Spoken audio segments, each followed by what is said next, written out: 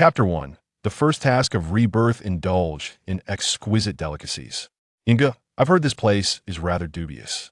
Is it appropriate for us, just fresh out of high school, to enter such a venue? Xiao Peng, also known as Tianjing, inquired, pointing at the dazzling neon sign ahead. Chen Yan exhaled a puff of smoke, his tone imbued with an air of maturity beyond his years. Young and unexcitable leads to senility. This is the time of fervent passion. What's the point of holding back? But Xiao Peng hesitated, rooted to the spot that, if Meng Ran finds out, she will never accept me. Oda Biao once remarked that love is akin to a banana. It's either ripe or unripe, so don't overthink it. Tianjing nodded sagely. That makes a lot of sense. Yinggu, who is Oda Biao? A renowned philosopher. Chen Yan waved his hand dismissively. Just a banana vendor if it resonates. It's valid. Now, let's go, or we'll miss our chance. Xiao Peng nervously fished in his pocket. Yinggu, I also heard this place is quite pricey. Do we have enough money? Chen Yan smirked, for he was precisely seeking an extravagant experience. 3 days prior, he had inexplicably been reborn back to June 6, 2012, the eve of the college entrance examinations. Before he could fully comprehend his circumstances, an enigmatic phrase echoed in his mind. Spend 10,000 to receive a novice gift pack. That was the only message he received. This method of revelation was familiar to Chen, yet he quickly deduced it might be a system. Thus, he called out into the night for 3 or 4 hours, only to receive no response. Unwilling to accept defeat, he stealthily slipped out to purchase a bottle of water. Just as he completed the transaction, a new message appeared in his mind. 310,000. Chen Yan was convinced this was indeed a system. Following the conclusion of the exams, he ventured out, armed with the bonus his parents had given him, ready to spend. Yinggu, Tianjing's voice broke his reverie. This place is truly expensive. Perhaps we should reconsider. There's a newly opened internet CAF nearby. Shall we play League of Legends instead? Chen Yan extinguished his cigarette, his foot gently crushing the remnants. There's a reason for the high prices. The era of short videos has yet to dawn. Many quality models have not yet transitioned to streaming. It's worth it. We're short videos and streamers. Yinggu, you've been speaking in riddles lately. I don't understand much of what you say. Just follow my lead and trust me. Cross those few steps, and you'll unlock the door to a new world. Well, all right, then. Chen Yan walked ahead, while Tianjing timidly trailed behind. As they stepped through the entrance, a row of stunning female hosts greeted them with a synchronized bow. Good evening, esteemed guests. Welcome to Mingmen Hui. A striking woman in an OL uniform approached with a captivating smile. Gentlemen, do you have a reservation? Tianjing was too startled to speak, yet Chen Yan casually draped his arm over her shoulder. A private room, please. Booking is on you. Of course, the alluring hostess playfully nestled closer to Chen Yan, giggling as she led him forward. Tianjing gazed at Chen Yan's nonchalant demeanor, silently admiring him. Young handsome. 3 sevens. Minimum consumption, 688. What do you think? Chen Yan boldly settled onto the sofa. Bring in the princesses, let them be free. Understood. With that, the hostess swayed her hips and departed, prompting Tianjing to rush over. Yinggu, your aura is too strong. You're acting as if you frequent places like this. Meanwhile, I'm so nervous my palms are sweating. Chen Yan lit another cigarette. No worries, you'll adapt. Once you've had a couple of drinks, everything here is permissible. I'm not sure I can. Just drink a bit more liquid. Courage emboldens the timid. In the midst of their banter, the door to the private room swung open, and the hostess returned, her high heels clicking rhythmically. Behind her trailed a line of beautifully clad women. Good evening, esteemed guests, she announced, followed by the chorus of the princesses. Good evening. The hostess sat next to Tianjing, entwining her arm with his. Young handsome. This group is personally selected by me. They are all quite understanding. Choose one. Tianjing swallowed nervously, unable to utter a word. The hostess pointed to a girl who wasn't particularly remarkable. How about her? Beautiful and melodious, plus she possesses many talents. Let's go with her. Tianjing glanced up, then quickly looked down again, clearly intrigued. Chen Yan, however, replied coolly, let's have a new selection. The hostess' smile faltered. Handsome, take another look. This is the best we have. New selection, Chen Yan repeated, his tone icy. All right, please wait a moment. The princesses bowed once more. Enjoy your time. Once they departed, Tan Jing dared to ask, Yingu, I thought they were all quite lovely. You find them unsatisfactory? Chen Yan brushed off the ash from a cigarette. This is the largest establishment in Jiangshang. There are at least dozens of princesses. Surely, there must be better options. Tan Jing gave a thumbs up. Yingu, you're incredible. Chen Yan smiled. Our hard-earned money deserves to be spent wisely. We must pursue the utmost value. Indeed, you're right, Yingu. Before long, the second batch arrived. The hostess, realizing Chen Yan was not easily swayed, directly brought in several stunning women, each a potential internet celebrity in 2024. Chen Yan felt it was worth every penny, regardless of whether it cost hundreds or thousands in tips. Chen Yan pointed to two of them. Come sit. After a brief exchange of pleasantries, he prepared to make his move when Tan Jing's phone rang at the most inopportune moment. He picked it up, glancing at the screen, and rushed over. Yingu, it's my mom. I need to step out for a moment. Go ahead. Tan Jing lied, claiming he was dining with friends, and hastily hung up. Just as he was about to push the door open, a melodious voice called out. Tan Jing? Is it you singing here? Tan Jing turned around, cold sweat breaking out. It was none other than Chen Yan's crush for 3 years. Wang Mini, it was expected that they would become an item once they entered university. Tan Jing, overwhelmed with guilt, stumbled over his words. Yes, I'm what you know. I'm here with family. Chen Yan is here too. The girl didn't wait for him to finish, pushing the door open. What she saw next left her gasping in shock. A maturely dressed girl was perched on Chen Yan's lap, both of their lips nearly touching. Chen Yan, the girl exclaimed, what on earth are you doing? Chapter 2. The Timeless Goddess. Chen Yan swears to marry her. Chen Yan, what are you doing? Chen Yan recognized Wang Minyu's voice, but felt no panic. He leisurely lit a cigarette and replied, what a coincidence, Wang Minyu. I never expected to run into you here. Care to join us? The girl's anger surged, her chest heaving. Chen Yan, do you even realize what you're doing? How dare you invite me to join? They'll call the police. They'll have them arrest you. Two princesses bolted for the door at her words, and Tan Jing entered, apologizing softly. Yingu, I'm sorry. It's my fault. Chen Yan brushed him off. It's not your concern. He then lifted his glass, taking a swig.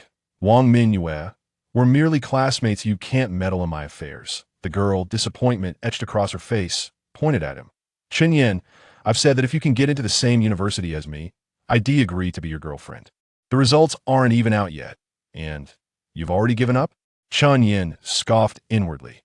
Indeed, in his previous life, they had both enrolled in the same university, and he had successfully pursued Wang Minyu. However, after 6 months together, he still hadn't kissed her, as she insisted on saving such intimate acts for marriage. Chen Yan believed her, thinking she was particularly pure, until that fateful afternoon when he witnessed her entering a hotel across the street with a well-known rich heir from their school while dining at a Lanzhou noodle shop.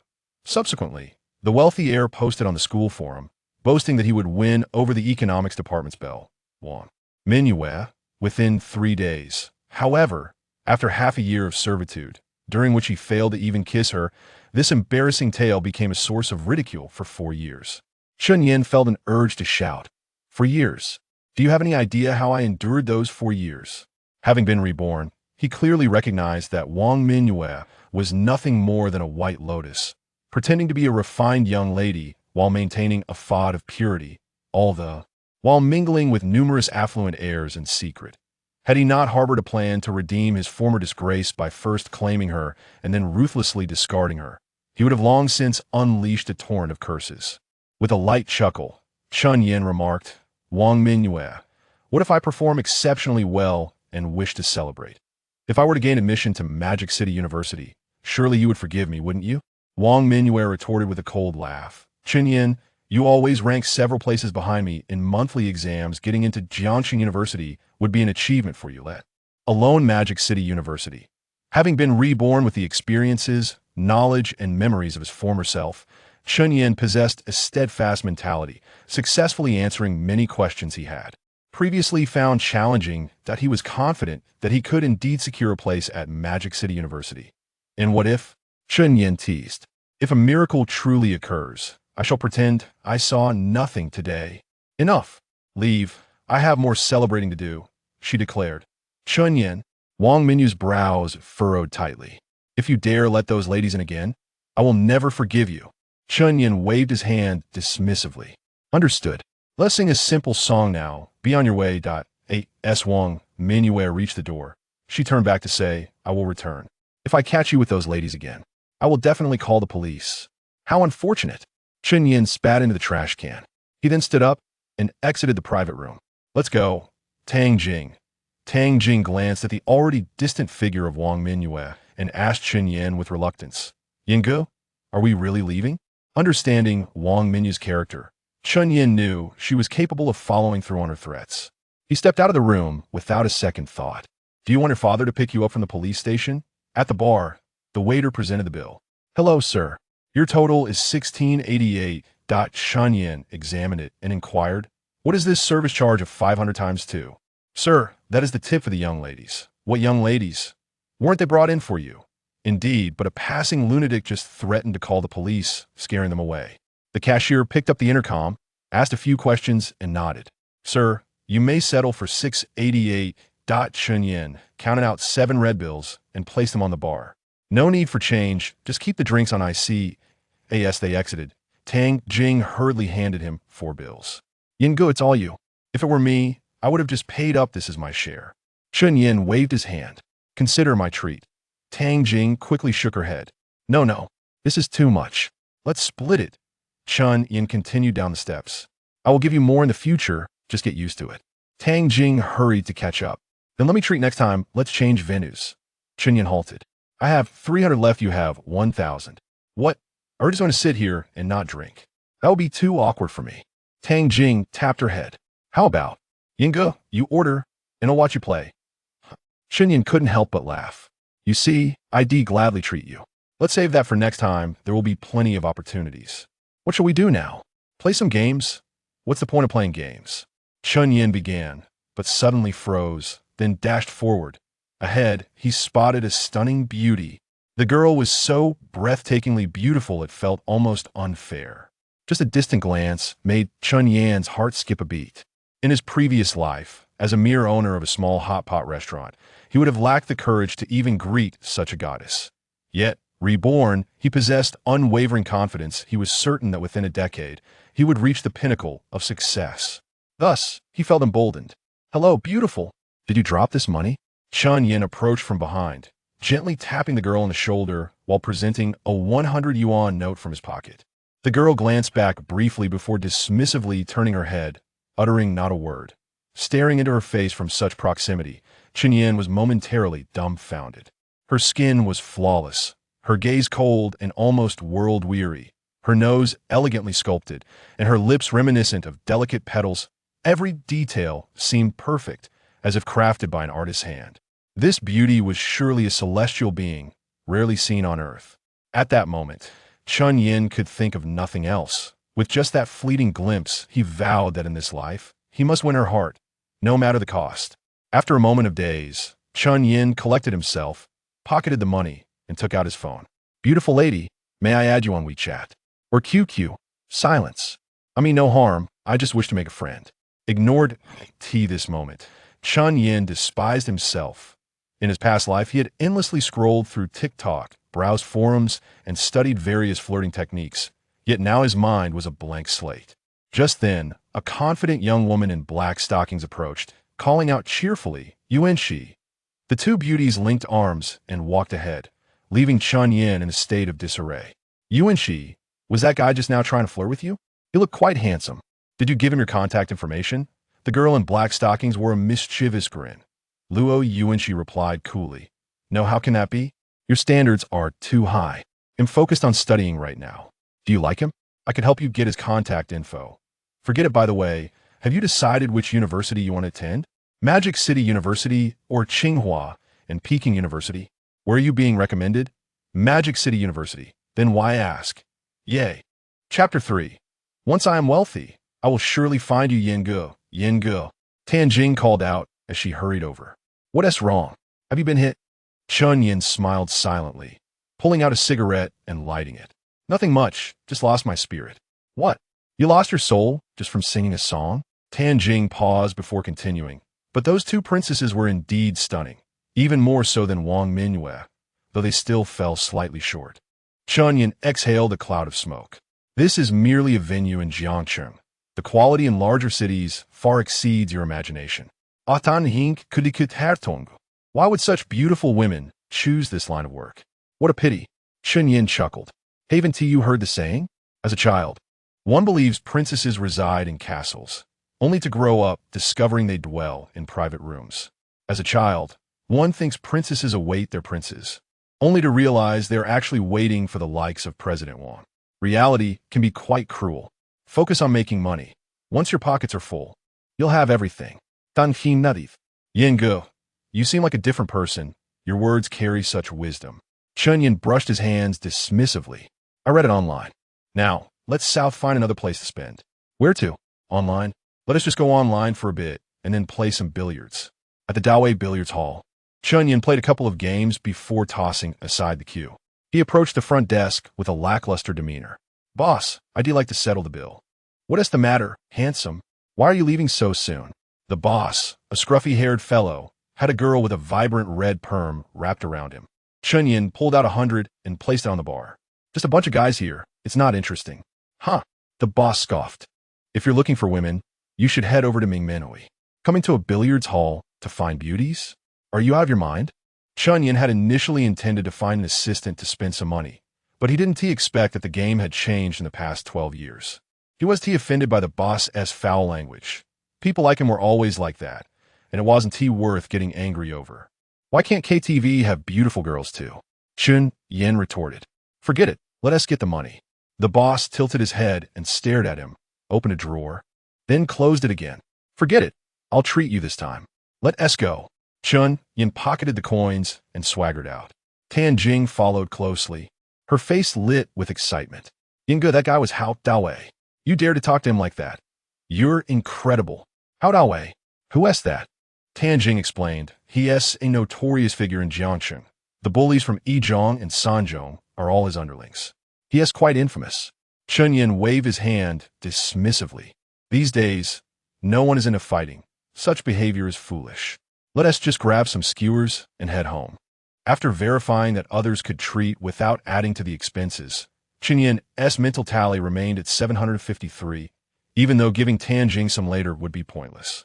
As they parted, Tan Jing reiterated, Yengu, this meal is on me. Take back that 100. All right. Chen Yan tucked the coins into his pocket, his hands slipping into his coat as he turned into a narrow alley that evoked a sense of nostalgia. This was the place he had called home for over 20 years. A memory that lingered from when his family moved after purchasing a new apartment in the city during his junior year of college. After a few steps, familiar street scenes came into view. On the left was Zhangzi fast food, on the right was Amme dry cleaning, and in between was their neighborhood convenience store. Chen Yan felt a pang of sadness. It was already past midnight, and all the nearby shops were closed, with only the supermarket's lights still shining. He recalled asking his parents for 2,000 yuan each month during school. They never complained. He had never held a proper job after entering society, fixated on entrepreneurship. Yet every venture seemed to end in failure. Now at 30, he had earned nothing and was in debt for hundreds of thousands. And still, his parents had taken out 200,000 yuan to supplement his social security payments, supporting his dream of opening a hot pot restaurant. This money was hard-earned through their sleepless nights, their safeguard for old age, while he had felt justified in spending it at the time. As these thoughts washed over him, tears streamed down his face, and he stood alone at the street corner, sobbing uncontrollably. After a long moment, he regained his composure, wiped his tears with his sleeve, and hurried towards the supermarket. Jill, Yanzi is back. Sit down. I'll get you some water. Chen Yan stopped his father. No need, Dad. You should go back. I'll keep watch tonight. Once you finish your exams, just enjoy yourself. Don't meddle in my affairs. Dad, Chen Yan replied. Staying up late isn't good for your health. I just saw on the news that a 30-year-old man who stayed up late guarding a hot pot restaurant collapsed. His father laughed and patted him on the back. I'm in good health. I just woke up to take over for your mother. How can that be considered staying up late? You should head back. Chen Yan didn't argue further. In his heart, he silently vowed, in 2 years at most, I will ensure you and Mom can retire. Fine then, Dad, take care. I'll head back. Right? Make sure to sleep well when you return. Don't spend all your time on your phone. Okay, Dad, climbing to the 5th floor. Chen Yan skillfully pulled out his keys and opened the door. As expected, the living room light was still on. Yin, air is back. You must be drunk too much of the gathering, right? I made you some sweet rice wine with eggs. Eat before you sleep. Chen Yan swallowed a few bites and embraced his mother warmly. Love you, Mom. See you tomorrow. Watching the door slowly close, Chen's mother gently wiped her eyes. What is up with this child? Saying such things all of a sudden in his room. Chen Yan lay quietly at the head of his bed, letting his thoughts wander. In the past 3 days, I've tried to recall every detail, but I can't remember a single score from a match or a winning lottery number. 10 years is too long. I rarely paid attention to such things, and gambling has a protective mechanism against time travel. It seems that quickly accumulating initial capital is not feasible. Borrowing money to buy a house. That requires a substantial amount of funds. And no one would believe me if I said house prices would soar in a few years.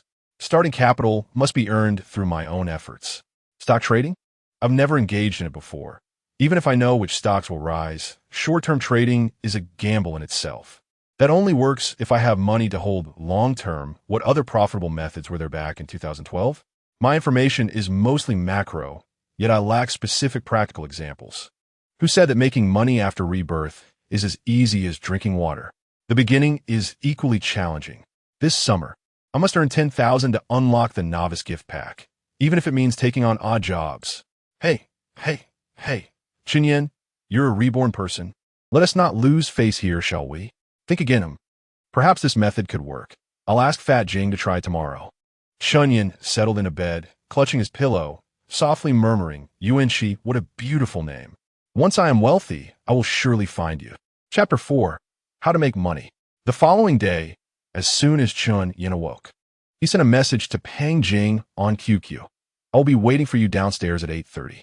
After finishing his morning routine, Chen's father happened to enter the room. Yanzi, it's a holiday. You should enjoy a bit of a lie-in. After the college entrance examination, you ought to carry yourself with the decorum it deserves. Chen Yan chuckled inwardly.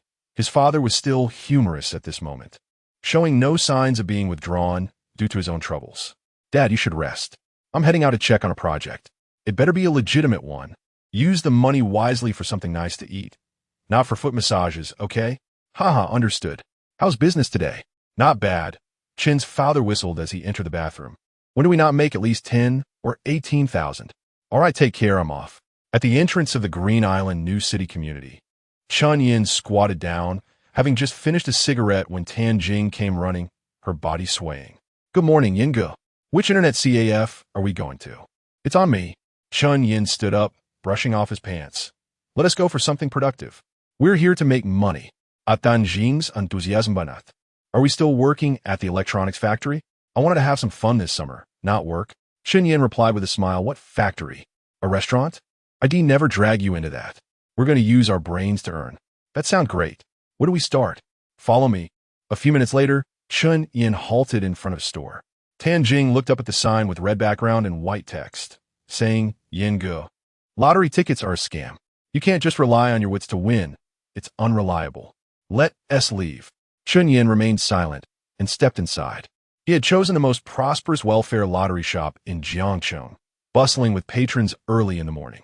Some players were fixated on the wall-mounted television, where the Happy 8 lottery drew every few minutes. Others gathered in small groups, analyzing the trends of the double color ball. Some were purchasing scratch-off tickets. Yan Yi, Tan Jing whispered as she entered, what are you buying? We can play a bit, but don't get carried away. Chen Yan leaned against the wall with his hands in his pockets. The time isn't right yet. We must wait. Does buying this require timing? Chen Yan nodded toward the cashier. Did you see the new scratch-off tickets the owner just put out? Tan He Nadif. Chen Yan instructed. Note how many tickets are sold from that stack and how many winners there are. Report back to me in real time. Although Tan Jing didn't fully grasp the situation, she agreed. It was the weekend, and the scratch-off tickets were in high demand, with Tan Jing reporting the status every minute. Yinge, the 7th ticket, someone won 20 yuan. Yinge, the 21st ticket, total winnings of 100. Yan Yi, the 33rd ticket, total winnings of 140. With each report, Chen Yan straightened up and walked directly to the cashier. Boss, I'll take the remaining scratch-off tickets. He placed the 400 yuan left from yesterday on the counter. The owner's expression brightened. All right, handsome. After counting, he said, there are 17 tickets, totaling 340. Do you want to take them or scratch them here? Chen Yan simply sat down. Pass me a coin. Without the caution exhibited by other players, Chen Yan swiftly scratched off all the boxes. The first ticket yielded no prize, but he maintained his speed, moving to the second and again receiving nothing. The third ticket also bore no reward. The air conditioning in the shop provided some relief, yet Tianjing couldn't help but wipe the sweat from her brow, her round face growing heavier with concern. As Chen Yan picked up the fourth ticket and scratched the first box, Tianjing suddenly beamed. We won. Yan Yi, you won 50 yuan. Chen Yan set aside the winning ticket and quickly scratched off the remaining 10 or so tickets. With each scratch, Tianjing's smile broadened, and by the time he finished the last ticket, she was flushed with excitement. Chen Yan pushed all the winning tickets towards the owner, total winnings of 470. Please cash them out. The owner, looking somewhat surprised, glanced at him. Looks like luck is on your side today, handsome. Want exchange for more tickets? Chen Yan forced a smile. I'm out of inspiration now. Let us discuss it later. All right. The owner opened the cash register. You give me 30, and I'll give you 500. After pocketing 5 red bills, Chen Yan leaned back against the wall. Tianjing approached him, giving him a vigorous thumbs up. Incredible, Yan Ge. You just made 130. Let us go to the internet CAF. This covers the overnight stay, meals, drinks, and even your smoking. Chen Yan observed him quietly. You can choose to either earn more for a night out or head to the internet CAF now. Tianjing smiled shyly. Then let us wait for your inspiration. Chen Yan nodded. The owner has brought out new tickets. You count the left stack, and I'll count the right stack. Don't miss any. All right. It was until noon that the lottery shop was empty, allowing Chen Yan to leave. At a hot pot restaurant, Chen Yan ordered a lavish spread of dishes. Tianjing, swallowing hard, lamented, Yan Ge, we just made over 400 yuan this morning, and now we'll have barely anything left after this feast. Chen Yan dipped the tripe into the pot. I suddenly craved hot pot. Let us eat first. We can earn more later.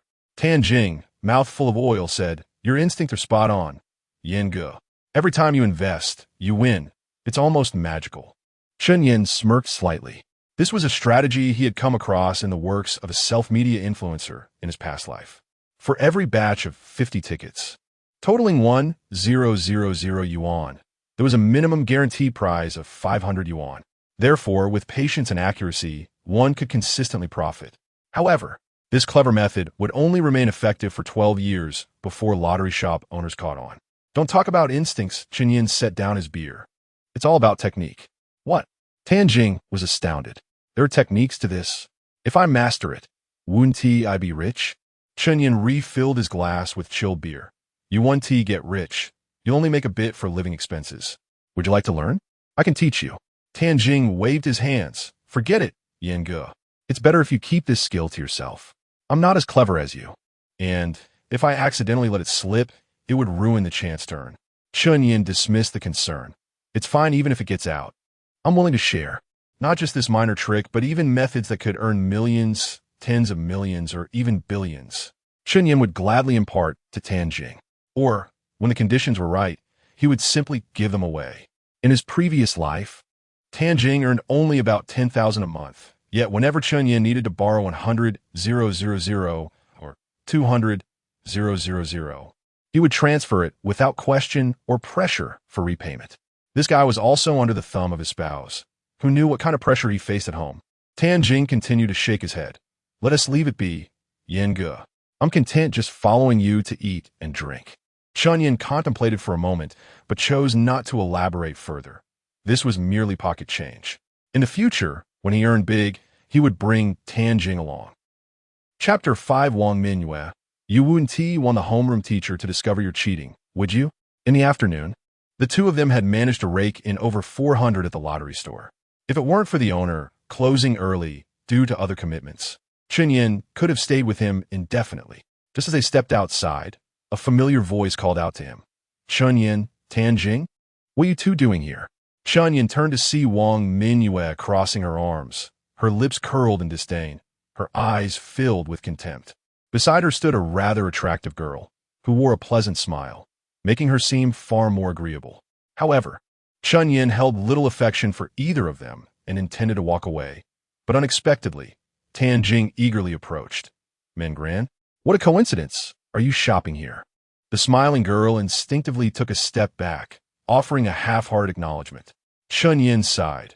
Fat Jing was even more infatuated than he was, having harbored a crush on Jian Min Gran for 6 years throughout middle and high school. Yet he was worse off. At least he had progressed to a romantic relationship with Wang Mingyue, while he had remained an inconspicuous admirer in Jian Mingran's world, always at her beck and call, willing to do anything, yet never even having touched her hand. After graduation, Jian Mingran had contacted Chen Yan a few times, but upon learning of his financial struggles due to starting a business, she ceased all communication. Later, during a reunion, an old classmate mentioned that she had latched onto a nearly 60-year-old man to secure her future. Chen Yan turned around and called out, "Fat Jing, let's go." Tan Jing did not budge, so Chen Yan walked over to pull her along, but Wang Mingyue lifted her chin defiantly. "Chen Yan, are you feeling ashamed about what happened yesterday? Huh? Did you think about how you would face others when you did that? What is the point of avoiding it now?" Chen Yan was tempted to spit back, but he restrained himself. "Wang Mingyue, what is shameful about singing? I'm going tonight." "You." Wang Mingyue pointed at him, unrepentant, not only lecherous, but also eager to engage in dubious schemes. "I've never heard of any prospective college student frequenting a lottery store. Isn't that a place for idlers, older men and women? You have no future like this." Chen Yan could not be bothered to respond. But Tan Jing was growing anxious. "That's not true, Wang Mingyue. Yanga knows the rules of scratch cards. He made several hundred today. Enough." Wang Mingyue's disdain became increasingly evident. Knowing the rules doesn't mean you can make money. It's merely a trap set by the vendors. Gamblers always descend step by step into the abyss. You're willingly falling into depravity. Chen Yan, I'm so disappointed in you. Min Gran, let us go. Jian Min Gran was also reluctant to leave, and Wang Mingyue could hardly drag her away. Tan Jing quickly suggested, "Since we won today, how about I treat you to dinner? There's a Korean barbecue nearby, what do you think?" "Wait a moment," Jian Min Gran said, pulling Wang Mingyue aside to whisper. Tan Jing hurried over, her face apologetic. "Yinge, this meal is on me. If I don't say so, I'm afraid Min Gran won't go." Chen Yan sighed. "Do you really think you two are suited for each other?" Tan Jing did not respond, but her eyes reflected her determination. Chen Yan wanted to dissuade her from this infatuation, deliberately making his words harsh. "Fat Jing, have you heard the saying? Earn more when you have the time, and sleep early when you don't. The person you like is quite expensive. I have a keen sense of people. Jian Min Gran is undoubtedly a vain woman. You two? No chance." Tan Jing's expression dimmed slightly, but after Jian Min Gran spoke, her spirits brightened once more. "Let us go. This barbecue is amazing. It's perfect timing. We won't have to wait." Tan Jing dashed off, following suit. "Hey!" Chen Yan shook his head, thinking to himself that he would figure out a way to help his brother win her over after they had eaten. At the barbecue restaurant, Tan Jing enthusiastically ordered over 10 dishes without hesitation, unlike the earlier reluctance over hot pot. "Min Gran, Wang Mingyue, I've ordered all the signature dishes. Is there anything else you wish to try?" The two girls waved their hands dismissively. Chen Yan took the menu and noted down 6 beers. The food arrived quickly, and Tan Jing took charge of the grilling. Chen Yan always thought this was quite labor-intensive, requiring constant flipping and oiling. Yet Tan Jing appeared blissfully unbothered. After a few large pieces of meat, Chen Yan felt somewhat full and waved his hand. "Excuse me, where's the beer we ordered?" "Please wait a moment, sir." When the chilled beers arrived, Chen Yan opened one and downed nearly half the bottle in one go. Wang Mingyue, sitting opposite him, glanced at him with disapproval. "Chen Yan, you don't look like a high school graduate. You resemble a delinquent." Chen Yan scoffed and remained silent, pulling out a cigarette and lighting it. He took a deep drag and purposely exhaled the smoke toward Wang Mingyue's face. "You." Wang Mingyue slammed her chopsticks down. "Chen Yan, you've gone too far." I cough. Wang Mingyue, furious, stood up to leave, but Jian Min Gran quickly grabbed her. "What are you doing, Mingyue? It's quite normal for guys to smoke and drink nowadays. Is it worth getting this angry?" Wang Mingyue shook her hand dismissively. Did you not see him blowing smoke in my face? You know I despise the smell of cigarettes. Chen Yan stood up and gently cradled her head, whispering, Chen Yan is just trying to get your attention. His method was misguided. If you find it unpleasant, we can switch seats. Don't ruin the mood. Tan Jing also chimed in to persuade. Wang Mingyue, Inga certainly didn't he mean any harm. Don't be angry with him. Wang Mingyue shot Chen Yan a glare, fuming as she took Jin Mingran's seat. Let us eat. Jin Mingran helped Wang Mingyue pick up some beef pieces and casually served Chen Yan a slice of pork belly. Chen Yan, when did you start smoking? You look pretty cool. Chen Yan smirked slightly. His greatest confidence lay in his appearance. As several female friends from his past had remarked, he possessed the quintessential little wolf dog looks. However, Chen Yan disagreed. He believed he was wilder than that, at the very least, a big-tailed wolf. Not bad, he replied nonchalantly, as Jin Mingran was someone his brother admired. He didn't want to get too involved. I'm not like Mingyue. I actually find smoking men quite appealing. Chen Yan didn't engage further, but Tan Jing's eyes lit up at this. Yinge, can I have a cigarette? Chen Yan pretended to crush the cigarette into Tan Jing's palm, making her retract her hand quickly. That is a bad habit. Why learn it? Let us eat meat. Oh. By the time the barbecue concluded, it was past 9 in the evening. Tan Jing wanted to settle the bill, but Chen Yan stopped her. They've already left. What are you trying to prove? I'll handle it. Yinge, I said I would. Chen Yan interrupted. Save your money for your next date with Jin Mingran. I can afford this.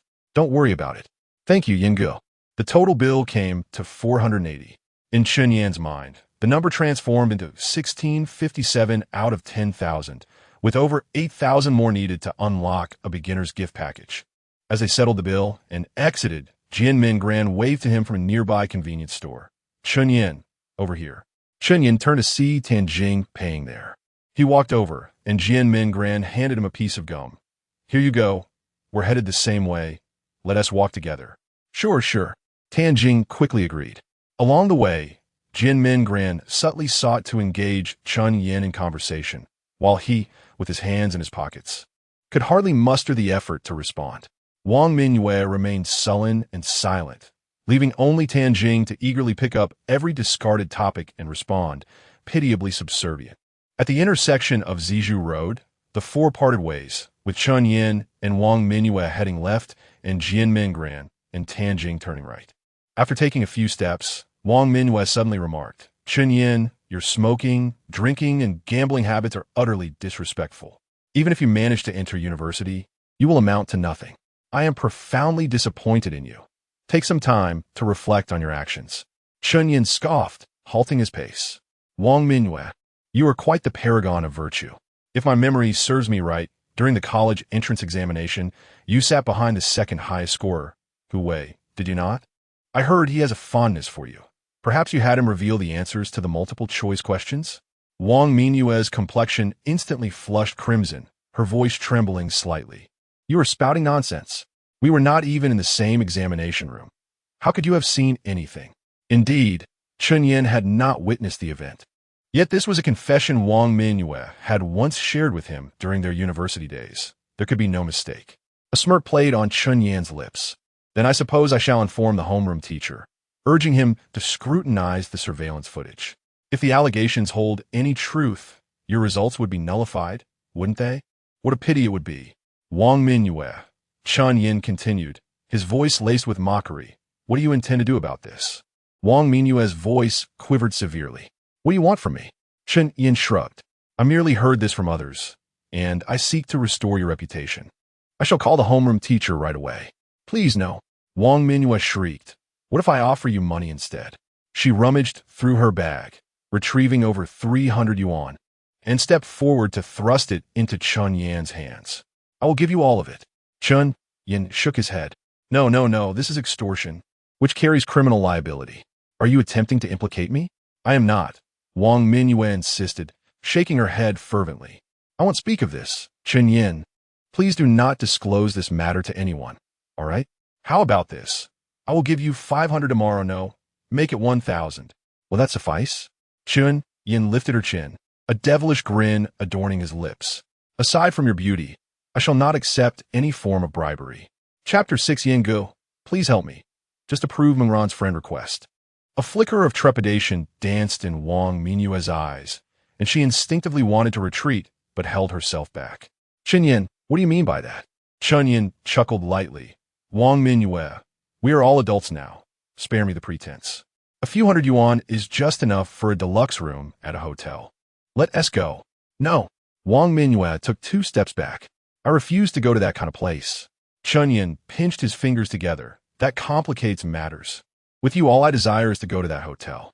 You misconstrue my words. I mean, I want to engage in such activities with you. Chen Yan fell silent, reaching for his phone to dial. Alarmed, Wang Mingyue rushed forward to grasp his hand. No. Don't. A playful glint appeared in Chen Yan's eyes. So you are acquiescing to my request? Wang Mingyue shook her head silently, tears brimming in her eyes. That matter must not happen. Chen Yan, I'll let you kiss me. After that, you must keep my secret, all right? Chen Yan smirked, gripping her delicate chin, and slowly leaned closer. The faint scent of jasmine laundry detergent wafted from him, causing Wang Mingyue's heart to race. She quickly cast a glance at his chiseled face, and the moment their eyes met, she shut them tightly. The peculiar sensation of something nearing her face intensified. She could feel the warm breath laced with a hint of alcohol. Her hands clenched tightly, her heart nearly leaping from her chest. However, in the next moment, a loud sneeze erupted beside her. Something nudged her shoulder, causing Wang Mingyue to stumble back 3 or 4 steps. Opening her eyes, she saw Chen Yan wiping his nose with a tissue. Was that on purpose? Wang Mingyue frowned, exasperated. We were almost kissing. How could it be interrupted? Chen Yan tossed the tissue into the trash can with precision. Forget it. I don't like to barter with such matters. It's better to let things unfold naturally. Wang Mingyue rubbed her eyes. Then what do you want? Chen Yan lit a cigarette. Here's the deal. If you admit you're dirty, I'll consider it an apology and not expose you. Really? Wang Mingyue looked at him with a pitiful gaze. Can you keep your word? Chen Yan, hardened by 2 lifetimes, felt no compassion. Do you think you have a right to negotiate terms? Speak up or stay silent. With that, he pretended to leave. I'll say it. Wang Mingyue called after him, lowering her head, her voice barely a whisper. I am dirty. Who are you? Wang Mingyue. All right, let us go. Wang Mingyue cast him a lingering glance before dashing away, sniffling. Chen Yan exhaled a thin stream of smoke. Is that all it takes to make you cry? We've barely begun. He then pulled out his phone, pressing a button, and Wang Mingyue's muffled voice came through. I'm dirty. Chen Yan shook his head with a smile. Such misunderstandings. One might think you've engaged in some morally reprehensible act. Yet what a splendid day it is. Time to head home, catch some sleep, and continue making money. The following day, Chen Yan once again waited early beneath Tan Jing's building. Yinga, good morning. I brought you milk and bread. Chen Yan teased while munching. Fat Jing, were you happy taking the goddess home yesterday? Tan Jing blushed shyly. Yes, it was an indescribable feeling. Like being bathed in the warm winter sun, but I was too clumsy with my words. Mingran must have felt awkward. Chen Yan replied, that doesn't matter. What is important is that you felt happy, so why fuss over the details? Tan Jing scratched her head. Yinge, I wish I could be as carefree as you. You seem completely at ease around Wang Mingyue. By the way, Dan Xing suddenly exclaimed. When we parted yesterday, Mingran asked me for your QQ, and I gave it to her. It's no big deal. Just now, I received a message from her. She asked me to tell you to approve her friend request. Chen Yan fixed his gaze on Tan Jing. Brother, whether she adds me is her concern, whether I approve is mine. You're meddling, aren't you? Aren't you afraid we might spark something? I know you only have eyes for Wang Mingyue, right? This is Mingran's first request of me, and I don't want to disappoint her. Yingu, please help out. Chen Yan chuckled and scolded playfully. You're really something, brother. I bet if Mingran asked you to deliver Yuding to a hotel, you'd happily oblige. And later, when teased about it, you'd say, why did she ask me and not someone else? She must care for me. Yingu, it's not that serious. Mingran is a good girl. She wouldn't do that. Chen Yan raised an eyebrow. True, with friends like you around, you wouldn't be that unfortunate. Here, I approved it. Thank you, Yingu. Tan Jing exclaimed, immediately opening QQ to chat. Chen Yan shook his head. We are almost there. Take care of yourself, and remember to keep track of the tickets. Don't worry, Yinge. As the clock struck noon, the last wave of customers buying scratch card departed. Yinge, I bought 37 tickets, and we only won 110 yuan. This batch was a bit of a loss. Chen Yan approached the cashier, slapping 3 red bills on the counter. As usual, I'll take the rest. Unlike his usual cheerful demeanor, the cashier merely placed the remaining scratch cards into a drawer, forcing a smile. I'm sorry, but I can't sell these. Okay, here is the refined version of your text, rendered in more elegant English. Chapter 7. A promising venture, there's potential here. We can make this work. Tan Jing, agitated, was about to protest when Chen Yan restrained him, responding with an amused smile. Boss, isn't this a bit unethical? The proprietor scoffed. I've already shelled out over 1,000 because of you. What's this? Trying to milk me dry? Chen Yan settled down, lightly tapping the counter with his finger. You're paying for insights, and the commission should be 7% of sales, shouldn't it? I'm spending thousands here daily, generating a steady income of 100 for you. What more could you possibly want? The proprietor forced a smile. I toil all day and don't even earn as much as you do. Lad, I've almost figured out your method. From now on, I'll pocket this profit myself. Chen Yan cursed inwardly, reflecting that avaricious merchants were ubiquitous across eras. However, surmising that the proprietor's understanding was superficial, he decided to bluff. If it were that simple, would I be so brazen as to do it right in front of you? There's a certain finesse to it. The essence isn't something you can just casually grasp. Try buying them yourself. You'll be ruined.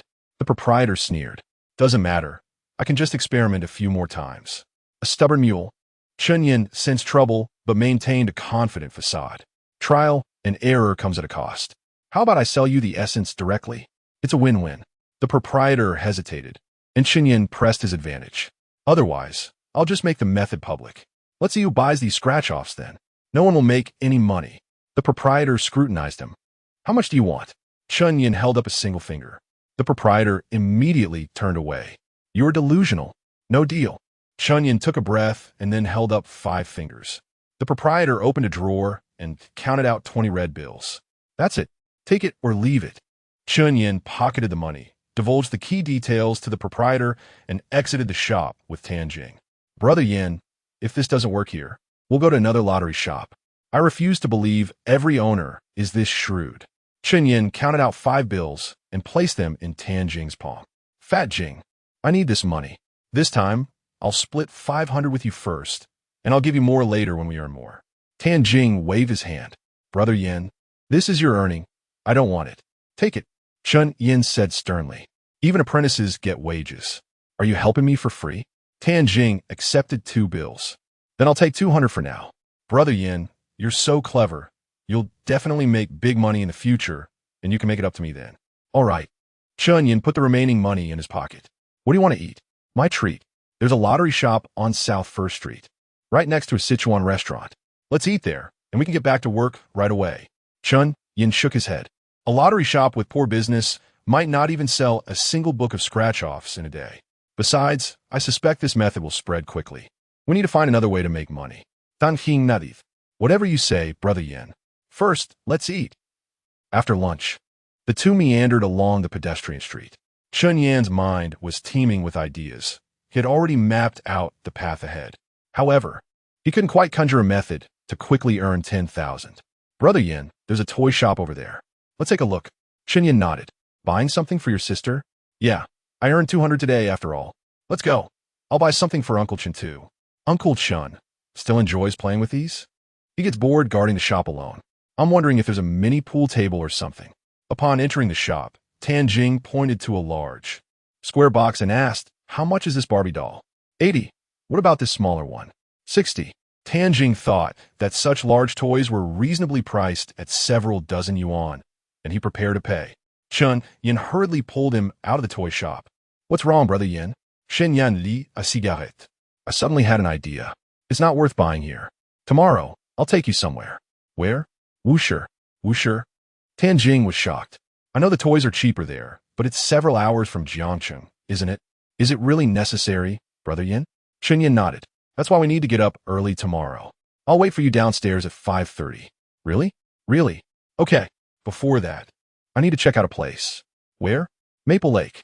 Chen Yan hailed a taxi, and in 10 minutes, they arrived at Jiangxing's most bustling park. Brother Yin, why are we here? Market research.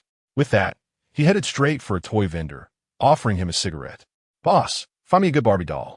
I'm giving it to my sister. Sure thing.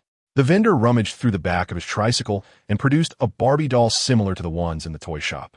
Lad, this one sells really well. All the little girls love it. Because you gave me the cigarette, I'll sell it to you for 40. Chen Yan took it. Uncle, I'm a student. I don't have much money. Can you make it a little cheaper? 35. I can't go any lower. I'm only making a few yuan on this. As Chen Yan paid, he casually asked, there's so many kids in the park. If you make a few yuan on each sale, you must earn several hundred a day, right? The vendor waved his hand. There are a lot of customers, but the competition is fierce. There are at least 5 toy vendors in this park. I've only made a few hundred today. After paying, Chen Yan said thank you and muttered to himself as he walked away. It's only noon now, so the foot traffic isn't at its peak. According to the owner, you should be able to sell over 1,000 yuan's worth on average each day. Assuming he sells each one for 40, that's 25 units. If the other vendors are doing about the same, they can sell hundreds here every day. This is a real demand. If we change our approach, sales will double. We can do this. After Chen Yan finished muttering, Tianjing asked, Brother Yin, weren't you saying we're going to Wuxi tomorrow to buy them? Why did you buy one here now? Chen Yan handed the Barbie doll to Tianjing. Consider this my gift to her. You can buy her another one tomorrow. Thank you, Brother Yin. It's nothing. I need to go home and raise some capital. Fat Jing, I'll see you tomorrow morning. Hey, Brother Yin. Tianjing called out to him. Are we going there to do business this time? Can I invest? Chen Yan nodded. Of course. But invest a little less, just the money you have on you. Okay. Tianjing didn't ask why and waved happily. Chapter 8. You are wonderful, but I shall yield to my brother. Mom, how is business? Chen Yan entered his family supermarket and opened a bottle of water, pouring it down his throat. Today is fine, but why are you back so early? I need to discuss something with you. Chen Yan leaned on the cash register. That does not sound promising. Speak. Could you lend me 10,000 yuan? Why do you need so much money? Didn't I just give you 1,000? Chen's mother-esque expression shifted to one of vigilance and suspicion. Chen Yan instinctively reached for a cigarette, but restrained himself. I want to start a business. What kind of business can you possibly manage? His mother slightly turned her face away, signaling the end of the discussion. In the past, Chen Yan would have felt a surge of anger, but now he found his mother rather endearing. He decided to plead sweetly, Oh, Mom, it's a legitimate business. I've done my research, and it will definitely be profitable. Chen's mother pulled out 2 red notes from a drawer. Consider this your earnings. Spend it wisely. I won't give you any more money this week. Chen Yan grasped his mother's arm and shook it earnestly. Mom, I'm serious.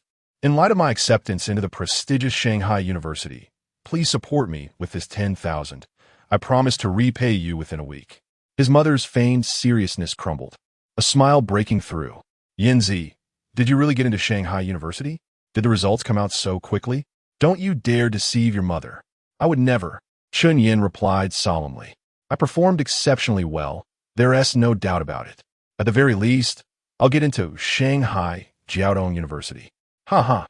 His mother laughed heartily. If you truly get into one of those universities, I will give you 10,000. Oh, Mom, it's still early for the results. I really need it now. It's quite urgent. His mother's expression fell again. Yinzi, what do you know about business? If you truly want to do something, come and help at the supermarket for a couple of days. That's real business. Chen Yan felt at a loss. He anticipated it would be so challenging to ask his parents for 10,000 at his age. However, he knew his mother well, so he pleaded pitifully, Mom, I beg you, just trust me. If I really incur a loss, I will repay you by working. No, Mom, after much coaxing, Chen Yan finally managed to obtain a large stack of red banknotes. Love you, Mom. Goodbye. He happily tucked the money into his pocket and dashed upstairs. Upon returning home, he immediately opened his computer. He swiftly reviewed the popular animated films of the year, already planning which categories of toys to acquire. Stretching, Chen Yan glanced at his phone and saw it was nearly 6 o'clock. He intended to lock the screen and prepare dinner. But the red notifications on the Penguin app made him uneasy. He tapped in, finding several messages from Jian Mingran, who had just accepted his friend request that morning. The first message was sent at 8:36 a.m., Hello, handsome Chen Yan. Blushing smile emoji. The second came at 11:58 a.m. Have you eaten? I had my favorite shredded pork with garlic sauce today. The third at 3:01 p.m. I'm so bored. What are you up to? The last one. Just moments ago. I heard you're going to Urumqi tomorrow morning. Can I join you? Anticipating emoji. Chen Yan typed 2 words before slipping his phone back into his pocket. No. He proceeded to wash rice, add water, and light the stove, skillfully preparing porridge. After stir-frying a small dish and reheating the twice-cooked pork, his father happened to open the door. Ah, it smells good. Yin Zi, is the food ready? Chen Yan involuntarily smiled. Then eat plenty. I'll serve you rice. No need. His father strode over. You sit, I'll handle it. After they finished eating, his father offered him a cigarette, which Chen Yan accepted naturally. His father then leaned in with a lighter. Chen Yan held the cigarette between his fingers and leaned closer. With a flick, the lighter ignited, but he blew the flame out with a puff. Cough, Dad, what you doing? I don't smoke. His father lit his own cigarette, exhaling a plume of smoke before saying, I could smell it. You reeked of smoke last night at the supermarket. Go ahead. You're an adult now. Some things you can decide for yourself. Chen Yan retrieved a cigarette from his pocket, lit it, and then offered the entire pack to his father. He took his father's 10 yuan pack by Sha and said, from now on, smoke something better. Otherwise, in a few years, you'll be coughing all the time. You're generous, but don't curse your own father, his father chuckled. Chen Yan laughed. You had a good amount of secret money in the air conditioning, empty medicine boxes, and the battery cover of the remote. Just spend it. If Mom finds out, it will all be for naught. His father hurried to the bedroom. What nonsense are you talking? Your father has no secret stash. As Chen Yan tidied up the dishes, he whistled cheerfully. After washing, he sat on the sofa and took out his phone. As expected, Tan Jing messaged him. Yinge, I have a favor to ask. You must agree, okay? Chen Yan replied, fine, let her go, but I must stipulate that she covers her own expenses. You are not allowed to pay for her. Tan Jing, thank you, Yinge. In less than a minute, Jian Mingran sent a message.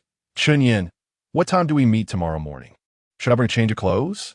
Chen Yan was certain that Tan Jing had already informed her of the time, location, and all necessary precautions. This girl was asking questions she already knew the answers to. In his 20s, Chen Yan had been just as proactive and enthusiastic towards girls he fancied. However, after graduating high school, he had little contact with Jian Mingran. How had their circumstances changed so drastically in this new life? He could only think of one possibility.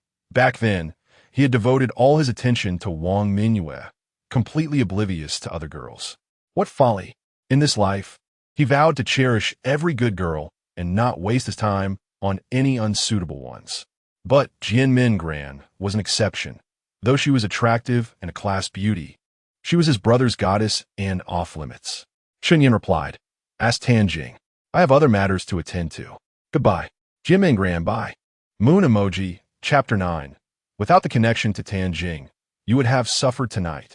Before dawn on the following day, Chen Yan had already completed his morning routine and stepped outside. As he entered his family's supermarket, intending to greet his father, he spotted a slender figure clad in a warm outfit and shorts, perusing the shelves. Jian Mingran, sensing something, turned abruptly, her meticulously styled long hair tracing a graceful arc in the air, and her face lit up with surprise. Chen Yan? What a coincidence! Are you here to shop as well? Chen Yan was certain that Tan Jing had divulged the supermarket's location to Jian Mingran. Yet, as a courteous guest, he merely smiled gently. This is my family's place. Have you made your selections yet?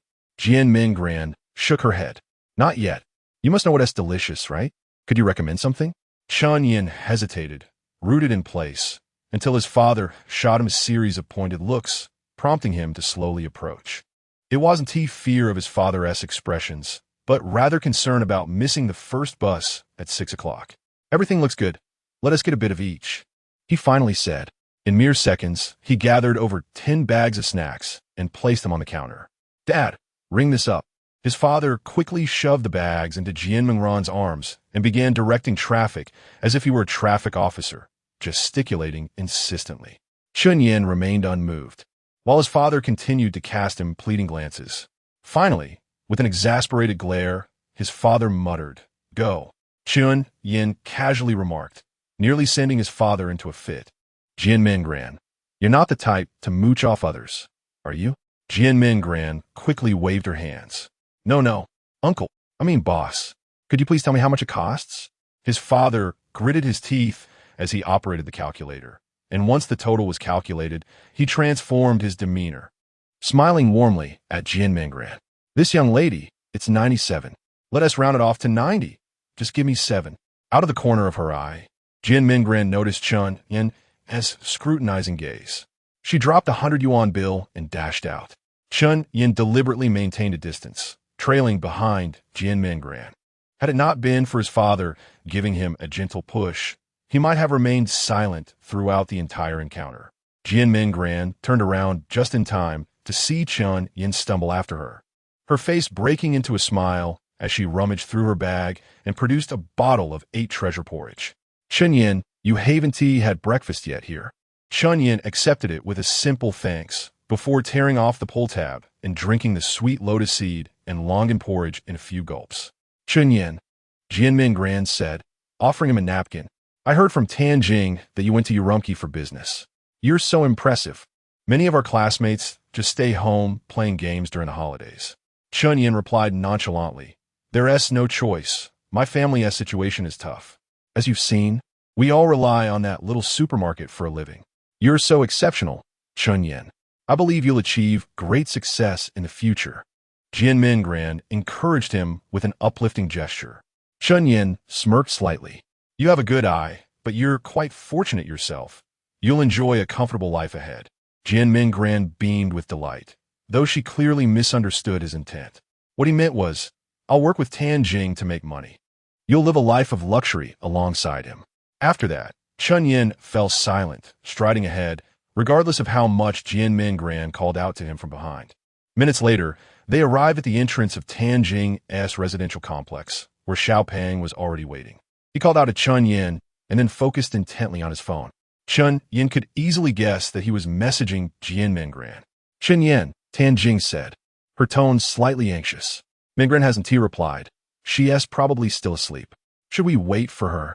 Of course, Chen Yan nodded, pulling out a cigarette to light. As the last of the cigarette burned away, Tanjing exclaimed joyfully, Mingran, over here. Turning to Chen Yan with excitement, she added, Chen Yan, Mingran is here. She is not late. With that, she jogged over to help carry her bags. Chen Yan, Jian Mingran approached, panting. You're so fast. Before she could finish, Chen Yan interrupted, we need to hurry. If we miss the first bus, we won't be able to return tonight. Just then, a taxi passed by. Chen Yan hailed it and climbed into the front passenger seat. Tanjing's round face flushed red from embarrassment at the prospect of sitting in the back with her idol, but Jian Mingran promptly said, Tanjing, could you move over a bit and put the bags in the middle? Chen Yan glanced back and saw Tanjing obediently complying, her face devoid of disappointment. He shook his head, realizing that Tanjing's romantic endeavors had a long and arduous road ahead. The first bus at the station had only a handful of passengers. Chen Yan deliberately chose a seat among them, hoping to create an opportunity for Tanjing. Soon, Jian Mingran boarded and, after scanning the interior, retreated outside. What's wrong, Mingran? Tanjing inquired with concern. Jian Mingran turned back, her expression somewhat forlorn. Danfing, could you do me a favor? Seeing her idol's furrowed brow, Tanjing felt a pang of sympathy and immediately agreed. Mingran, tell me. I'll definitely help if I can. Could you? Asked Chen Yan to sit next to me? I don't want to sit with a stranger.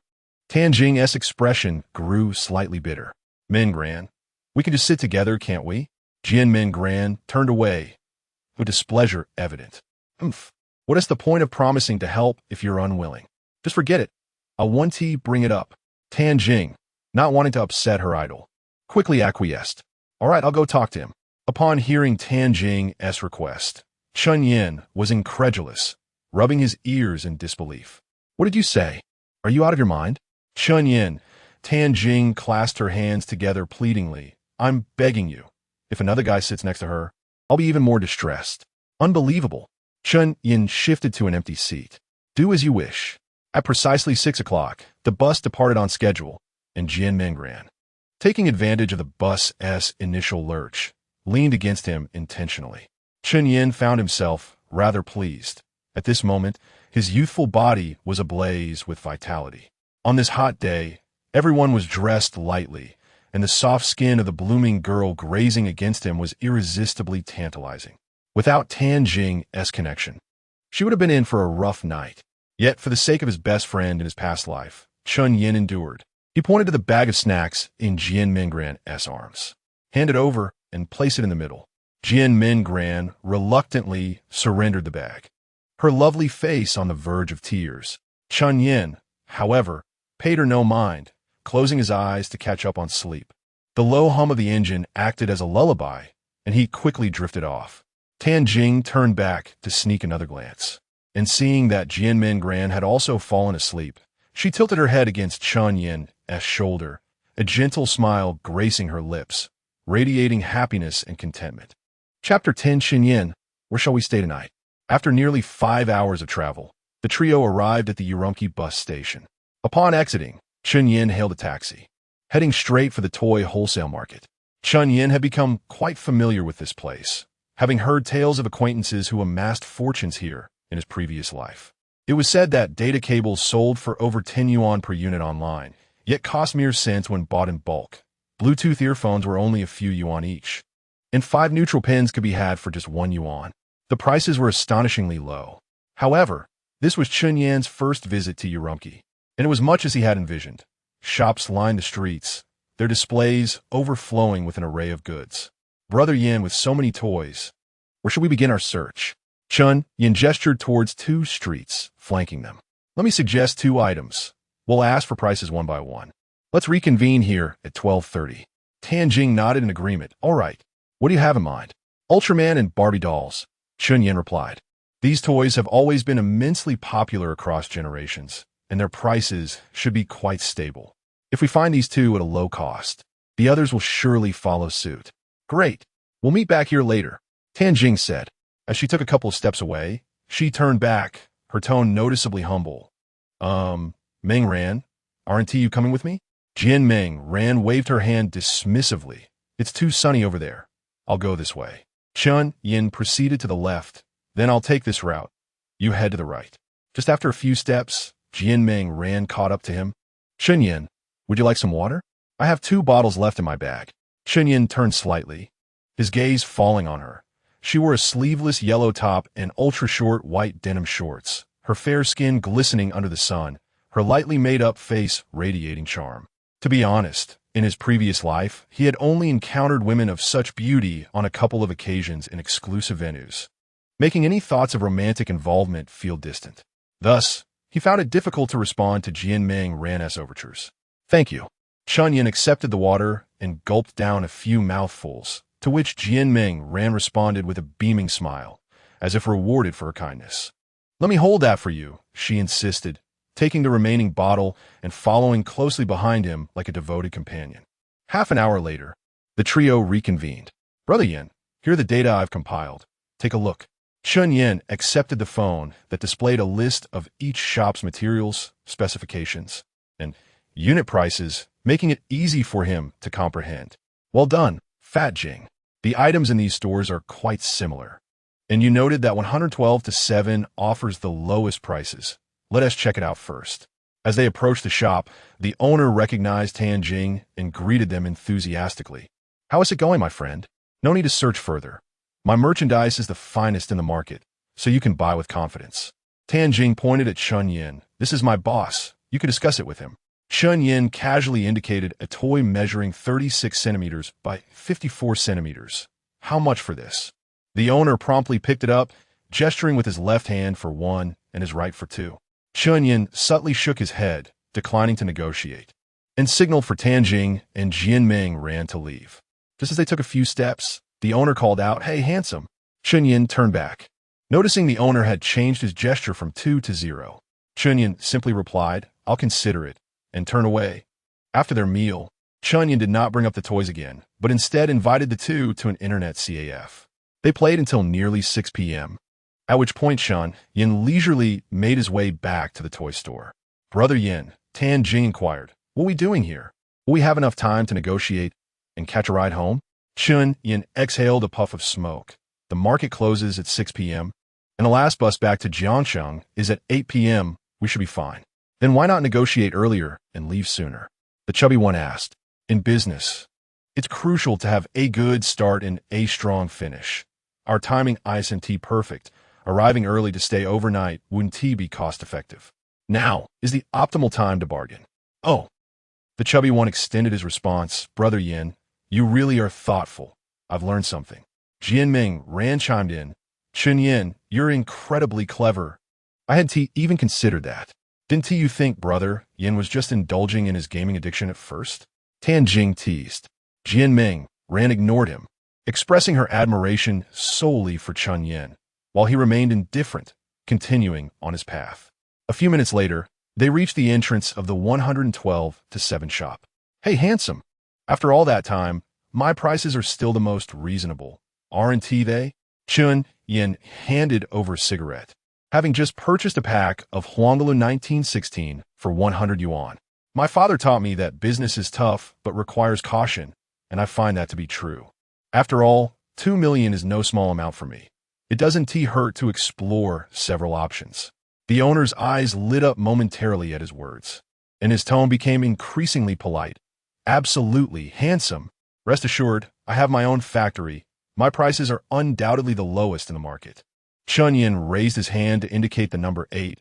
I won't keep you from closing. If you can meet this price, I'll make my selection immediately. After a lengthy pause, the owner nodded firmly. All right, you're looking to purchase 2 million worth of goods, correct? I can give you this price.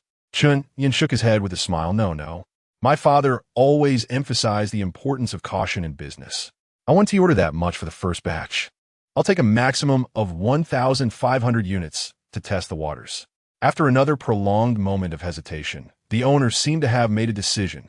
Select. It's clear from your demeanor that you come from a distinguished background. I trust you. Chen Yan extended his hand. Pleasure doing business with you.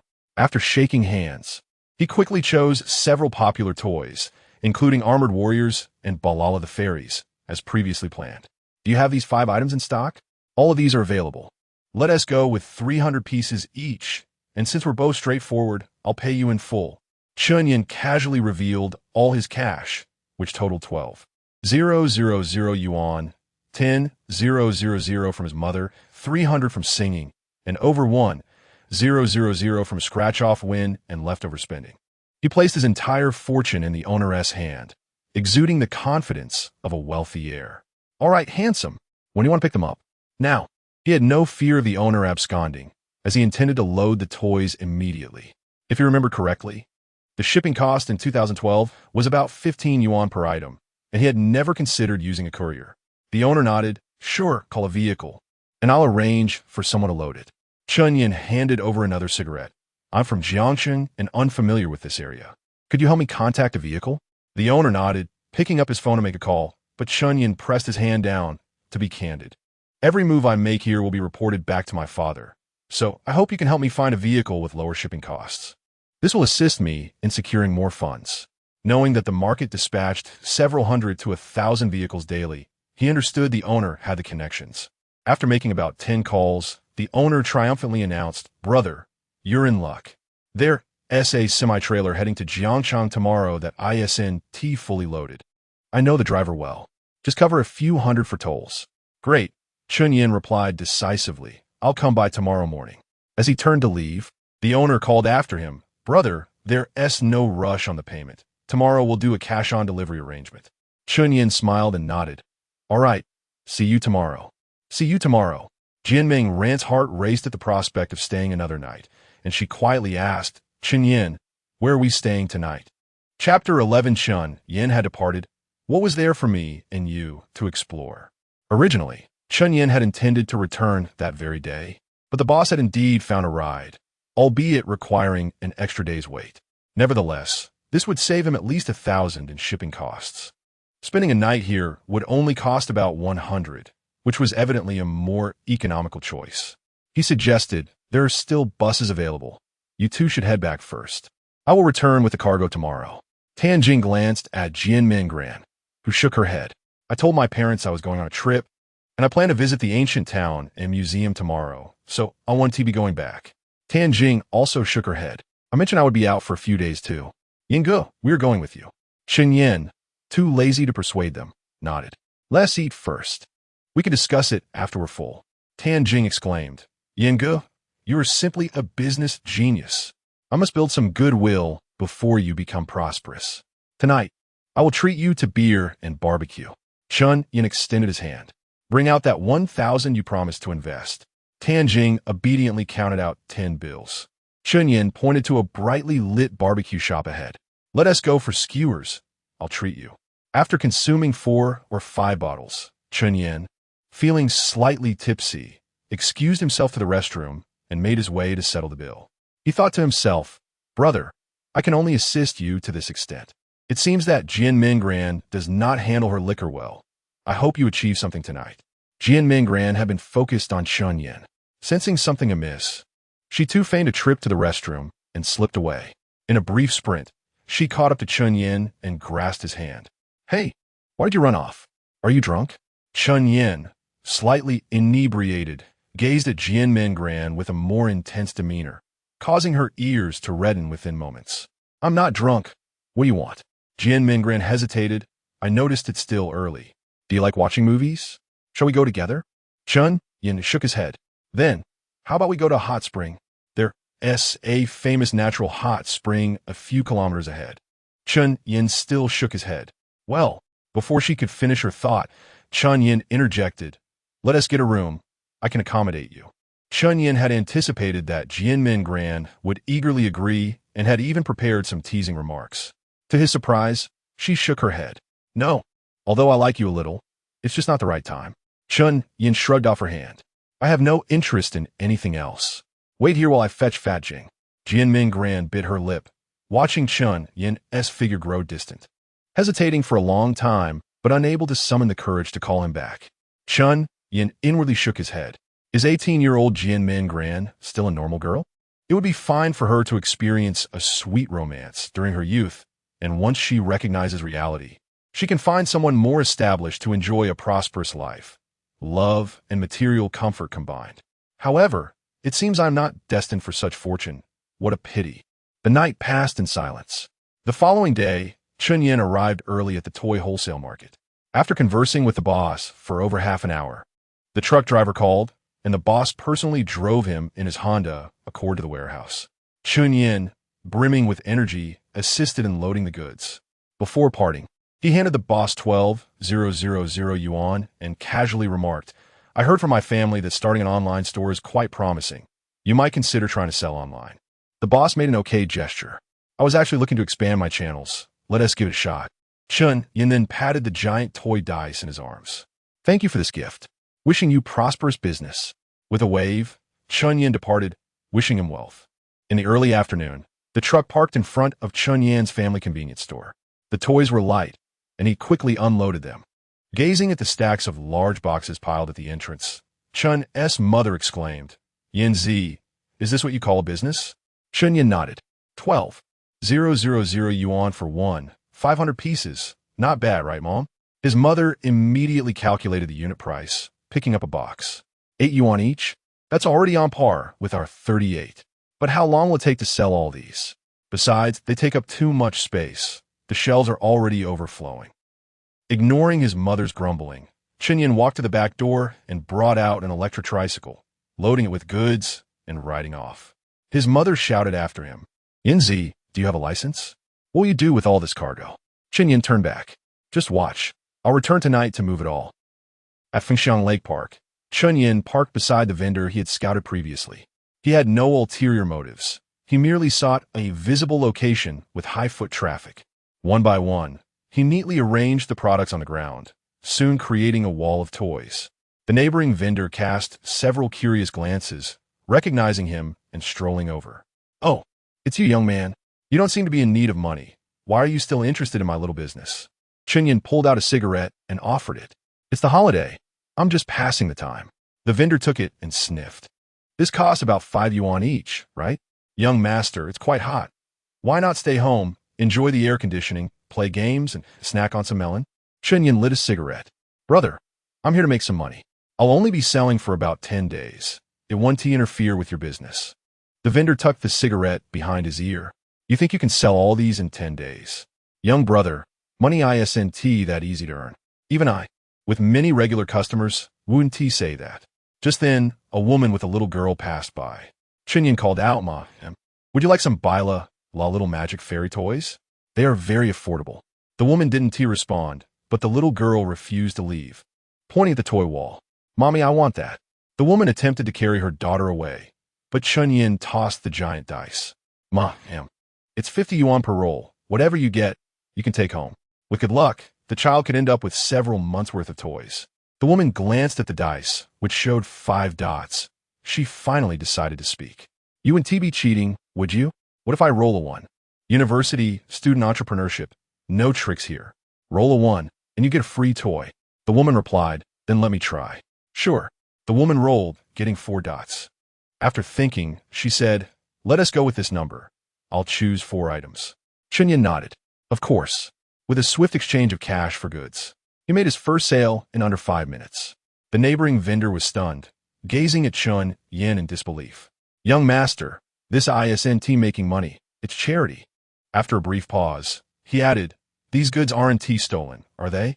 Chen Yan offered no explanation and instead focused on attracting more business, prompting the vendor to grumble and depart. Meanwhile, in Wushi, Jian Mingran stood at Tianjing's door. You share a room with Chen Yan. How could you not know where he went? Dreamran, I drank a bit too much yesterday and just woke up. I really don't know. Then hurry and call him. Tianjing unlocked her phone and opened QQ. Chen Yan had indeed left a message, stating he had safely arrived and urged her to enjoy time with her goddess. Dreamran, Yinggu has already sent the cargo back to Jiangsheng. How about I accompany you to the ancient town and museum? Explore? Forget it. Let us go home. Chapter 12. Jian Mingran. Chen Yan, are you upset about what happened last night? Maple Lake Park. Chen Yan had already brought his second load of toys. It was 4 p.m., and there weren't many people around. He opened his calculator to figure out the profits. The first batch had 75 toys, costing 600 yuan, and sold for a total of 1,050 yuan, with a gross profit of 450 yuan. 1050 divided by 50 meant 21 transactions. 75 divided by 21 gave an average dice roll of 3. 57, close to what he expected. The following sales should be similar. At this rate, he could sell 2 loads a day, about 150 toys. It would take 10 days to sell all the goods, with a total gross profit of about 9,000. Perhaps business would be better on weekends, but it would still take 8 or 9 days. The money was coming in too slowly. Chen Yan glanced at the consumption progress. 2,546, 10,000. Fortunately, he would get the newbie gift pack once this batch was sold out. Hopefully, it would be a super powerful money-making skill. Working was too hard. Hey, how much are the toys? Chen Yan looked up, his heart skipping a beat. Standing before him was the friend of that stunning woman he met at the TKV entrance, the one in the black stockings. Oh, it's you? We met a few days ago. The woman pointed at him with delight. Chen Yan smiled. Your memory is remarkable. Is this your daughter? Pick any toy you like. It's on me. The woman rolled her eyes at him. I may exude a mature aura, but do I look that old? I'm only 18, you know. This is my younger sister. My apologies. I'm a bit flustered. Chen Yan smiled apologetically. Let your sister choose a few more. They're all free. The woman silently chose 2 toys, threw down 100 yuan, and turned to leave. Chen Yan caught her arm. I was just joking. Anyone can see you're a college student. How could you have a child? The toys are a gift. Really, no charge. The woman shook him off. I just graduated from high school and will be a freshman after the summer. Also, I'm not in the habit of taking things for free. Chen Yan clicked his tongue. My apologies. I was being insensitive. I also just graduated from high school. Maybe we'll be classmates. The woman asked, which high school did you attend? 3 middle school. That won't work?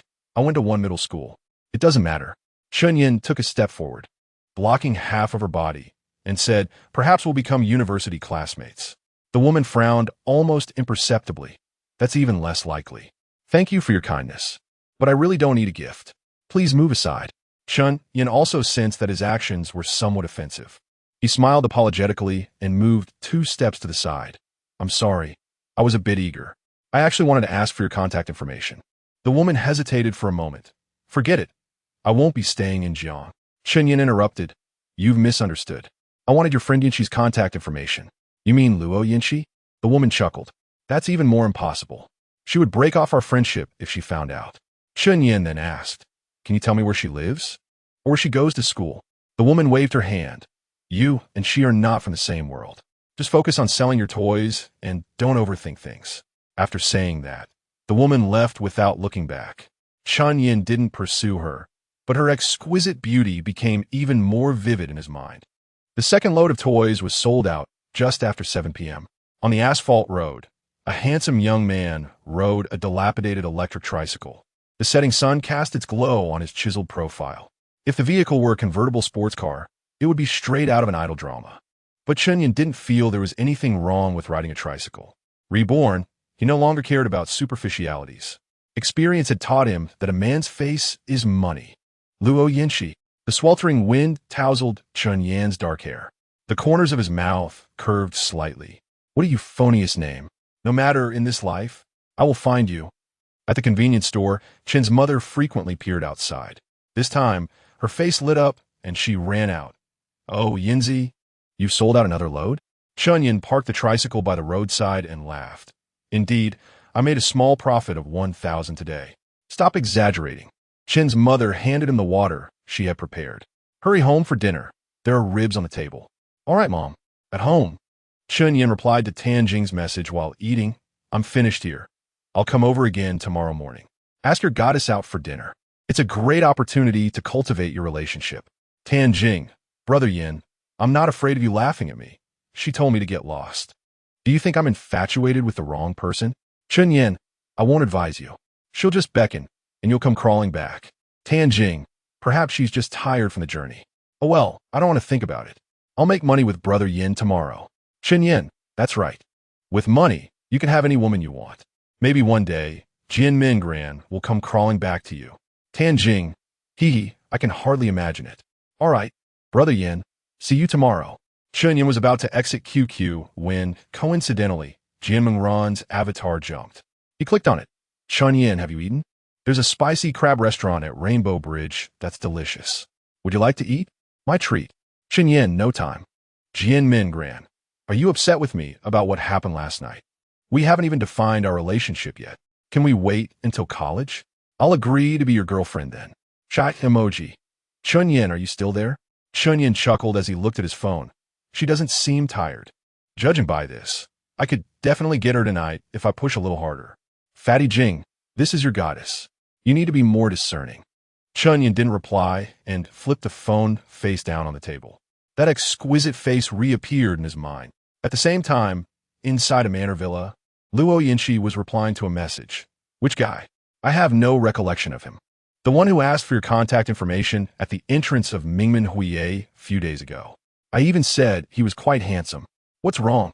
I ran into him again today at Maple Lake Park. He was selling toys there. He stopped me and asked where you live and where you go to school. He looked tall, thin, and sunny that day, but I didn't expect.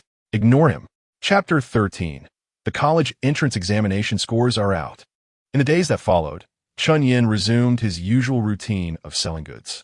On June 17th, he sold enough to reach 10,000, repaying his mother a total of 12,000, including both principal and interest. By June 22nd, after checking his inventory, he found he had 225 items left, just enough for 3 vehicles. It was Saturday, and he was confident he could sell them all. Before heading out, his father cautioned him, take it slow.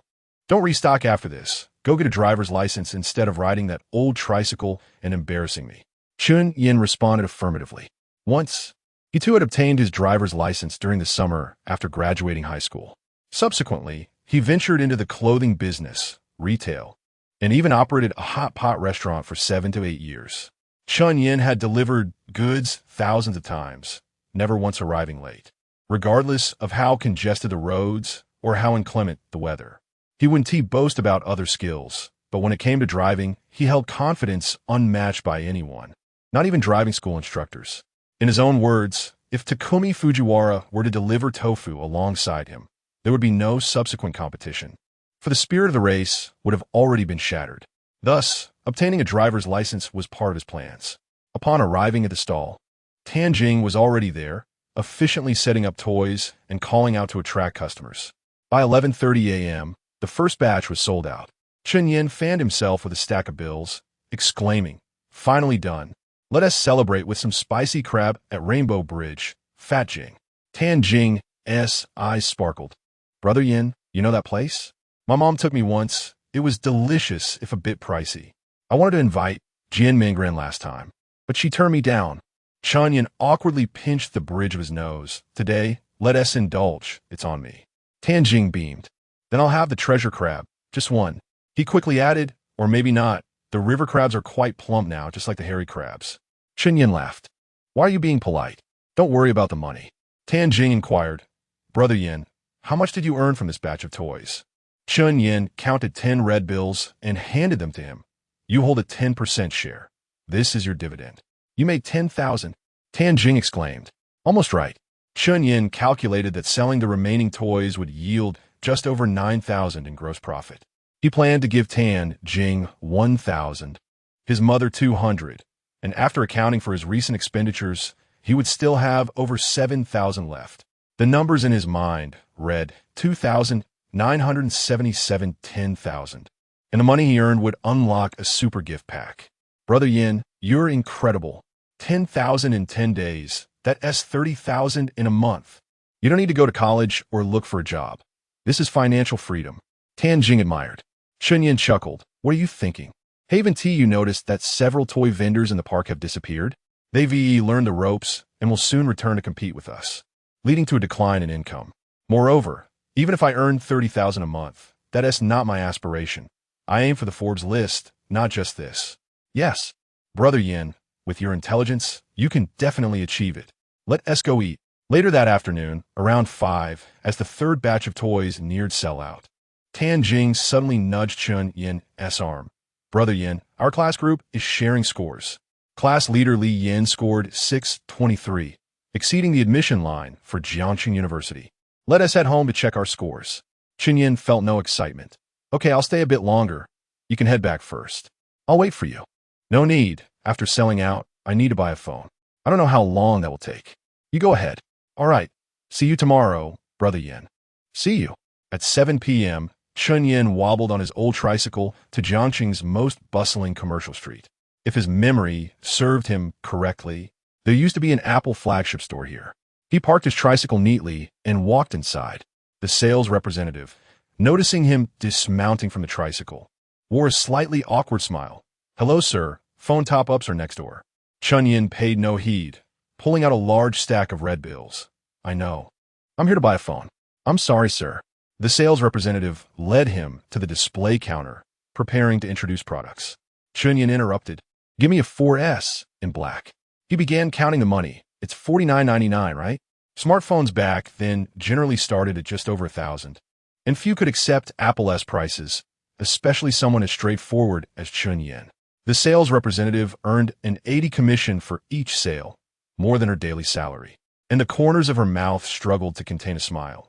"Yes, handsome. $49.99 for the 16 gigabytes, $53.99 for the 32 gigabytes, and $58.99 for the 64 gigabytes. Usually, 16 gigabytes is sufficient. I'll get one for you." "Wait." Chen Yan counted 9 bills. "I'll take the 64 gigabytes. Before Huawei's rise, Chen Yan had always used Apple, suffering from constant memory shortages and paying 6 yuan per month for additional space, which he couldn't cancel. He had endured that for the sake of saving a few hundred. "Okay, handsome." The 64 gigabytes model offered a 100 commission, and the sales representative quickly returned with a palm-sized box. "You can pay at the checkout, and I'll help you activate it." "No need." Chen Yan slammed the cash on the counter, grabbed the phone, and walked out. "Aren't you going to get a receipt? You need it for warranty." The sales representative hurried after him. Chen Yan mounted his electric tricycle, smoothly inserting the key, starting the engine, and accelerating. As he sped away, he raised his hand. "I can handle it myself. You head back." Before reaching the supermarket, Chen Yan's mother rushed out.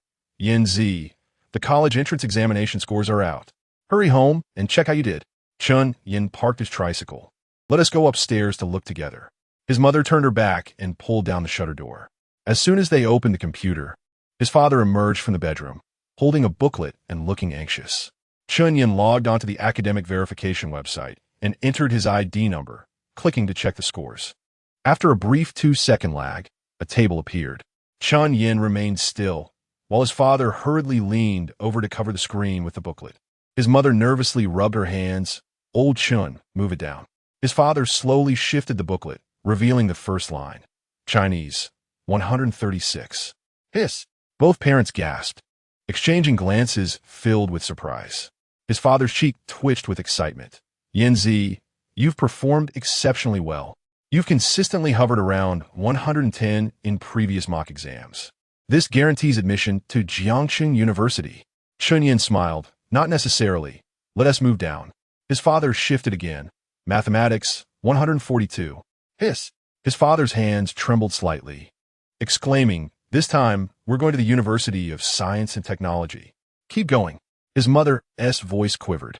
"English, 146. Wow." His father nearly fainted upon seeing the scores, stumbling backward as the last 2 lines of the table were revealed. Comprehensive Science, 274. Total score, 698. Yanzi. His father steadied himself and shakily pulled out a cigarette. "With this score, you can get into Moda and Qingbei. Our family is finally on the rise." Just as he was about to hand the cigarette to Chen Yan, he suddenly froze, his peripheral vision catching his mother's fierce gaze. As Chen's father hesitated, attempting to retract the cigarette, Chen's mother swiftly seized it from his grasp. With a beaming smile, she leaned in towards Yanzi, personally offering the cigarette to his lips, followed by igniting a lighter. "Go ahead, indulge a little. It's nothing to worry about." In the Chen household, Chen Yan sat with his leg crossed, exhaling clouds of smoke, while his parents reveled in their merriment. Chapter 14. Wang Mingyue. "Call out Appa for me to hear." "Old Chen, hurry up and tidy up. We're going out to eat today." Chen's mother beamed with joy, her gaze towards Chen Yan filled with maternal affection. "No need, Mom." Chen Yan brushed off the ash from his cigarette, glancing at the ribs on the table. "Let's just eat at home." "All right, as you wish." Chen Yan quickly finished his meal, eager to head to Ming Minhui to pick out a couple of fine items. Spending the money in his pocket to unlock the novice gift pack. Opening his phone, he messaged Tan Jing. "Fat Jing, hurry up and get out Ming Minhui." Tan Jing replied, "Not today. Yingu, my parents are taking me out to eat. By the way, how many points do you have?" Chen Yan, "Not even 700. How long will it take to finish?" "I'll wait for you." Tan Jing, "Let us skip it today, Yingu. Have you seen the class group? The class monitor is organizing a gathering. Do you want to go?" Chen Yan was already typing a refusal, but a whimsical thought suddenly crossed his mind. He contemplated that if he paid the bill himself, he could later collect the money from everyone, thereby enjoying a meal without cost. He replied, "Sure. I have nothing else to do. Might as well join the fun." Tan Jing, "Great. Yingu, please respond in the group. The class monitor is tallying the numbers." Chen Yan exited the chat and entered the class group, which was bustling with activity. "Lian Wang Mingyue. Why isn't Mingyue participating? We will all be heading to different cities afterward. This may be our last gathering." "Zhang Peng Wang Mingyue. Exactly, Wang Mingyue if you don't come. What is the point of this gathering? Just cancel it." "Lian, Zhang Peng. Mind your language. Don't bring your societal airs into the class group." "Zhang Peng. Lian, am I giving you face? You're still pretending after graduation? Do you want me to send someone after you?" "Lian, you think I'm afraid of you? You've repeated 2 years. Do you really think you'll get into university this year? You're destined for the bottom of society." "Zhang Peng. All right, just you wait." "Hu Kong. All right, everyone. We're all classmates. There's no need for this." "Yang Shuai. Yes, let us talk about the gathering instead." "Tang Shuang Wang Mingyue. Mingyue, come on, I've postponed my trip. Let us all chat about how to fill out our applications." "Wang Mingyue. Tomorrow is my grandmother's birthday. I really can't make it." "Lian, how about we change the gathering to the day after tomorrow? What do you all think?" Chen Yan's phone screen was instantly flooded with agreements. He scoffed. "I can't hold off on unlocking the novice gift pack any longer. Do they want to torture me?" He directly Wang Mingyue. "Let us hang out. Don't be antisocial." All the classmates were waiting to see Chen Yan's embarrassment, but Wang Mingyue's response left them astounded. "What a coincidence. My grandmother's birthday has been postponed. Is it at Yinzuan building?" I'll be there on time tomorrow afternoon. Zhang Peng. What is happening? Wang Mingyue. You agreed to that kid Chen Yan? You should have said you'd send breakfast for 3 years to date him. It has nothing to do with Chen Yan. Damn it. Except for Zhang Peng, the male classmates fell silent, while a few girls offered indifferent congratulations in the chat. However, Wang Mingyue's next message sparked excitement in the group again. No, everyone, don't misunderstand. It's simply that I have the time now. Zhang Peng. I thought Chen Yan's infatuation had finally paid off. I was just saying, how could he be worthy of you? Lian, I don't recommend early relationships. Our current circle is too small and narrow. You'll meet many more outstanding individuals in college and in society. Lu Lin, the monitor is right. For men, height and looks aren't everything. In today's society, it's all about capability. Enough said. My mother is calling me down for dinner. Fang Wen, do you need to go down for dinner? Lu Lin, do you live in the countryside? Lu Lin, JPG. Photo of a duplex building. Chen Yan had no interest in retorting or watching these people show off. He simply closed the chat window. At that moment, another message from Tanjing arrived. Yinge, just now, Jin Mingran asked me if she could join the gathering. I really want her to, but I'm unsure if it's appropriate. What do you think? Chen Yan, how did she find out about the gathering? Tanjing, I brought it up to spark a conversation. Chen Yan, if she wants to come, let her. She's the belle of the neighboring class, and no one would refuse her. Tanjing, all right. Yinge, why do you think Mingran wants to join me? Has she noticed my qualities? Or is it because I surpassed the score line for the first tier? Chen Yan knew the reason, but couldn't bear to discourage Tanjing. Perhaps she's just drawn by the food. You should focus more on your own matters rather than fixating on her. Sure enough, as soon as he sent that message, Jin Mingran messaged him.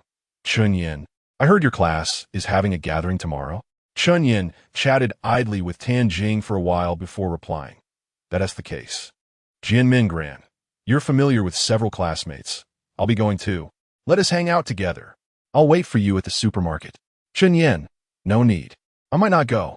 Jin Mingran, I wanted to sit next to you, Chen Yan. Let us see. I have things to do. Signing off. Jin Mingran, all right, bye-bye. Moon emoji. Chen Yan intended to lock his phone and take a shower, but unexpectedly, Wang Mingyue sent a message. Chen Yan, you absolutely cannot mention anything about the college entrance examination tomorrow. You promised me. Chen Yan, yes, I always keep my word, but could you call me Appa? After a prolonged silence, the two words Appa finally appeared. Chen Yan, I meant it as a voice message. After another long pause, a 1-second voice message appeared in the chat. Chen Yan opened it, bringing the phone close to his ear. Wang Mingyue whispered the word Appa so softly it was barely audible. Chapter 15. The reunion brawl in the luxurious private room of Yinzuan Tower. The atmosphere was lively as nearly all seats at the two large round tables were occupied. Li Yin, the head of Class 6 from Jiangshan No. 3 Middle School, played the role of the gracious host, warmly greeting each classmate as they arrived. When Wang Mingyue stepped through the door, he eagerly approached her with a beaming smile. Mingyue, it's been ages. Please, take a seat here. There is still some space. He guided her to the seat beside him. As soon as Wang Mingyue settled in, Li Yin announced, we have 30 classmates registered and 28 have arrived. The other 2 might still come, but let us not wait any longer. Let us start eating. No sooner had he spoken than the door swung open with a kick. You said I wouldn't come. Li Yin, it's not even noon yet. What is the rush? Are you desperate to be reborn? The speaker was a brash young man, sporting a buzz cut, with a height nearing 6 feet 2 inches, exuding an aura far from that of a typical student. Zhang Peng, now that you're here, find a seat. We're not obligated to wait for you. Li Yin replied defiantly, maintaining his composure. Ha! Zhang Peng circled the table before plopping down beside Wang Mingyue. Enjoy your moment of bravado. I'll make you kneel later. Move aside. Li Yin's expression turned stern. This is my seat. Did you write your name on it? Does it respond to you? Go on, sit at that table. You annoy me just by being here. Li Yin stood his ground, both sides brimming with tension. Just then, the door opened again, and Chen Yan sauntered in, cigarette in hand. Sorry, I got stuck in traffic. He halted mid-sentence, taken aback by the eerie silence in the room, reminiscent of a teacher's death glare from behind the door. What is going on here? Asking, studying? Tianjing gestured toward Wang Minwei. The class leader and Zhang Peng are at odds, both refusing to yield their seats. Chen Yan chuckled. Is that all? He then called out, Wang Minwei, come sit with me. All eyes in the room turned towards him, including those of Zhang Peng and Li Yin, before they collectively shifted back to Wang Minwei. In a surprising turn of events, Wang Minwei indeed stood up and walked over to Chen Yan, head bowed. Zhang Peng was incensed, shouting, Wang Minwei, did you murder someone in front of him? Isnt, he just your sycophant? What is going on here? Wang Minwei cast a long look at Chen Yan and replied, I simply do not wish to cause embarrassment at a gathering meant for classmates. Let's not quarrel. Zhang Peng, still very vocal, insisted, then I'll sit there too. Just looking at Li Yin's sour face makes me want to vomit. No one dared oppose him. Zhang Peng was notorious at school for his bullying, frequently skipping classes and getting into fights. Chen Yan remained silent, fully aware of Zhang Peng's reputation, having heard rumors of his past assaults. As silence reigned, Zhang Peng approached, eyeing the occupied seats, and pointed at the usually mild-mannered Tianjing. Little fatty, let us switch seats, you move over.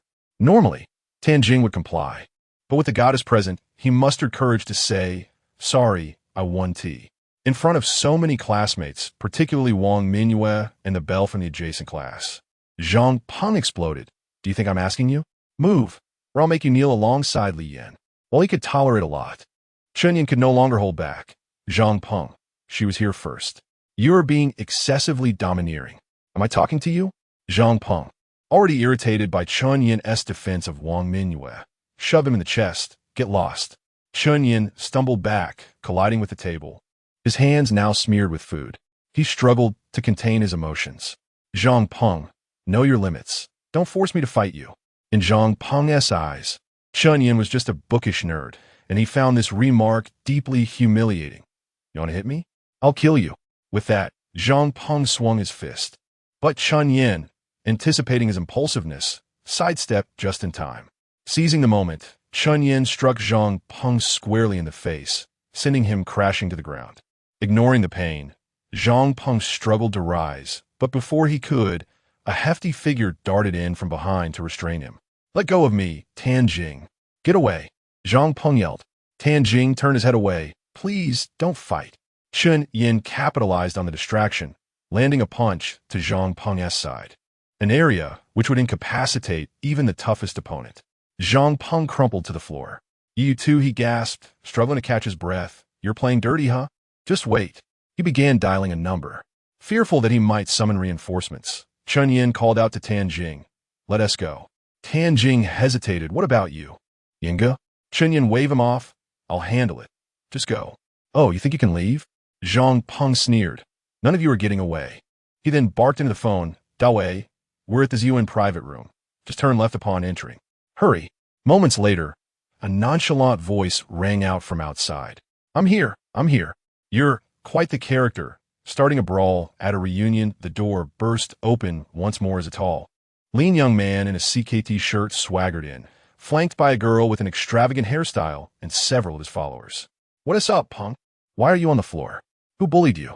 Zhang Peng, struggling to rise, pointed an accusatory finger at Chen Yan. That bastard, and that fatso. Without seeking clarification, the young man raised his hand to slap Chen Yan.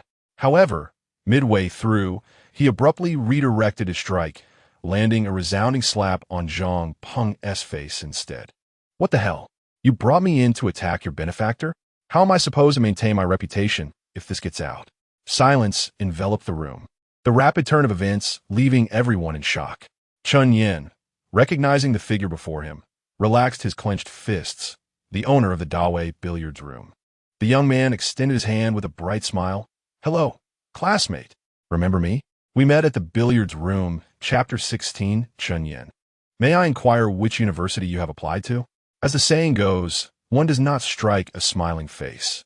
Chen Yan shook his head, expressing, I have some recollection, but we seem to lack any common ground, do we not? You are unaware, my friend, the youth said, placing a hand on Chen Yan's shoulder. Your parting words back then were a revelation. I now earn several thousand more each day. Chen Yan inquired, have you introduced interactive elements to your billiard hall? The youth nodded eagerly. The next day, I brought a few girls over to play, and the results were astonishing. Every table is now occupied daily. Chen Yan waved his hand dismissively. That is merely assistance. It is a legitimate practice. Oh! The youth pondered this and then burst into laughter. What shall I call you, classmate? You are truly a commercial prodigy. You resonate with my entrepreneurial spirit. How about we toast with the local delicacies here? Chen Yan declined, responding, we are in the midst of a class reunion. It would be inappropriate. The youth nodded in understanding. He then surveyed the room and proclaimed, my brother's classmates and my friends. Should anyone encounter societal challenges, feel free to visit Dawei's billiard hall. I shall extend my assistance. To Chen Yan's surprise, many classmates cheered in agreement, including Tan Jing. However, upon reflection, he understood their enthusiasm. High school students often feel a sense of pride in knowing someone from the broader world. He recalled having similar misguided notions in his youth. At a loss for how to respond, Chen Yan sought an excuse, stating, it seems there isn't enough space here. Perhaps next time? There's plenty of room. The youth insisted, producing a stack of red bills and handing 5 to Zhang Peng. Take them to the arcade, and I shall assist you in organizing the reunion. Zhang Peng took the money and departed, while the youth, unperturbed by the unfolding situation, swiftly rearranged the seating. The atmosphere of the reunion grew even more vibrant than before. Upon returning to his seat, the youth opened 2 bottles of liquor and offered one to Chen Yan. Brother, I, Hao Dawei, declare that you are destined for great success. We are lifelong brothers. Let us drink. Having spent many days accompanying patrons at his hot pot restaurant, Chen Yan was no stranger to drinking games and held his own quite well. As they toasted, Wang Minyue quietly asked Tan Jing, who was seated at Chen Yan's left, Tan Jing, what has Chen Yan done to earn such admiration? Tan Jing shook her head. I am equally puzzled, but Yingge is indeed quite capable. I firmly believe he will achieve remarkable feats in the future. Jing Mingran, seated beside Wang Minyue, nodded vigorously. Indeed, when I visited Wusher last time, I was astounded. Despite just graduating high school, he proved to be remarkably adept, skillfully outmaneuvering a shrewd businessman. Did you also go to Wusher? When was that? Jing Mingran, slightly embarrassed, replied. Tan Jing insisted I accompany her. We only stayed for a day. Have you two become close? Jing Mingran quickly redirected the conversation. Not yet. By the way, Tan Jing, how much did you profit from that batch of toys? Tan Jing held up her index finger, forming a circle indicating 10,000. Jing Mingran's eyes widened in shock as she covertly glanced at Chen Yan, her hidden affections intensifying. Wang Minyue appeared lost in thought, her mind adrift in contemplation. After finishing a bottle, Hao Dawei wiped his mouth and suggested, Brother, why not join me? I can offer you 300 a day. Upon hearing this, gasps of astonishment erupted from the classmates at the table. It is known that a typical 12-year job pays slightly over 2,000, while a graduate from a prestigious university might earn 6,000 to 7,000. 300 a day equates to nearly 10,000 monthly. Chen Yan, however, remained composed. I appreciate your kindness, but I do not plan to work. I still have university to attend. That is reasonable. Hao Dawei handed him a cigarette. With your intellect, how could you possibly fail to gain admission? What is your total score? What do you plan to study? Chen Yan took a moment to reflect. I suppose I shall head to the Magic City. Tan Jing, upon hearing this, exclaimed, Yingge, I am also applying to universities in the Magic City. I performed exceptionally well this time, scoring 608, just enough for admission to the Finance University. We shall enjoy our time together again. Jing Mingran chimed in. My first choice is also in the Magic City, East China Normal University. I did not perform well, only scoring just over 500. Gaining admission to an undergraduate program is a challenge. I too will likely settle for university in Jiangxing.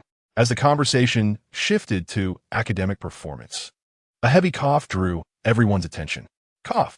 Li Yin adjusted his collar, exuding an air of arrogance. What a coincidence. I too am applying to a university in the Magic City, though mine is slightly superior to yours. Tongji University, a double first-class institution. He then deliberately glanced at Chen Yan. Chen Yan, may I inquire which university you have chosen? Li Yan's mention of Chen Yan's name triggered unpleasant memories. He recalled a wedding ceremony from 2019 or 2020, where Li Yan publicly mocked him in front of their old classmates.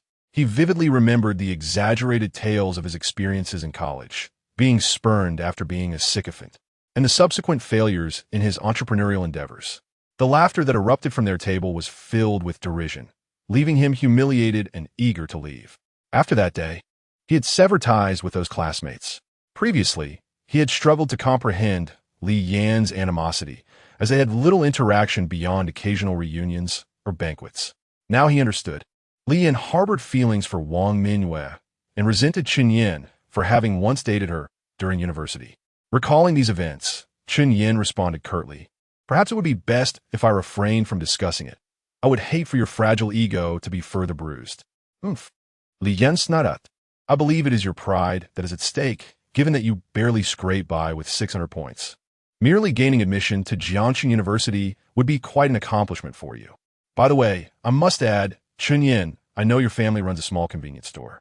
The cost of living in the Magic City is high. Attending a second or third-tier university there is inconsequential. Do not burden your parents excessively." Had this been in the past, Chen Yan might have been thrown off balance, but now he felt no shame in his background. Instead, he retorted with a wise adage. Being born into humble circumstances is not disgraceful. The ability to bend and endure defines a true man. Li Yan, we all share similar conditions to be in the same class. Do not put on airs. Isn't exhausting? Li Yan bristled at this remark. Am I like you? While you spend your summer working menial jobs, I enjoyed my summer vacation visiting my father's branch in Germany. Chen Yan nearly burst into laughter. If memory serves, Li Yan's father operated a stinky tofu stall on One Miao Street. How did it morph into a multinational enterprise in his narrative? Suppressing his amusement, Chen Yan replied, "Obtaining a Schengen visa is no easy feat. Did you manage in just 10 days off? What depth of understanding?" Li Yan looked baffled. Ha! Several classmates were stifling their laughter. Li Yan, confused, insisted, "Chen Yan, even if you go to the Magic City, it changes nothing. You will likely end up working after graduation, while I will pursue opportunities abroad." Chen Yan could no longer contain his laughter, clapping his hands and shaking his head. A man must aspire to leave his hometown. Yet you speak of working night shifts in an electronics factory? Quite the ambition. Truly remarkable. Chapter 17. The Novice Gift Package Unlocked. Chen Yan. Li Yan's face flushed with embarrassment, questioning the purpose of his verbal sparring. Could he truly rival Chen in strength, even disregarding family backgrounds? Dared he to reveal which university in Magic City he had applied to? "Come on, let us compare our abilities." How Dawei exclaimed, preparing to rise. Chen Yan pressed him down. "Magic University. Engaging in such comparisons provides me no sense of accomplishment. Let us eat instead and spare the theatrics." Laughter erupted from Li Yan, who remarked, "It takes years for just one Magic University student to emerge. Tsinghua and Peking University. You rank over 50 in your class. Could you at least draft your boasts?" Lu Lin, the chubby boy from the villa, added, "This is absurd. I understand you're trying to impress Wang Mingyue, but there's a limit. This gathering has lost its essence." Wang Mingyue frowned slightly. Chen Yan, being truthful, 1T draw laughter. It's unnecessary to exaggerate. For the first time, Jian Mingyue, who had always fawned over Chen Yan, did not side with him. "Chen Yan, academic performance isn't everything. With your talent, you'll flourish wherever you go. I hope you can have a bit more confidence." How Dawei clapped Chen Yan on the shoulder. "Brother, institutions like Magic University or Tsinghua are not meant for ordinary folks like us. Relax your mindset. No matter where you study, whether you pursue education or not, I'll ensure you earn 300 a day when you return to Jiangcheng." Without offering an explanation, Chen Yan nodded. "All right, let us eat." At that moment, Tan Jing exclaimed, "Everyone, look at QQ Space. The homeroom teacher has posted. Yan Yi. Yinggu is this year's college entrance examination top scorer in Jiangcheng." Everyone hurriedly pulled out their phones, only to fall into a stunned silence once more. The private room descended into an eerie quiet. How Dawei looked around. "What's wrong? Have you all been struck mute?" Wang Mingyue was the first to speak. "Chen Yan, about the KTV incident, I forgive you. You truly are impressive. Congratulations." She raised her glass. Jian Mingyue quickly poured a drink. I'm sorry. Chen Yan, I believe you could achieve this. Just now it's fine. Chen Yan stood, lifting an entire bottle. The university one attends doesn't define anything. Who knows, you might all surpass me in the future. Here's to everyone's bright prospects. Cheers. Cheers. As the meal concluded, Chen Yan waved everyone away, proclaiming, I'll handle it. No one is allowed to fight me for the bill. If you do, I'll be furious. In truth, he overestimated the situation. No one approached, not even Li Yan, who had collected 100 from each person in advance, keeping his distance. Sir, the total for 2 tables is 1838. I'll give you a discount, bringing it to 1688. Chen Yan did not haggle. Placing 17 red bills on the bar, no change needed. As soon as he spoke, a voice echoed in his mind. Consumption reached 10,000. Reward, novice gift package. Singing, dancing, rap, basketball. What is this? Where did this come from? Instantly, a sharp pain pierced his head, and as he recovered, new memories flooded in, transforming the numbers in his mind to 10,542,100,000. What does this mean? A reward for spending 100,000? Fantastic! Chen Yan clenched his fist and waved it excitedly, startling the cashier. Apologies, I just won 5 million and am a bit overwhelmed. Chen Yan nodded an apology while stepping outside, colliding with Jian Mingran. Ouch! Jian Mingran, close enough to gaze up at him with a pitiful expression, said, Chen Yan. You hurt me, Chen Yan replied, exasperated. Did you deliberately bump into me? Of course not, Jian Mingran replied. I came over to find you. Your classmates are going to sing. Do you want to join? Chen Yan nodded. Let us go then. I have nothing planned for the afternoon. He was eager to test the newly acquired gift package. However, he felt a tinge of disappointment, having hoped for a skill to earn quick money. Dreaming of achieving financial freedom before 20 with yachts, private jets, and grand villas, indulging in life's pleasures. Instead, he received trivial gifts, but that was all right. There was still hope. Moreover, in this lifetime, he was confident in his ability to rise to the pinnacle of the world. Hurry up, Chen Yan. As the traffic light turned green, Jian Mingran grasped his hand and began to jog, exclaiming, Your classmates have already left. Chen Yan glanced up to see Tanjing and Wang Minyue conversing as they turned down the street. He hesitated but decided against letting go. After all, it would be too cruel for a budding young girl. Nonetheless, Chen Yan quickened his pace, nearly sprinting to catch up. Yet, Jian Mingran's determination exceeded her expectations. She held on tightly, not loosening her grip despite her hand being squished. As they caught up, Chen Yan casually tossed away his cigarette and called out, Fat Jing. Wait for me. Tan Jing turned back joyfully. Yinggu, you're here? I was just about to wait for you at this point. She glanced at Wang Minyue and fell silent. Chen Yan paid no heed, waving his hand. Which KTV are we going to? Tan Jing shook her head, and amidst a group of people, Haodawei turned his head. Pure enjoyment. The sound quality there is great. I know the owner, and I can get some drinks sent over. Chen Yan preferred Ming Minhui. They had stored liquor, and he could withdraw some today. He replied, Pure enjoyment is a bit lacking. I've been there before. Let us go to Ming Minhui. The decor and atmosphere are better. The other classmates remained silent, but Li Yan interjected. Chen Yan, we've all agreed. We're almost there. Why should you decide to change it? If you want to go, go. If not, then forget it. Chen Yan nodded. Jian Mingran panicked. Let us go to Ming Minhui. We have more people, and there's a party room that won't be crowded. After being embarrassed at the meal, Li Yan was determined to regain his dignity and said, Let us vote. The minority obeys the majority. Raise your hand if you want to go to pure enjoyment. After he raised his hand, over 10 classmates followed suit, surpassing half. Li Yan smirked, thinking to himself, My 3 years as class monitor were not in vain. What can a mere labor committee member like you do against me? Chen Yan remained unfazed, merely asking Wang Minyue, What about you? Wang Minyue lifted her gaze and replied, I do like to go to Ming Minhui. Chen Yan smiled. How about you all go to pure enjoyment? And we'll head to Ming Minhui? Li Yan's expression darkened. Singing was his forte, and the purpose of going to KTV was to impress Wang Minyue. If they separated, what would be the point? Frustrated, he declared, I can't be bothered to argue with you. Let us go to Ming Minhui. Chapter 18.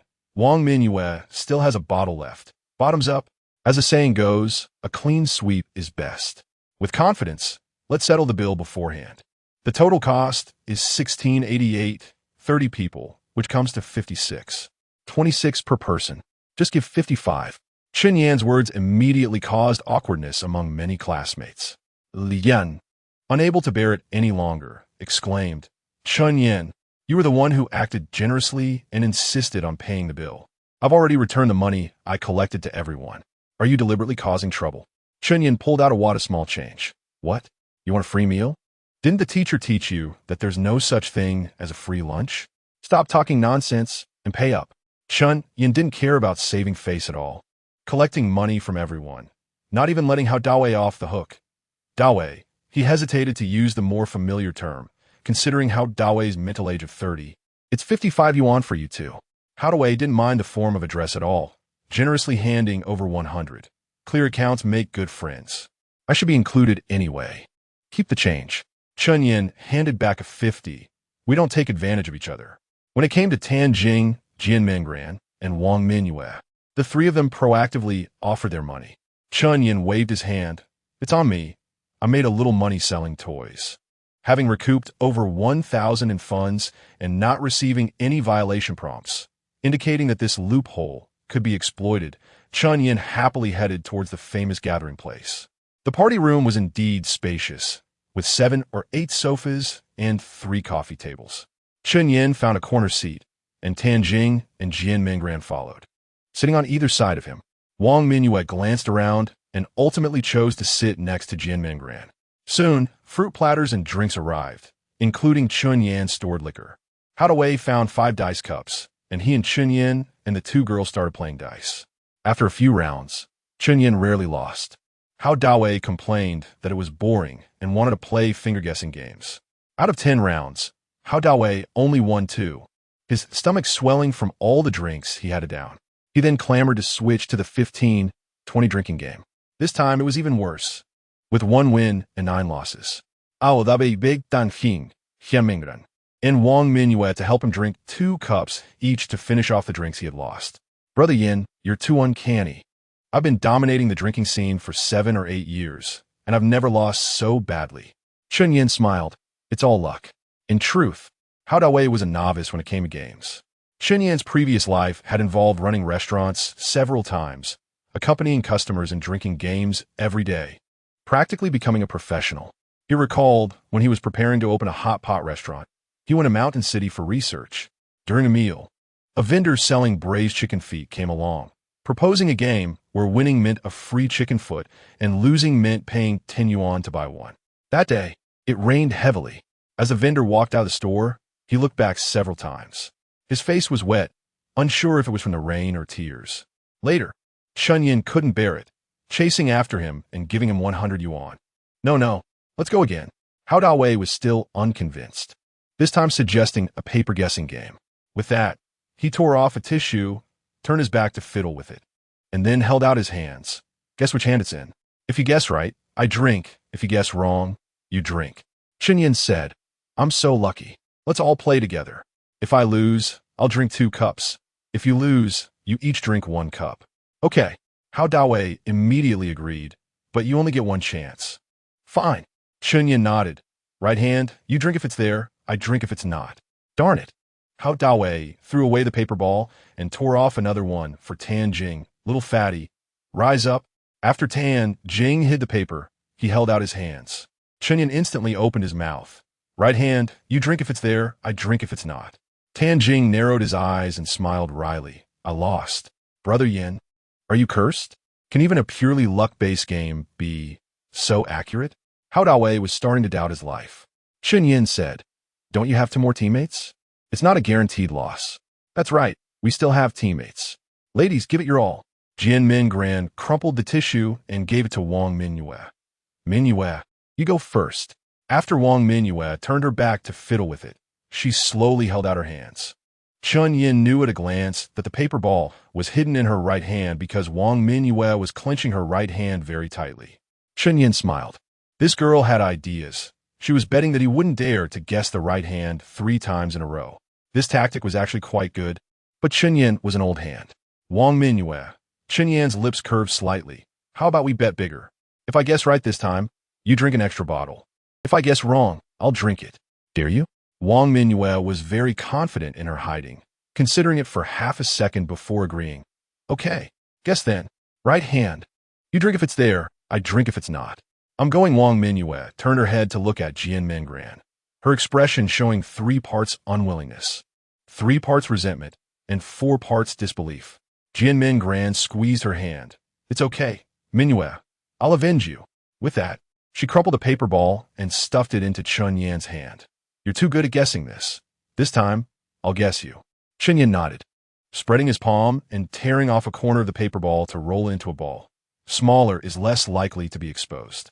As he spoke, he quickly put his hands behind his back and quickly brought them out. Guess.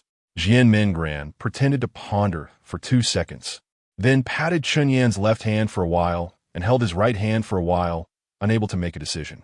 Wang Mingyue frowned almost imperceptibly. You can't tell? Can you? Guess. It's no big deal to drink another cup if you lose. Tan Jing cheered and encouraged from his side. But Chen Yan could see a hint of unnaturalness in his smile, also urging, hurry up. If you can't make a choice within 3 seconds, you lose. Okay. Jian Mingran clasped Chen Yan's left hand with both hands. This one, you drink if it's there, I drink if it's not. Chen Yan had hidden the paper ball in his left hand, but he slowly opened it to reveal nothing. Guessed wrong. Drink up. While the others were lamenting and sighing, he naturally rested his left hand between his legs, and as his fingers spread, a tiny paper ball gently fell to the ground. Wang Mingyue still has a bottle left. Bottoms up. Chen Yan showed no mercy. There's too much left to raise fish. Finish all the bubbles too. Li Yan, sitting on the sofa next door, was grinding his back teeth. He had already sung several love songs with deep emotion, but the people at the neighboring table acted as if they hadn't heard, continuing to drink and make noise. He even saw Chen Yan grabbing the back of Wang Mingyue's head and forcing her to drink. Li Yan was filled with anger.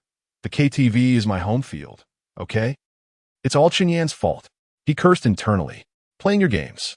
You must be ignoring me on purpose because my singing isn't good. It's okay.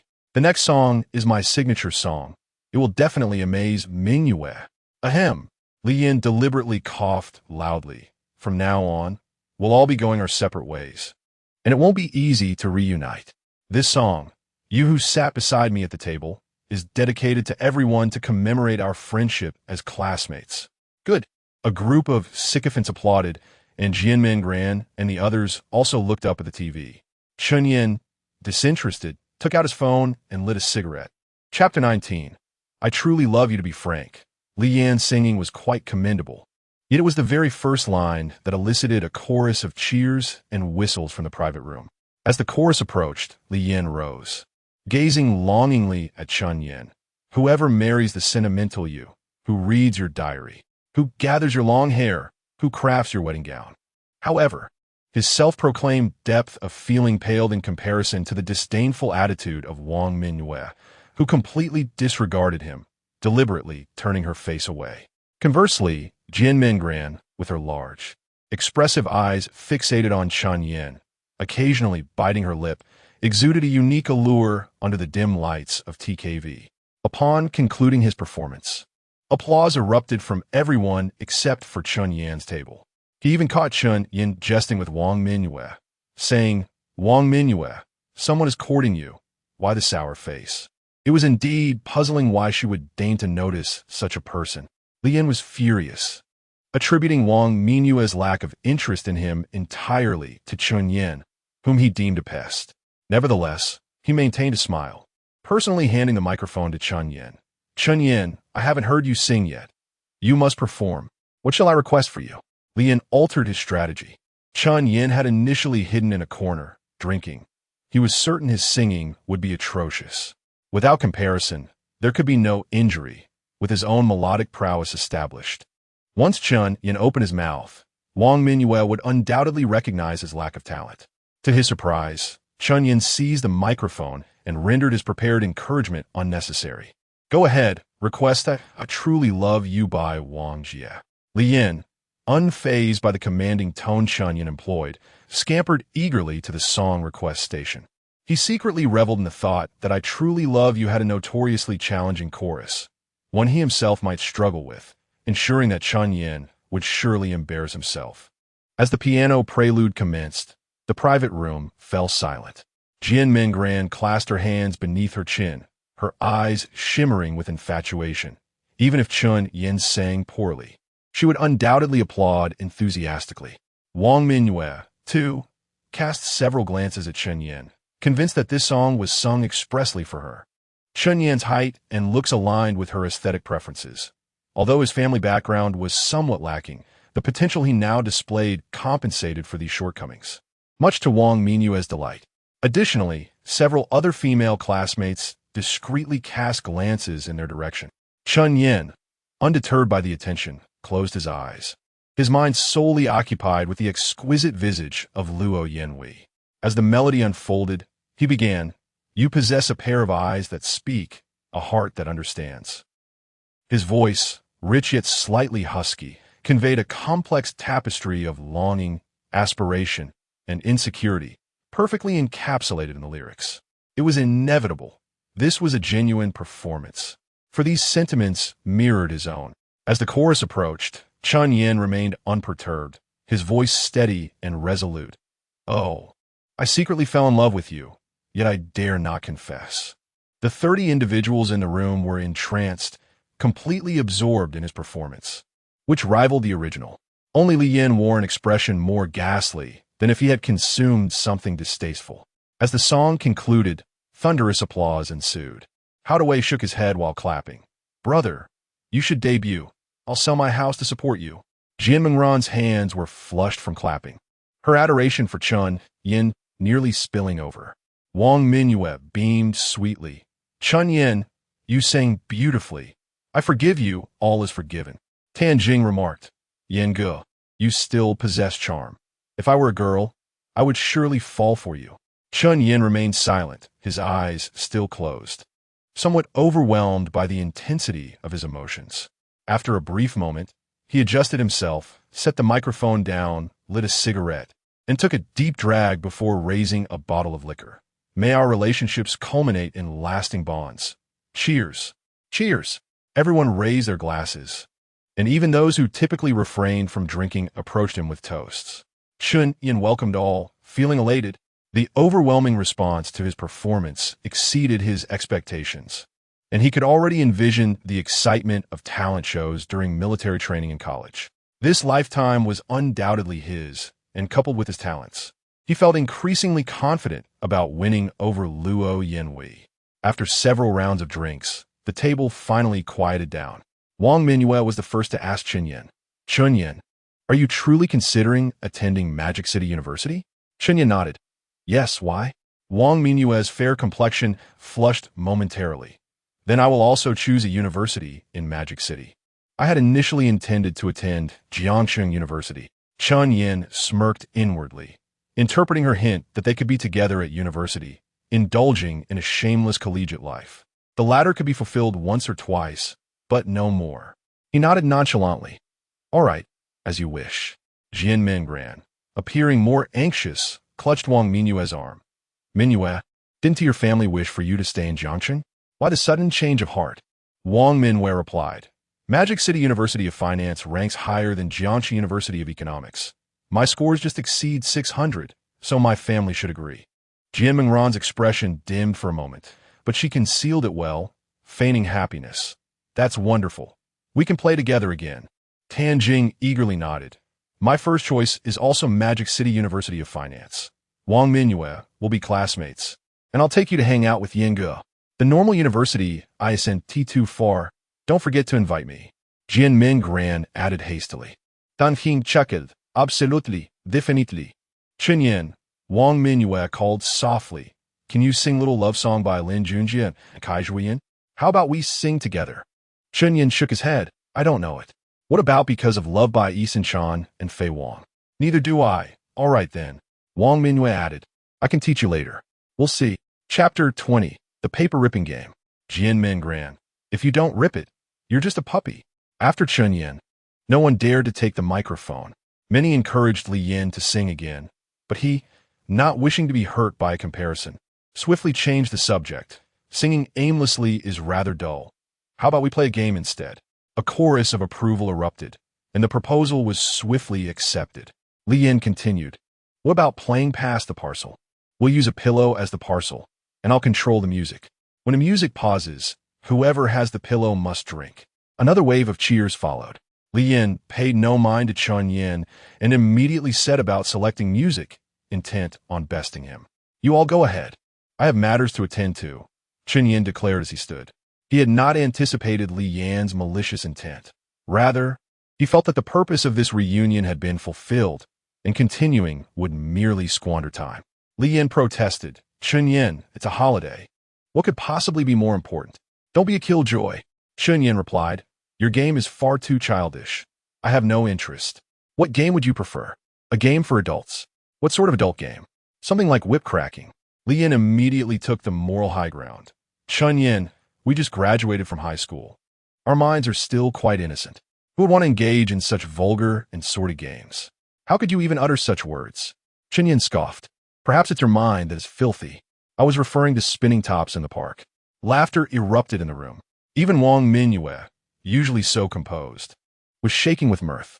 Hao Dawei clutched his stomach, nearly gasping for breath. Cough, cough. Chen Yan, you're truly hilarious. Chen Yan waved his hand. You all enjoy yourselves. I'm leaving. Wait, Jin Mingran called out. If you think past the parcel is dull, how about we rip paper instead? Sound good? At her suggestion, the room erupted in howls of excitement, and Chen Yan noticed Tan Jing's eyes sparkling with enthusiasm. To be honest, he felt a flicker of temptation. With the ambient light, vibrant music, and youthful college girls, the combination was enticing. If positioned well, it could even lead to a romantic encounter with a friend. Spending a couple more hours wouldn't be objectionable. All right, Chen Yan conceded, but I have one request. Go on. Chen Yan pointed at Tan Jing. Let her sit next to you. Jian Mingran pondered for a moment. Then you must sit with me. Chen Yan nodded. Agreed. Positioning. Hao Dawei, understanding the rules of the game, knew that a brother's girl was off limits, and he gleefully darted to a table brimming with girls.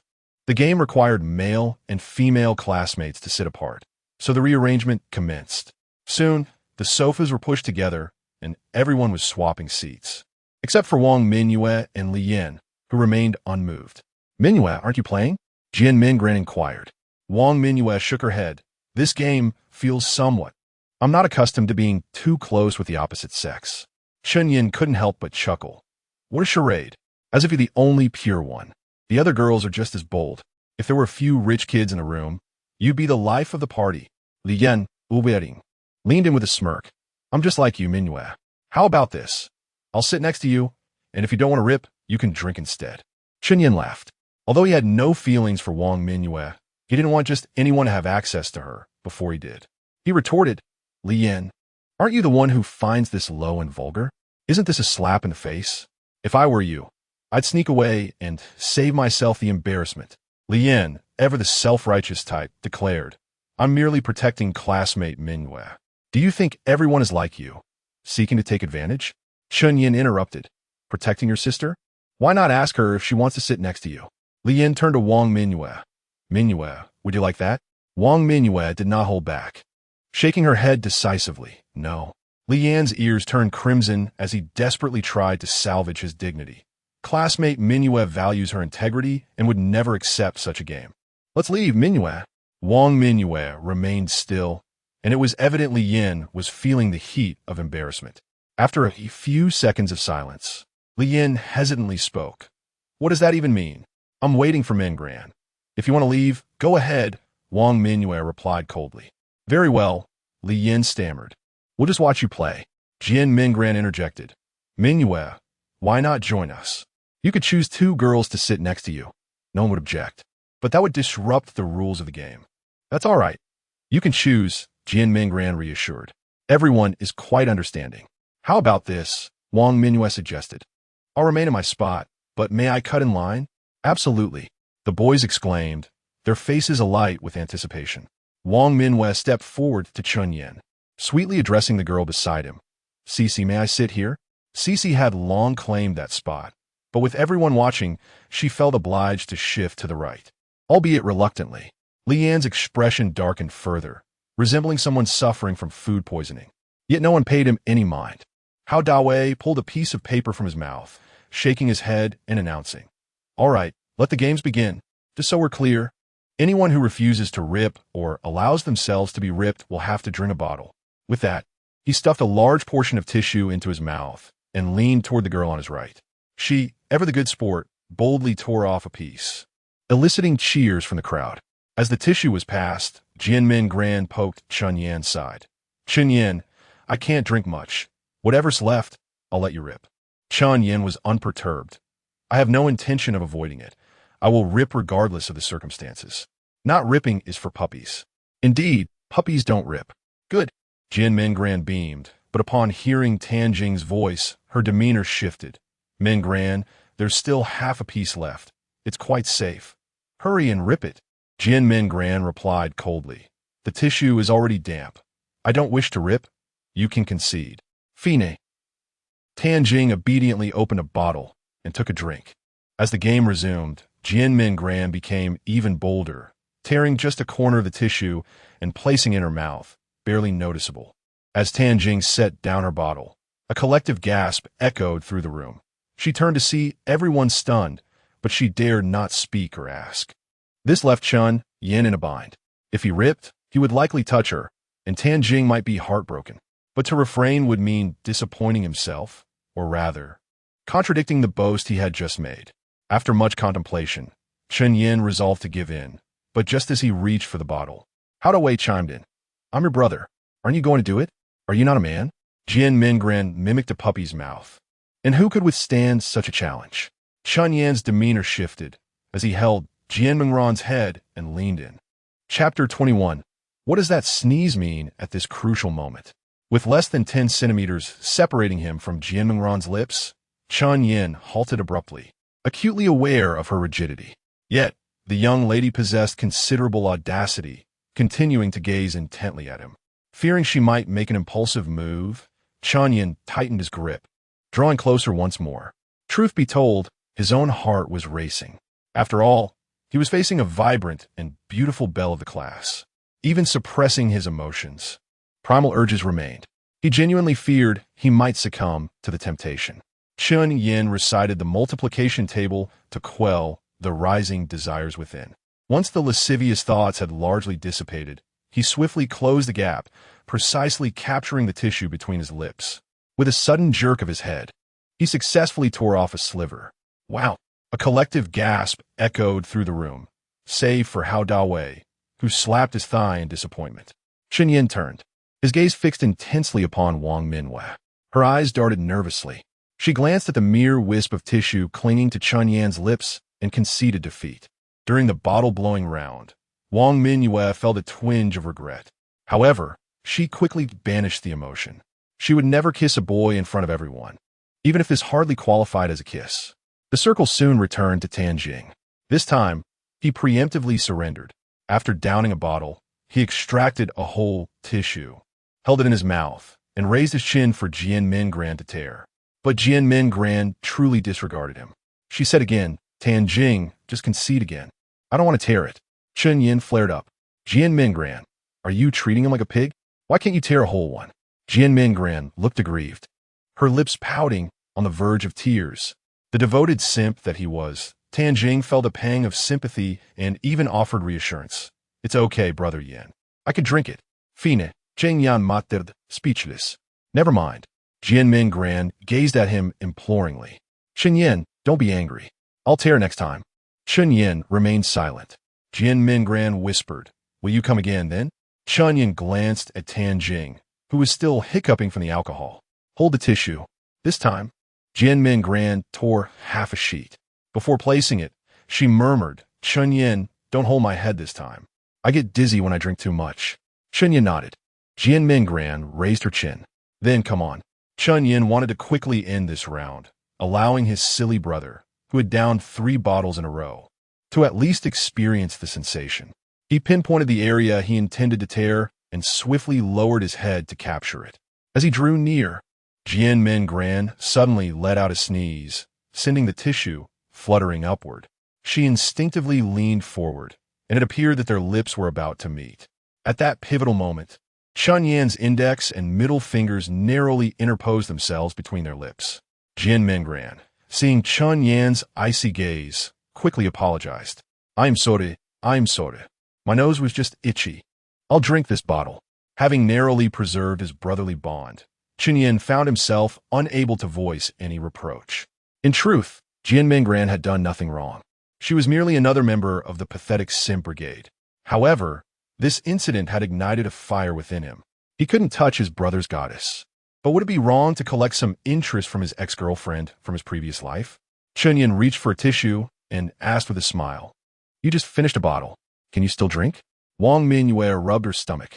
I'm so bloated. Chen Yan, can you just hold a whole one for me to tear? No. Chen Yan tore at the tissue bit by bit, quickly shredding most of it. You're the one who insisted on sitting next to me. You didn't tear it last time, and now you're saying things like this. What? Are you being both disdainful of me? No. It's just. No just. Come on. Chen Yan held the remaining quarter of the tissue in his mouth and nodded. Wang Mingyue assessed the situation, deciding that the area was manageable for an elegant tear. Besides, her stomach was uncomfortably full. After weighing her options, she leaned in. Wang Mingyue remained cautious, maintaining a safe distance. Just as she was about to successfully reach the tissue, Chen Yan's lips curved into a smile. He gently flicked his tongue, drawing a piece of the tissue into his oral cavity. Wang Mingyue paused. She looked up, meeting Chen Yan's playful gaze. Having come this far, Wang Mingyue felt it would be a loss to give up. She leaned in a little closer. Chen Yan repeated his maneuver, and the tissue Wang Mingyue was about to grasp vanished into Chen Yan's mouth once more. You! Wang Mingyue frowned at him. Chen Yan wore an expression of nonchalant defiance, as if to say, Tear it if you dare. Otherwise, drink up. Then I'll drink. Halfway through her sentence, Wang Mingyue abruptly leaned in, attempting to snatch the tissue by surprise. Chen Yan reacted even faster, swallowing the entire tissue in one gulp. The situation had unfolded too quickly for anyone to clearly see what had happened. All that was heard was a cry of surprise as Wang Mingyue stumbled into Chen Yan's arms. His ex may have been a bit of a tease, but her figure was undeniably alluring. Chen Yan was reluctant to let go, especially in a setting like a KTV with the added influence of alcohol. Wang Mingyue struggled to sit up, hastily smoothing her hair. Regaining her composure, she grabbed a bottle and began to drink. She wanted to quickly finish drinking and resume the game, diverting the attention of her classmates. Perhaps she had reached her limit halfway through. She paused, murmuring incoherently. Chen Yan, still not entirely heartless, took the bottle and helped her finish it. The game continued, and soon it was Tan Jing's turn again. Chen Yan thought to himself, Brother, I'm finally helping you out. You must seize the opportunity. Jin Mingran had already turned her head, ready to tear the tissue. But his next words nearly sent Chen Yan in a cardiac arrest. Mingran, I think I'll just concede. You're not even smiling. Chen Yan was livid, nearly spitting blood. He stood up abruptly. That's enough. I'm going to settle the bill. Fearing he might not have enough, he borrowed 2,000 from Hao Dawei. Hao Dawei, ever generous, counted out the money without hesitation. Excluding his stored Carlsberg beer, they had consumed 5 cases, totaling over 2,900 yuan. After the discount, the bill came to 2,688 yuan. Chen Yan examined the bill. Each Carlsberg cost 22 yuan, with 24 bottles per case. The KTV sold a case for 520 yuan. He added 500 yuan to it, bringing the total consumption for the second round to 188 yuan. Returning to the private room, he collected 100 yuan from each person and returned 900 yuan to Hao Dawei. As he counted the money, he was stunned to realize that the numbers in his mind also decreased by 900. Chen Yan knew that his attempt to exploit the loophole had failed. Borrowing money for consumption didn't count towards the spending quota. Upon leaving, Chen Yan headed straight towards Xingyuan driving school. Considering the time, there were still 2 months before university started. Earning 90,000 yuan in these few dozen days solely through selling toys was impossible. He decided to obtain his driver's license while considering other options. He hadn't walked far when Tan Jing caught up with him. Chapter 22 University plans, Yinge, wait for me. Chen Yan exclaimed, tapping his foot. Why did you abandon Jian Minggran to find me? Are you feeling down? Tan Jing shook his head. No, Jian Fei. Minggran and Wang Mingyue are going shopping, and they want to let me tag along. Chen Yan placed a hand on his forehead. I say, Fatty, why don't we exchange our affections? Do you truly believe you are suited for Jian Minggran? Tan Jing forced a smile. I know, Yingge, but we're all in Mo City for university. I still want to give it a try. All right then. Chen Yan draped an arm around his shoulder. Let us make an effort to ensure you win over your goddess in college. Yan Yi, I know you're always supporting me, but it seems Minggran has feelings for you. That's a misconception. She and I are worlds apart. Don't dwell on it, Fatty. Trust me, you two will surely end up together. I believe you, Yingge. You should also make an effort and solidify your relationship with Wang Mingyue. Why should I confirm a relationship with her? Don't you like her? I feel that Wang Mingyue's attitude towards you has improved greatly. Yingge, there's a chance. Chen Yan lit a cigarette. Ah. Fatty, people change. All right then, Tan Jing said, quickly changing the subject. What shall we do now? Surf the internet? Learn to drive? Getting a driver's license? Yes. I'll join you. At the Xingyuan driving school office, Chen Yan inquired briefly before paying the full tuition of 800 yuan, leaving him with just a handful of change. In his previous life, he had learned to drive at Tianqing Driving School, where the instructors favored the young female students, reserving all available exam slots for them. No matter how well he practiced, he had no opportunity, finally obtaining his license only during the summer of his freshman year. Later, he discovered that Xingyuan was the best driving school in Jiangsheng, devoid of any unsavory practices, with the highest pass rate. Believing in Chen Yan's choice, Tan Jing also paid the fee. Chen Yan casually asked where he acquired so much money, to which the chubby boy replied that it was a scholarship from his grandparents, which he initially intended to use to buy a gift for Minggran. After leaving the driving school, Tan Jing suggested, Yingge, it's not even 5 p.m. yet. Shall we play a couple of rounds of League? Chen Yan waved his hand. I've quit. You should too. Tan Jing insisted on playing just one last time before quitting, but Chen Yan declined and took a taxi home. After a quick shower, Chen Yan lay on his bed, his mind drifting. At this stage, small ventures want to yield significant earnings. The best opportunities lie in university.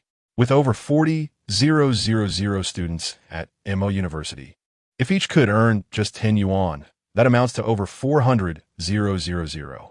Sharpening one's tools is essential before embarking on a task. Thus, he resolved to meticulously plan his university ventures, which were far more significant than earning a mere 1,000 or 800 a day. What could he do to capture the market right from the start? Once the market was open, how could he ensure a steady income of 10 yuan per person every month or even every week? The cafeteria could potentially yield 10 yuan daily, but such a business wouldn't be within his reach. Package collection services also seemed promising. If memory serves, during his previous university days, collecting a package cost around a yuan. In 2 years, online shopping would reach its zenith, and the volume of packages would skyrocket, making it easy to handle thousands of items daily. However, this would require connections, school approval, qualifications, and logistics partnerships, none of which he could manage at present. He must not be ensnared by the disparity of information. What advantages did he possess? Eureka! Chen Yan sat upright in bed. A convenience shop combined with errand running could work. Their family ran a supermarket, so food sourcing would be no issue. They could even offer credit. Coupled with the established takeaway model, it would undoubtedly dominate the campus. This endeavor seemingly required no qualifications. During his previous university years, someone in the adjacent dorms sold snacks without any oversight after graduation. This venture could succeed. As long as he accumulated enough initial capital, he could replicate the successful model of viral shops, opening a bubble tea shop, a snack bar, or a hot pot restaurant, effectively ruling over the entire university town. In time, he would drive a Ferrari to class, frequent the liveliest nightclubs, and attract the most alluring companions. Cough. Drifting off topic, first, he needed to finalize the details, such as minimum order amounts, where to find delivery personnel, and the fee per errand. He also needed to determine which products to sell, take promotional photos, and plan marketing strategies. Most importantly, the clientele. Online ordering is the most convenient. He must devise a way to draw people into a group. The limit for QQ supergroups seems to be 1,000 members. His initial goal would be to gather 10 groups in a week. Lost in thought, Chen Yan eventually fell asleep, having dreamt an exceedingly long dream. The following day, Chen Yan awoke before 7 a.m. After freshening up, he went downstairs to the supermarket. He pulled out a cigarette and offered it to his father. "Dad, is our supermarket profitable?" His father, reclining with his legs crossed, looked up. "It's decent. This shop can support your university expenses, so don't worry about it. Actually, I've been contemplating a project and seek your genuine advice. Not selling toys anymore. Planning to compete with your father?" "Not all. Hurry up." His father casually grabbed a bag of spicy strips. These and chips can yield a gross profit of 35 to 45%. So high. That's impressive. It's even higher. His father pointed to the freezer. Sodas and sweet teas are half that. What about farmer's tea and similar products? 60%. Chen Yan glanced around, ensuring no one was listening, and quietly asked, "Dad, we're running a legitimate business, right?" "What do you mean by not legitimate?"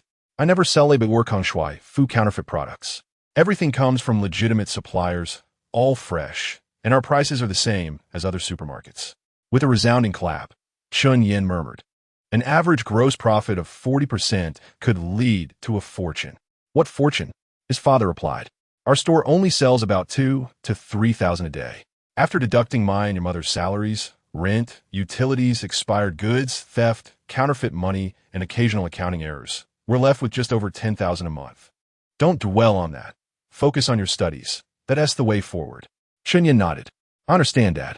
Could you ask our suppliers if they operate in Mo City?" "They only supply Jiangshang supermarkets, but Laozong has been in wholesale for over 10 years. He should have acquaintances in Mo City." "Why? Are you genuinely considering running a supermarket?" "I'm planning to set up an online retail business in the university dorms. It's difficult to explain, but Dad, if I can manage toys, I can handle this too. Can you arrange a meeting with Laozong for tonight?" "All right, I'll ask."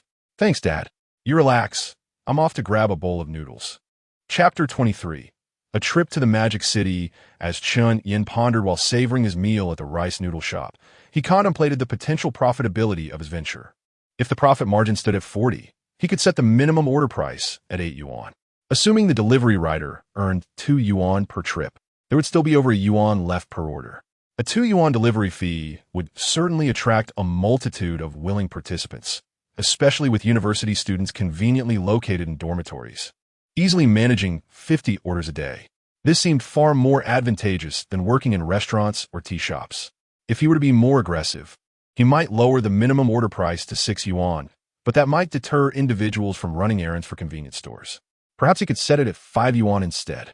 The priority would be to cultivate consumer habits, much like the large corporations that initially offered subsidies during their promotional campaigns. He thought to himself that he wouldn't incur losses. He could gradually raise the prices later. Lost in thought, he quickly finished his bowl of noodles, settled the bill, and headed towards the vehicle management office. In 2012, the traffic management 12123 app had yet to be launched, necessitating in-person visits. Chen Yan recalled that one had to complete 5 days of attendance to take the first theoretical test, which was rather time-consuming. Approaching the building where Tan Jing resided, he planned to send her a message. Upon opening QQ, he noticed a message from Jianmin Grand timestamp just past 6 p.m. the previous day. "Chen Yan, I've also signed up for Xingyuan driving school. I'll wait for you at your family's supermarket tomorrow morning. Shall we go together?" "Chen Yan replied, "No, I've already left. You can go by yourself." Jianmin Grand replied instantly, "All right then, see you at the vehicle management office." Upon arriving at the classroom for the driving school, he found Jianmin Grand and Wang Mingyue already present. Chen Yan ignored their greetings, seeking a secluded corner by the window, completely engrossed in contemplating the intricacies of the online supermarket while disregarding the class entirely, an emblem of confidence from an experienced driver. The days swiftly passed. Notably, for young individuals, 3 males and 1 female had made brief appearances but vanished thereafter. Chen Yan understood they had connections, sparing themselves the 5-day wait. He had no intention of wasting time and planned to do the same. Before he reached home, his father called, stating he had reserved a table at Xiang Yuan and requested him to arrive by 6:30 p.m. conveniently nearby. Chen Yan purchased a pack of cigarettes and proceeded directly. At around 6:20 p.m., his father arrived with a bald man, whom Chen Yan recognized as Old Zeng. After the customary exchange of cigarettes and tea, Old Zeng nodded in satisfaction. After consuming nearly half a gin of liquor, Old Zeng broached the topic of business. Young Chen, your father mentioned you're venturing into an online supermarket. I may not understand these matters, but having known your father for over a decade, I'm willing to support your endeavor. Grateful, Chen Yan replied. Thank you, Uncle Zeng. However, I intend to operate in the Magic City. Do you have resources there? Old Zeng reassured him. I have connections nationwide. I can inquire on your behalf. He promptly made a call, and, after hanging up, he patted Chen Yan's shoulder. All set, young Chen. I'll give you a contact number. You can reach out to him. The prices will be the same as those I negotiated for your father. You can even exchange half of the near-expiry stock. Chen Yan expressed his gratitude again. In just over an hour, Chen Yan had impressively outmaneuvered the two middle-aged men, having consumed enough liquor himself to feel slightly tipsy. He returned home and collapsed onto his bed. The following day, when discussing the driving test, Chen Yan's mother generously provided him with 3,000 yuan. Although he hesitated, he realized that in this day and age, everything required funds. On his way to the vehicle management office, he dialed the number Old Zeng had provided the night before. Hello, who is this? Came a drowsy voice from the other end. Hello, Mr. Pan. I'm Chen Yan, referred by Boss Zeng. I would like to inquire about sourcing some goods. No problem. Please meet me at 10:30 a.m. at Building 3, Area A of Baoshan Logistics Park for a face-to-face discussion. Mr. Pan, I'm currently in Jiangxing. Could we perhaps discuss this over the phone first? That's acceptable. Go ahead. I would like to inquire how the payment terms would work if we were to collaborate. I don't offer credit terms. It's cash on delivery for everyone. Chen Yan hesitated, momentarily stammering. I've been collaborating with Boss Zeng for over a decade. You could trust my credibility. I can offer you the lowest prices, but I cannot extend credit. Please consider it. All right, after ending the call, Chen Yan fell into deep contemplation.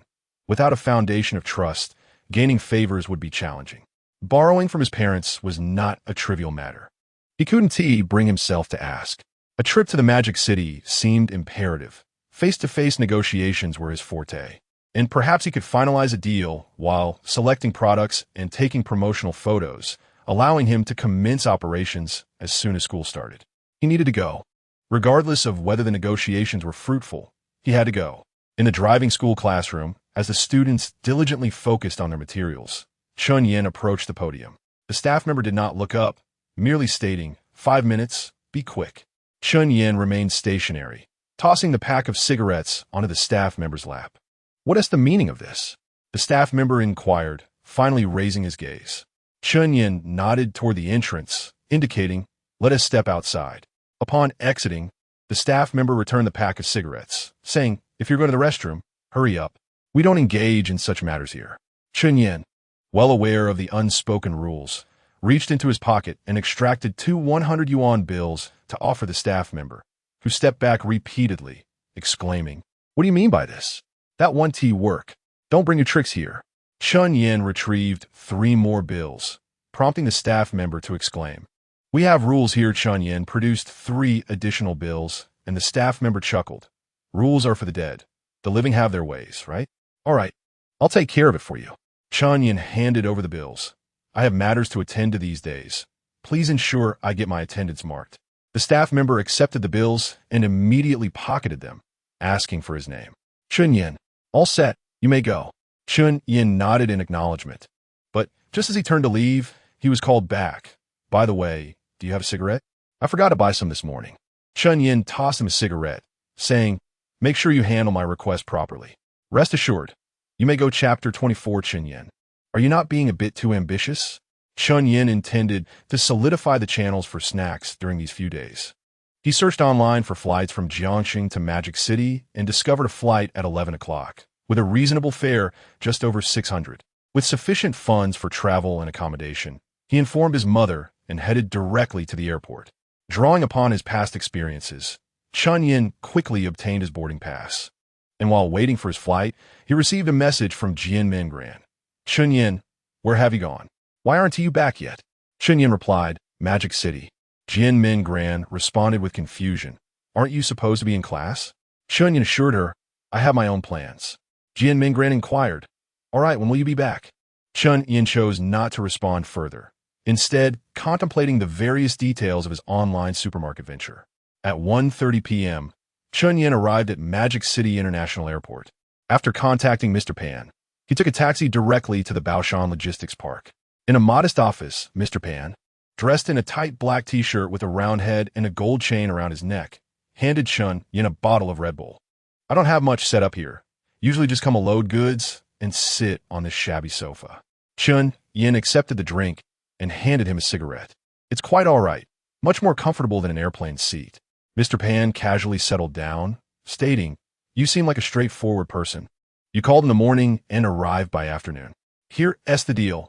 As long as your first batch of goods amounts to 100,000, I'll give you a 3% discount, and I'll cover the logistics. Chen Yan calmly took a puff of his cigarette. A 100,000 order will only last me 2 days.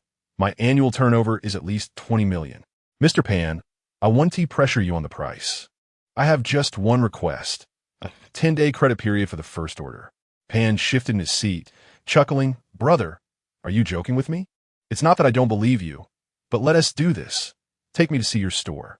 If it's over 1,000 square meters, I'll supply you with 200,000 worth of goods. Chen Yan replied, I'm not in traditional retail. I sell on campus. Which university? Magic University. Panlaft, Olrait. I know all the owners of the 6 supermarkets at Magic University. You're a nobody here. Go try your luck elsewhere. Chen Yan remained unfazed. I never claimed to be a supermarket owner, Mr. Pan. I'm a freshman at Magic University, the top scorer from Jiangsheng in the college entrance examination. I plan to launch an online supermarket on campus after classes begin, revolutionizing the current sales model. Top scorer? You? Chen Yan opened his phone to show him. Here's the official website of Jiangsheng No. 3 High School. You can verify it immediately. This is my ID card.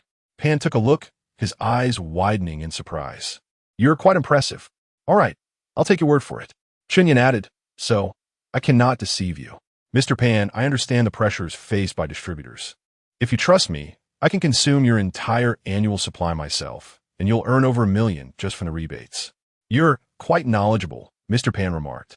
Chen Yan continued, for my first order, I'll only take a few tens of thousands. Mr. Pan, consider a trial. If I don't return your payment within 10 days, you can simply retrieve your goods from school. And how will the subsequent payments work? I'll pay the first order with the second with the third. You'll always only have one batch to worry about. Wait a moment. Mr. Pan fiddled with his phone for a while, occasionally glancing at Chen Yan. You really are the top scorer. Fine, I'll take this gamble. Let us go to the warehouse and pick out the goods. When the time comes, I'll deliver them to your school. After more than 2 hours of meticulous selection, Chen Yan chose dozens of well-known snack brands, recognized for their quality and relatively transparent pricing. Mr. Pan, can I have one of each of these convenient snacks? I need to open them up for photos to display online. Go ahead, I'll get you some bags. With a bag slung over each shoulder, Chen Yan suggested, Mr. Pan, you might consider adding some high-end snacks like pistachios and macadamia nuts. They have a high profit margin. I've carried those before. They don't sell well. They sell well at school. That's nonsense. College students barely have any spending money. Don't worry. Love can drive up consumption. Indeed. How'd I not think of that? Mr. Pan personally drove Chen Yan back to the hotel in a champagne-colored BMW 520, which was his favorite car from his previous life. To say favorite wouldn't be entirely accurate. Chen Yan's dream car was a Ferrari 458 series, but he could only hope to afford a 5 series. However, in this life, he intended to acquire them all.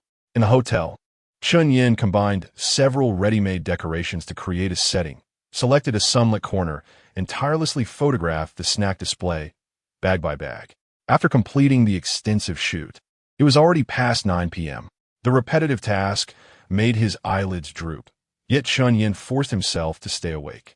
Opening a photo editing app while munching on the snacks, meticulously refining the images. Before he knew it, he had dozed off beside the bed. The next day, he awoke past 9 a.m. After a quick wash, He visited several food wholesale markets in the central districts of Magic City.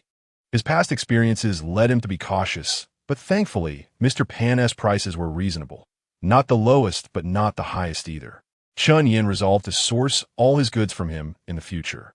His return flight was set for 2:30 a.m. He deliberately chose this timing to take advantage of the half-price ticket. By the time he arrived home, dawn was breaking, and he took a refreshing shower before sinking into deep sleep. For the next 2 days, he focused on refining the details of his online supermarket until the day of his first driving test arrived. Chen Yan was the first to exit the examination room, having finished in under 10 minutes, thanks to the confidence of an experienced driver. After stepping outside, he smoked 3 cigarettes while waiting for Tianjing, Jin Mingran, and Wang Mingyue to emerge. "Brother Yin, what score did you get?" Tianjing asked cheerfully, clearly having passed. 90, Chen Yan replied nonchalantly. "I got the same score, 90. That was a close one," Jin Mingran exclaimed with relief. "I scored 98, Wang Mingyue said with a slight smirk, feeling a bit superior. Chen Yan tossed away his cigarette, "But I only answered the first 90 questions." Wang Mingyue's smile faded, and Jin Mingran stuck out her tongue. "At least we all passed. We can practice for the second test together. How wonderful. Let us head to the practice area." The driving practice location was situated on the outskirts of Jiangcheng, boasting a large area with numerous students present. The conditions were reminiscent of his previous life at Tianjing Driving School, where he recalled the instructor's anxiety as they barely managed to practice a few times throughout the day. Upon entering the area, dozens of students turned to look at them. It was unavoidable. With 2 stunning beauties and 1 handsome guy, it was difficult not to attract attention. However, the roar of engines from behind drew everyone's gaze. Chen Yan turned to see 2 sports cars approaching, a blue Ford Mustang and a red Audi TT. As the doors swung open, 4 young individuals stepped out. Chen Yan recognized them as the ones he had briefly encountered during class. "Brother Yin, aren't those students from our batch? How come they're driving cars? Must be wealthy families, driving without a license. How impressive. Those 2 cars must be worth millions." Chen Yan shook his head. "Over 300,000, but in 2 years you won't even want to look at them. Yet, one must admit that in this small place of Jiangcheng in 2012, a Mustang or TT could indeed project an image worth $1 million, especially since no one recognized them." The admiration gleaming in the eyes of several female students confirmed that such vehicles could indeed attract attention. "Chen Yan," Wang Mingyue remarked, clearly displeased. "Are you not being a bit too ambitious? Are you looking down on cars worth hundreds of thousands just because you got into Magic University?" Chen Yan nodded. "Indeed. Let us not discuss that. I don't even regard Porsche or Maserati. You are overly restless. This is a manifestation of arrogance, which is quite unbecoming. I feel absolutely fantastic." Amidst the debate between the 2, the 4 young heirs approached us directly, with the leader, a young man sporting a crew cut, purposefully making his way towards Wang Mingyue. "Hello, beautiful. May I inquire if this is the training ground for Subject 2 at Xingyuan Driving School?" Chapter 25. Everyone take a seat. Basic operations. Wang Mingyue straightened her waist, delicately brushed aside the 2 strands of hair that fell by her ear, and spoke with a hint of shyness. "Yes, this is the place." "Oh, thank you." The girl with the airplane hairstyle revealed a bright smile, showcasing her pearly white teeth. "Are you also new students?" "Yes," Wang Mingyue nodded. "We just arrived." "That's wonderful. For the second subject, we have 8 people per instructor car, and our numbers are just right. Should we form a team?" Wang Mingyue feigned casualness as she asked Jin Mingran, disregarding Chen Yan and Tianjing entirely. "Mingran, shall we team up?" Jin Mingran hesitated for a couple of seconds, but ultimately nodded in agreement. "Then we shall be seniors and juniors together. Let us create a group chat so we can coordinate our practice sessions." Chen Yan was well aware of the underlying intentions of the girl with the airplane hairstyle. The pretext of practicing together was merely a guise. The true aim was to privately add Wang Mingyue and Jin Mingran on QQ for outings. However, he remained emotionally unfazed. Even if he did not encounter these individuals now, he would inevitably meet other privileged youths at university. Wang Mingyue's innate vanity was all too clear to him. Chen Yan did not refuse to join the group. After all, they needed to team up, and it was far preferable to be with young people than with older adults. Perhaps these individuals had connections that could facilitate early examinations. Upon joining the group chat, Chen Yan received a friend request almost immediately. Opening it revealed a girl with a non-mainstream appearance. Since he already had Wang Mingyue and Jian Mingran's QQ, the friend request must have come from the girl driving the Audi TT within their group.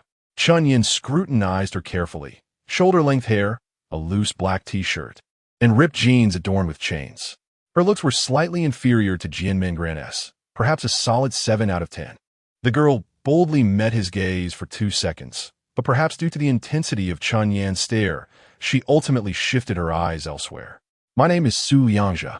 The girl with the airplane hairstyle began introducing everyone. "This is Ji Zimo, this is Di Sheng, and she is Dai Jinjin. We're classmates. We are as well." Wang Mingyue echoed the introductions. "Which school do you attend?"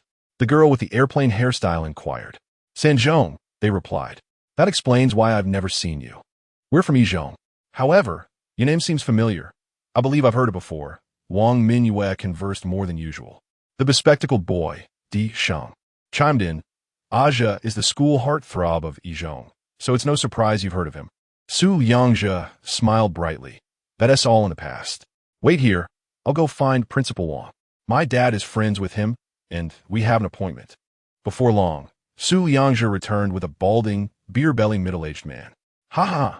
Young Master Su has brought so many friends. 8 is just the right number for a group. I'll arrange a top-notch instructor for you." Soon, a stern-faced man with a square jaw led them to a corner of the venue where several dilapidated Jettas awaited. "First, familiarize yourselves with the car. Get in, practice steering, pressing the clutch and brakes, and shifting gears. Once you're comfortable, we'll start with the basics." The 4 from Yizhong remained motionless, while Chen Yan squatted to the side, smoking. Only Tan Jing, Jian Mingran, and Wang Mingyue diligently engaged in the task. 2 hours later, Chen Yan had scribbled hundreds of words about online supermarket precautions in his notes, while the trio was just finishing familiarizing themselves with the car. The instructor drove over in a battle-worn Jetta and began teaching them about starting, turning, and reversing. The 4 from Yizhong and Chen Yan still hadn't gotten into a car, while Tanjing's group had ample practice time, mastering the basics within just over an hour.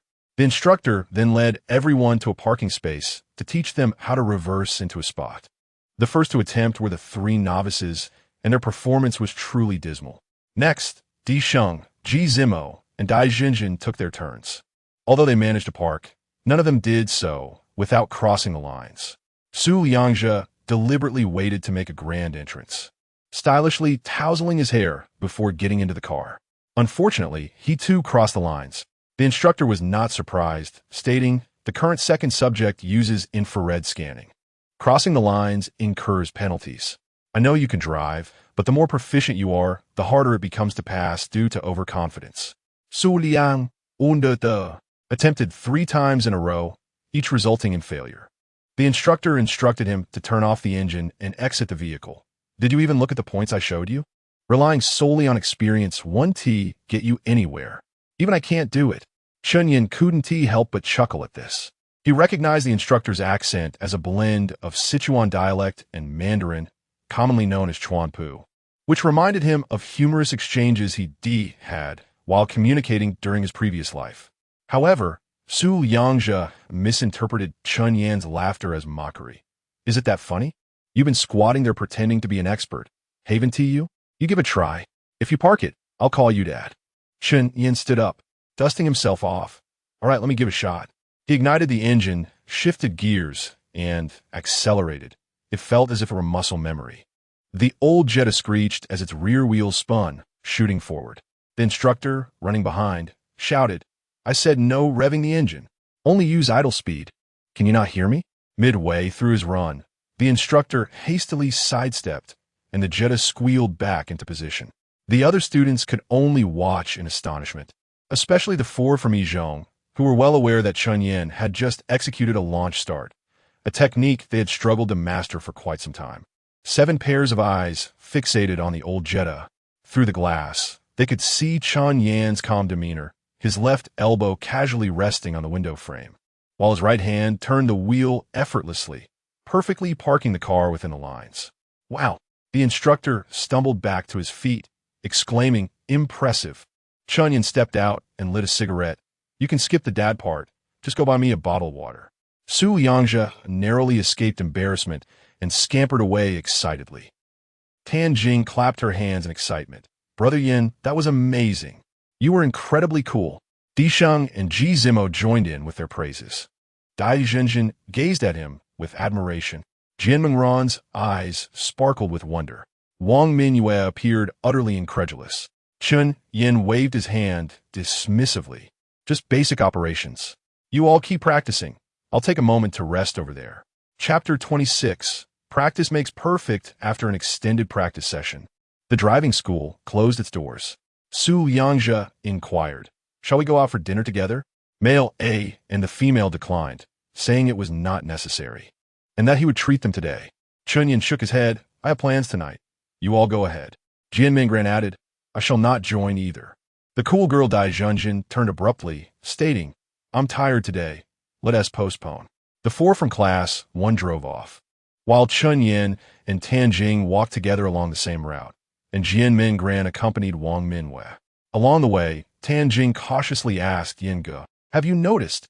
Wang Mingyue seems a bit different today." Chen Yan replied, "Are you referring to her flirtations with that guy with the pompadour?"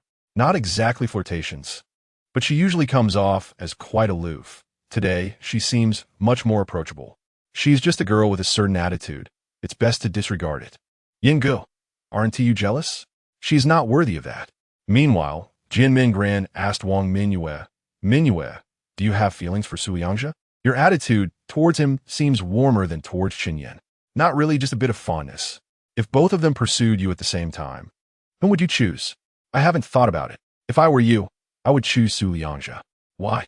Isn't it obvious?" Su Yangzhe graduated high school and drives a sports car.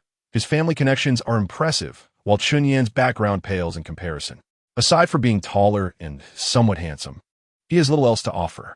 Actually, Chen Yan has potential. He just seems a bit arrogant. Potential is of little use. Did you not see the last episode of If You Were the One? Mano said she would rather cry in a BMW than laugh on a bicycle. If you want to choose Chen Yan, you might as well ride a bicycle for a decade first. It's too early to discuss this. Let us talk about it in college. Jian Mingran encouraged, "It's not too early, Mingyue. Perhaps once your driving lessons are over, you will never see him again. Should I help you tell him? I can see that Su Yangzhe is quite fond of you. You would surely agree." Wang Mingyue hesitated for a moment. "Forget it." "Wait, Mingran, you don't like him, do you? Should I help you instead?" "Not at all. You say that, but your expression gives you away." "I truly do not." In the car, Su Yangzhe imitated Chen Yan, one hand resting on the doorframe, the other on the steering wheel. He asked his passenger, Di Sheng, "How do you find the 2 girls I've recruited? Quite exciting, aren't they?" "Indeed, I didn't expect such beauties from class 3. They're comparable to Zhuang Zhaozhao. Zhuang Zhaozhao is nowhere near. She only knows how to sulk. Apart from her looks, she has nothing else." Wang Mingyue, on the other hand, is a sweet girl. But have you seen Zhuang Zhaozhao's social media? She posted a picture with Luo Yanhui. Luo Yanhui is back in Jiangcheng. And what of it? During middle school, she looked at us as if we were ants. Spending 3 years as an exchange student in Zurich will only make her look down on us even more. That may not be the case. Perhaps she has changed? How about we invite Zhuang Zhaozhao out and have her bring Luo Yanhui along? Not possible. I only have 2,000 yuan left. Isn't it embarrassing to meet up with such little cash? I still have over 1,000, and Ji Zimo has some too. We can pool our resources. Forget it. If we invite Luo Yanhui, we must at least go to Muse, right? My dad promised a bonus if I passed the second test. I have a bonus too. I'll treat myself to a bottle of Ace of Spades then. On a different note, how long do you think it will take me to win over Wang Mingyue? Aren't you jumping the gun? What about me? Isn't Jian Mingran comparable? We could each have one. What is the fuss? Fine, but I think there is no rush. Let us wait until after the second test. Who knows what opportunities may arise with Luo Yanhui. Su Yangzhe ran his fingers through his hair. Right, if I can get close to her, I would have it all. Wealth, fame, and beauty. My life would be complete. Inside the TT car, Ji Zimo remarked with a flourish, "Jinjin, you seem a bit different today." "Oh, in what way? It seems like you're in love? Nonsense. I'm not. I can see it. You have a crush on that guy Chen Yan, don't you?" No, we're all sisters here. There's no need to be shy. I won't tell anyone. He, G. Zimo, you like him too, don't you? Oh, yes, a boy. Why are you always asking such things? After 2 more days of practicing reverse parking, the coach could no longer contain his frustration and exclaimed, "You all are hopeless. The exam is next week, and as of now, not one of you can park without crossing the lines." The second test has 5 components. Side parking and the S-curve are no easy tasks. You've barely even started practicing, and there are only 6 days left. What do you expect to achieve at this rate? If you all fail, I won't see a single penny of my commission. All right, coach. Su Yangzhe waved his hand. We'll buy more lessons. You needn't worry. The coach, fighting a smile, replied, well then, let us practice reverse parking tonight, and we can familiarize ourselves with the S-curve on the upper lot. As they proceeded, they encountered another Group S coach conducting a lesson. Remember the points, steer slowly. Don't rush, keep your eyes on the car. I'll demonstrate. After waiting for over 10 minutes, the previous group failed miserably. Su Liang, Scop. What is there to watch? I could do this with my eyes closed. The coach, perhaps feeling his authority challenged, responded sharply. Think you're hot stuff, huh? Come on, let us see you do it with your eyes closed. Su Yangzhe hopped into the car and sped through the S-curve. Upon exiting, applause and cheers erupted. Su Yangzhe basked in the attention, surveying the crowd proudly. However, when his gaze landed on Chen Yan, who was squatting nearby smoking, his smile faltered. Chen Yan, you may have the edge in reverse parking, but can you surpass me in the S-curve? Chen Yan exhaled a thin plume of smoke. To be frank, you're merely at a silver level. The surrounding crowd erupted in laughter. Silver? He is better than many seasoned drivers. Just showing off. Their group has more girls, so they're just saving face. Just watch. He is about to be proven wrong.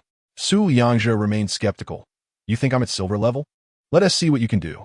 Chen Yan got into the car, shifted into first gear, pressed the clutch with his left foot, and floored the accelerator with his right. As the RPM climbed over 5,000, he swiftly released the clutch, launching the car forward. As he approached the curve, Chen Yan gently turned the wheel and yanked the handbrake. The old Jetta spun gracefully into the turn. The onlookers fell silent, and once the car completed the arc, they erupted in astonished cries. Did he just drift through the S-curve? No way. And he didn't cross the lines. I saw it clearly. Unbelievable. If I went out bragging about this, no one would believe me. When Chen Yan exited the car, he still held a lit cigarette in his left hand, and Su Yangzhe, with a hint of envy, remarked, "You're just a notch above me." Chen Yan coolly replied, "Practice makes perfect." At that moment, the previously confrontational coach shouted, "Not standard. Completely not standard." Dai Zhenjin coldly retorted, "What is not standard? It was so impressive it should be a violation." Chapter 27. Su Yangzhe Zhao Zhao. Could you possibly invite Luo Yinji to join us? After navigating the S-curve, Chen Yan had become invisible to the instructors, who no longer called upon him, leaving him to languish in the shade, lost in thought. On this day, after the driving practice concluded, all 7 members of Chen Yan's group had purchased additional lesson hours, with only 5 days remaining until the exam. Even Su Yangzhe's 4 competent drivers lacked confidence. Chen Yan intended to take a taxi home alone when several instructors called out to him. "Wait a moment, student." He paused and turned back. "Could you teach us that drifting technique you use to navigate the curve?" Chen Yan chuckled. "Of course, but it comes at a price." "What are your rates?" "The same as them, 150 per hour." The instructors huddled together in consultation, and Chen Yan enticed, learning this is a great bargain. You'll use it every day. Just imagine how impressive it would be to teach female students. Who knows, you might even reap unexpected rewards. All right, we're in. A remarkable scene unfolded. Fellow driving school students were paying for extra practice, while others were charging instructors for lessons. Soon, the day of the exam arrived. Dressed sharply in Adidas attire, purchased with the tuition he earned, Chen Yan sported a black cap that complemented his tall, lean frame and wolfish good looks, exuding a palpable charm. The bus transported around 40 to 50 students to the testing site, and by the time it was Chen Yan's group's turn, it was already past 4 in the afternoon. He vividly recalled his first attempt at the second test, where he trembled with nerves. Perhaps that memory was so indelibly etched in his mind that his heart raced again upon hearing his name called. After executing all 5 tasks flawlessly, he exited the testing area to find his classmates animatedly discussing their success, evidently all having passed. "How did you do?" the instructor called out, waving his hand. "I needn't ask you." As his classmates gathered around, Su Yangzhe inquired, "Chen Yan, you must have passed, right? Today calls for celebration. We must drink to our victory. You wouldn't tea refuse, would you?" It wasn't that Chen Yan was unsociable. Rather, he found little joy in celebrating with those who seemed more interested in showing off their privilege. He preferred to contemplate his future developments and shook his head. "You all go ahead. I have other matters to attend to. Don't be rude. If you don't go, Meng Ran won't tea go either. And if Meng Ran doesn't tea go, Min you won't tea either." Su Yangzhe's tone was serious. "It's summer vacation. What else could you possibly have to do? You're still working tonight, right?" Chen Yan nodded. "Yes, I found night shift." "Really? Come on, brother. Does it have to be this hard? Your life seems terribly dull." Chen Yan, uninterested in further discussion, turned to leave, but Dai Zhenjin called after him. "Wait a moment. Are you really that short on money? How about I give you 500? After a brief pause, Chen Yan continued walking. "What about 1,000? Dai Zhenjin offered. Though the temptation was substantial, Chen Yan felt uneasy, akin to a duck being lured, and he did not stop. 2,000. Dai Zhenjin persisted. Chen Yan sighed inwardly, reasoning that earning money was not something to be ashamed of. He turned back. "Can I settle the payment first?" Dai Zhenjin produced a stack of bills from her wallet here. Chen Yan accepted the money, tucking it away, reflecting with a touch of melancholy. In a past life, he could have relied on his looks, yet he chose to depend on talent, leading to a tragic end of debt and demise. Fortunately, fate had granted him a second chance. In this life, he vowed to earn money comfortably rather than laboriously. These were lessons learned. "What shall we eat, Sister Zhenjin?" With the money in hand, Chen Yan displayed thoughtfulness, addressing Dai Zhenjin tenderly, causing her cheeks to flush. "Look at you. I could just as easily do the same. Didn't we agree on Yixiang Garden? Let us head straight there." After hailing a couple of taxis, Chen Yan engaged in lively discussions about the thrilling moments of the second exam. Meanwhile, Su Yangzhe's group of 3 men were busy messaging Zhuang Zhao. "How about it? Asia?" "Zhao Zhao turned me down," Di Sheng declared, locking his phone. "Same here." Zhao Zhao remains as aloof as ever. "I wonder which man could ever tame her." Ji Zimo scoffed, shaking his head. "Zhenjin," Su Yangzhe suggested, "you're closer to her. Could you call her?" Dai Zhenjin remained silent, her face cold. "Please, I'm begging you. Help me out." After a moment's hesitation, she pulled out her phone and sent a message. "Done. Thanks, Zhenjin." Su Yangzhe was visibly thrilled. "Shengzi, has your bonus come through? Transfer it to me. I'll swipe my card. 5,000 has been sent." "Gee, Zhenjin, could each of you lend me 2,000? I'll pay you back later." "Which card?" "Construction." Yixiang Garden was reputedly the pinnacle of private dining in Jiangxing. Chen Yan had dined there twice since entering the workforce, finding it exorbitantly priced, yet mediocre in taste. Su Yangzhe had reserved a spacious private room, and Chen Yan conservatively estimated the average cost per person would exceed 200 today. "Please sit anywhere," Su Yangzhe proclaimed, assuming the role of host. Chen Yan deliberately chose to sit beside Dai Zhenjin, with Jian Minggran next to him, followed by Tan Jing beside Jian Minggran, and Wang Minyuan next to Su Yangzhe. As the dishes began to arrive, a knock sounded at the private room door, prompting Su Yangzhe to dash over excitedly. "Oh, it's the stunning Zhao Zhao. Please." "Gumin." Chen Yan was taken aback. Entering was the alluring lady in black stockings, Luo Yinji's best friend. Zhuang Zhao seemed unaware of his presence. Glancing at Dai Zhenjin and greeting her, "Zhenjin, congratulations on passing the second exam.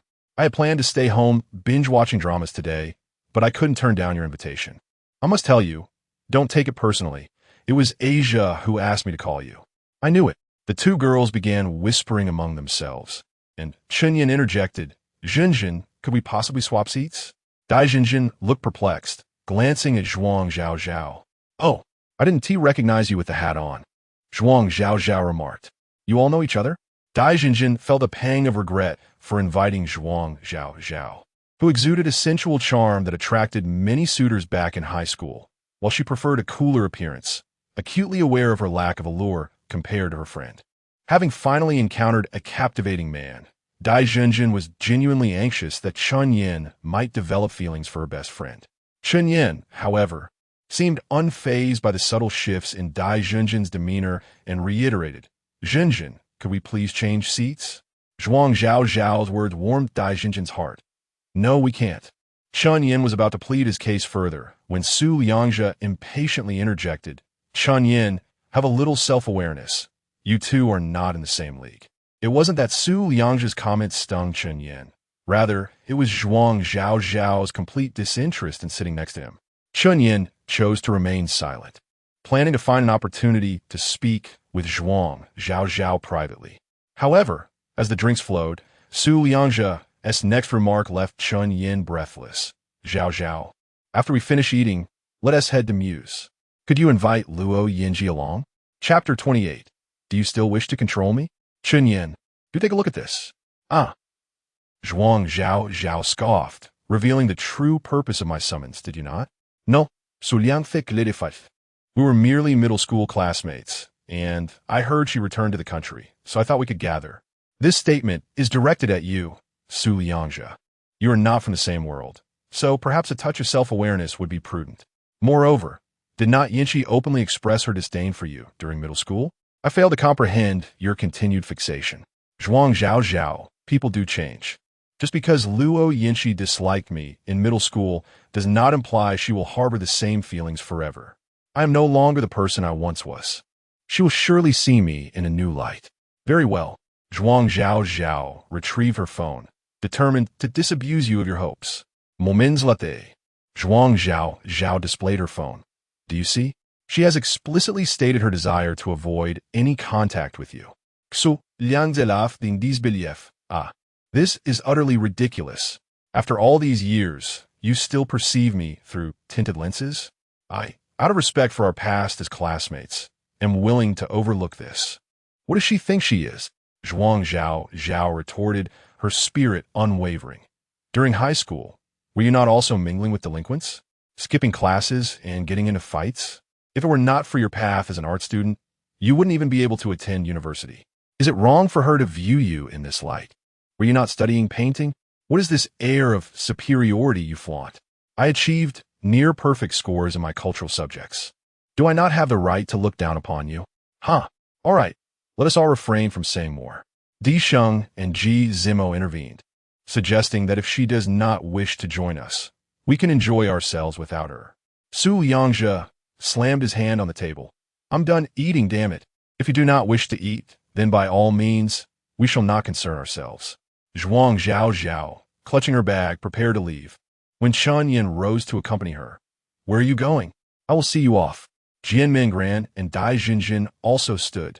Chen Yan, wait for me. Zhao, do not go. Soon, Tan Jing and Wang Minyue pushed back their chairs, and the lively dinner was on the verge of disbanding. Zhuang Zhao, perhaps not wishing to spoil the mood for everyone, shot Su Liangzhe a glare before resuming her seat. I came to congratulate Jinjin on passing her second driving test. I have no desire to stoop to your level. Su Liangzhe, Luo Yinchi's hopelessness, and Wang Minyue exchanged glances and decided to change the venue. I propose we move to Muse. I have reserved a booth. At Muse Bar, the seating arrangement remained largely unchanged, with Chen Yan to the left of Jian Mingran and Tan Jing, while Dai Junjun and Zhuang Zhao occupied the right. The space felt cramped, as Wang Minyue chose to sit across from them, maintaining a respectful distance from Su Liangzhe and his companions. After downing 2 glasses of whiskey, their faces flushed slightly, they reached a half-drunken state. Jian Mingran suggested a game of truth or dare, one-on-one, where the loser would select the next player. She immediately turned to Chen Yan. Chen Yan, let us forego guessing paper. How about a game of rock, paper, scissors? Sure, rock, paper, scissors. Jian Mingran chose rock and lost to Chen Yan's paper. Chen Yan inquired, truth or dare? Truth. Please, Chen Yan began with a straightforward question that left Jian Mingran flustered. What is your cup size? After a stammering moment, Jian Mingran replied with AC. Continue. She sought out Chen Yan once more. Rock, paper, scissors required no skill, and her luck had failed her again. So she opted for truth once more. Chen Yan grinned mischievously. Have you ever watched something you shouldn't have? Jian Mingran feigned ignorance. What do you mean? What are you talking about? Forget it. Chen Yan switched to another question.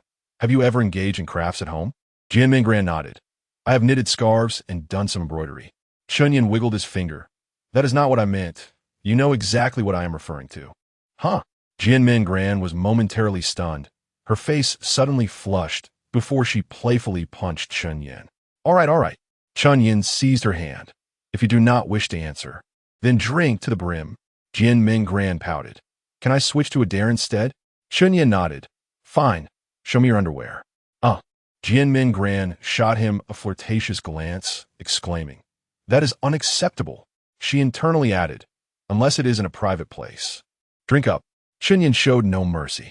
After several rounds, Jian Mingran finally triumphed. Regardless of whether Chen Yan was inclined to choose truth, she bluntly asked, Do you have someone you like? Yes.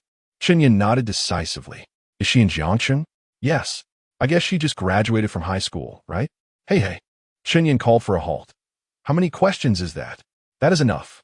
Chen Yan then played a few rounds with Dai Jinjin and Zhuang Zhaozhao, and they all laughed and played, reveling in the merriment. Across the seating, Su Liangzhe was deeply pained by the harmonious scene before him.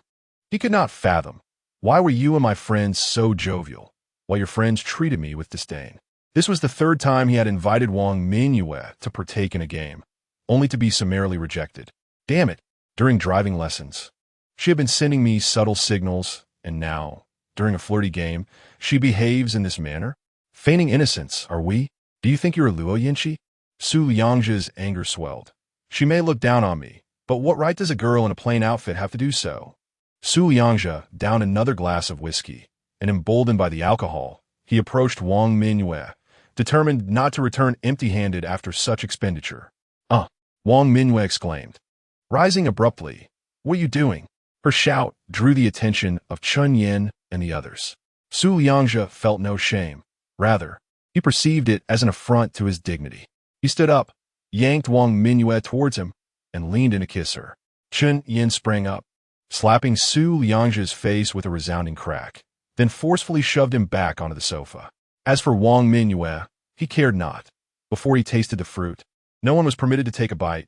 How disgusting. Chen Yan, do you presume to give me a face? Su Liangzhe scrambled up, facing Chen Yan defiantly.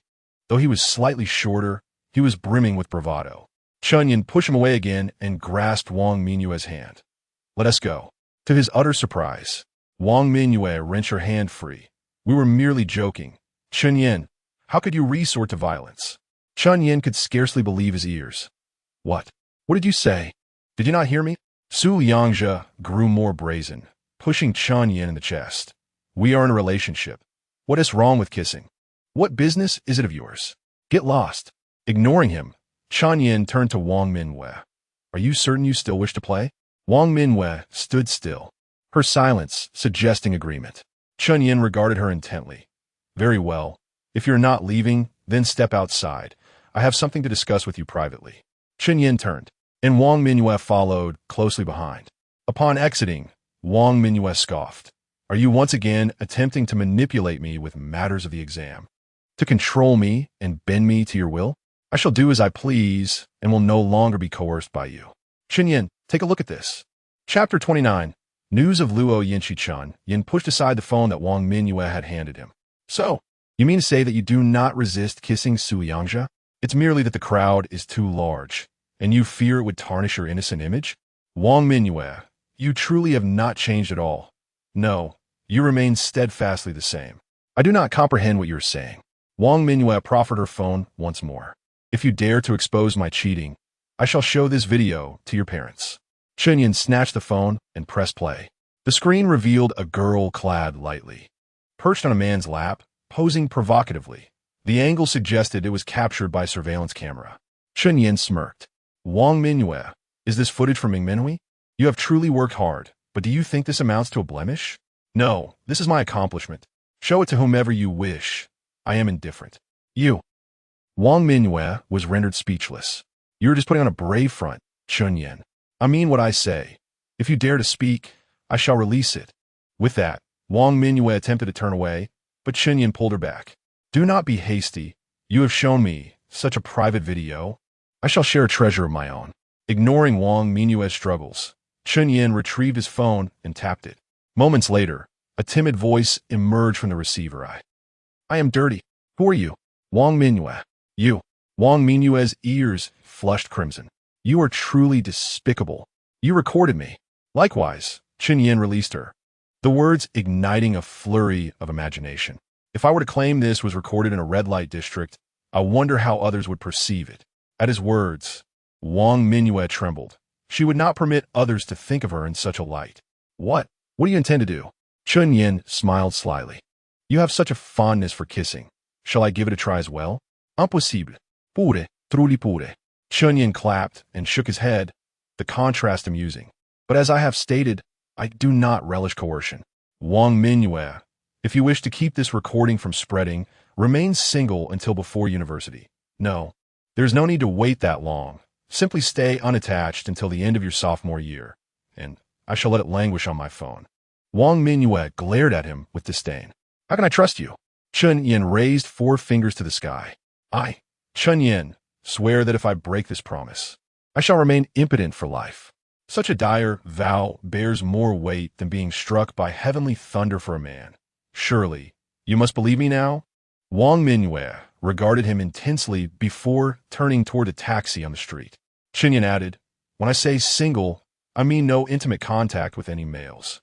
Watching Wang Mingyue enter the taxi, he chose not to return to the bar and instead ordered a bowl of noodles from a street vendor. After finishing, Su Liangzhe emerged with his companions, scanning the area until he spotted Chen Yan and strode over.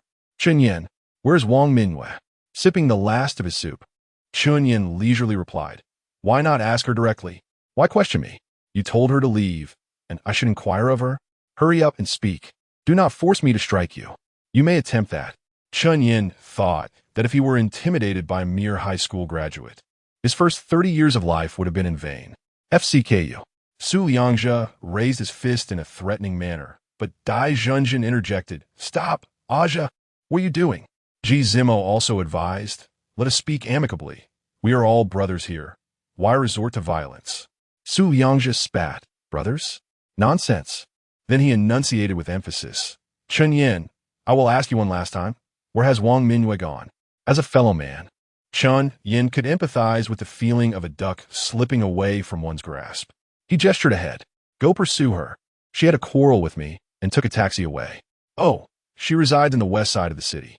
Perhaps Wang Mingyue's demeanor had given Su Liangzhe a false sense of confidence, for he stood on the street corner, wildly waving his left hand to hail a taxi while frantically pressing his phone with his right hand. Chen Yan rose, paid the vendor, and asked Zhuang Zhao, where are you headed? I can give you a ride. Zhuang Zhao could not be bothered to respond, while Jin Minggran timidly remarked, Chen Yan, why do you not offer to take me home? Disheng volunteered, Minggran, where do you live? I will drive you. Dai Zhenjin seemed somewhat dejected and silently turned away. Then I shall head home. Take care of yourselves. Zhuang Zhao must have sensed something amiss, as she followed and took her arm. You misunderstood, Zhenjin. Chen Yan has something to ask me. It is not as you think. Is that true? Yes, he is actually quite good, but sisters do not compete. I'll let you have him. Oh, Zhao, it is not as you imagine. I simply feel he is quite different from the other boys and wish to understand him better. Enough. Let's speak of this another day. Goodbye. Zhuang Zhao waved, but when she turned, she was startled. Oh my. Chen Yan, why are you standing so close? I feared you would run away. Chen Yan took a step back. Shall we walk and talk? Zhuang Zhao was quite exasperated. Did I not make it clear last time in the park? You and Luo Yinshi do not belong to the same world, and I will not divulge any information about her to you. Dai Zhenjin is rather beautiful. She admires you. You might have a chance with her. Chen Yan replied. It is not quite that simple. Zhao, are you afraid I'm a stalker following her? Fear not. I shall not harass her. In that case, just tell me which city she attends university in, and I will leave immediately. That should not be an issue, right? Zhuang Zhao pondered for a moment, concluding that even if Chen Yan were infatuated, he could not possibly reach the magical city, and even if he did, he would not gain entry to the gates of the university. Thus, it truly posed no hindrance. All right, fine, I will tell you. We all attend Modi University. Chen Yan halted, closed his eyes, and a smile crept onto his lips. Zhuang Zhaozhao shook him. Hey, what is wrong? Are you laughing out of despair? Chen Yan raised his gaze and extended his right hand. Greetings, fellow alumnus. On this sweltering day, Zhuang Zhaozhao inexplicably shivered. What? You also attend Modi University? You must be joking. Chen Yan nodded. I am but a humble scholar, the top scorer of the college entrance examination from Jiangqing. Is this true? Chen Yan grinned. Indeed, no deception here. Zhuang Zhaozhao reached out and grasped his hands. Amazing, amazing. Gain some intellect. Ha ha. Chen Yan could not contain his laughter. Zhuang Zhaozhao continued to dampen his spirits. Do not be foolish. Even so, you are still worlds apart from her. Have you ever played League of Legends? She resides in Pilgewater, the upper district, while you are in Zuin, the lower district. Even if you occasionally meet, your lives will not intertwine. Chen Yan, in high spirits, waved his sleeve and turned. I have my own plans. Just watch and see. Chapter 30. Could it be that Luo Yinchi witnessed the duel? The following day, Chen Yan awoke languidly after 9 o'clock. With the third driving test scheduled for the next day and no pressing matters at hand, he decided to indulge in some leisure activities, such as fishing or hiking. Habitually, he reached for his phone and noticed a message in the group chat sent by Su Liangzhe, tagging him and Wang Mingyue. I was impulsive yesterday, my apologies. I would like to apologize to you both in person at 10 o'clock, Gate A of Zilu Island. Please make sure to attend. Chen Yan scoffed, bemused by Su Liangzhe's intentions. He figured he might as well go, as he was concerned about Wang Mingyue being alone. Meanwhile, outside Gate A of Zilu Island, Su Liangzhe was on the phone inside his Range Rover. Shengzi, hurry up and bring the car over. I'll be there soon. Why are you suddenly asking me to drive my father's S350? I've been called a muggle. We'll talk when you arrive. Before long, a Mercedes-Benz S-Class pulled up next to the Range Rover, and Di Sheng stepped out. You're driving your family S-car now? What is the plan for today? Su Liangzhe spat with frustration. That Chen Yan played me yesterday, forcing me to take a taxi for over 2 hours in the west of the city. And Wang Mingyue, I've sent her hundreds of messages, and she hasn't replied to a single one. The more I think about it, the angrier I get. Di Sheng leaned against the car. I saw you invited them. What does it matter if you're driving your family S-car? It's definitely that Chen Yan confessing to Wang Mingyue. They are classmates and have a foundation of feelings. Wang Mingyue must have been moved and agreed, which is why her attitude towards me has changed so drastically. I want her to see my strength. I want her to reconsider her choice. Then why not just invite Wang Mingyue alone? Why involve Chen Yan? I want Chen Yan to understand the cost of crossing me. I've called Tony and Shanji. He wants to leave without paying dearly for this. Wow, just a few days ago, we were practicing driving together, and now you want to resort to violence? This is becoming awkward. Just watch and don't interfere. Chen Yan and Wang Mingyue arrived by taxi, and as he stepped out, he spotted Su Liangzhe standing in front of the conspicuous Range Rover. Aja, how do you plan to apologize? Hurry up.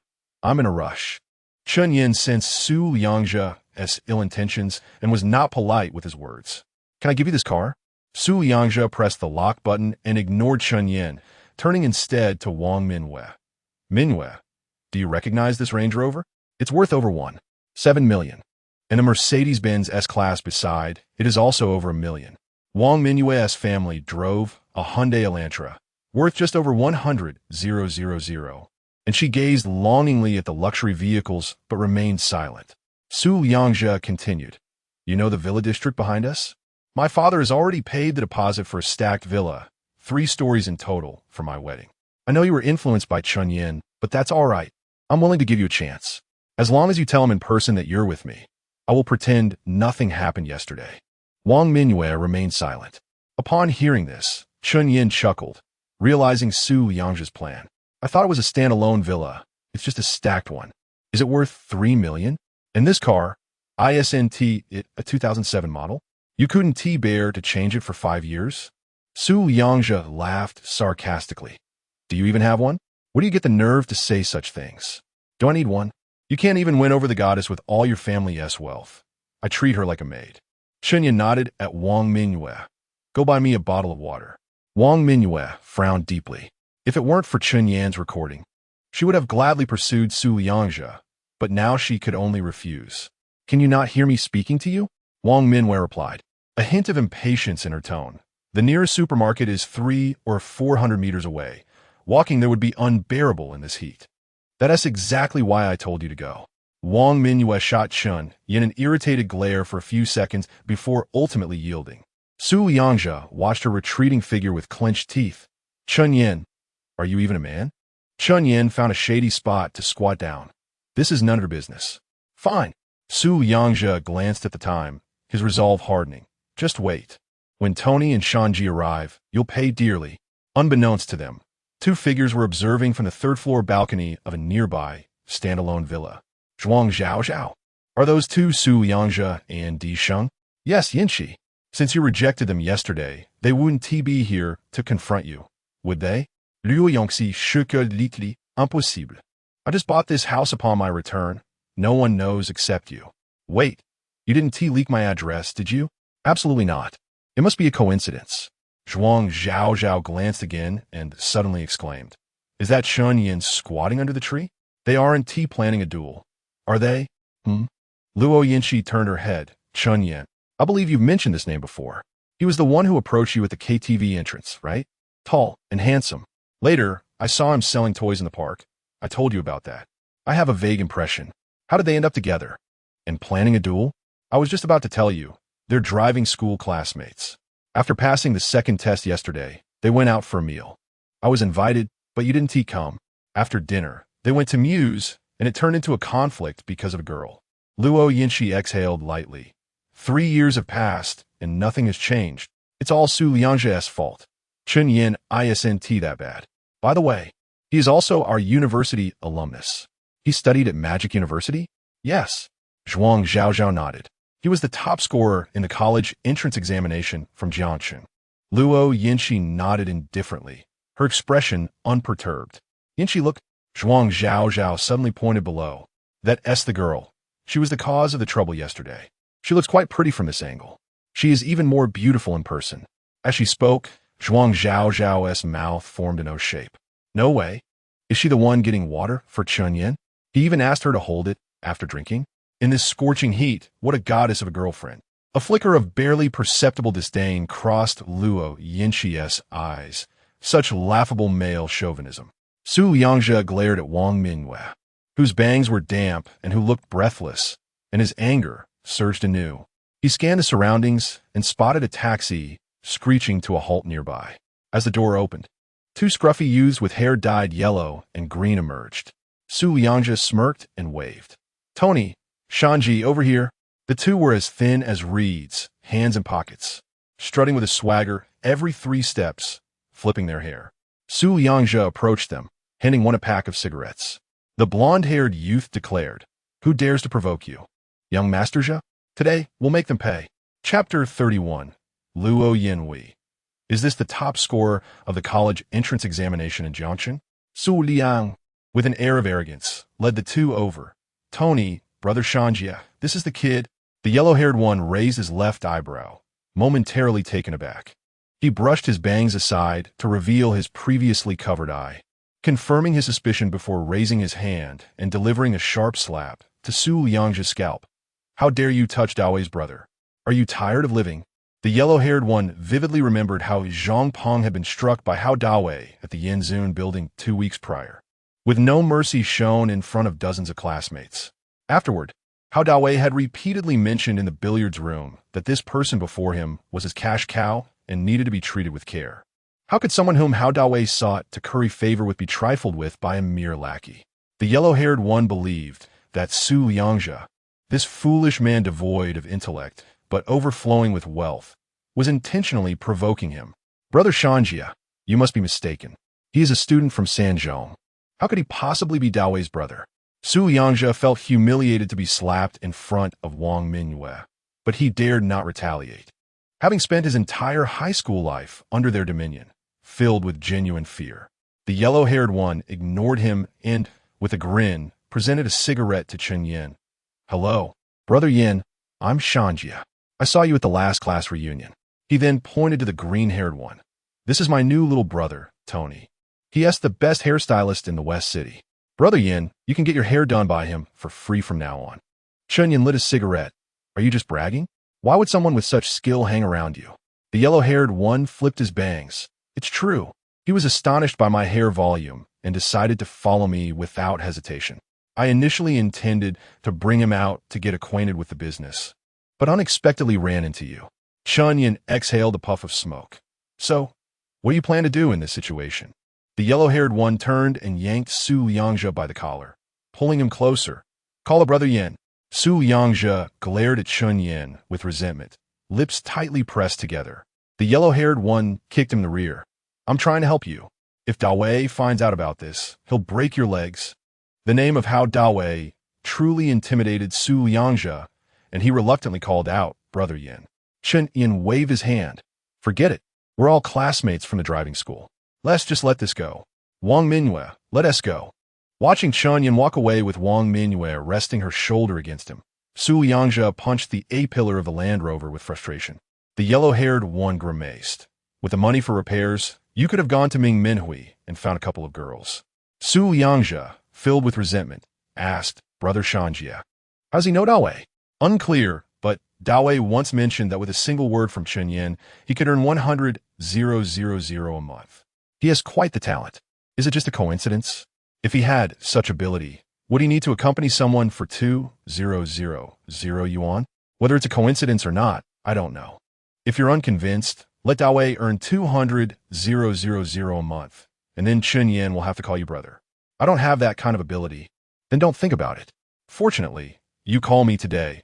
If you had called someone else, you'd be beaten so badly that your mother wouldn't recognize you. Thanks, Brother Shanjia. Forget it, buddy, but the rules can't be broken. The appearance fee of 200 still needs to be settled. On the third-floor balcony of a villa behind them, Zhuang Zhaozhao deleted the dial pad number 110. Fortunately, it didn't escalate. It seems the thug Su Liangzhe called no Chen Yan. Luo Yanhui sneered. Is this the top scorer of Jiangqing's college entrance examination? I hope he doesn't tarnish Jiangqing's reputation. I didn't expect him to be involved with these people. I originally wanted to matchmake him with Xinjin. Xinjin likes him? Yes, I'm certain. That girl acts completely differently around him than with other boys. Don't meddle. Understood, as Chen Yan turned the corner. He dropped his hand from Wang Mingyue's shoulder. It wasn't that he was deliberately taking advantage of her. He simply wished to annoy Su Liangzhe. Had it not been for the yellow-haired one recognizing him, he would have undoubtedly faced a fierce battle. Chen Yan, Wang Mingyue halted her steps. I've honored our agreement and rejected Su Liangzhe. I hope you keep your promise and never let anyone hear that recording. Chen Yan nodded. As long as you behave, I will keep my word. Wang Mingyue turned down a different path. Don't think you can use this to coerce me into doing something more outrageous. That action, just now, was already the limit. Chen Yan raised his hand to sniff, faintly catching a whiff of milk fragrance. A cold smile crept into his heart. I know you too well, Wang Mingyue. Your boundaries will continuously lower in the face of your pure goddess persona. But this method, my friend, does not appeal to me. Returning home, close to noon, both parents were present. Dad asked Yin. The daughter of the Wang family has submitted her application. Why haven't you mentioned it? Chen Yan peeled an orange while replying. Dad, you needn't worry. I have my plans. How can I not worry? Dad rushed out of the kitchen with a spatula. This relates to your future job prospects. It's very important. I just asked someone, and the electronic information engineering major will be very sought after. Listen to your father. Enrolling in this is definitely the right choice. Chen Yan was all too familiar with this scene. In his previous life, he had heeded his parents' advice, and, after graduating, he found a job with a salary that never exceeded 3,500, which prompted him to start his own business in frustration. In this life, he knew what he wanted to do and had already enrolled in finance. However, he chose not to explain, instead fabricating a kind lie. All right, Dad, I'll apply soon. Good. Wash your hands and eat. The next day, Chen Yan went to the driving school to register. As soon as he arrived, Dai Zhenjin rushed over to ask, Chen Yan, I overslept yesterday. Su Liangzhe, didn't he give you a hard time? Did he? Chen Yan shook his head. No. He was quite sincere. I've already forgiven him. He really apologized to you? Dai Zhenjin clearly did not believe it. Yes, actually, I forgot to ask him something. Chen Yan called out. Asia, come here. Su Liangzhe dragged his feet over unwillingly. What is it, Brother Yan? Dai Zhenjin's cold nature momentarily cracked. Her mouth slightly agape. What is happening between you two? We're doing fine.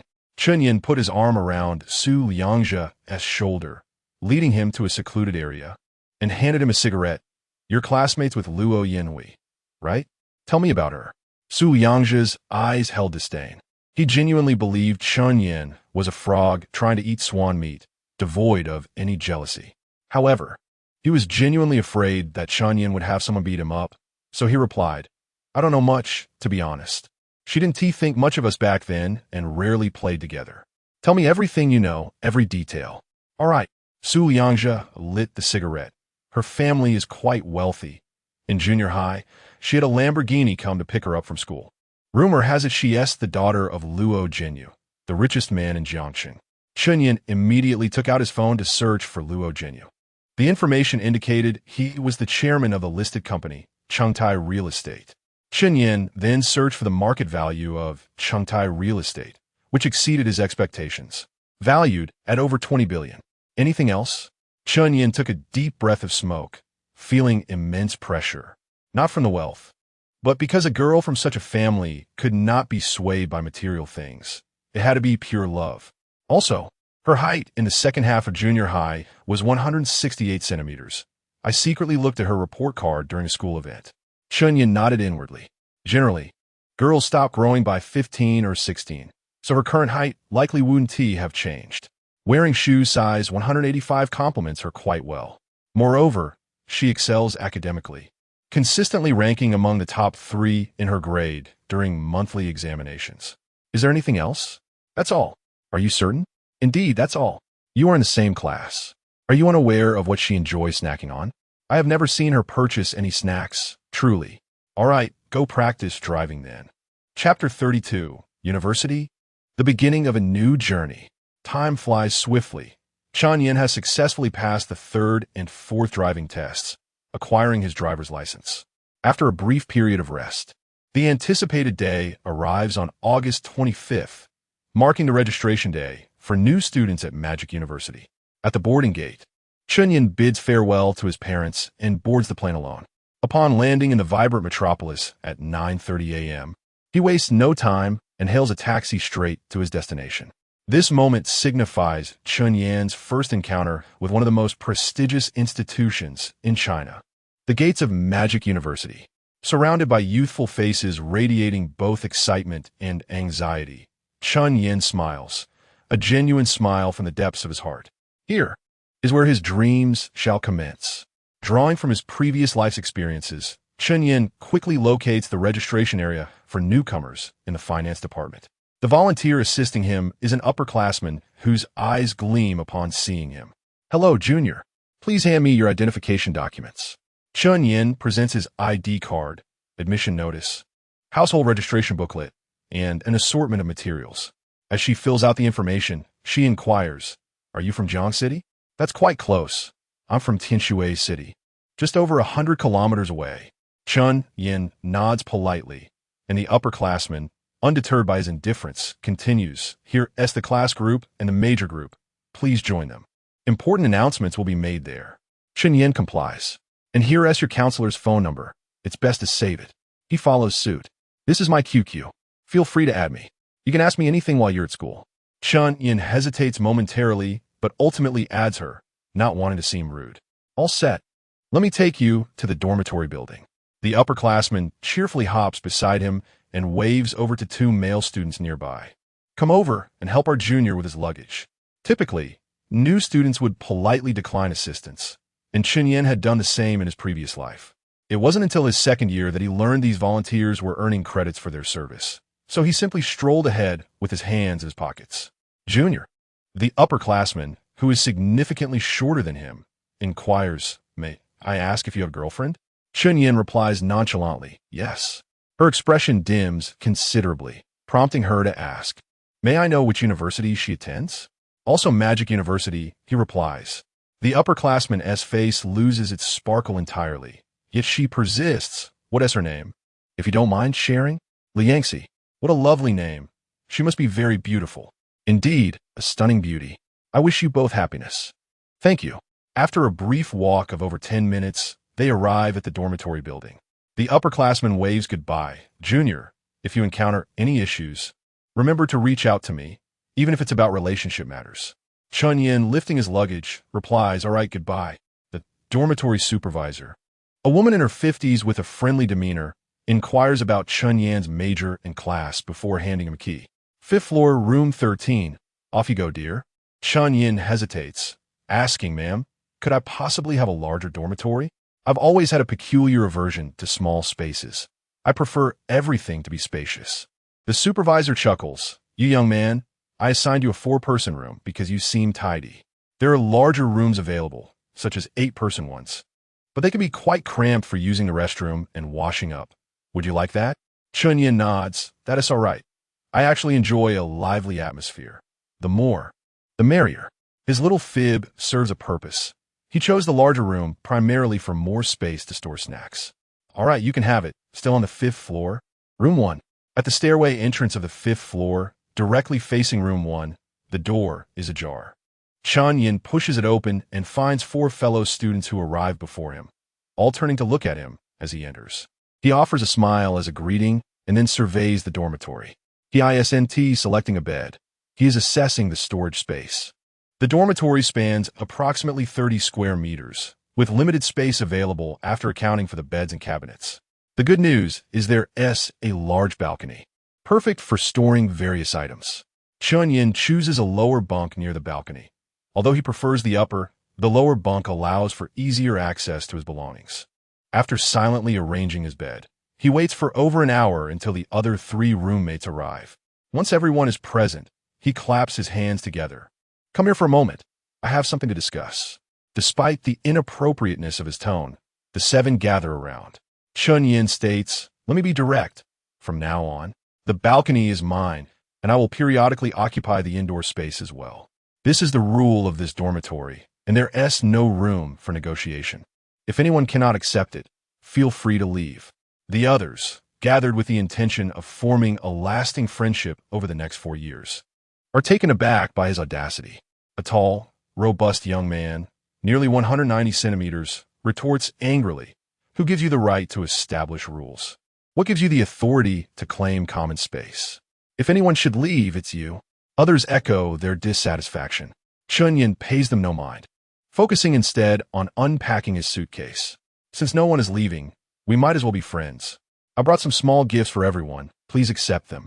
He hands out 2 small boxes and a red envelope. The tall young man is momentarily stunned, glancing between Chen Yan and the gifts. A razor and an electric toothbrush, plus a red envelope. If we're not friends, you're being quite generous. Chen Yan waves his hand dismissively. Just small tokens of my appreciation. In 2 months, I'll upgrade you all to iPhones. He wishes he could provide more immediately, but with tuition fees and a mere 2,000 yuan from his previous life, alongside a few hundred he had left, he could only afford these items. His living expenses must remain untouched. The tall young man replies this. How can we accept this? Perhaps you should set a couple more rules, or we won't feel comfortable taking them. Chapter 33. Welcome party. Chen Yan waved his hand. I was just joking. I have no strict rules. It's just that I plan to conduct some business in the dormitory, which may take up some space. Take up space? Feel free. A squat classmate with a sideswept fringe chimed in. There is enough room on my bed. I can make some space for you. Chen Yan pointed at him. I'll add a gaming laptop for you. Thank you, big brother Xia. Oh no, I mean adoptive father. Adoptive father. I can do it too. And me. Chen Yan felt in high spirits. His roommates were quite charming, and there was no unpleasantness as he had anticipated. Huazai did not deceive me. It is indeed a truth that too much courtesy is never excessive. The atmosphere became amicable due to the welcome gifts and promises of substantial presents. At that moment, the dormitory door swung open, and a few visibly more mature students entered. Hello, freshmen. Have you set up the campus network? Without it, you won't be able to register for your academic credentials or connect to the campus Wi-Fi. Chen Yan had been intimidated by such tactics before. It was pure deception, completely unfounded. These seasoned juniors and seniors were peddling overpriced campus networks that were prone to issues. with unreliable customer service. As a few roommates inquired about the pricing, Chen Yan interrupted, "Thank you, but we do not need it." The most bothersome aspect of salespeople is when others refuse to buy yet still attempt to persuade. The leader of the group glared at him, his classmate. "Please do not interrupt others." Chen Yan shot back defiantly, "If I say we don't want it, then we don't want it." "Thank you, but no." Several roommates echoed, "Well, think about it." "Thank you." The speaker softened his tone. "No problem, if you're not interested in the campus network. How about applying for a credit card? We have special approval from the bank, high limits, and an annual interest rate of less than 5. Chen Yan had previously held 6 credit cards and had never heard of a bank offering an interest rate below 10. Such claims were absurdly misleading, verging on fraudulent, and utterly unfounded. Furthermore, obtaining such a card could easily foster a habit of premature consumption, which was undesirable. Having lost all politeness, Chen Yan shouted, "We're not interested in anything. Leave." "Fine. I'll remember you. I'm part of the student council." "Just wait." Once the salespeople had departed, Chen Yan explained, "I've done my research. They're all traps. We should go directly to the service provider's site to set up the campus network. As for credit cards, let's avoid them if possible." "Yes, I've heard they specifically target freshmen. Why didn't you say so earlier?" "I was just timid." "Still, adoptive father is impressive." "Yes, adoptive father has charisma." Chen Yan chuckled. "Stop it. I'm Chen Yan. Just call me by my name. Brother Yan from now on. You are the leader of our dorm." The bushy-browed one asserted. The other roommates unanimously agreed. Chen Yan nodded. "All right, since I'm older, it makes sense for me to be the leader." "Brother Yan, what year are you from?" 94. "Then I'm older." I repeated a year, born in 93. "I meant in terms of mental age." The bushy-browed one scratched his head. "Ha. All right, anyway, you're the boss. By the way, Brother Yan, you mentioned wanting to do some business in the dorm. What is that about?" "A supermarket. From now on, I'll cover all your snacks and drinks." "Wow." Everyone cheered. A skinny boy grinned. "That will save us quite a bit each month." Chen Yan added, "If any of you want to work while studying, come to me. I'm hiring delivery personnel in bulk." The skinny boy asked, "Brother Yan, how much can one earn in a month delivering?" "Pay is performance-based, but the base salary should be around 2,000. "Really?" The boy's eyes sparkled. "I'll sign up." Chen Yan continued, "Since we're all finance majors, if anyone is interested in gaining experience in financial management, I need a CFO." "Wow, CFO? I'm in. Brother Yan, choose me." Chen Yan pointed to a well-groomed classmate. "This guy seems meticulous. It's you." "Thank you, Brother Yan. By the way, what is your name?" "Qian Yu Chuan." "And you?" "Duan Yuan Kai." "Lu Hongyi." "Wu Yongfu." Chen Yan shook his head, easily confused. "Let us rank by age. Excluding me, the bushy-browed one is the oldest. So he is number 2. In less than a minute, they established their rankings. Everything was fine except for the 6th and 8th positions, which made Chen Yan suppress a laugh. Number 4. Chen Yan designated as chosen CFO. "Once the business takes off, I could be making thousands daily. You need to be careful." "Not a problem. If I make a mistake, I'll cover myself." "Wow," the bushy-browed one exclaimed. "Number 4 has such conditions. Our dorm is impressive." Number 4 tossed his hair flamboyantly. "I suppose so. I'm a native of the Magic City." The other roommates might not grasp the significance of this statement, but Chen Yan understood. Being a native meant one's family had lived there for generations, owning land and property, which was quite valuable. Chen Yan waved his hand. "I'm not asking you to cover losses. Just be careful. By the way, do you prefer equity or a salary as CFO?" "Definitely equity. Money isn't the main concern. I mainly want experience running a company." Chen Yan nodded. "It's only a 5 stake. Think it over. Though it's a bit less, I can manage." "All right, I'll send you the form shortly. It will have the categories of snacks, purchase prices, and retail prices for your accounting." "Okay." Brother Yan, the bushy-browed one, chimed in. "Are there any other positions available? We'd like to get involved as well. Money isn't the main issue. We just want to participate." Chen Yan replied. "In that case, number 2, you will be the head of security for our supermarket, and the rest will be team members, together safeguarding our company's food and assets. Each of you will receive a 2 stake, including the skinny boy." "Great. Anyone who could get into the prestigious Magic University and choose the finance department would know how to calculate." According to Chen Yan, with daily earnings exceeding 10,000. That translates to over 300 $60,000 a month. Even if the profit margin is merely 20, that is still over $60,000. With $60,000 and 2 equity, each month that amounts to over $1,000. For a 12-year college student, that is indeed a substantial sum. Subsequently, Chen Yan briefly summarized the operational model of the online supermarket and assigned the first task to his 7 roommates. Each of them was to create a QQ group and fill it up. After chatting for a while, it was nearly noon, and they decided to have lunch together. They then set up their water cards and campus cards, purchased military training uniforms. And before they knew it, it was past 5 p.m. At that time, the class group sent out the first notification. Hello? New students of Class 7 in the Finance Department. I'm your counselor, Yen Hiyue. At 7 p.m. tonight, we will hold a welcome party for new students in our classroom. I hope everyone can attend.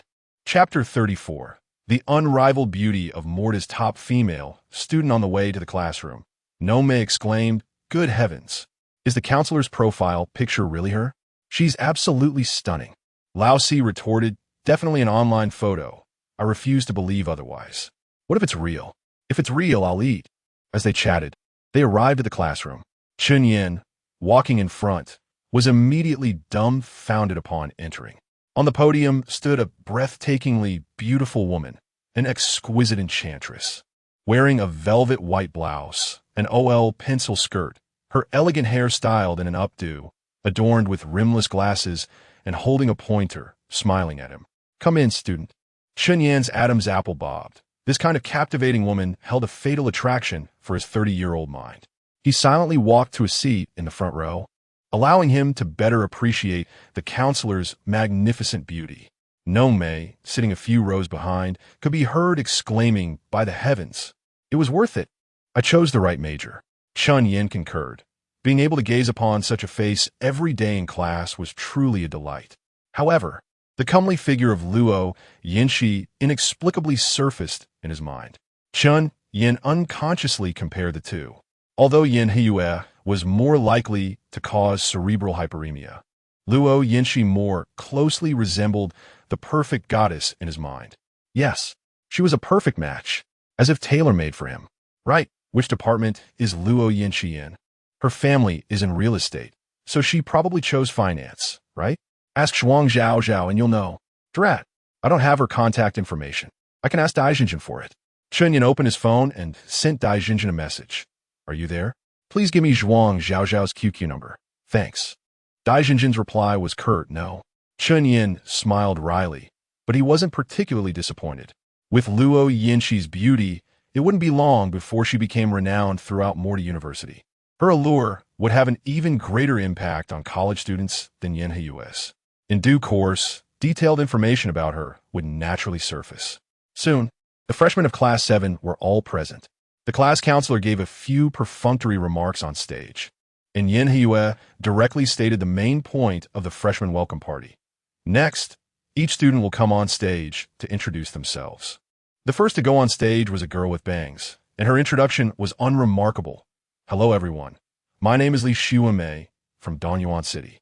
I am very happy to join the big family of Class 7 in the Department of Finance. I hope we can have a pleasant 4 years together. Thank you." Then came a flat-headed boy who thought he was funny. "Hello, everyone. My name is Tao Tian. I am very happy to meet you all in the summer. The weather is so hot. I believe we will get acquainted soon." Compared to this, Chen Yan felt that Nongmei's simple and crude introduction was even better. "Hello, everyone. My name is Duan Cheng, male, and my hobby is women." He even glanced at the counselor after saying that. After Nongmei, a black-skinned man with a perm and a face full of acne went on stage. He pointed his index fingers forward and started rapping. "Yo, yo, yo. This is AKA Chu Yuanxiang from the Axe Gang, loves to drink bone soup. De-de-de-de-de-de."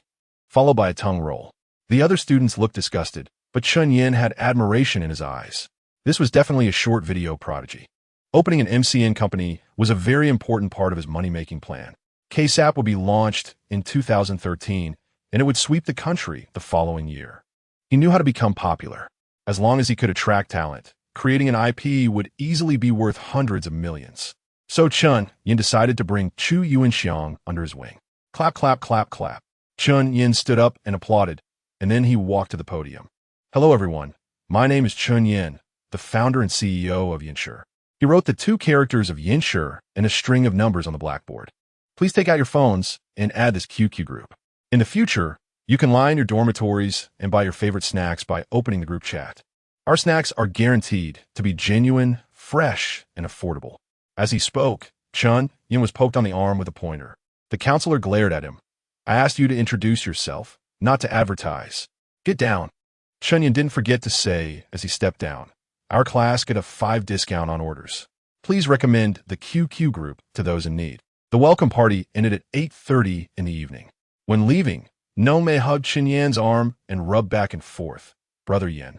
Instructor Yan's pointer must be very comfortable, right? I'm so envious of you. Chen Yan felt disgusted and quickly pushed him away. Get out, get out. I'll beat you until you howl. Nome went to disgust Lao Si beside him. Lao Si, are you hungry? Bear with it.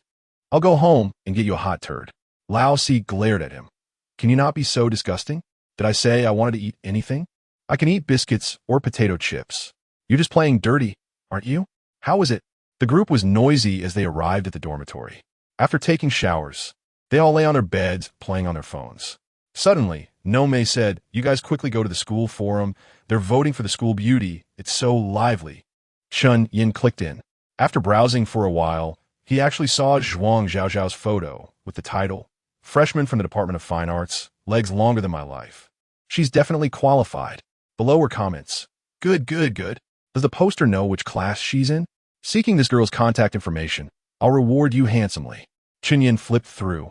All were sycophants. He left a 4-character comment, subject to discussion. Continuing to browse, there were many photos of beautiful women in the top posts.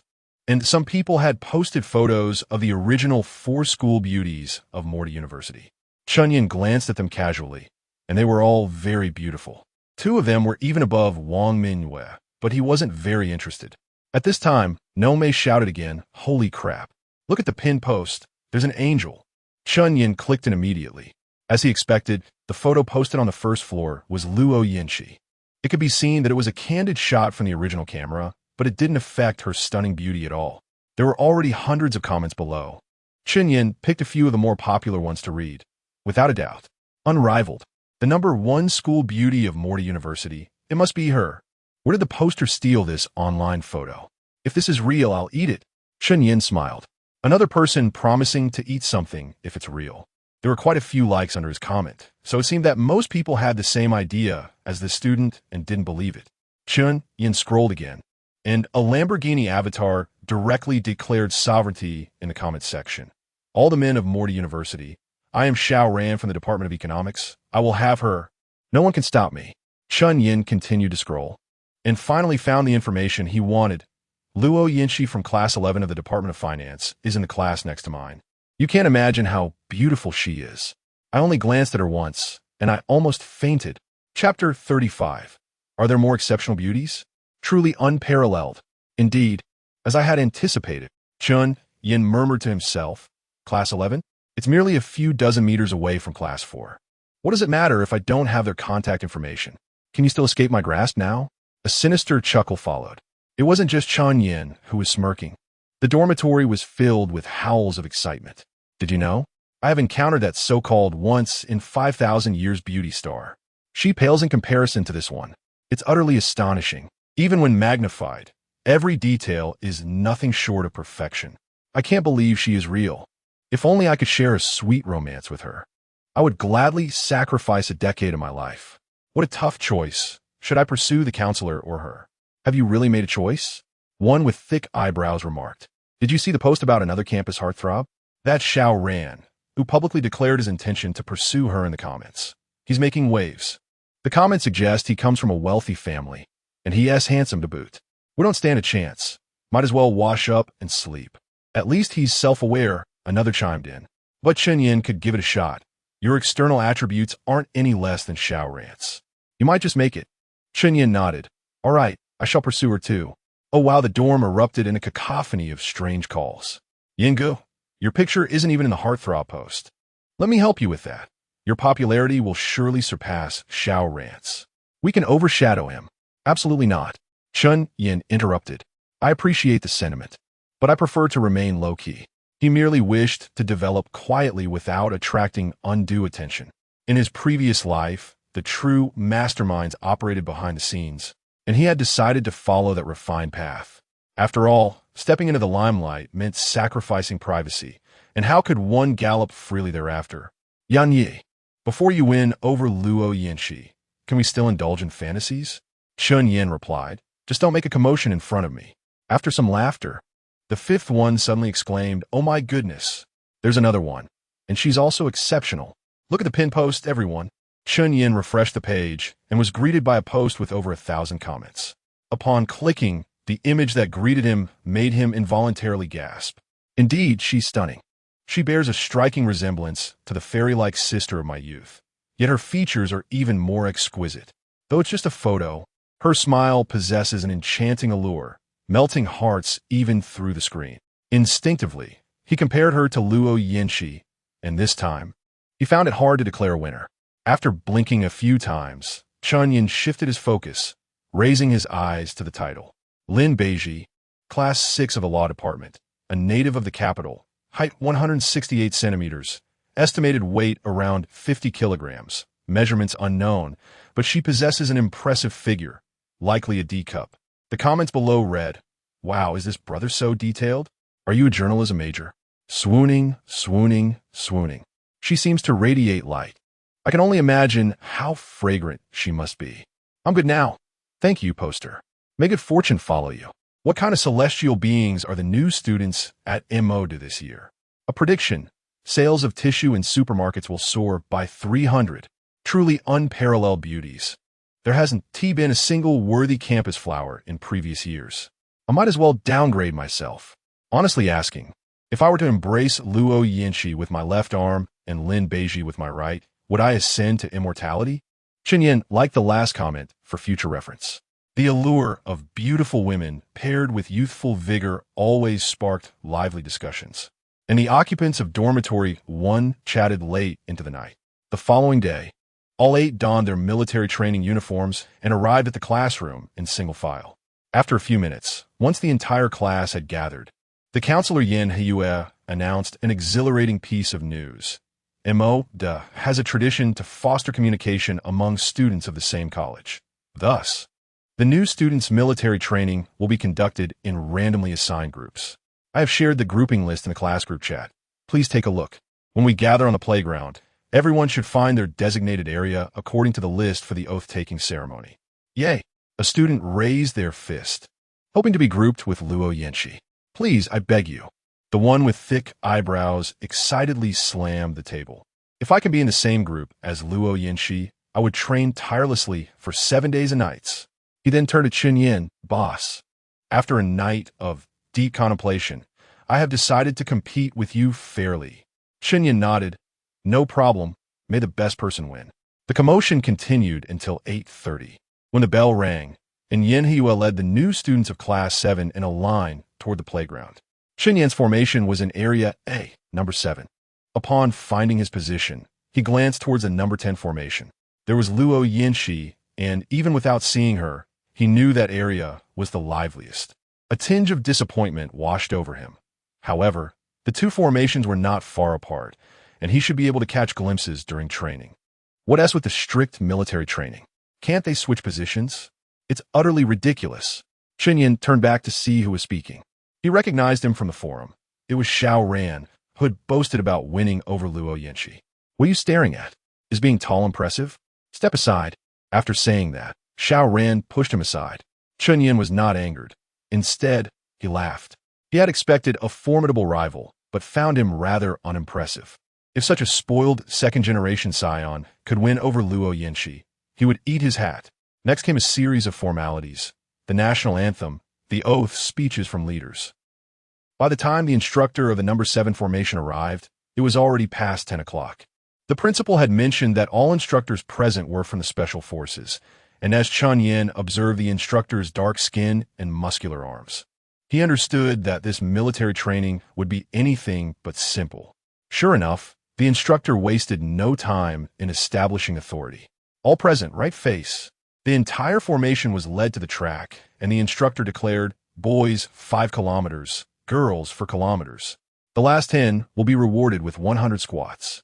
Begin. If it had been the previous incarnation of Chen Yan running, he would have been utterly defeated, for his body had been worn down by nights of revelry. However, in this new body, it was a trivial matter. He could easily run the full court during basketball practice.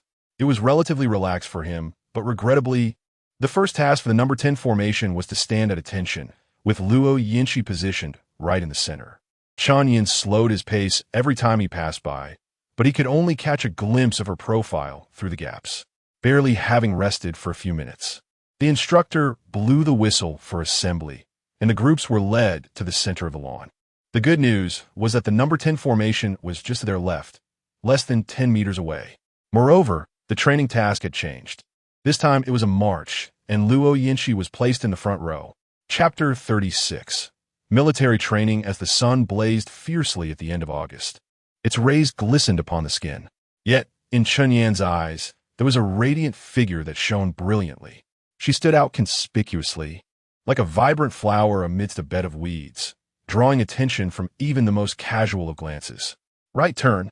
The instructor's command shattered the moment, leaving Chen Yan reluctant to pivot away. However, when she glanced back, she noticed that most of her classmates, specifically the majority of the male students, had turned left. The instructor bellowed, "You are all exceptional students from Magic University. Can you not distinguish between left and right? Again, those who make a mistake will do 20 push-ups." Right turn. This time, many remained motionless, prompting Chen Yan to turn left once more. In her line of sight, she saw her, arms raised and stepping forward. Even clad in the drab military camouflage and a cap that could hardly be called flattering, her beauty was undeniable. There was indeed a light radiating from her. Chen Yan felt as if the very sky had brightened at her presence. "Are you all deliberately causing me trouble?" The instructor shouted. "All male students, step forward. Everyone, 100 push-ups." Silently, dozens of male students shuffled to the adjacent space, laboriously beginning their punishment. The instructor, puzzled by this strange occurrence, approached to investigate. As he unintentionally looked up, he froze in place. After a few moments of bewilderment, he strode to the front and executed a perfect push-up, proclaiming, "None of you are doing it correctly. Watch me." Minutes passed, and while 100 push-ups had been completed, those who had not finished remained on the ground. It was not until the 10th formation redirected that the exhausted males began to rise. Clearing his throat, the instructor adjusted his attire and stated, "Now, this is how to do a proper push-up. Everyone, take 5 minutes to rest." After delivering his instructions, he walked towards the left side, where Chen Yan observed him handing a cigarette to the instructor of the 10th formation, who also began to rest. Chen Yan's heart raced in anticipation. He had long awaited this moment to reunite with Luo Yinshi. He swiftly made his way to the supermarket and, upon entering, collided with Xiao Ran, who was carrying a case of soda. "Watch where you're going," Xiao Ran retorted before darting away. Chen Yan quickly purchased a bottle of soda and chased after him. As he passed the 7th formation, he noticed only a few female students and a handful of male students chatting, while the majority had rushed to the 10th formation to mingle. Xiao Ran stood out among them, distributing sodas to anyone who approached. Just as Chen Yan neared Luo Yinshi, Xiao Ran made his way over. His classmate, Chen Yan, heard him affect a serious tone. "Are you thirsty? Here, chilled soda, a summer essential." Luo Yinshi merely cast a glance before turning away. "No need to thank me." The familiar air amused Chen Yan. He appreciated her dismissive demeanor, so refreshingly different from the gaudy, attention-seeking types. "Would you like some soda?" he asked. Without turning, Luo Yinshi declined, and then an acquaintance from the dorm, who appeared out of nowhere, seized the soda and offered it to her. "Drink mine." Only then did Luo Yinshi accept it, twisting off the cap and taking a small sip. Chen Yan wished to say more, but the instructors began ushering everyone away. "Return to your formations. Why are you all gathered here? Rest time is over. Let us resume training." Disappointed, Chen Yan realized he arrived with such high hopes, yet had barely glimpsed her. Xiao Ran, however, had found an opportunity to taunt him. "What class are you in? You think wearing Adidas shell shoes gives you the right to fawn over Luo Yinshi? Do you even think you're worthy? I'm more worthy than you are." Chen Yan retorted without hesitation. Do you even know who I am? You dare speak to me this way? Xiaoran shot back. Who you are is of no concern to me. Move aside, Chen Yan replied curtly. Fine, just you wait. Throughout the remainder of the training, Xiaoran persistently antagonized Chen Yan, using every chance to bump into him during steps and salutes. Naturally, Chen Yan retaliated in kind. Soon, the morning training concluded, and though it was a rare opportunity for a lunch break, the field was crowded with students who stubbornly remained under the blazing sun. Chen Yan abandoned the idea of having lunch with Luo Yinshi, realizing that even if he went to the cafeteria, he would be unable to squeeze in. He and his dorm mates grabbed a quick bite before retreating to their room to cool off. Leaning against his bed, Chen Yan browsed the school forum. One particular post was trending, featuring Luo Yinshi in the title, and he clicked to read. The post contained no images, merely text. The sky has fallen in other campuses. I genuinely envy the North Campus. Luo Yinshi and Lin Beiji, the two unparalleled beauties, are both on the North Playground. Chen Yan noted the comments, which had identified the exact formations of the two campus queens. He knew where Luo Yinshi was positioned, and Lin Beiji was in Zone B, not too far away. Despair washed over him. He now had even less chance of sharing a meal with his goddess. He was certain that after every training session, the cafeteria in the North Campus would be utterly packed. Wait, old four. He seemed to know Luo Yinshi. With this thought, Chen Yan quickly dialed his number. What is up, buddy? Chen Yan got straight to the point. What is your relationship with Luo Yinshi? I knew you'd ask that. It's quite coincidental. We have a mutual friend. Is it a guy or a girl? Can you introduce me? A stunning beauty. I can introduce you, but wait a few years. She is studying at university in Zurich. All right. Have you two at lunch yet? Not yet. Gotta go. Things are getting out of hand. The call ended abruptly. Almost immediately, Chen Yan's phone rang again.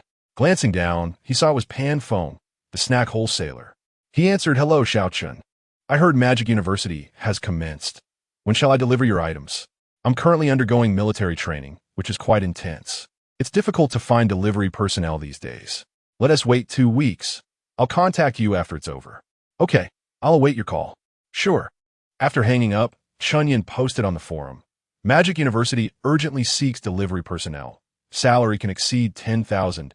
Flexible working hours, no deposit, no tricks. Interested parties add QQ group. 633.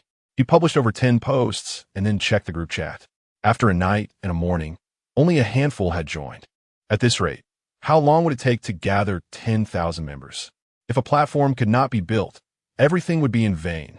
He closed his eyes in contemplation for a moment before suddenly devising a brilliant plan. Chapter 37. Street Dance? My apologies, I can do that too. The afternoon training focused primarily on military posture, marching, and stepping, with several breaks in between, although they did not coincide with Luo Yinshi's rest periods. As the session drew to a close, Chen Yan did not manage to exchange a single word with her. However, the instructor's daily training summary reignited his hope. Everyone has worked hard today, but it is not over yet. According to the traditions of Magic University, the evening of the first day of military training is reserved for a talent show. In line with the Special Forces customs, the student whose performance garners the most applause would be rewarded with the opportunity to act as the instructor for a day. The entire team erupted in cheers. Being the instructor meant a chance to rest, and for those with a mischievous streak, an opportunity to prank their classmates. Yet, Chen Yan was not particularly interested in such antics. His thoughts were elsewhere. If he became the instructor, he could freely visit the 10th squad. Perhaps even merge training sessions or switch training partners. Wouldn't that allow him to draw closer to Luo Yinshi? Similarly, Xiao Ran shared a comparable mindset, muttering, I may not excel in academics or training, but when it comes to talent, I can outshine everyone here, having been a playful spirit since childhood. Xiao Ran struggled to gain admission to Magic University despite his father's generous donations. However, during his middle school years, he learned street dance to impress girls, accumulating 6 years of practice. In his view, those who got into Magic University were merely bookworms, and he was absolutely confident he could outperform them. As the instructor clapped his hands to cease the discussions, he announced that students with talents had 10 minutes to prepare. For those without talents, there was no need to feel disheartened. They could sit down and quietly enjoy the exhilarating performances. Chen Yan pondered. Should he sing, dance, or perhaps perform a rap routine? Or perhaps combine them? No. How could he impose on the diligent efforts of the pigeon? The most explosive option, he concluded, would be street dance, as it offered the most striking visual appeal. Soon, dozens of students arranged in formations encircled a roughly 10 square meter space in the center of the playground. The performances were spontaneous, with no host or predetermined order. Those with courage could take the stage and showcase their talents. The first performer was a male student, sporting a buzz cut, standing around 165 centimeters tall, and with an unremarkable appearance. He wore a tilted cap, headphones stuffed in his ears, the cord wrapped around his neck, hands in his pockets. After taking a half step forward with his right foot, he began to hum. The students of Magic University exhibited high standards, and the atmosphere was notably quiet. Yet honestly, it was difficult to discern what he was singing. His muttering resembled an English song. Many assumed he was merely shy, and applause erupted from various corners as encouragement. However, the fellow on stage clearly misunderstood, perhaps due to the headphones creating an illusion that the original sound was his own voice. He confidently shrugged, then stepped forward with his left foot, loudly proclaiming, "Avoid the lightning." Laughter filled the air, but the applause grew even more fervent. The "Avoid lightning" guy continued his performance amidst this uproar, straining his voice for over a minute, veins bulging on his forehead. Chen Yan finally recognized that he was singing Michael Jackson's iconic hit, "Just Avoid Lightning." He shook his head, thinking, this poor child has lost 4 years of dating rights right at the start of school. After "Avoid Lightning" guy exited, explosive music suddenly filled the air. Chen Yan turned to see a male student wearing tight pants and loafers, sporting white gloves, and carrying a speaker, stepping onto the stage. Chen Yan chuckled. Even before witnessing the performance, he decided to recruit this individual. A man with his own BGM was destined for fame. As he expected, the performer showcased a segment of social dance, perfectly in sync with the rhythm, embodying the quintessential essence of a dancer. Chen Yan recalled that nearly half of the first wave of internet celebrities in 2024 had engaged in this style, witnessing a revival of social dance. He noted a highly rated comment that remarked on the profit potential of this art form. However, the students of Magic University evidently struggled to appreciate such performance, and the atmosphere was filled with boos, leading the student to exit in embarrassment. Had it not been for Chen Yan's discerning eye, he might have never donned those tight pants and loafers again. Fortune smiled upon him. That moment of bravery had earned him a rare opportunity. Subsequently, several female students took the stage, each possessing some background in dance, performing adequately, with the applause varying according to their attractiveness. At this point, Xiao Ran could no longer contain himself. He somehow procured a microphone and swaggered to the center stage, believing himself to be quite impressive. He glanced at the instructor of his squad and asked, "Hey, Lee, does driving a Ferrari with one hand count as a talent?" The instructor replied, "As long as you can garner applause." A chorus of surprised gasps arose from the female students. He continued, "Just kidding. A special street dance for Luo Yanshi of the 10th squad." With that, Xiao Ran tossed the microphone aside, leaped into the air, and executed a one-handed handstand. The audience erupted in cheers, his performance earning him far more applause than any preceding act. He held his position for 2 seconds, and, as his stance faltered, he gracefully curled his legs, using his back as a pivot to spin on the grass. Chen Yan recognized this move as the Euro windmill. It looked impressive, though its difficulty was moderate and could be mastered with a few years of practice. Xiao Ran spun 7 or 8 times, and, as his speed began to wane, he transitioned to a headstand and continued to rotate. The applause never ceased, and the street dance truly captivated the university crowd, appealing to all, regardless of gender. Xiao Ran's performance escalated the atmosphere to a thrilling climax. In the 10th squad, Chen Yuchuan inquired of Luo Yanshi, "That guy is Xiao Ran. He publicly declared his love for you on the school forum yesterday. He is not bad-looking. What do you think?" Luo Yanshi's lips parted slightly. "I feel nothing. But his moves are indeed impressive. Can you understand it?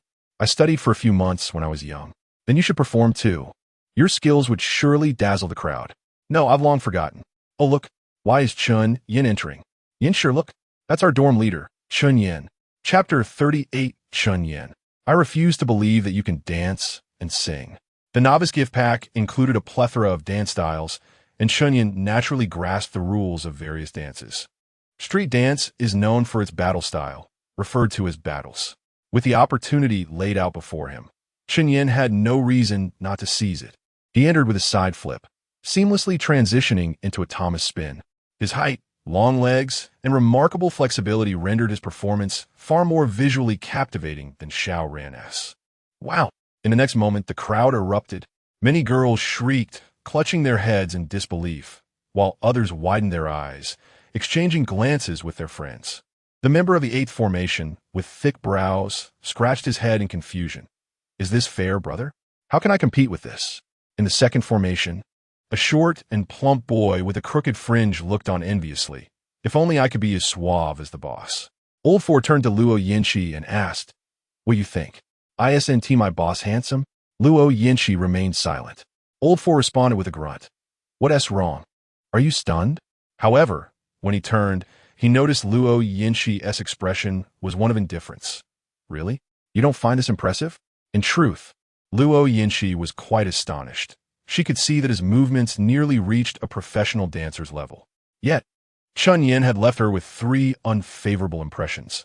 The first was when he attempted to flirt outside a KTV.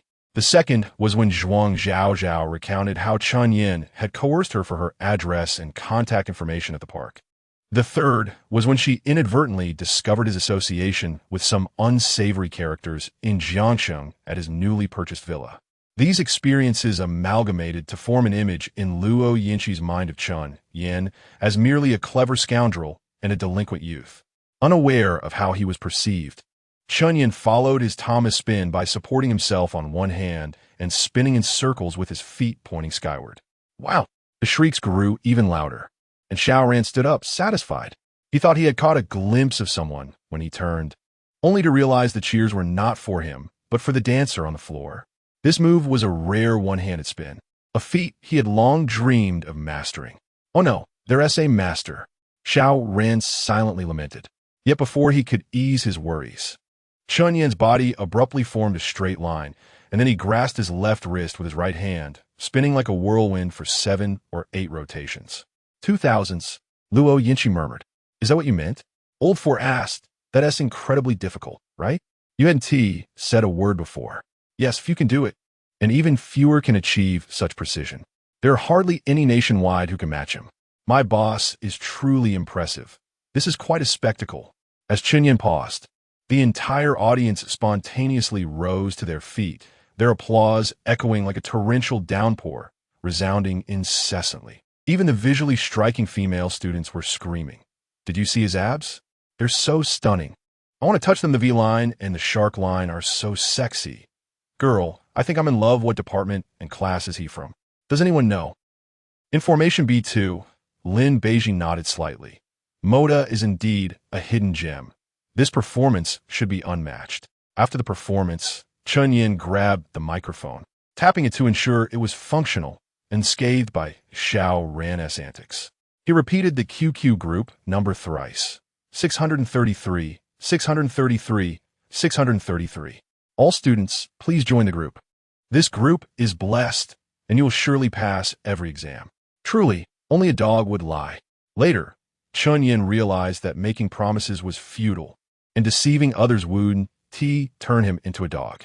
Without any guilt, he continued his antics until the microphone was seized by the instructor. But he didn't forget to utter a nauseating remark. The master has said, "Those who do not heed advice will surely fail. Better to believe in the possibility than dismiss it." After his loud proclamations, no one dared to take the stage again. Everyone knew that the previous performance was nothing short of perfection. Attempting to follow it would only lead to humiliation.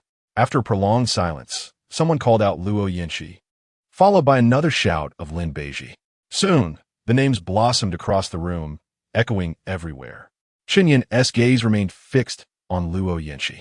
She displayed no signs of anxiety or embarrassment, maintaining her cold demeanor, even harboring a hint of disdain. However, it wasn't long before Lin Beiji gracefully stepped forward, taking the microphone. Her sweet, melodious voice warmed the hearts of all who heard it. I've been learning piano since childhood. I regret there is none here, but I promise to perform when given the chance. After her statement, someone teased, "Have you learned guitar, Lin Beiji?" "I have one here. I know a little, but I can't play without the sheet music." At that moment, Luo Yinshi stepped forward. "Give it to me. I can play."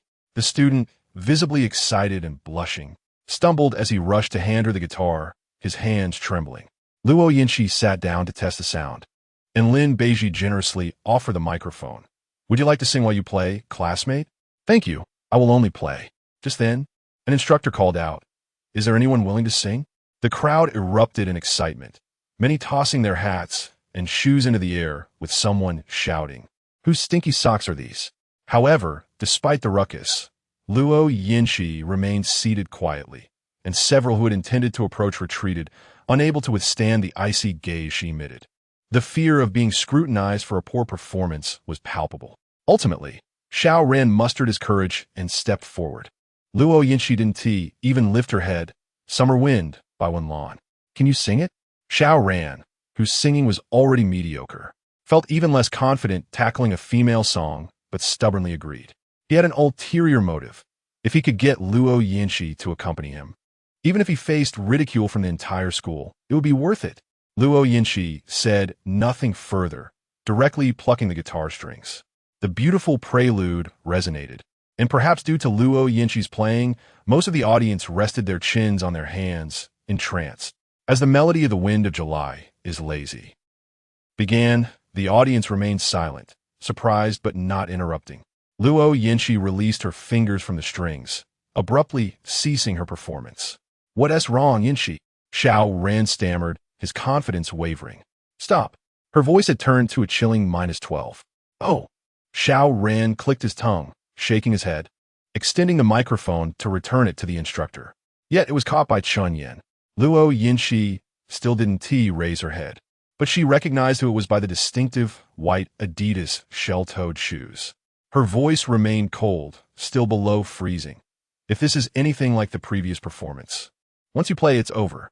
In his 2 lifetimes, Chen Yan's demeanor had steadied like an old dog. Yet he couldn't help but feel a twinge of nervousness in her presence. Fortunately, his voice did not falter. In singing, the disparity is even greater than in dancing. "Are you challenging me?" Xiao Ran retorted.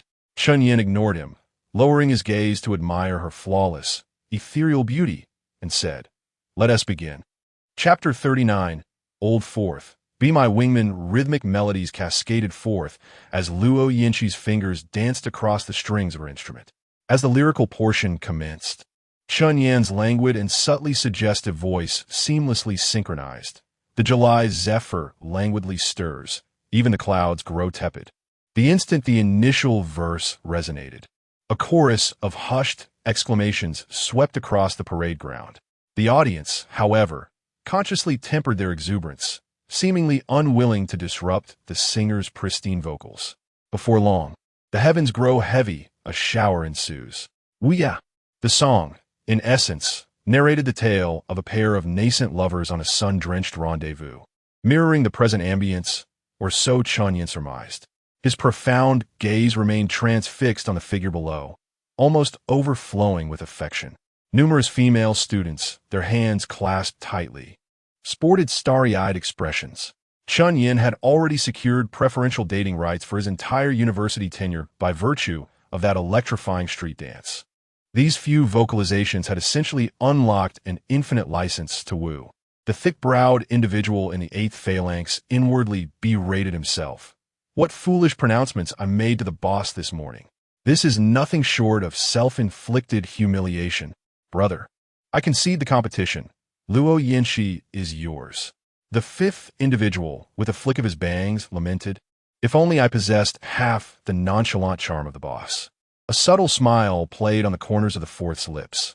"This young man exudes an irresistible magnetism. You're fortunate, sister." While some present were consumed by envy, and others by jealousy, Xiao Ran alone was so enraged that he nearly ground his molars to dust. How is it that this brat can sing so well too? This stage, which was meant to be my moment of triumph, is now entirely monopolized by him. Damn it all. As the song concluded, Luo Yinshi wordlessly set down her guitar and departed, completely ignoring Chen Yan's outstretched hand. So be it, Chen Yan mused, shaking his head. Normal interaction seems somewhat challenging with her temperament. Tomorrow, I'll utilize my position as an instructor to break the ice. Predictably, the instructor announced Chen Yan's acquisition of a one-day command of the team. Thus concluded the training for the day.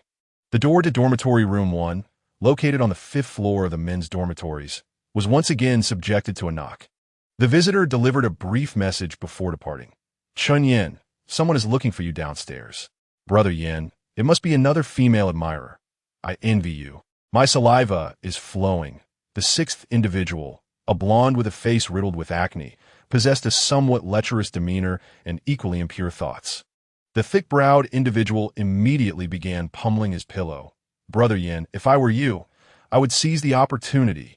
Chen Yan nonchalantly replied, Thick brows, you seem ravenous. Why don't you go this time? Remember, be civilized when asking for contact information. Don't act like you do in the dormitory. Understood, I'm on my way. No sooner had Thick Brows rushed out than the dormitory door was kicked open. Which one of you is Chen Yan? Step outside. Standing in the doorway were 4 or 5 tall, burly young men, dressed in casual attire with mature countenances, clearly not freshmen. Chen Yan glanced up, discerning Xiao Ran lurking in the corridor, smoking a cigarette. He immediately understood the situation. In the past, a group of senior students might have intimidated him, but now, he felt no apprehension whatsoever, and even felt like laughing. He rose to his feet, jammed his hands into his pockets, and barged directly into them. Indeed, the individuals blocking the doorway were shoved aside by his forceful advance. Xiao Ran, what do you want from your brother? Chen Yan confronted Xiao Ran directly, looking down at him condescendingly. Who the hell is your brother? Xiao Ran shoved them away, issuing a stern warning. Don't think you're a big deal just because you sang a mediocre song.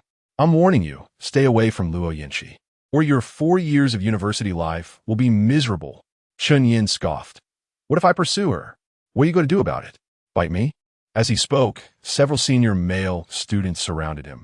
Chen Yan remained unfazed, even beckoning them forward. Come at me together. I'm pressed for time. He knew that these individuals were merely there for show, and that none of them would dare to actually lay a hand on him. They were, after all, seasoned veterans on the verge of graduation, about to receive their diplomas. None would be foolish enough to cause trouble at this juncture. Even if there were such idiots, Chen Yan would not suffer any losses. He would simply target Xiao Ran alone. You think I wouldn't dare to touch you? Xiao Ran's tone still carried a hint of ferocity. Do you plan on never leaving campus for the next 4 years? Once you're out in the real world, I won't indulge you. Chen Yan, I'm not joking with you. You should inquire about what my family does in Shanghai. Xiao Ran, I'm from Morty University, not Shaman University. I'm determined to pursue Luo Yinshi. Do whatever you want. With that, Chen Yan re-entered the dormitory. Xiao Ran cursed him as a fool and led his entourage away. Before long, the 4th individual returned. The atmosphere in the dormitory underwent a palpable shift, with everyone inexplicably becoming more excited. The 6th individual asked in a fawning manner, Quaner, you're the only one in our dormitory who is assigned to Luo Yinshi's group. And I even saw you chatting with her. How is she? Does she smell good? The 4th individual closed his eyes and shook his head.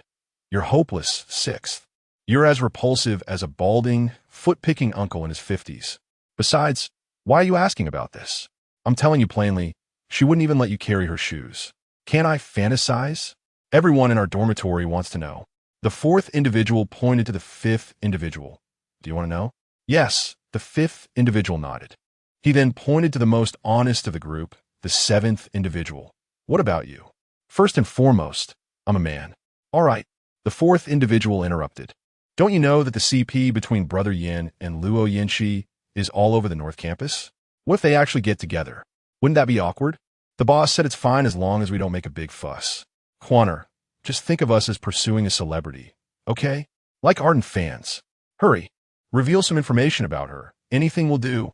The 4th individual massaged his forehead with one hand. I'm drunk. It was at this point that Chen Yan interjected. Old 4th, you know what a wingman is, right? It's a bit difficult to establish contact with Luo Yinshi. Please say some good things about me. The 4th individual replied, I know, which is why I said a few extra words today. Then Yinshi told me that if I continued, we wouldn't even be friends anymore. I'm stunned. Brother Yin is already flawless. Okay? What kind of person does she like? A god? Actually, Yinchi has a pretty good personality. She probably just doesn't want to be in a relationship. Brother Yin, we also want to bring you two together. But we're powerless. It's all right. Chen Yan waved his hand dismissively. The instructor experience card for your phalanx tomorrow was obtained by her, right? No. The fourth individual winked his left eye and snapped his fingers. Yinchi gave it to me. That's great, Chen Yan said. Can we merge our two teams for training tomorrow? The fourth individual pondered for a few seconds. All right, I guess. Take us with you, brother boss and old fourth. Wouldn't it be great for our entire dormitory to be together? Yes, let's quench our thirst by looking at plums, brother. Chen Yan refused. No, it won't work. There are too many people, and we won't be able to train properly. Oh, sigh. A chorus of lamentations filled the dormitory. Chapter 40. Xiao Ran. Am I destined to be wrong in everything I do? On the second day of military training, in Area A, Row 7, after the instructor's routine briefing, command was handed over directly to Chen Yan. With his head held high, Chen Yan strode from the last row to the front. His first command being, rest in place for 10 minutes. A chorus of exuberant cheers erupted from the dozens of students in the line, while the instructor craned his neck, unsure if he had misheard. Ignoring the instructor's gaze, Chen Yan turned towards Squad 10. As he approached, Lao Si had just taken command, and Chen Yan positioned himself beside Luo Yinshi, clearing his throat. Ahem. I would like to inform everyone that today, Squad 10 and Squad 7 will conduct joint training. The female students nearby erupted in excitement, some even jumping in joy, as Chen Yan led the group over. The boys from Squad 7 howled like wolves. Lao Si stood at the edge of the formation, relinquishing all authority to Chen Yan. Chen Yan called for attention, then commanded a slight pause, and began arranging the ranks himself. It was all strategically designed to interact with Luo Yinshi. He first rearranged over 10 positions as a prelude, then pointed at Luo Yinshi. You, please stand in the center of the front row. This position faced him directly, allowing Chen Yan to admire Luo Yinshi's exquisite beauty throughout the day. After a brief hesitation, Luo Yinshi moved, though her glance at Chen Yan was laden with warning. Chen Yan understood her message. Don't overdo it. Once Luo Yinshi was in place, Chen Yan couldn't tear his gaze away. She was too perfect, a beauty that seemed not of this world. He dared not imagine the bliss of holding such a gem close. Luo Yinshi, however, completely ignored him, casting her eyes downwards to the ground. Xiao Ran could no longer contain himself and shouted, Chen Yan, are you abusing your power? Everyone knows the intention behind your formation. Chen Yan cast a nonchalant glance at him. Call me instructor. Xiao Ran scoffed, disdainfully spitting on the ground to show his contempt, while the original instructor interjected. In principle, Chen's commands are equivalent to mine. As long as there are no malicious orders involving threats or intimidation, there is no issue.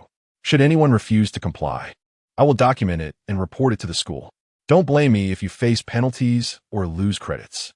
Damn it, Xiao Ran muttered under his breath, then sarcastically called out, Instructor. 20 squats, Chen Yan responded, showing no leniency. Xiao Ran grumbled as he completed them and returned to the line. But Chen Yan added, go to the last row, center position. This location was a full 10 rows away from Luo Yinshi, with a hefty boy blocking his view entirely, making it the worst spot for sneaking glances at her. Chen instructor, I suspect this is retaliation. I protest. Xiao Ran protested.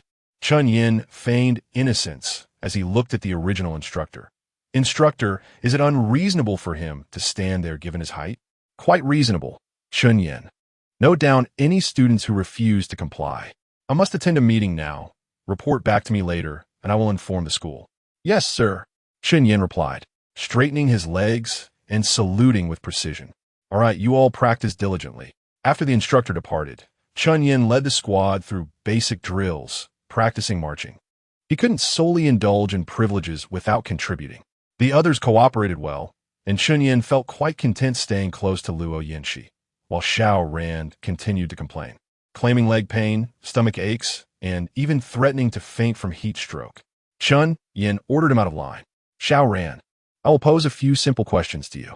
If you answer correctly, You may rest for 10 minutes.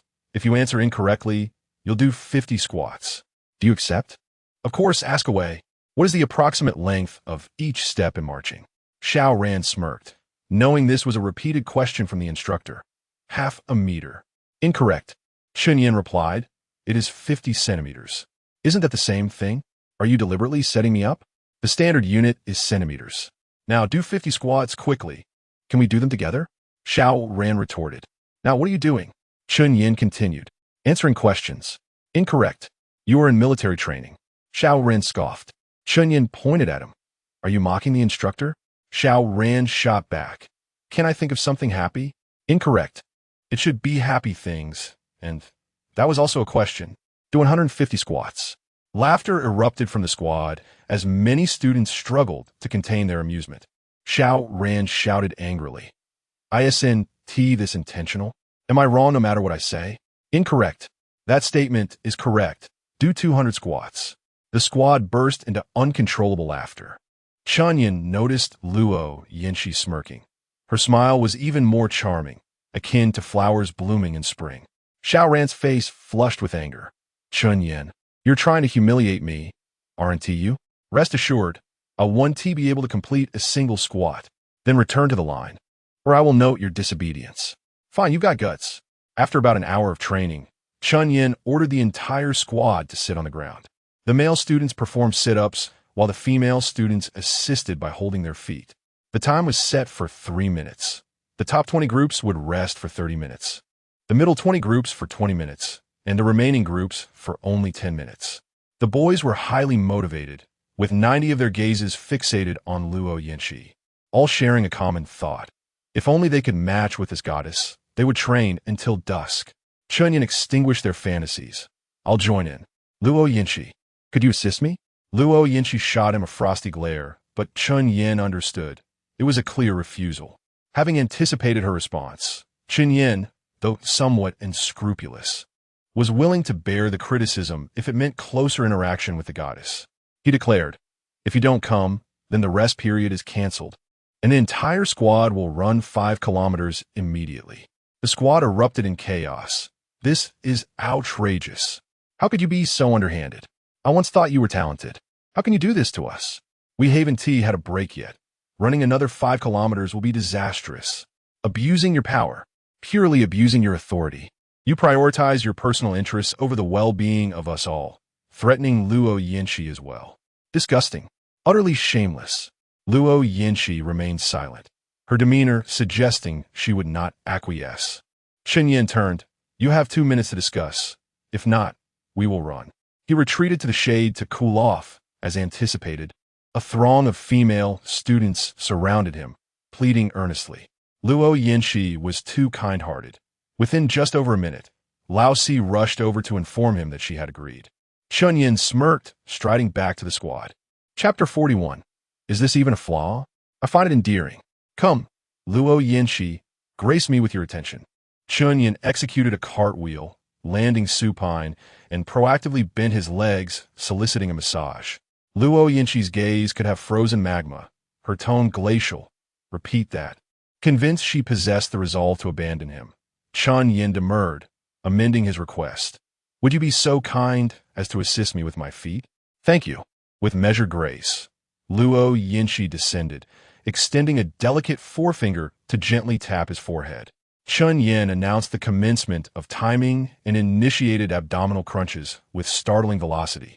A consequence, he surmised, of the enhanced physique afforded by the newbie benefits of jumping and basketball. Approximately 2 repetitions per second. Am I not swift, Luo Yinshi? Can you endure? I am capable of greater velocity, Chen Yan verbalized during his exertions, only to be silenced by Luo Yinshi's terse rejoinder. Utter another word, and I shall depart forthwith. Silent exhibition of masculine prowess ensued. Chen Yan deemed the allotted 3 minutes insufficient, as they elapsed with undue haste. Each ascent was deliberately exaggerated, an attempt to diminish the distance between himself and Luo Yinshi, yet she assiduously maintained a chasm, their proximity perpetually separated by a fully extended arm, resulting in a mere brush with intimacy. Regardless, Chen Yan harbored no regrets concerning his prior determination. preferable to act boldly in the present than to subsequently lament a lack of courage. Moreover, given Luo Yanxi's aloof disposition, feigning propriety would not engender greater favor. Chen Yan concluded that to penetrate the defenses of such an unyielding individual, one must cultivate a sufficiently profound impression, whether positive or negative. For repeated exposure would inevitably leave an indelible mark upon her psyche. Upon the senior's whistle, Luo Yanxi promptly ceased her ministrations, hastening towards the lavatory. Chen Yan surmised her intention to cleanse her hands, yet he refrained from self-recrimination, instead accosting a female classmate. "Would you deign to cleanse my feet?" Those rendered malodorous by military training. The rather comely classmate responded with coy acquiescence. Anticipating the genesis of a tender romance, Chen Yan merely expressed his gratitude and departed, neglecting to acquire her contact information, as her affirmative response had sufficiently ameliorated his psychological distress. Subsequent training transpired without incident, yet Chen Yan, impervious to Luo Yanxi's glares, remained steadfastly in her vicinity, a persistent presence. Admittedly, physical contact was non-existent, yet the visual gratification was substantial. Alas, the fleeting nature of pleasurable experiences was once again demonstrated, as the setting sun heralded the conclusion of the second day's training, whereupon Luo Yanxi departed without a backward glance. Chen Yan recognized that such intimate proximity would not be readily replicated. Dormitory. Chen Yan revisited the QQ group, noting a mere 500 members. He massaged his temples, immersed in contemplation, difficult indeed. Despite his resplendent performance during the talent show and the imposition of a curse, the recruitment rate remained meager. Post-military training, such communal gatherings would be scarce, rendering further recruitment increasingly arduous. Conventional methods proved ineffective. To establish a thriving platform, a more compelling incentive was required, one that resonated with the entire student body. Currently, only the veritable paragons of excellence possessed such appeal. Yet, their assistance was improbable.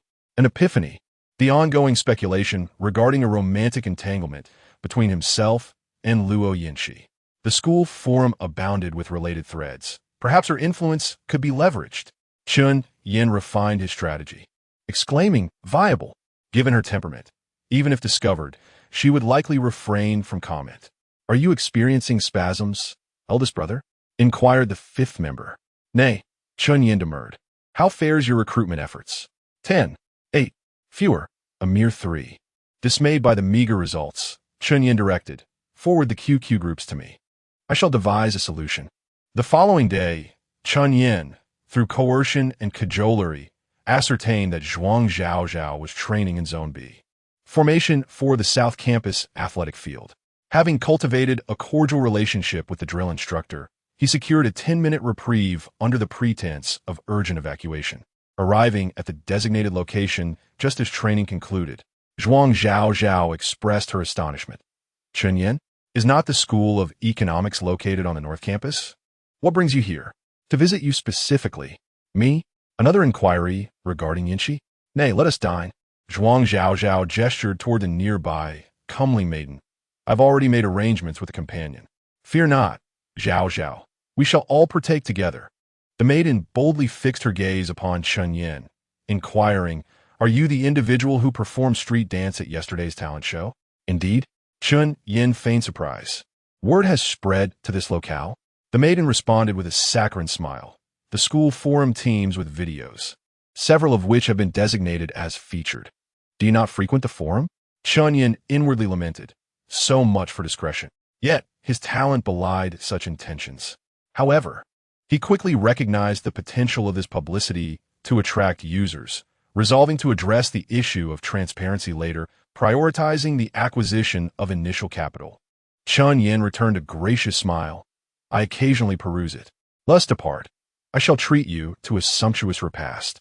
As the dishes were served, Chen Yan feigned forgetfulness, borrowing Zhuang Zhaozhao's cellular device under the pretense of making a call. Positioning himself within close proximity, he quickly accessed QQ and surreptitiously photographed Luo Yanxi's avatar, while Zhuang Zhaozhao remained unsuspecting. Precisely.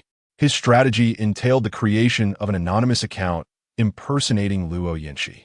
Openly advertised on the forum, he had already conceived a title, the premier social group of Magic University. Chen Yan and Luo Yinshi are members. Join now while spots remain. He then appended several QQ group links, confident that the groups would be filled to capacity before the conclusion of military training. Gratitude, Zhao Zhao. Chen Yan returned the device. Enjoy your meal. I must depart. So soon? Indeed. I neglected to extinguish the gas in my dormitory. Hold. Dormitories lack gas. Wait, Chen Yan, the maiden exclaimed. However, only his retreating figure remained. Zhao Zhao, the maiden inquired. I intended to acquire Chen's contact information, yet he departed with undue haste. Would you be so kind as to provide it? Zhuang Zhao Zhao toyed with her chopsticks, prodding the cauliflower within her bowl. Abandon such aspirations. He is betrothed. Also a student of Magic University? Nay, a high school acquaintance. That is inconsequential. Please provide his contact information. Zhuang Zhao Zhao glanced at the maiden. He is not as admirable as you perceive. Despite his outward talents and academic excellence, he consorts with disreputable individuals and exhibits pronounced chauvinistic tendencies, compelling his betrothed to traverse considerable distances to procure water on sweltering days. Wow! The maiden's eyes twinkled with admiration. How utterly captivating. I'm even more enamored. Chapter 42. Is Chen Yan there? Wang Mingyue showcases her fishing skills. As Chen Yan was returning, he sent out a message to the dormitory group. Copy this message and post it on the school forum. Each person must post at least 20 times during military training. Old 8. Boss, is it effective to send the exact same message repeatedly? Chen Yan, this is called a matrix. The results will be splendid. Everyone must comply strictly. As the formal semester begins, our spring will arrive. Old 4.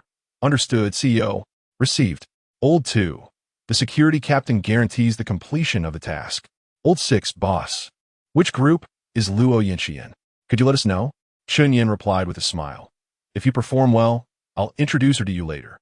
Old 6. All right. Nodding furiously, exiting the group chat, Chen Yan promptly applied for a QQ alternate account. Luo Yinshi's avatar was that of the female protagonist from the immensely popular comic Tokyo Ghoul, and he quickly found a matching image. After changing his avatar and updating his information, he added the alternate account to the group and took screenshots, rushing off to promote on the forum. The training was monotonous. Upon returning to the dormitory in the afternoon, Chen Yan checked the QQ groups one by one, and the results were remarkable. Each group had welcomed hundreds of new members, and the one with Luo Yinshi was already at full capacity. Chen Yan immediately transferred 1,000 QB and opened 8 annual premium memberships, upgrading the group chats to accommodate 2,000 members each. He estimated that by the end of military training, these 8 groups could collectively reach 10,000 users. Even if only 1/10 of them placed orders daily, and the average order value was merely a few dollars, the daily sales could still soar into the thousands. Food delivery is a well-established business model. Once someone uses it, they are unlikely to part with it. Word of mouth would naturally bring a steady stream of new users, and orders would multiply. By then, would anyone even care whether Luo Yinshi's QQ number was real or not? Everything was in place except for the delivery personnel. If there were no riders to handle the orders, the platform would crash. Chen Yan quickly entered the QQ group he created and scrolled to the top, reading the messages attentively. Sophomore senior, 180 centimeters tall, 6-pack abs, excellent looks, sincerely seeking a partner. Looking for a group of underclassmen for the weekend at Helen's Bar. Male A, female exempt, please private message if interested. Image, JPG. Refreshing seaside photo. Looking for a brother, no ugly ones please. Chen Yan rubbed his eyes. It seems this has truly become a dating group. Over 10 minutes, and I haven't seen a single job listing. My recruitment advertisement must have sunk. Was the promised monthly salary of over 10,000 a bit exaggerated, leading people to think I was a fraud? Just then, Old 8 walked in and said, Boss, what is this monthly salary over 10,000? Can you introduce me? It's the food delivery part-time job I mentioned. Xiaohei, this can really earn money. I need people now. Don't run away. Boss, if it can make money, I certainly want to run. I came here from a rural area.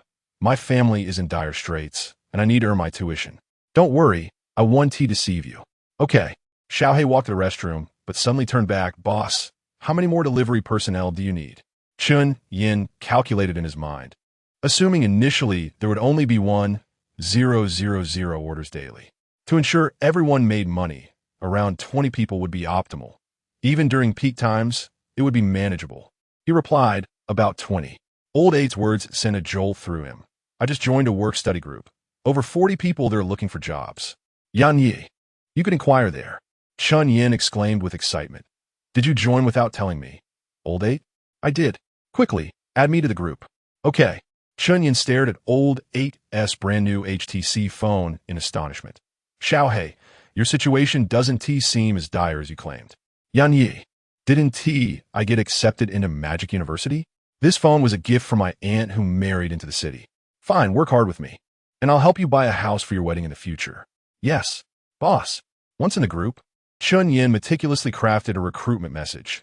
We are sincerely seeking part-time workers on campus. Work hours are flexible, no attendance requirements. Comprehensive salary ranges from 2,000 to 5,000. Daily payments with no risk of running away, no deposit needed. After thoroughly checking it several times, Chen Yan posted it, confident that no one would regard him as a fraud anymore. Indeed, inquiries came flooding in. Were the specific job duties? Delivery of snacks on campus, short distances, high earnings. Students with ample time can easily exceed 300 in a single day. Chen Yan was not exaggerating. Deliveries on campus typically involved multiple orders at once. For instance, if there were 8 orders in dormitory building number 1, he would assign them all to one person for efficiency, making one trip yield 16 deliveries. Completing around 20 trips a day would easily surpass 300. Utilizing the hours between 5 p.m. and the lights-out period at 11 p.m. made it much more lucrative than the typical part-time job paying $10 an hour. Didn't it? Is it piecework pay? Yes. How much per trip? 2 yuan per delivery, but most orders will be multiple deliveries. What there are no orders? In the event of a prolonged lack of orders, a subsidy of 15 yuan per hour. Chen Yan possessed enough determination. Even if the initial order volume was insufficient, he was confident in gradually building it up. As for money, he could seek a loan from Hao Dawei. Chen Yan patiently answered questions in the group for half an hour and finally recruited over 20 students to establish business contacts. Thus, the framework for his online supermarket was complete. Chen Yan stretched luxuriously, preparing to browse the forum before sleeping, when suddenly a long, quiet avatar vibrated. Wang Mingyue, Chen Yan, is your school undergoing military training? The Finance University has already been at it for several days. We're almost exhausted at Finance University. Room 302 of the girls' dormitory building 2, on the upper bunk to the left of the entrance. Wang Mingyue fiddled with her phone, waiting for a reply, confident that Chen Yan would respond shortly. She had known for some time that Magic University had begun military training and had even watched the video of Chen Yan's talent performance, which she had seen in several university city social groups. The reason for joining so many groups was, of course, to scout for good resources. Whether in her past life at Jiangxing University or in this life at Finance University, entering the university's melting pot had made Wang Mingyue remarkably vain, especially after a girl from the journalism and communication department, who was neither as fit nor as attractive as her, was crowned campus beauty solely due to her luxury attire. Her values underwent a dramatic shift. Wang Mingyue silently vowed to wear only high-end brand from now on.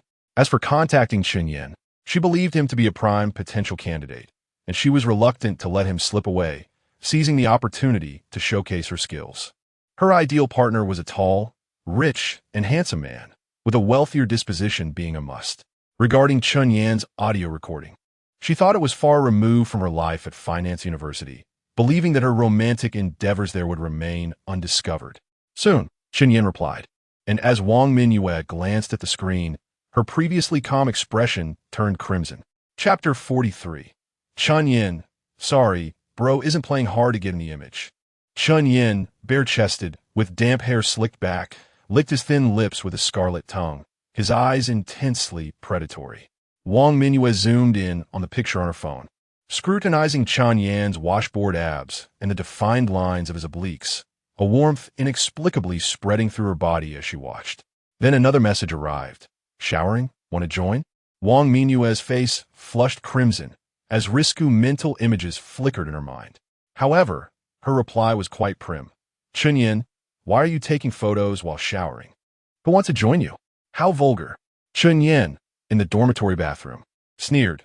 You're putting on an act forgetting that Wang Mingyue was still somewhat innocent at the beginning of university, but that's about to change. This isn't a reason for you to feign purity with me. Chen Yan intended to give her a little scare. You guys have a holiday after the military training, right? Come out and spend a day with me, and I'll delete that recording in front of you. Wang Mingyue, eating and shopping?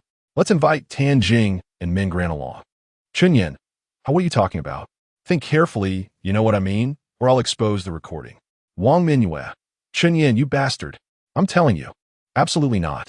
Chen Yan scoffed. In his previous life, when they officially became a couple, Wang Mingyue had this attitude whenever he wanted to take things further. He had always been deterred, but this time Chen Yan wanted to see what would happen if he was more aggressive. Okay. Then prepare to receive a surprise. I'm definitely going to give you a big one. Wang Mingyue replied after a few minutes. Chen Yan, don't be like this. Can I agree to be your girlfriend? Let's focus on studying and wait until graduation. I'll agree to anything after graduation. Chen Yan chuckled. That sounds familiar.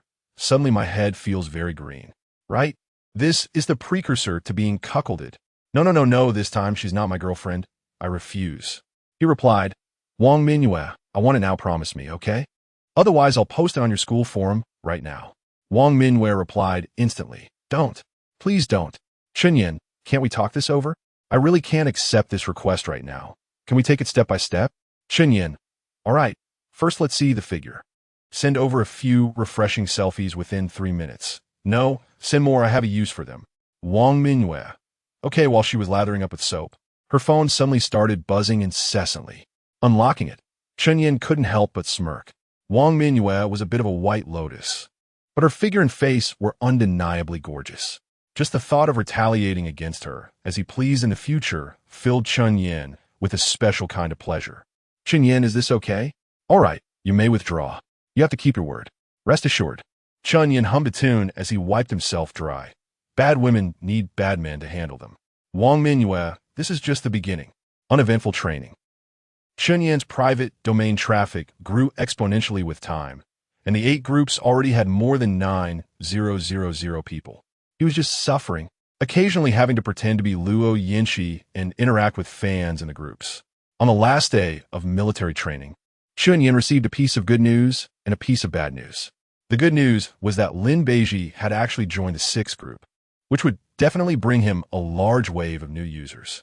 The bad news was that Zhuang Zhaozhao had added him as a friend and completely revealed his impersonation of Luo Yinshi, giving him 3 days to voluntarily clarify, or he would suffer the consequences. Chen Yan kept saying good things, asking Zhuang Zhaozhao to give him a few more days, and he would let her deal with him then. He couldn't afford any mistakes at this point, or the group chat might collapse. Zhuang Zhaozhao was unyielding, and Chen Yan ignored her. At worst, he would just deny it to the death. He didn't believe Luo Yinshi would personally come out and deny it.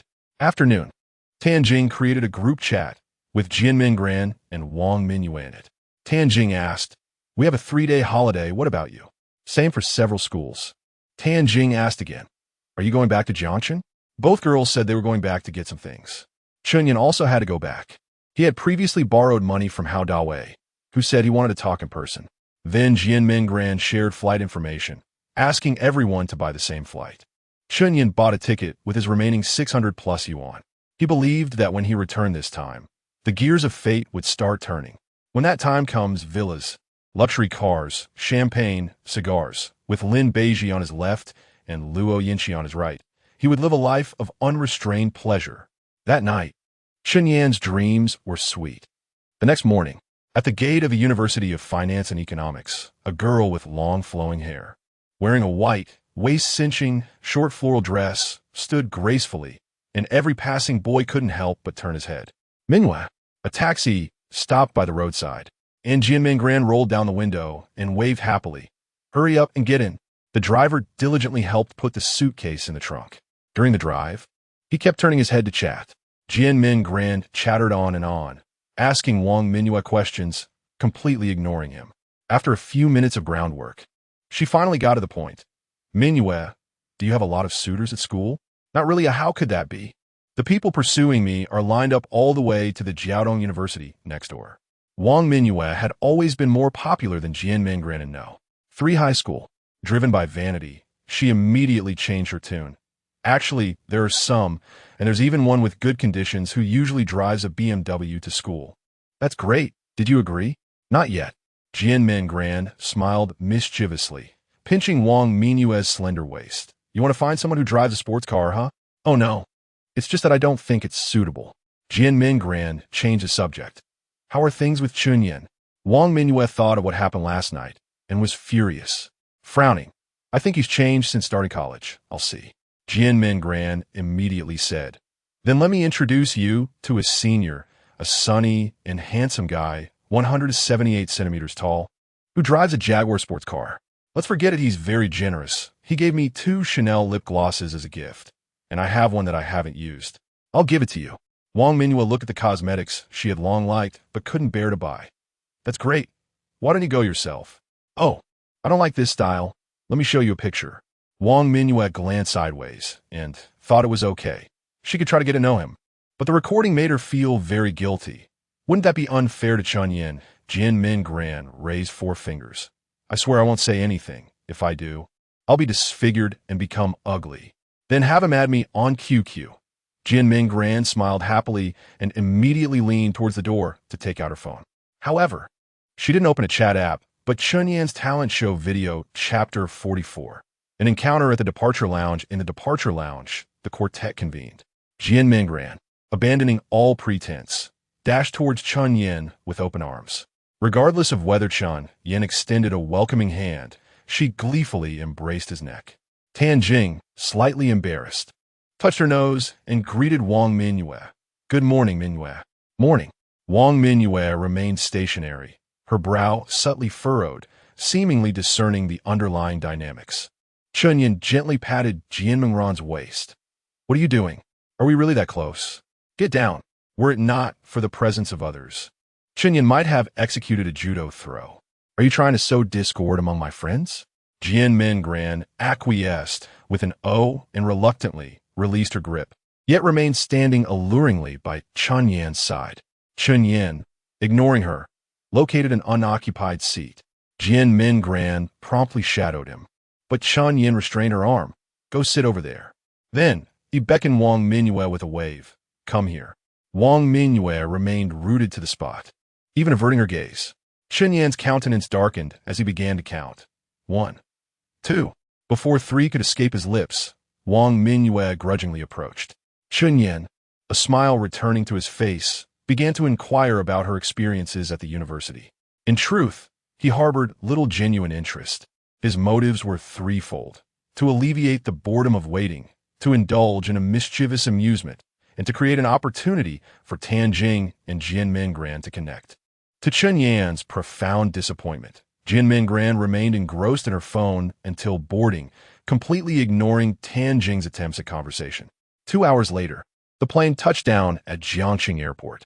Tan Jing, perhaps disheartened, hovered around Chen Yan. Yinji, how about we grab lunch before heading back? I heard a Stone Pot Bullfrog restaurant opened in the west of the city. Shall we give it a try? Sounds good. I'll call a cab. Chen Yan waved his hand dismissively. No need. Someone's picking us up. As they exited the terminal, Chen Yan scanned the surroundings. A flamboyant, lime green Qian pulled up beside them. A man emerged, running towards them while waving and nodding. Brother Yan, over here. Chen Yan chuckled. Impressive. How da wei? Driving a Porsche now, are we? All thanks to your good fortune, brother. How da wei eagerly seized the luggage. The billiard hall had generated over 40,000 in revenue over the past few months, enabling him to finance the Qian just last week. In Jiangxing in 2012, a Qian held considerable prestige. Tan Jing, visibly impressed, puffed out her chest and followed behind. Wang Mingyue's expression grew increasingly somber. Her lips pursed as she pondered something. Jianmin Gran, brimming with joy, began snapping photos with her phone. Hao Dawei assisted in loading the 4 suitcases and then proceeded to the right side, opening the passenger door. "Brother, be my guest." Chen Yan, who had never experienced such luxury in his previous life, hesitated for a moment on the running board before settling into the seat. As the vehicle started, Tan Jing, seated in the back, timidly spoke. "Yanji, perhaps we should switch seats." Chen Yan turned to see both girls leaning against the doors, maintaining a deliberate distance. Chen Yan's countenance darkened, and he ordered the driver to stop. During the seat change, Jian Minggran proactively took the middle position, freeing up a seat for Chen Yan. Chen Yan nudged her aside and straddled the center console. Then, extending his arms like a flamboyant host in a karaoke bar, he roughly pulled the 2 girls under his armpits. Not content, he lowered his arms and playfully pinched their thighs. Chen Yan thought to himself, "Keep pretending. Keep it up." In contrast, Jian Minggran wore a bashful expression, seemingly desiring the playful torment to intensify. Wang Mingyue bit her lower lip, her face a mixture of conflict. It was unclear whether she was afraid to resist or harboring other intentions. Hao Dawei, observing everything through the rearview mirror, felt a genuine pang of envy. 2 youthful and radiant college students. However, he understood the dynamics. To prosper, he needed to maintain a strong relationship with Chen Yan, which meant never attempting to seduce the girls. Having navigated the social landscape for 7 or 8 years, Hao Dawei possessed a keen understanding of how to ingratiate himself. He opened the glove compartment, retrieved 5 stacks of crisp, new banknotes, and leaned forward to hand them to Chen Yan. "Brother, I just bought the car, so this is all I have on hand. Please use it. I'll gather more next month." Holding 50,000 in cash was an impressive sight. Jian Minggran and Wang Mingyue, who had just entered college, had never witnessed such a display of wealth, and their mouths hung slightly agape in amazement. Chen Yan remained unfazed. He tossed back 2 stacks. 30,000 is enough for my venture. If all goes well, I'll return it within a week." Hao Dawei continued, "Brother Yan, what kind of business is it? Could you bring your brother along?" Chen Yan shook his head. "This endeavor is too specialized. It's not for you. That's a pity." Hao Dawei chuckled. "The business you set your sights on must be quite lucrative, right?" Chen Yan didn't conceal anything. So, if all goes smoothly, perhaps 10 or 20,000 a day. Wow, that's a profitable venture. Hao Dawei shook his head. "Unlike my billiard hall, which initially did well and made a fortune, everyone in Jiangsheng started imitating it, and now business is declining rapidly. Alas." Hao Dawei sighed. "Brother Yan, I've recently taken on more than 10 new underlings, and the expenses are substantial. Could you offer me some advice?" Chen Yan stroked his chin, contemplating, "As the business expands, I'll definitely need a security team. Hao Dawei has readily available personnel who can immediately be suited up and deployed. Moreover, this guy is quite competent and easy to work with. Perhaps I can offer some guidance." Chen Yan stated, "Start a micro-lending company. You can make some money in the next few years." Hao Dawei was taken aback. "Lending? How much capital would that require?" "Brother, I'm broke right now." Chen Yan patted the driver's seat. "Pawn this car, and you'll have it, won't you? If that's not enough, pawn your house as well. If you don't have that kind of resolve, then consider I never said anything." Hao Dawei pondered for a moment. "All right, Brother Yan, I'll listen to you." In reality, microlending belongs to the gray market, which inevitably leads to disputes. However, if Hao Dawei doesn't do it, someone else will. Those who borrow money are always the same group of people. Chen Yan, having lived 2 lives, has become accustomed to the cruelty of society. As the business expands, he will face even more brutal situations. He will never indulge in naive sentimentality, or he will be devoured, leaving nothing behind. Yanji, Tan Jing said, "Modi University and the University of Finance and Economics are close by. How about I help you?" Chen Yan smiled. "Why would you help me? Isn't it better to be your own boss? After I'm done with these few days, I'll teach you step by step." Upon hearing this, Jian Minggran snuggled against Chen Yan. "Chen Yan, teach me too." "Okay, I also want to do business," Chen Yan pushed her away. "We're not that close. Talk to Tan Jing. If she learns, she might be willing to teach you." "Oomph." Jian Minggran glanced at him. "Fine, don't teach me then. Can you at least treat me to Michelin star cuisine when you make money?" Chen Yan possessed the necessary generosity. He nodded. "Every day, all right? Until you're sick of it." Wang Mingyue felt increasingly shortchanged. Jian Gran had actually attempted to trade Chen Yan, this high-quality catch, for a jaguar man. She regretted it and said, Chen Yan, I want to eat too. Eat, eat, eat until you're sick of it. Chapter 45 Chen Yan. May I have another 2 months, please? At the Stone Pot Frog restaurant, 5 people dined for over 300. Chen Yan settled the bill, albeit with borrowed money. Among his group of 4, he felt reluctant to ask Hao Dawei to pay. Brother, Hao Dawei asked at the entrance, are you free this afternoon? Let's go to Lover's Valley. Jian Gran quickly interjected. Yes, I wanted to go for a long time. Chen Yan, let us go. Noticing Tan Jing's eagerness, Chen Yan inquired, do you want to join too? Yes. Tan Jing replied decisively. Chen Yan nodded. All right, let us drop off our luggage at home first. We'll meet at the base of Pangjing at 2 p.m. I'll pick you all up. Hao Dawei remarked. Our original team fits perfectly in one car. By the way, is this sister-in-law coming? Wang Mingyue hesitated for half a second before nodding, not even correcting the title. The day's experiences had greatly impacted her. The brand-new Porsche SUV, bundles of cash, and Chen Yan's claim of earning nearly 10,000 a day. Chen Yan's rate of growth far exceeded her expectations. She needed to keep a close watch to prevent Jian Gran from taking advantage. All right, I'll take you all back first, and then I'll come to fetch you later. When they arrived at the supermarket, Chen's father was standing at the entrance, eating a boxed meal. Hey, Yinzi, nice car. Whose is it? Chen Yan waved his hand dismissively. It's from a little brother, not a luxury vehicle. No need to make a fuss. Stop boasting. Have you gone a bit overboard after visiting Magic City? You're not even impressed by $1 million car? Chen Yan grinned. Do you like it, Dad? In 2 years, I'll buy you one, but at LLB for grocery shopping only, no showing off. Sure, I'll wait. Let us head back. There's food on the table. After exchanging a bit of small talk with his father, the green Qian slowly pulled up. Hao Wei rolled down the window to greet Brother Yin. Are we ready to go? Chen Yan stood up, calmly opened the door, and took a seat in the back row. The Qian started moving, and his father, perplexed, called out, Is this really your little brother's car? This kid is impressive. Who knows what he might achieve in a few years? At Lover's Valley, 4 cars parked neatly, and about 20 people disembarked.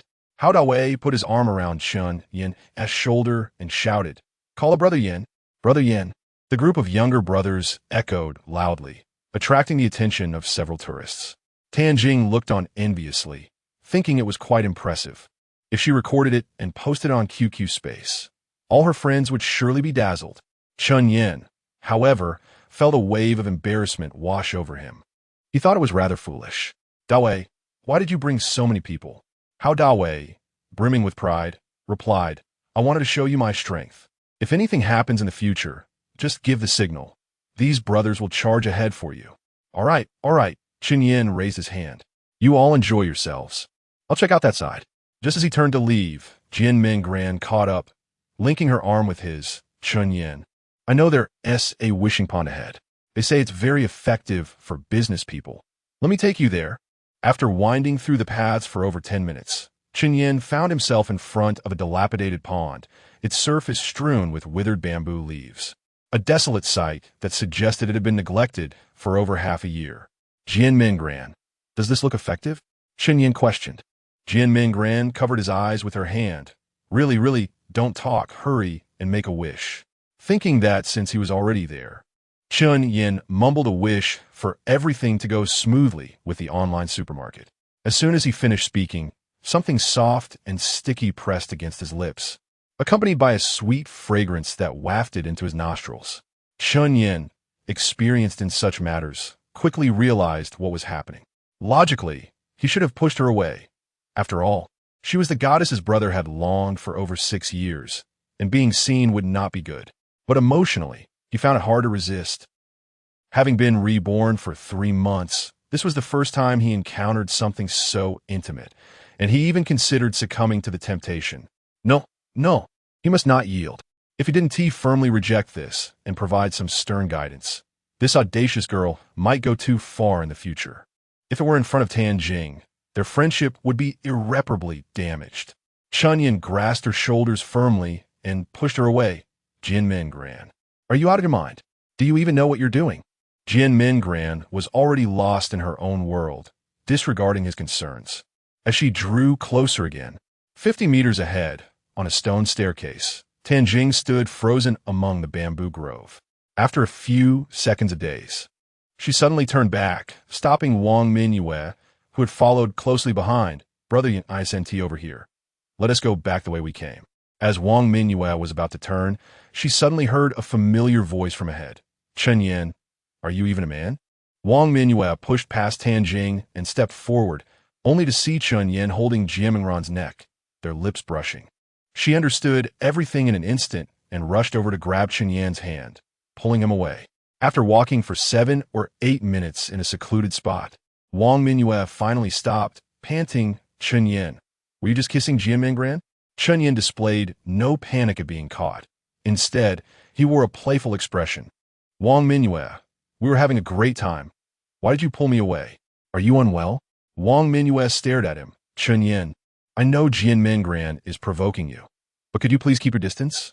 I can do that too. Chen Yan chuckled. Oh, is that so? Wang Minyue nodded affirmatively. Chen Yan reached out, playfully hooking her chin with his finger. Come on, show me. Wang Minyue glanced around, confirming no one was watching, then stood on tiptoe, closed her eyes, and presented her lips. After more than a minute, Wang Minyue pushed him away, gasping for breath. Chen Yan licked his lips. Not bad, but that's not what I want. When she caught her breath, Wang Minyue said, Chen Yan, can you give me more time to think? A semester? No, 2 months. I'll give you an answer in 2 months. Chen Yan smirked inwardly. He understood that Wang Minyue was waiting to see if he could indeed earn 10,000 in a day before making her move. 2 months wasn't long, but he wanted to test her limits. But Jianmingran has promised me tonight. She is no less than you, and even more obedient. Why should I wait? Chen Yan. Wang Minyue bit her lower lip. Because it's my first time, I'm scared. Can't you give me time to overcome my psychological fears? Chen Yan chuckled. The implication was that Jianmingran was not a novice, hence she could be casual about it. However, to his knowledge, Jianmingran had never dated in high school, nor had he heard any rumors about her. Was this not pure slander? Chen Yan waved his hand as he walked away. You better work on overcoming it. Contact me when you're ready. Chapter 46 Wang Minyue. As long as you obey, I will maintain my distance from her. Wang Minyue's elegantly shaped brows were tightly knitted. After Chen Yan walked away, she promptly retrieved her phone and dialed a number. Dan Fing, aren't you fond of Jianmingran? She is planning to spend the night with your good brother. If they go through with it, you will be the biggest fool under heaven. After saying this, Wang Minyue abruptly hung up. On Chen Yan's side, after walking back for several minutes, he spotted Tanjing slumped on the edge of the wishing pool. Realizing that Tanjing had likely witnessed the earlier altercation with Jianmingran, he approached her with a hint of embarrassment. Fat Jing, things aren't as you think. Yingo, Tanjing interrupted. I know Mingran likes you, but you promised to let her go to me. Besides, don't you still have Wang Minyue? Chen Yan pulled out a cigarette. My promise stands firm. Don't overthink it. As for what just happened, I can pretend I didn't see it, but can we leave it at that? All right. Chen Yan exhaled a puff of smoke. I'll sever ties with her in front of you later. Let us not. Tanjing stood up. If Mingran thinks I'm scheming, she will definitely cut ties with me. Yingu, just treat her as an ordinary friend and keep your distance. Chen Yan nodded. Okay, don't be upset. I will never touch a brother's woman. Tanjing's eyes glistened with tears. Yingu, I know I'm being unreasonable. I like her too much. I can't let go. Chen Yan patted his shoulder. I understand. Don't worry. I'll help you win her over. Woo. Yan Yi, why are you so good to me? I owe you. In the parking lot of Lover's Valley, Jianmingran and Wang Minyue stood back to back in front of Flowerbed, both frowning, evidently having just quarreled. Hao Dawei stood in the middle, hesitating on whom to assist. Fortunately, he caught sight of Chen Yan and waved urgently. Yan Yi, hurry here. We need you to mediate. Chen Yan hurried over, opening the passenger door and climbing in. Only Tanjing remained awkwardly clutching a skewer of candied fruit, hesitantly approaching Jianmingran. Mingran, you must be thirsty. I specially bought this for you. Jianmingran shot him a glance. Who told you that candy quenches thirst? Tanjing replied sheepishly, there's fruit inside. Jianmingran glanced at it, accepted it, and took 2 steps to hand it to Chen Yan in the passenger seat. Chen Yan tossed it to Hao Dawei. You eat it. I'm heading home. Hao Dawei silently pocketed it, calling out to Wang Mingyue. Let us go, sister-in-law. This time, Tan Jing sat in the middle of the back seat, with both girls unwilling to sit near each other. He dared not make a move, huddling close to the front. Throughout the ride, Hao Dawei attempted to spark conversation multiple times, but no one paid attention. The two girls and Chen Yan were engrossed in their phones, while Tan Jing sat silently, deep in thought. Jianmin Grand tapped away quickly. Chen Yan, you said you wouldn't dare admit it, but Wang Mingyue told me everything. I don't have to go home tonight, and besides, I'm a first-timer too. Chen Yan replied, I was just joking. Don't take it seriously. I don't care. You must take responsibility for your words. After all, I'm already yours. Chen Yan retorted, don't give me such wolfish words. We're merely ordinary friends. If you don't even want to be that, I have no objection. Chen Yan, how can you treat a girl like this? Get lost. Wang Mingyue had sent several messages, and only now did Chen Yan open them to read. Are you free tonight? Let us go watch a movie. Lost in Thailand has been released, and it's highly rated. What do you think? Afterward, we can have a couple of drinks and stroll through Huxi Park. How about it? Chen Yan felt tempted. Huxi Park, shrouded in darkness, was a popular rendezvous for couples, as it allowed for intimate encounters. Wang Mingyue had practically hinted at it, yet he declined. This would not quench his thirst. Rather, it would exacerbate it. Ultimately, Chen Yan could predict the outcome, finding a kind-hearted sister leaning against the utility pole in the flower market and spending 500 for a fleeting romance. But at this moment, he was still a novice. This was a loss even his grandmother would lament. Wang Mingyue said, Chen Yan, are you still going to be with Jianmin Gran? How can you do this? Look at how heartbroken Tan Jing is. What do you take him for? Chen Yan replied, call me daddy. Wang Mingyue. Chen Yan, when you get home, send me a set of pictures even cooler than last time. I'll maintain my distance from her. Wang Mingyue, daddy. The holiday soon came to an end. On the last afternoon, Chen Yan returned to Moda University. He first inquired again in the work-study group about the employment intentions of the prospective writers. The good news was that only 3 expressed a desire to wait and see, while the rest were ready to start at any moment. Chen Yan gathered all the on-campus prospective staff at the dormitory entrance and subsequently issued a new task in the dormitory group. Lao Er, Lao San, Lao Ba. Upload all the food images I sent you to the group album and post the advertisement content simultaneously in the group. The online supermarket is ready to launch. A few minutes later, a delivery van approached. The snack wholesale owner, Pan Feng, leaned out his head to greet him from a distance. Xiao Chun, I brought you the goods. Chen Yan waved back. Once the vehicle came to a stop, he called out to the riders present. Everyone take a box to room 1 on the 5th floor. Don't mind me. From now until 11 o'clock, it's work time, 15 yuan an hour. Payment upon completion. The group then surrounded the van to move the goods. Xiao Chun, there are 40 kinds of snacks, 1 of each. This batch totals 30,000 yuan. I'll bring you water tomorrow. Just sign here. Thanks, Fengge. Chen Yan quickly signed his name and rushed back to the dormitory to arrange the storage. Here. Squeeze 1 more in. Don't block the balcony. Leave some space to pass through. The 40 boxes nearly filled the common area of the dormitory. There was no other option. An 8-person dormitory was already the largest available. If business boomed, they would need to restock almost daily. Chen Yan brushed off the ash from his cigarette. It's all for profit. A bit of hard work is nothing. He then opened his camera, took a photo of the mountain of snacks, and posted it in the group with the caption, Moda University Online Supermarket will begin trial operations tomorrow. Operating hours are from 1 p.m. to 2:30 p.m. and 5 p.m. to 11 o'clock p.m. Any students interested in trying it out?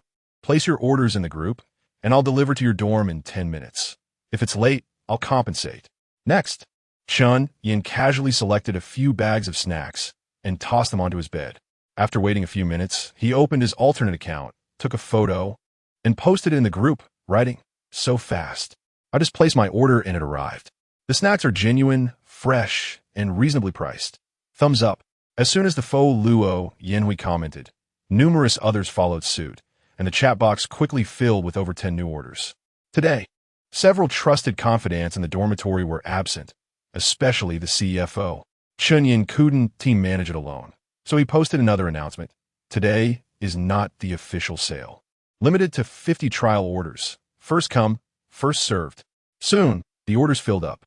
Chen Yan was still unfamiliar with the business, and picking items was slow. It took him 3 to 4 minutes to hand over the first order of 6 bags to a seemingly honest-looking student. They're all from the dormitory building next door. Check the labels on the bags for specific rooms. Off you go. Chen Zone. Will this be counted as extra hours since it's within work time? Yes. Extra pay. Be quicker about it. Got it. After completing the arduous task of collecting 50 orders, Chen Yan retrieved his phone to check the feedback from the group. Upon opening QQ, he first encountered a message from Zhuang Zhao. Chen Yan, the 3-day deadline has passed. Not only have you failed to clarify the situation, but you also continue to flaunt your deceit. I will report you immediately. Chapter 47 Zhuang Zhao. If you're lonely, let us meet at the school gate. Chen Yan stared at the message, feeling overwhelmed. Zhuang Zhao was a girl who was both pliable and stubborn. She was impervious to gentle persuasion, yet he had no leverage to confront her directly. After much contemplation, he resolved to feign ignorance. If he could just endure these few days and transition the social group into an order group, she could do as she pleased thereafter. Determined, Chen Yan closed the chat window and entered the group chat to check the messages. Had everyone taken notes? Goddess Luo Yinhui adored cucumber-flavored chips, cranberry cookies, and hawthorn slices.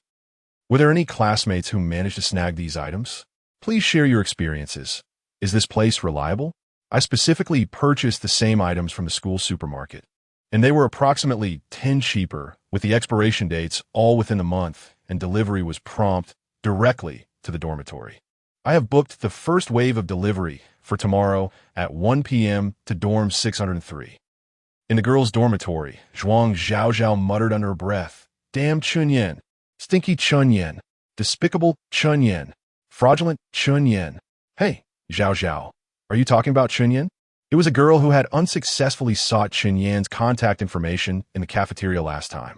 Yes, he is still impersonating Yinhui to deceive others. I absolutely cannot forgive him. Then let us go find him. Right now. Finding him is pointless. I must inform Yinhui about this. I'll accompany you. In a shared dormitory of Luo Yinhui, which was several hundred yuan more expensive but had a better environment, Zhao rushed in. Yinhui, what is the rush? Luo Yinhui, adorned in a loose white t-shirt, appeared breathtakingly beautiful in her simplicity. Yinhui, do you know about the social group on the school forum? I haven't been paying attention. I knew it. Chen Yan is taking advantage of your indifference, boldly impersonating you in the group. What? Luo Yinhui instinctively frowned, not due to Zhao's words, but because hearing that name reminded her of the discomfort during military training when someone was too close for comfort. See? Zhao opened her phone album, revealing all the screenshots she had collected over the past few days. His profile picture is identical to mine. Luo Yinhui scrolled through, remaining silent, choosing to let it be. He is chatting with those guys while posing as you. Aren't you angry? I can't be bothered to explain. You cannot condone such behavior, Yinhui. Zhao exclaimed urgently. If we ignore this, who knows what he might do next? What if he scams people using your name? I don't want to meet him. You can talk to him for me. I tried. He wouldn't listen at all. A phone call should suffice, right? If you, the person involved, speak up, he will surely restrain himself. As she spoke, Zhao had already dialed the number. Almost immediately, Chen Yan's lazy and slightly impatient voice came through. What are you doing awake so late, Zhao? If you're lonely, let's meet at the school gate. Zhao's face flushed crimson. She struggled to suppress her embarrassment as she handed the phone over. Luo Yinhui refused to take it, and Zhao chased after her, trying to shove it into her hands. Luo Yinhui merely dove under her blanket, cocooning herself. What's going on? Zhao, are you casting spells while calling me? Zhao could no longer maintain her composure and shouted, "Get lost!" with her finger forcefully pressing the screen to end the call. Yinhui, why are you acting this way? Infuriated. Zhao felt her cheeks burning with embarrassment. Luo Yinhui peeked out from under the covers. Zhao, after so many interactions with him, you still don't know what kind of person he is? It's better to keep your distance. Should we just let him swagger around, impersonating you? If he oversteps, I will have someone intervene. You're so oblivious to what is happening outside. If bad news reaches you, it will be too late. Then I'll join that group. That way, he can't impersonate you anymore. Zhao Zhao pondered for 2 seconds. All right, I'll add you. In dormitory number 1, Chen Yan was summarizing the issues he had encountered and the key points to address for the next day. Deliveries to the girls' dormitory could not go upstairs. Students needed to collect from the dormitory office, which would significantly reduce the appeal of the food delivery service, and it was inconvenient to collect payments. He needed to recruit more female part-time workers. Additionally, he was short on pickers, and he didn't trust anyone else. He decided to assign the task to the security team, offering them a larger share. How about 3%? The burly security guard nodded. Brother Yin, the pre-orders in the group are booming. At this rate, we could easily sell over 10,000 in a day. I believe we might even reach 30,000. Chen Yan chuckled. 30,000 isn't the limit. With over 40,000 students at our university, my initial estimate was that we could sell 50,000 a day. It could even surge to 100,000 on weekends. Boss, you're a commercial genius. Another remarked. If this model is rolled out to universities nationwide, how much could we earn in a day? We'd be financially free. That's a narrow vision.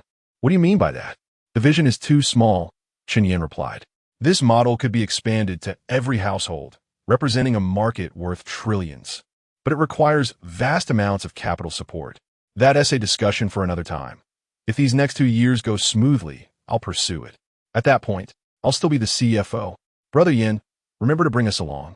Absolutely. But for now, we must first stabilize the market here at our university. Let us all put in extra effort. All right. The atmosphere in the dormitory was buoyant. One of the younger members timidly said, Brother Yin, someone has entered the group with the same profile picture and information as Luo Yinhui. Could it be an impersonator? Chen Yan's heart sank as he quickly checked. He remembered that Luo Yinhui's rank was 2 suns, 1 moon, and 2 stars. The first illuminated icon was QQ music, and everything matched perfectly. This was indeed the real deal. Chen Yan kept a watchful eye on the chat box, ready to kick anyone out who made inappropriate comments. However, several minutes passed without Luo Yinhui speaking up, and he gradually calmed down, contemplating for a minute. Chen Yan realized that this was not an attempt to sabotage him, but rather a form of oversight, an immense blessing for him. He quickly logged out of the group chat with his secondary account. Now, his platform had genuinely welcomed an unparalleled pair of talents. Chapter 48. Lin Beiji's order. Chen Yan. Everyone stay put. I will deliver it personally. As Zhao exited the School of Economics, she received a call from Chen Yan. Are you hungry, Zhao? Let me treat you to a late-night snack. Zhao held the phone away from her ear. Chen Yan, could you refrain from sounding so nauseating? Are we even familiar with one another? What do I have to eat with a fraud like you? Hey. Chen Yan softened his tone. I merely wish to clear up the misunderstandings between us. You could consider this as an apology. I promise I'm not deceiving you anymore. You can check the group chat. The account has already been removed. Zhao scoffed. You were scared off when Yanxi joined the group, weren't you? Inviting me to dinner is merely an attempt to placate me, right? I'm not going. Chen Yan clicked his tongue. Look at this, what a huge misunderstanding. Let me be frank with you.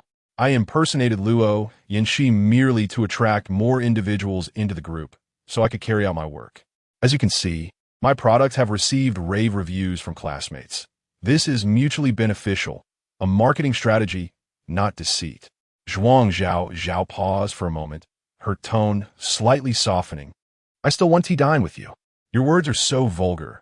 It's repulsive just thinking about it. Just kidding, don't take it seriously. If you don't want to go out for dinner, do you have any favorite snacks? I can bring you some tomorrow. Absolutely not. Chen Yan finished speaking before she hung up, but he vaguely heard a voice repeatedly saying, Go on, Zhao, go on. La, Chen Yan spun his phone while humming a tune. Zhao was quite fiery. One day, I must take her to task. Everyone knows Chen Yan enjoys spinning tops, so don't think otherwise. That night, Chen Yan slept soundly, dreaming of galloping joyfully on horseback. The following day, the first class of the semester was conducted by the counselor, Yan Hiyue. Chen Yan paid close attention, fully engaged in the lecture. To navigate the business world successfully and steadily, a systematic grasp of professional knowledge is essential. The school bell ringing for dismissal filled Chen Yan with excitement. It marked the inaugural day of the online supermarket S operation. He and his dorm mates hastily finished their meals before racing back. After a tense yet orderly preparation period, the delivery personnel began to arrive, and dormitory number 1 commenced its frenzied operations. In the afternoon, Pan Feng arrived with a delivery van, his face creased with smiles upon receiving Chen Yan's previous payment. Haha, Brother Yan, your business is phenomenal. In just one day, you've restocked nearly 20,000 worth of goods. Well, I got your call. I thought I misheard. Haha. Chen Yan replied nonchalantly. This is just the beginning. In the future, make sure to deliver my restocks quickly. Time is money. Understood. After 2 afternoon classes, it was once again time for the exhilarating pursuit of profits. The 2 large cardboard boxes for cash in dormitory number 1 visibly piled higher, with everyone feeling fatigued yet elated. After sorting through the last order, Chen Yan waved his hand. Everyone gather around. Let us count the money. His roommates squealed as they clustered around. Some laughed maniacally while clutching the cash. Others buried their heads in the cardboard boxes, and some posed for photos with money piled at their feet. Only the 4th roommate remained steadily at the computer, continuously typing away. After 10 minutes of counting, the total revenue for the first day amounted to 24,776. 5 yuan. Chen Yan called in the delivery personnel one by one, while the 4th roommate reported the amounts. Hu Hai, 184. Zhang Yu, 206. Guan Hao, 102. Xing Yun, 310. Everyone was smiling. Even Guan Hao, who earned the least, couldn't suppress his grin. The campus delivery work was not exhausting, yet the rewards were quite generous. This income was comparable to many fresh graduates. Chen Yan was no longer concerned about the delivery personnel. After today, numerous individuals would certainly come to apply, and without connections, they might not even secure a position. By the time they settled the wages, it was already past 10:50. Initially, Chen Yan intended for everyone to wash up and sleep, but the 4th roommate insisted on conducting an inventory check. After a brief period, the data revealed over 300 items were unaccounted for. The individuals responsible for sorting the goods hung their heads in guilt. Chen Yan waved his hand. I anticipated an error margin of around 500. This is just the first day. You all did exceptionally well. Now let us see the profits, and we'll distribute daily bonuses. With a gross profit of 9,364 yuan, after deducting delivery costs, 4,578 yuan remained. Chen Yan pulled out a stack of red bills and counted out 3 notes. Thank you for your hard work. The extra will be considered as a bonus. Let us keep pushing forward. Thank you, boss. On the second day, Chen Yan restocked 2 vans of goods. Pan Feng's face was beaming, and his address changed from Little Chen to Brother Yan. And now he referred to him as Brother Yan with a nearly sycophantic tone as he handed over a cigarette. Brother Yan, light up. Chen Yan accepted it, patting Pan Feng's beer belly. Good work, very swift. Pan Feng leaned in. Brother Yan, you often emphasize efficiency, right? I've delegated other tasks to my team and am solely focused on overseeing your deliveries. Thanks for your support, Pan. You can get back to your work. I need to return and supervise. Sure, Brother Yan. If you need anything, just give me a call. In the dormitory, the 6th roommate suddenly shouted, Hey, who placed an order? It's Lin Beiji from the law school, and she ordered so much. Can she even eat it? The delivery address is the student union office. The other delivery personnel gathered around, eager to claim the order. The 6th roommate volunteered. This order is far and the goods are plenty. It's better to deliver it solo. You guys want to profit from running this errand. I'll handle it myself. Second brother, keep an eye out. I'll be quick. Chen Yan interrupted. Wait, sort the goods for me. I'll go. The 4th roommate teased. Brother Yan, are you abandoning Luo Yan, she to pursue Lin Beiji now? Honestly, I think you can do it. Just hang in there. Chen Yan responded. You're mistaken, 4th. This is an opportunity. If I handle this order well, it could yield half a day as profit. Await my good news. The dormitory mates looked puzzled as Chen Yan exited with snacks in hand, swiftly replying to messages as he walked. Chapter 49. Chen Yan, stop clinging relentlessly. You cannot bear the consequences. Boss, please deliver this order to me. I'll pay 500. Boss, is Lin Beiji's order transferable? I'll offer 1,000. Boss, Please ensure the order is reserved for me. I'll raise my offer to 1,200. Chen Yan, the group leader, known as the CEO of Yanshi, observed a flurry of activity as Lin Beiji's order was announced, prompting numerous individuals to add him on QQ. After reviewing all offers and engaging in negotiations with the highest bidder, he ultimately transferred the order to a sophomore, claiming to be Su Xiao from Modu, for the sum of 2,500. This exemplified the advantages of operating a platform, showcasing the premium channel fees of top-tier elites, even for a single transaction. Chen Yan pondered, I wonder how high Luo Yinshi's bid will reach. If I could establish a stable partnership with both, the profits would be substantial. As time flew by, a week passed in the blink of an eye. On this day, Chen Yan announced in the group that operations would cease for one day. The relentless cycle of classes and dormitory life had become exhausting. Allowing everyone a day off to spend their earnings would be beneficial for long-term development. Furthermore, he had significant matters to discuss with Luo Yinshi and Lin Beiji regarding collaboration. Chen Yan had already added Lin Beiji on QQ and found her approachable and down-to-earth. She had explicitly stated that he could seek her out at the student council if needed. However, he had attempted to add Luo Yinshi several times daily, yet his requests remained unapproved. Regardless, Chen Yan resolved to intercept her at class 11, as he felt an increasing sense of urgency from their prolonged separation. Yan Yi. Just before classes ended, a tall friend nudged him. You're quite tall. Can you play basketball? What is up? Chen Yan inquired. Tomorrow, there's a match between the economics department and our finance department, and I'd like to invite you to join. Is there a prize? How much? The tall friend shook his head. No, it's just for fun. Chen Yan promptly declined. I want to go. If there were a chance to win several thousand, I might reconsider, but I have no interest in playing for nothing. All right then. Can I take a 2-hour leave tomorrow afternoon? The game starts at 5:30 and should finish by 7:30. You might as well rest an extra day. If we win, there will be a celebration. Now that things have settled down, 3 or 4 people should suffice. Brother Yan. After chatting for a while, Chen Yan's phone vibrated, signaling the alarm he had set for 11:58. You all enjoy lunch. I'll take my leave. Upon reaching the entrance of class 11, Chen Yan scanned the crowd and quickly located Luo Yinshi. He positioned himself at the optimal vantage point, resting his chin on his hand, captivated by her beauty.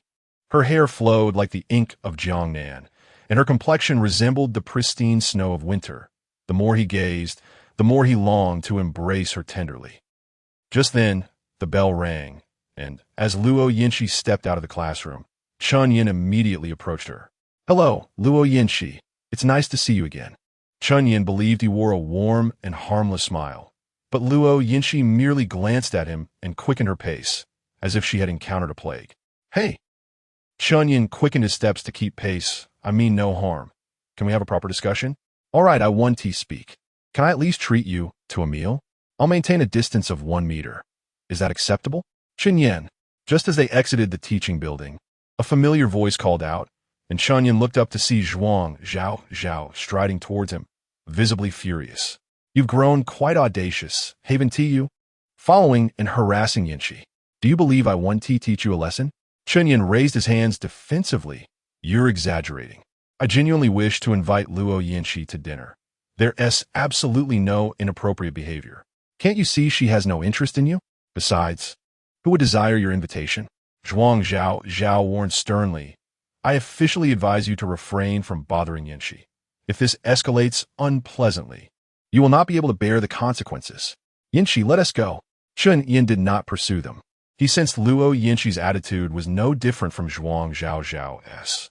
Strangely, he felt no sense of defeat. Instead, an inexplicable desire for possession only intensified. Perhaps, as Isan Chan sang, what cannot be obtained is forever restless.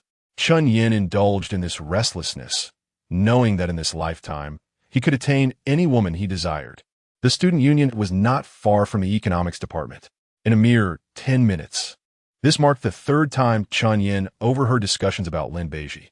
Is what you're saying true? Did you see it with your own eyes? It's not just me. Many classmates witnessed it. The Audi had a Beijing license plate, and the individual who stepped out wore an administrative jacket with a national emblem. I need not elaborate further, right? I initially thought Lin Beiji relied solely on her beauty to rise to the position of vice president of the student council within days. But it seems she possesses extraordinary connections. With such a background in beauty, we are utterly without hope. Don't dwell on such fortunate matters. If we work diligently under her, who knows, we might find ourselves within the system after graduation. Chapter 50. Chen Yan is somewhat sullied, yet possesses a keen intellect. The student council office is located on the second floor of one gong building, with the door ajar. Chen Yan strode indirectly. Hello, I'm looking for.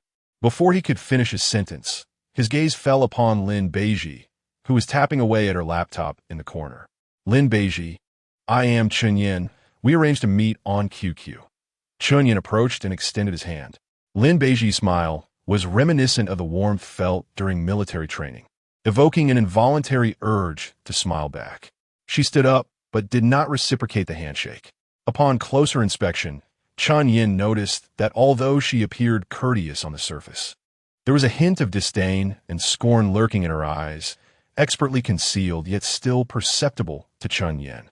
Having navigated the complexities of society for over a decade and encountered numerous influential figures, he recognized this demeanor, which often accompanied those in power. Hello, Chen Yan. What brings you to me? Lin Beiji inquired. Chen Yan glanced around. Nearly every eye in the room was surreptitiously observing them. He lowered his voice. It's not convenient to discuss here. Shall we find another place? Is there anything inappropriate in discussing official matters? If it pertains to personal affairs, there is no need to share, as I only handle student council-related matters here. Chen Yan cleared his throat softly. Ahem. It pertains to business. A business with a monthly income of 50,000. Lin Beiji's eyelashes fluttered slightly, seemingly intrigued. She turned her head to glance out the window. There's no one at the west gate. Let us go down and talk. Lin Beiji led the way, with Chen Yan following behind. For reasons unknown, as he observed her graceful figure and radiant skin, his mind uncontrollably conjured images that were somewhat inappropriate. He had not thought this way before. Upon arriving at their destination, Lin Beiji turned around. I presume you wish to discuss the snack delivery business? How do you propose we collaborate? Chen Yan immediately ceased his lewd expression and adopted a serious demeanor. Indeed, I would like you to place more orders in the group. I will provide the snacks for free and additionally grant you a commission of 500 for each order. How does that sound? What do you mean? Lin Beiji scrutinized Chen Yan for 2 seconds, then suddenly let out a cold laugh. Huh? Did the delivery person from yesterday pay you? Is that what you want to talk about? Chen Yan replied, Isn't this a good deal? There is no business easier than this in the world, is there? Lin Beiji turned her cold gaze away. I won't deliver. Chen Yan interjected, How about 800 per order? Lin Beiji did not pause. 1,000. She walked even faster. 1,200. 1,500. 1,500. That is my limit. Lin Beiji vanished from sight. The negotiation had failed. Chen Yan lit a cigarette. I appreciate your individuality. I hope the day I whip you, you still wear that same expression. September 17th, 2012. Today, the order volume for the second half was particularly high, with most addresses reserved for the North Playground. Chen Yan recalled what thick eyebrows had said yesterday. The basketball match between the economics and finance departments must be underway. However, he did not anticipate that this modest competition could attract such a large audience, and judging by the avatars of the customers placing orders, 90 were female. Yet, Chen Yan was no longer interested in showing off. His sole focus was on making money. North Playground. Zhuang Zhaozhao nearly dragged Luo Yinshi toward the direction of the basketball court. Come on, Yinshi. What is the point of sulking in the dormitory? Let us go watch some handsome guys. Oh dear. Luo Yinshi frowned. I'm not interested, and I don't like crowded places. Today, Senior Qin Feng from the second-year economics department is also here. They say he is even more handsome than a celebrity. Come on, you might just fall in love, haha. I don't judge by looks, you know. Then what do you look at? Talent? Chen Yan is quite talented. Should I have a word with him? Luo Yinshi shot her a glare. I think you two are more suited for each other. Yes, all right, fine. As long as you accompany me. You can say whatever you like. But I'm leaving after a while. Okay. The basketball court was surrounded by people, with at least 1,000 attendees. Thankfully, most were females. Zhuang Zhaozhao, at 170 centimeters and Luo Yinshi at 168 centimeters could still see clearly from the back row. Did you see that, Yinshi? The number 10 is the senior Chen Feng I mentioned. He is so handsome in person, oh my goodness. Truly more handsome than a celebrity. Luo Yinshi glanced over, noting his fair complexion and sunny demeanor. He was tall, but she thought he was no more impressive than Chen Yan. Nothing exaggerated. As she surveyed the crowd, she spotted a familiar face, Xiao Ran, the one who delivered flowers to her daily. Xiao Ran's eyes were darting around, not seeking an opportunity, but rather scanning the audience for beautiful girls. Luo Yinshi was indeed too conspicuous, standing quietly in the distance like a crane among chickens. He immediately noticed her and called for a timeout. Yinshi, are you coming in? Xiao Ran shouted, causing the audience to turn around, perhaps due to his strong presence. Those in front instinctively parted ways, and soon Zhuang Zhao had dragged Luo Yinshi into the inner circle. The 10 players on the court were now energized, their offensive and defensive actions more pronounced, eager to impress in front of the goddess. After watching for a few minutes, Luo Yinshi found her attention diverted from the basketball game to the delivery personnel bustling about, and she asked Zhuang Zhao beside her, Zhao, do supermarkets now have delivery services? Huh? Zhuang Zhao looked at her in confusion. You don't know this is Chen Yan's doing? Luo Yinshi shook her head. Are you serious? He has been generating quite the buzz in the group every day. Haven't you seen? I muted it once I joined. You're impressive. Truly detached from worldly affairs. As Zhuang Zhao spoke, she took out her phone. Shall we order something? I'm thirsty. What do you want to drink? Is this an online order? Yes, indeed. Zhuang Zhao handed her the phone. Just post your desired items in the group, and someone will deliver it within 10 minutes. Luo Yinshi was somewhat astonished. Isn't this what my father often refers to as Internet Plus? It's a very new concept. He shouldn't have come across it yet. How did he manage to implement it? What is Internet Plus? Zhuang Zhao asked, puzzled. It refers to integrating the Internet with any traditional industry. His is Internet Plus retail. Zhuang Zhao remarked. Chen Yan is a bit sullied, yet remarkably astute. I told you about his toy sales, right? I heard he made 10,000 in just 10 days. This delivery service is even more impressive. Some say he sells several carts of goods daily, with daily earnings exceeding 10,000. To be able to deduce such concepts and establish a complete system on his own, he is indeed a business prodigy. He may achieve great things in the future. Then you should pursue him. He clearly has feelings for you. Just give him a little sign. If you keep saying this, I will leave. All right, I want to say a word. Quickly tell me what you want to drink. I'll order myself. I want to try his process. Chapter 51. Come on, gamble. If you lose, we shall meet at the school gate tonight. Zhuang Zhao, I accept. In the dormitory, Chen Yan observed the chat group as they were sorting through goods when a familiar avatar caught his eye, causing his heart to skip a beat. Could it be an illusion? Chen Yan rubbed his eyes and clicked on the avatar. Indeed, it was Luo Yinshi. Almost immediately, the sound of friend requests flooded in, and Chen Yan recognized that a lucrative opportunity had arisen, approving them all. Upon reviewing the messages, he noted that Luo Yinshi's average offering was slightly higher than Lin Beiji's, peaking at 3,000. Chen Yan was confident that with some negotiation, this deal could easily reach 4,000. He had composed a message, but hesitated before sending it, silently pondering. This is a woman I genuinely admire. Would it be too mercenary to pass her on to someone else?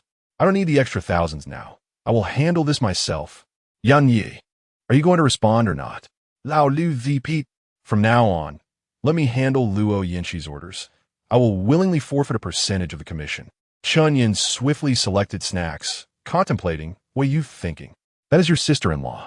Hey, sister-in-law is the best. I share the same interests as Chao Zhe. Before leaving, Chen Yan remarked, Old San, Old Wu, Old Chi, give this ungrateful child a good beating. When you return, I will reward each of you 200. Got it. On the basketball court, Chen Yan quickly spotted Luo Yinshi amidst the crowd, as the players occasionally glanced in her direction. Make way, make way. Chen Yan pushed through the throngs, noting that with the summer attire being scant, several girls shot him angry glares when touched, but softened their expressions upon recognizing him. Some even smiling shyly. Unimpeded, Chen Yan soon reached Luo Yinchi from behind, remaining silent as he grasped her delicate hand and hung the bag on her wrist. Beautiful lady. Your takeout. Luo Yinchi recoiled slightly, her large eyes fixing on Chen Yan. Why are you here? Chen Yan replied candidly. Seeing your order, I couldn't resist coming personally. Enjoy. This meal is on me. Zhuang Zhao Zhao slipped a 50 yuan note into Chen Yan's hand. A favor is a favor. Hurry and leave us to watch the game. Chen Yan took half a step closer to Luo Yinchi, now only a short distance away. I also enjoy basketball. Is it not permissible to watch for a while? Zhuang Zhao Zhao tugged Luo Yinchi, switching places with her. Don't think I'm unaware of your intentions. You can watch, but please keep your distance. Thank you.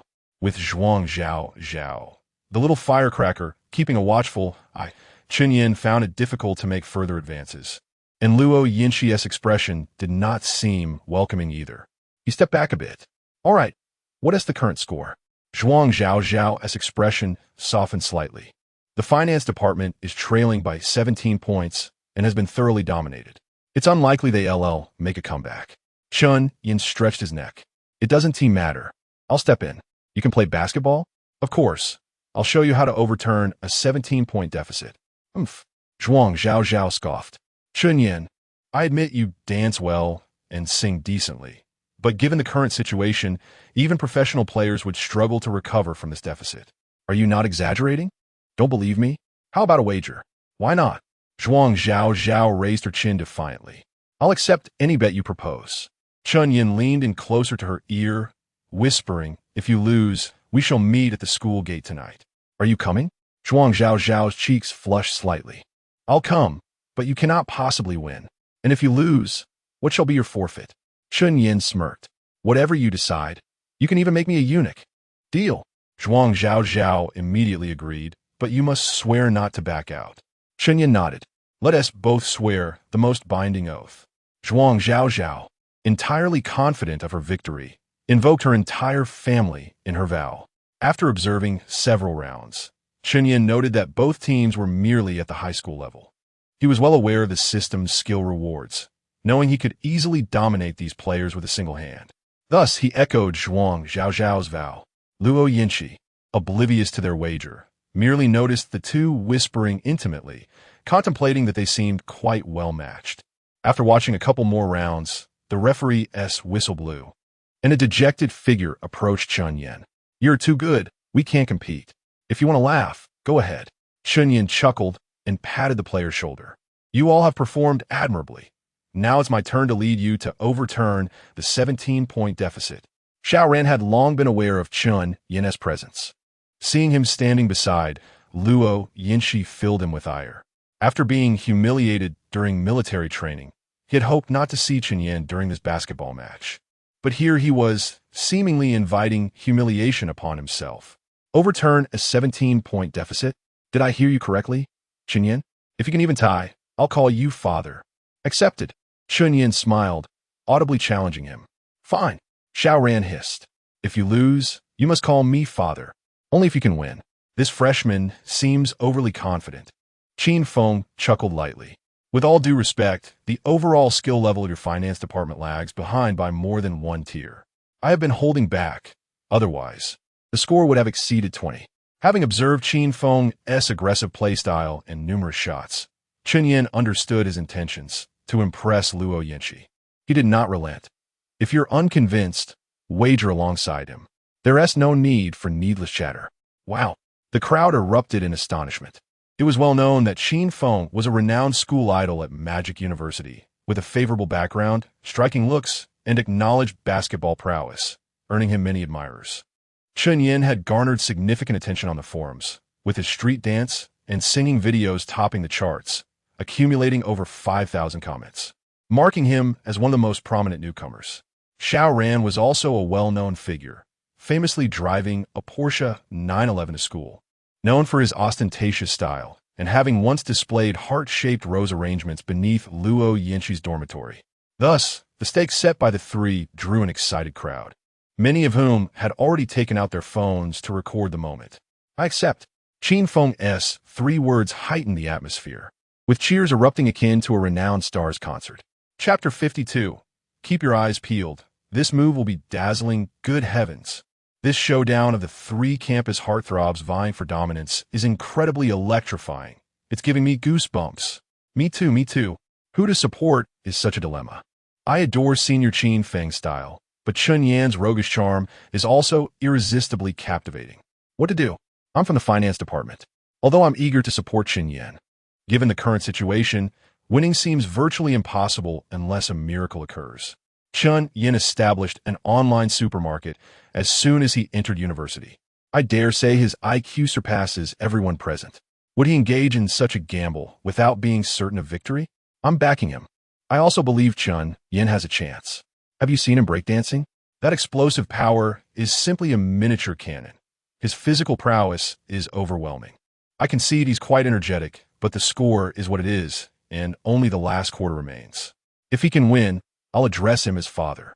Me too. Me too. You've all agreed, no reneging. I'll assume his wager. All right, what about you? We'll call Qin Feng father if we lose. Chen Yan's wager instantly swept through the audience. Except for a few level-headed individuals, 99 placed their bets. Supporters of Qin Feng accounted for over 90 of these, including Zhuang Zhao. Only a few die-hard fans supported Chen Yan. The players observed the situation off the court. The economics department's quintet held their heads high, snapping their fingers and cracking their necks, their smugness evident. Conversely, the finance department's players resembled wilted eggplants. Nevertheless, Nong Mei led the team to Chen Yan's side. Brother Yan, what's the strategy for the rest of the game? We'll follow your lead.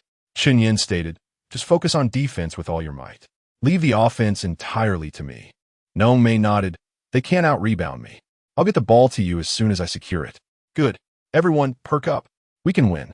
Soon, the referee's whistle blew, signaling the start of the fourth quarter. The finance department initiated the play. Nong Mei hurled the ball from the baseline directly above Chen Yan's head. Chen Yan leaped effortlessly, snatching the ball. As soon as he landed, Xiao Ran was already sticking to him like glue. Come on, Chen Yan. I'm guarding you one-on-one. Chen Yan's lips curled into a smile. He took a large stride with his left foot, instantly breaking past Xiao Ran. Xiao Ran, with his focus unwavering, immediately retreated to block him. Anyone could see Chen Yan was capable of advancing, but he suddenly executed a sharp stop, followed by a forceful rightward step, instantly shifting to the other side. Xiao Ran instinctively attempted to follow, but having not yet stabilized his center of gravity, and then forcefully executing such a large movement, his body lost balance, and he stumbled to the ground. Looking back, Chen Yan had already effortlessly scored with a three-step layup, narrowing the gap to 15 points.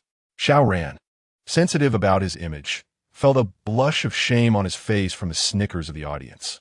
He hastily rose, roaring, I'll take this ball. I'll go one-on-one with him. Chen Yan beckoned him with a finger, standing motionless at center court. Xiao Ran slowly approached, dribbling the ball. Although his height of 172 centimeters was a perpetual source of pain, it also made him exceptionally agile. His forte was breaking through, and he had already resolved to fake out Chen Yan and erase his humiliation. However, after executing a long string of flashy moves, Chen Yan remained unmoved. Seeing that the offensive time was dwindling, Xiao Ran had no choice but to shoot. He attempted a fadeaway jump shot, aiming for a stylish move. But just as the basketball slipped from his fingertips, a resounding smack echoed as Chen Yan delivered a volleyball-style block. Holy crap! An overwhelming sense of humiliation surged through Xiao Ran. He vowed to prevent Chen Yan from scoring again, turning and chasing back frantically. Chen Yan, even faster, had already reached the three-point line.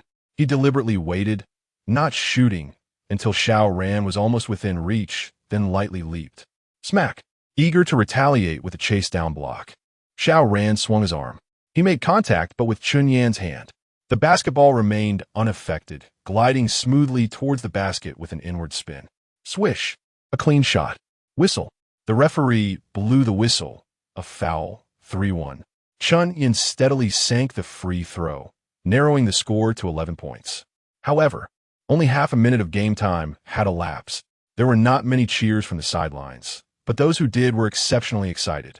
Zhuang Zhao even heard someone shout, Chen Yan, I love you. Someone actually likes Chen Yan's type. Such a lack of taste. Zhuang Zhao muttered under her breath. Luo Yinchi smiled. If the finance department really wins, will you call him father? I. Zhuang Zhao stammered, I won't. Let him hear. TCH. Luo Yinchi's eyes held a hint of schadenfreude. I've never seen you embarrassed like this since we were kids. I didn't expect Chen Yan to get the better of you today. Amusing. Who wins and who loses is not yet certain. You just got lucky. The economics department won't let him score easily again. I, on the other hand, think the finance department has already won. Yinchi, you just want to see me make a fool of myself, don't you? Giggle. Luo Yinchi covered her mouth. Actually, it's quite nice. I find you two increasingly well-matched. On the court, Chen Feng called out to Xiao Ran. You're at a disadvantage matching up against him. Let me handle it. The economics department initiated the play. Chen Feng directed the passes and scored 2 points, extending the lead to 13 points. The finance department initiated the play. Nong Mei directly passed it to Chen Yan. Just past the halfway line, Chen Feng stuck to him. Those last 2 balls, you were just taking advantage of your size. We're about the same height. Try again. All right. Chen Yan's lips curled. This move will be dazzling. Keep your eyes peeled. With that, he gracefully evaded Chen Feng with a butterfly-like maneuver, dribbling to the 2-point line, then leaping up with a roar. His body glided and spun towards the basket, completing a full rotation to face the basket squarely. Duong. The arena was eerily silent. Chen Yan's powerful dunk was crisp and resounding. Wow! The entire arena erupted. The women's voices were so high-pitched, they pierced the eardrums. The economics department's players were completely stunned, frozen in place, no one retrieving the ball. After a few seconds, someone asked, Captain Chen Feng, what do we do now? Chen Feng first glanced in the direction where Luo Yinchi was standing, then cast a sidelong glance at Chen Yan. Help me double team. 3 of us defend him. How could a man with an advantage be countered by a few amateur basketball enthusiasts? Chen Yan, with the ball in hand, was unstoppable, as if in an uninhabited land, turning the game one-sided in just half a quarter. On the sidelines, beads of sweat dotted Zhuang Zhao's forehead, her face ashen. Luo Yinchi was puzzled. Is it that serious? It's just a casual bet. It's okay if you don't call him father. Zhuang Zhao didn't speak, staring intently at the court. With only a few seconds remaining, the score difference was 15 points. She still had a chance to weasel out of it. Whistle. The final buzzer sounded. Chen Yan's last shot was a buzzer beater. The economics department losing the game 70-87. The weight on her heart completely crushed her. Is it really that bad? Luo Yinchi hastily supported Zhuang Zhao, who was on the verge of fainting. Zhuang Zhao was on the verge of tears. Chen Yan, that scoundrel. He deliberately controlled the score. He deliberately won by 17 points. Sobi. Chapter 53. 10 minutes or 10,000. Chen Yan found himself in a quandary. On the court, the finance team was celebrating exuberantly, with the towering player even attempting to nibble on Chen Yan, who disdainfully pushed him away.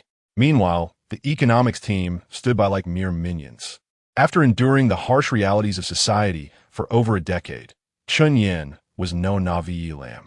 With a playful smile, he approached, ruffling Xiao Ran's hair and giving Chen Feng a pat on the shoulder. All right then, commence your performance. Xiao Ran, holding back his urge to retaliate, sought to appeal to their camaraderie. Chen Yan, we're all from the same college. Don't take it too far. Chen Yan nodded, true. We do see each other often. Just as Xiao Ran's expression softened, Chen Yan added, in any case, if anyone loses, it won't be me. Many classmates recorded this. I could let you off the hook, but I can't control what others may say. Xiao Ran glared at him. Are you pretending to be oblivious? I meant for you to publicly state that it was all a joke and let this matter rest. Chen Yan sneered. You really think I would give in to you, my dear child? Chen Feng stepped forward. Let us consider ourselves acquaintances. We'll be seeing each other at the university, so let us not make this worse. Chen Yan sighed. Look, we have no enmity. Why threaten me? Do I appear easily frightened? Don't make the mistake of drinking the bitter wine when offered the sweet. The murmurs in the crowd grew louder. Xiao Ran, flustered, retorted. Taking you down would be easier than squashing an ant. Chen Yan shrugged and turned away. In truth, he was quite amicable. A little jest would suffice. However, he was impervious to intimidation tactics. The discussions intensified, and many began to point fingers. Xiao Ran's face flushed crimson with embarrassment. Qin Feng's expression darkened as he coldly commanded, "Let us go," and the group left the court with their tails between their legs. "Let us depart as well." As Chen Yan approached, Zhuang Zhao pulled Luo Yanxi and turned to leave. "Wait a moment." Chen Yan quickly caught up. "Zhuang Zhao. You're not trying to weasel out of this, are you?" Zhuang Zhao's ears turned bright red as she hurriedly looked down and rushed forward.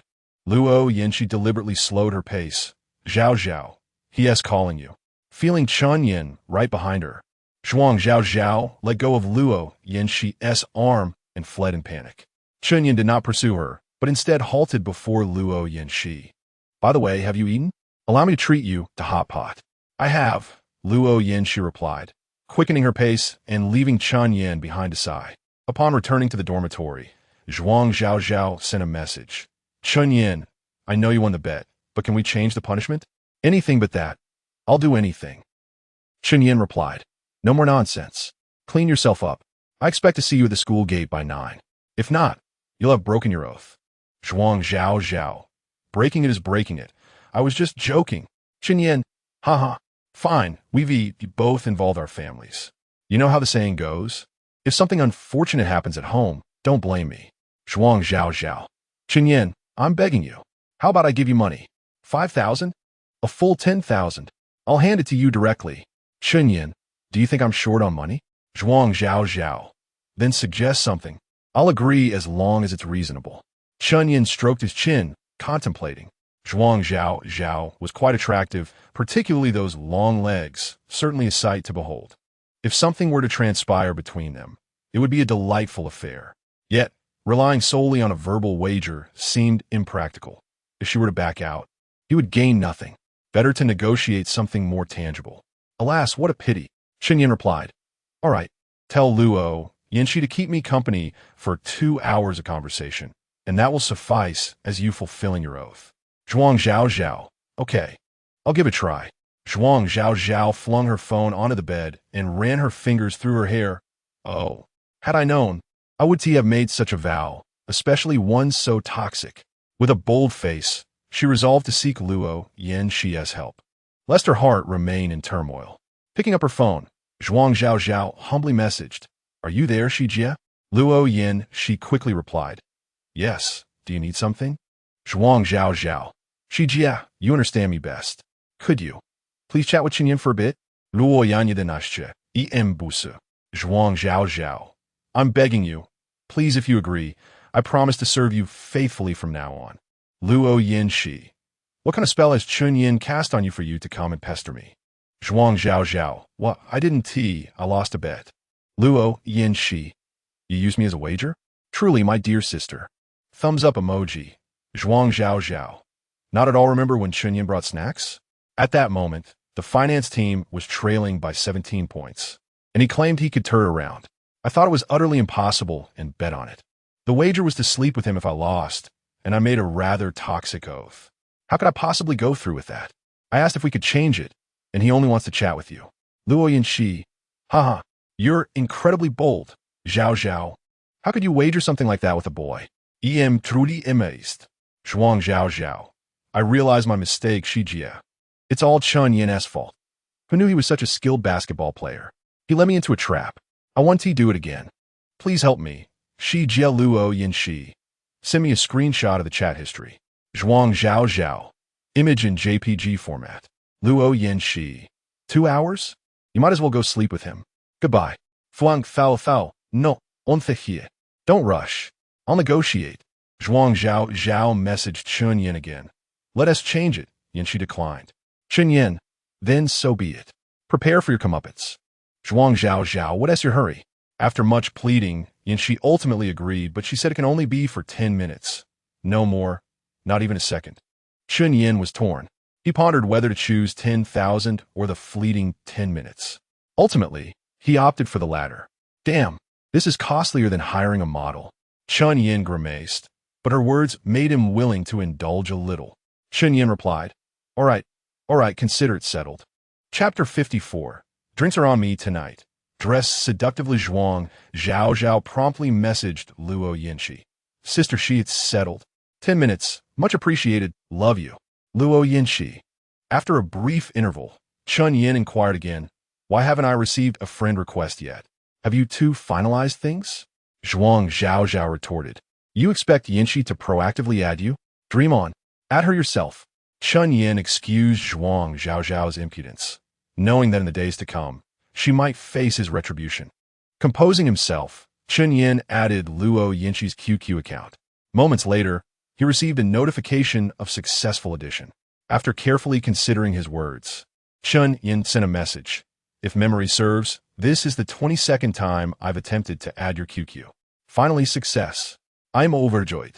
Luo Yinshi responded with a mere, Undeterred by her indifference, Chen Yan's enthusiasm remained high. He posed a question he had long desired to ask. As I cherish this hard-earned opportunity to converse, I'll be direct. Luo Yinshi, what type of men do you find appealing? Luo Yinshi, I haven't given it much thought. Chen Yan, then, what do you think of someone like me? Back in the girls' dormitory, Luo Yinshi pondered this question with utmost gravity. Based on the military training talent show and the recent basketball game, she could not deny that Chen Yan was an exceptional individual, possessing remarkable physical attributes, impressive height, and shrewd business acumen. If he were to tread a righteous path, maintaining a platonic friendship would be feasible. However, in terms of a deeper connection, Chen Yan did not align with her preferences. She held greater admiration for men who were refined, possessed depth, and exuded wisdom. Luo Yinshi replied, not particularly. She wished to dissuade Chen Yan from harboring any unrealistic expectations, as she found it tiresome to deal with such matters. Knowing that heartache is inevitable, why persist in such deep infatuation? Chen Yan murmured these lyrics as he gazed at the screen. While not exactly disheartened, he acknowledged that he would eventually win her over, yet a tinge of sorrow lingered. He shifted the conversation. Very well, I shall redouble my efforts. May I inquire as to your birthday? Inconvenient. What are your culinary preferences? Anything is fine. Do you engage in regular exercise? No. After posing over 10 questions, Luo Yinshi provided similar responses, seemingly determined to avoid establishing any connection. Chen Yan's temper flared, and he began to babble. When is your menstrual cycle? Luo Yinshi? Chen Yan, have you ever been in a relationship? Luo Yinshi? Chen Yan, is your first kiss still intact? Luo Yinshi? Chen Yan, may I at least admire your legs? Luo Yinshi, 10 minutes are up, farewell. Upon revisiting the chat window, Chen Yan was greeted with a message stating that he was no longer a friend and inquired whether he wished to send a verification request. To hell with you, Chen Yan exclaimed, storming onto the balcony for a cigarette to regain his composure. Forget it, I'll shelve my pursuit of her for now. Wang Mingyue should be ready, shouldn't she? The supermarket matter is more or less settled. Time to invite her out for a meal. Chen Yan sent a message to their 4-person group chat. Tomorrow is the weekend.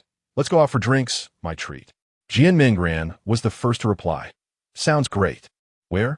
Tan Jing chimed in immediately. Brother Yan, have you struck it rich? I'll be there without fail. Chen Yan, it's manageable, not too far off from my expectations. I'll teach you along the way. Tan Jing, thank you, Brother Yan. At this point, Wang Mingyue surfaced. All right. After some casual banter, Chen Yan sent a final message before logging off QQ. Wang Mingyue, dress alluringly tomorrow. With no classes on Saturday, Chen Yan slept until noon. After a quick bite, he hailed a taxi to the university town's commercial street. Having spent nearly 2 weeks cooped up in his dorm, he had little opportunity to spend money. He still needed to spend to reach the 100,000 mark so he could get the mysterious reward. What a pity. Chen Yan mused, glancing at his bank balance. Even with his current funds, he was still short of 80,000. Maxing out today would still fall short. But by next week, he would have enough. No matter, the sooner I go out, the sooner I can enjoy myself. I've been holding back for far too long. Any longer, and I'll burst. Chen Yan raised his gaze to the opulent Louis Vuitton storefront and stepped inside. The sales associate, appearing to be in her late 20s with above-average looks, wore a smile that seemed entirely contrived, devoid of genuine warmth. She doubted that the young man in his Adidas attire could afford anything in the store. Had Chen Yan not been tall and handsome, she would have ignored him altogether. Good afternoon, sir. Are you interested in shoes, bags, or apparel? Chen Yan, a novice in such establishments, felt a twinge of nervousness. But his voice betrayed no hesitation. I'm looking for an outfit. Do you have any of the season's latest designs? Please show me. Upon hearing this, the sales associate's smile instantly transformed into one of sincerity. Such inquiries typically indicated a serious intent to purchase, increasing the likelihood of a sale. This way, sir. The sales associate sashayed up to the second floor, Chen Yan trailing behind, silently appraising her. A fine figure, indeed, with a slender waist. Someone of her allure will soon be seduced by a wealthy patron. Still, she pales in comparison to Wang Minwei. Free of charge, she might be worth a try. Sir, these are all new arrivals from the past few days. Do any of them catch your eye? Chen Yan selected an ensemble to try on. And as the saying goes, clothes make the man. The attire exuded sophistication, captivating the sales associate. I'll wear this now. Please tally the cost. Of course. The shoes were the priciest item, nearing 30,000, while the clothing and trousers amounted to slightly over 20,000. After swiping his card, Chen Yan's total assets dwindled to a little over 10,000. Still, that was more than enough for drinking and dining. As he exited the store, the sales associate hurried after him. Sir, your receipt. Chen Yan waved his hand dismissively. Thank you, but no need. The sales associate pressed it into his hand. My phone number is on it. Chen Yan chuckled, eyeing her playfully. If a rendezvous is possible, I'll keep it. If not, never mind. The sales associate cast a flirtatious glance at him. I get off at 6 p.m., give me a call. Chen Yan pinched the receipt between two fingers, turned, and waved goodbye. This served as a fallback option.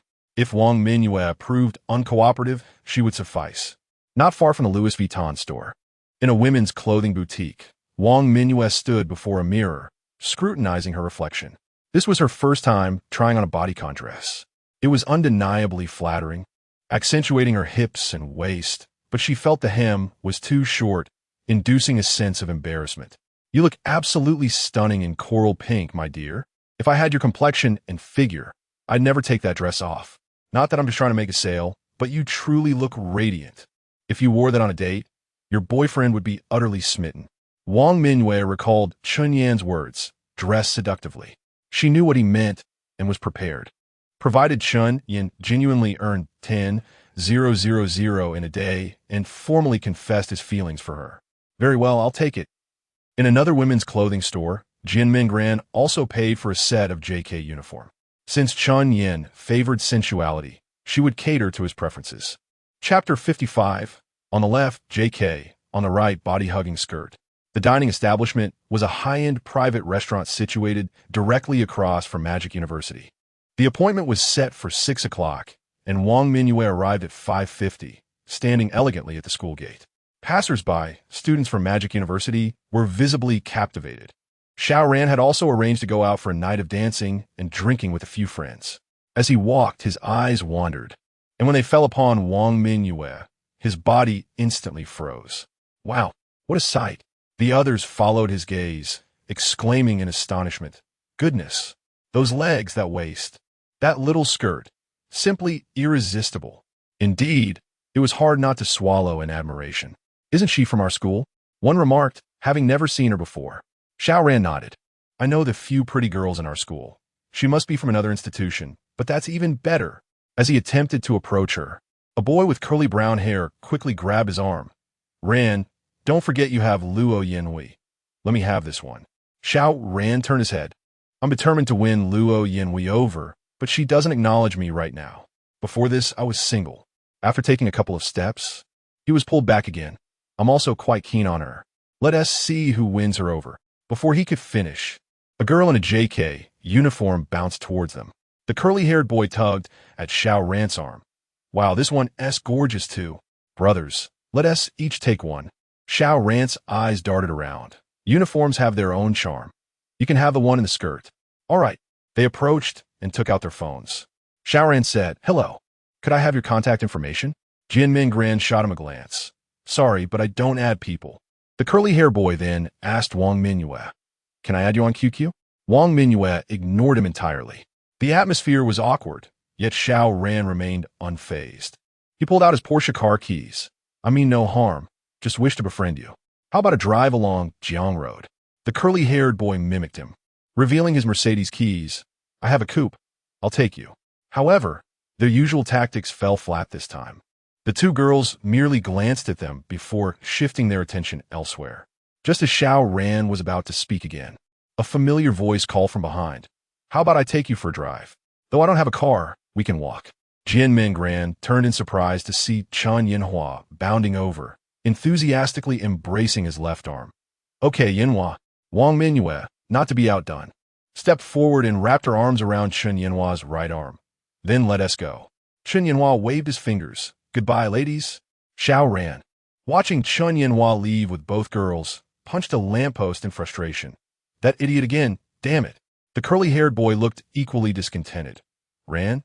Isn't he your rival? How does he manage to attract such beautiful girls outside of school? Xiao Ran rubbed his knuckles. Who knows? That guy keeps ruining my chances. I won T, let this slide. The other two boys joined in. Ran, Chen Yanhua must be using money to woo them. I heard his supermarket makes over 10,000 a day. Absolutely. When you flash your car keys, those girls scoffed. Chen Yanhua must have offered more. Xiao Ran nodded. That seems likely. That guy is wearing Louis Vuitton's latest shoes, worth around 30,000. Something I wouldn't splurge on. The curly-haired boy grumbled. Damn it. That supermarket is a gold mine. How'd he come up with that idea? Xiao Ran suddenly laughed. Huh. If he can drive, why can't I? I'll get one tomorrow. Exactly, Ran. We could take over his business. They decided to eat first, drinking while discussing. Meanwhile, Chen Yanhua was basking in the admiration of Jian Mingran, who gazed at him with starry eyes. Chen Yanhua, you look so handsome in that outfit. Just like a gentleman from a TV drama. Chen Yanhua nodded. I think I'll buy a couple more outfits in a few days. Wang Mingyue chimed in. Chen Yanhua, you're wearing Louis Vuitton, right? I've heard that brand is quite expensive. Indeed, Chen Yanhua replied. The shoes are 30,000, the short-sleeve shirt over 9,000. The pants over 10,000, but I think it's reasonable. He deliberately stated the prices. Wang Mingyue, feeling vain, became even more enthralled by his display of wealth, hoping for a lavish dinner that night. Oh my goodness, Jian Mingran exclaimed. Yanhua, how much have you earned since school just started? Chen Yanhua, with a nonchalant expression, replied. About 10,000 a day. This is merely the tip of the iceberg for my business class. Soon, I'll earn this effortlessly. Jian Mingran looked at him with admiration. Then I can really indulge in Michelin meals until I burst. Chen Yanhua asked, do you want to eat today? Shall we change locations? He still had over 17,000 in his account. Dining at a 3-Michelin-star restaurant would cost around 3,000 per person. More than enough to cover a few drinks to intoxicate Wang Mingyue, considering it was all for consumption anyway. Let us skip that for now. Wang Mingyue began to adopt the role of virtuous partner. This place is quite upscale. Let us stay here. Jian Mingran, fearing Chen Yanhua might mistakenly think she was materialistic, did not insist. Chen Yanhua was indifferent.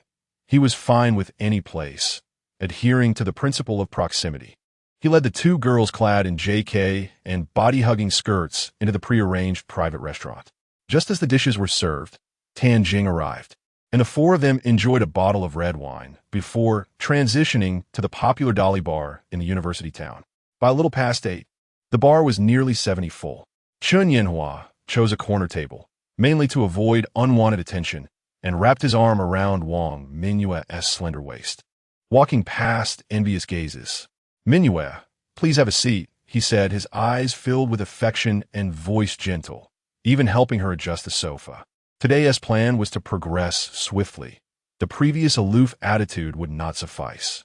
Wang Mingyue adjusted her skirt and gracefully sat down, with Chen Yanhua following closely. Their proximity almost seamless. You look stunning today. I truly admire your appearance, he whispered near her ear, causing her cheeks to flush with color. Truth be told, it was the first time Chen Yanhua had witnessed such a captivating expression from Wang Mingyue. Whether it was genuine or merely a facade was secondary. What mattered was her undeniable beauty. Unable to resist, he leaned down to steal a kiss. Just as Wang Mingyue closed her eyes, surrendering to his advances, Jian Mingran dashed over, colliding with him and shaking his arm, eager to play a game. Chen Yan let out a heavy sigh, looking towards Tan Jing. Didn't I ask you to select the wine? Have you chosen already? Tan Jing replied weakly. I was in the process of selecting, but Minggran saw you too and rushed over. Chapter 56. The Scoundrel Chen Yan. Chen Yan now yearns only to cherish Wang Mingyue, having no leisure to indulge in trivialities. He shook off his arm. I must attend to serious matters.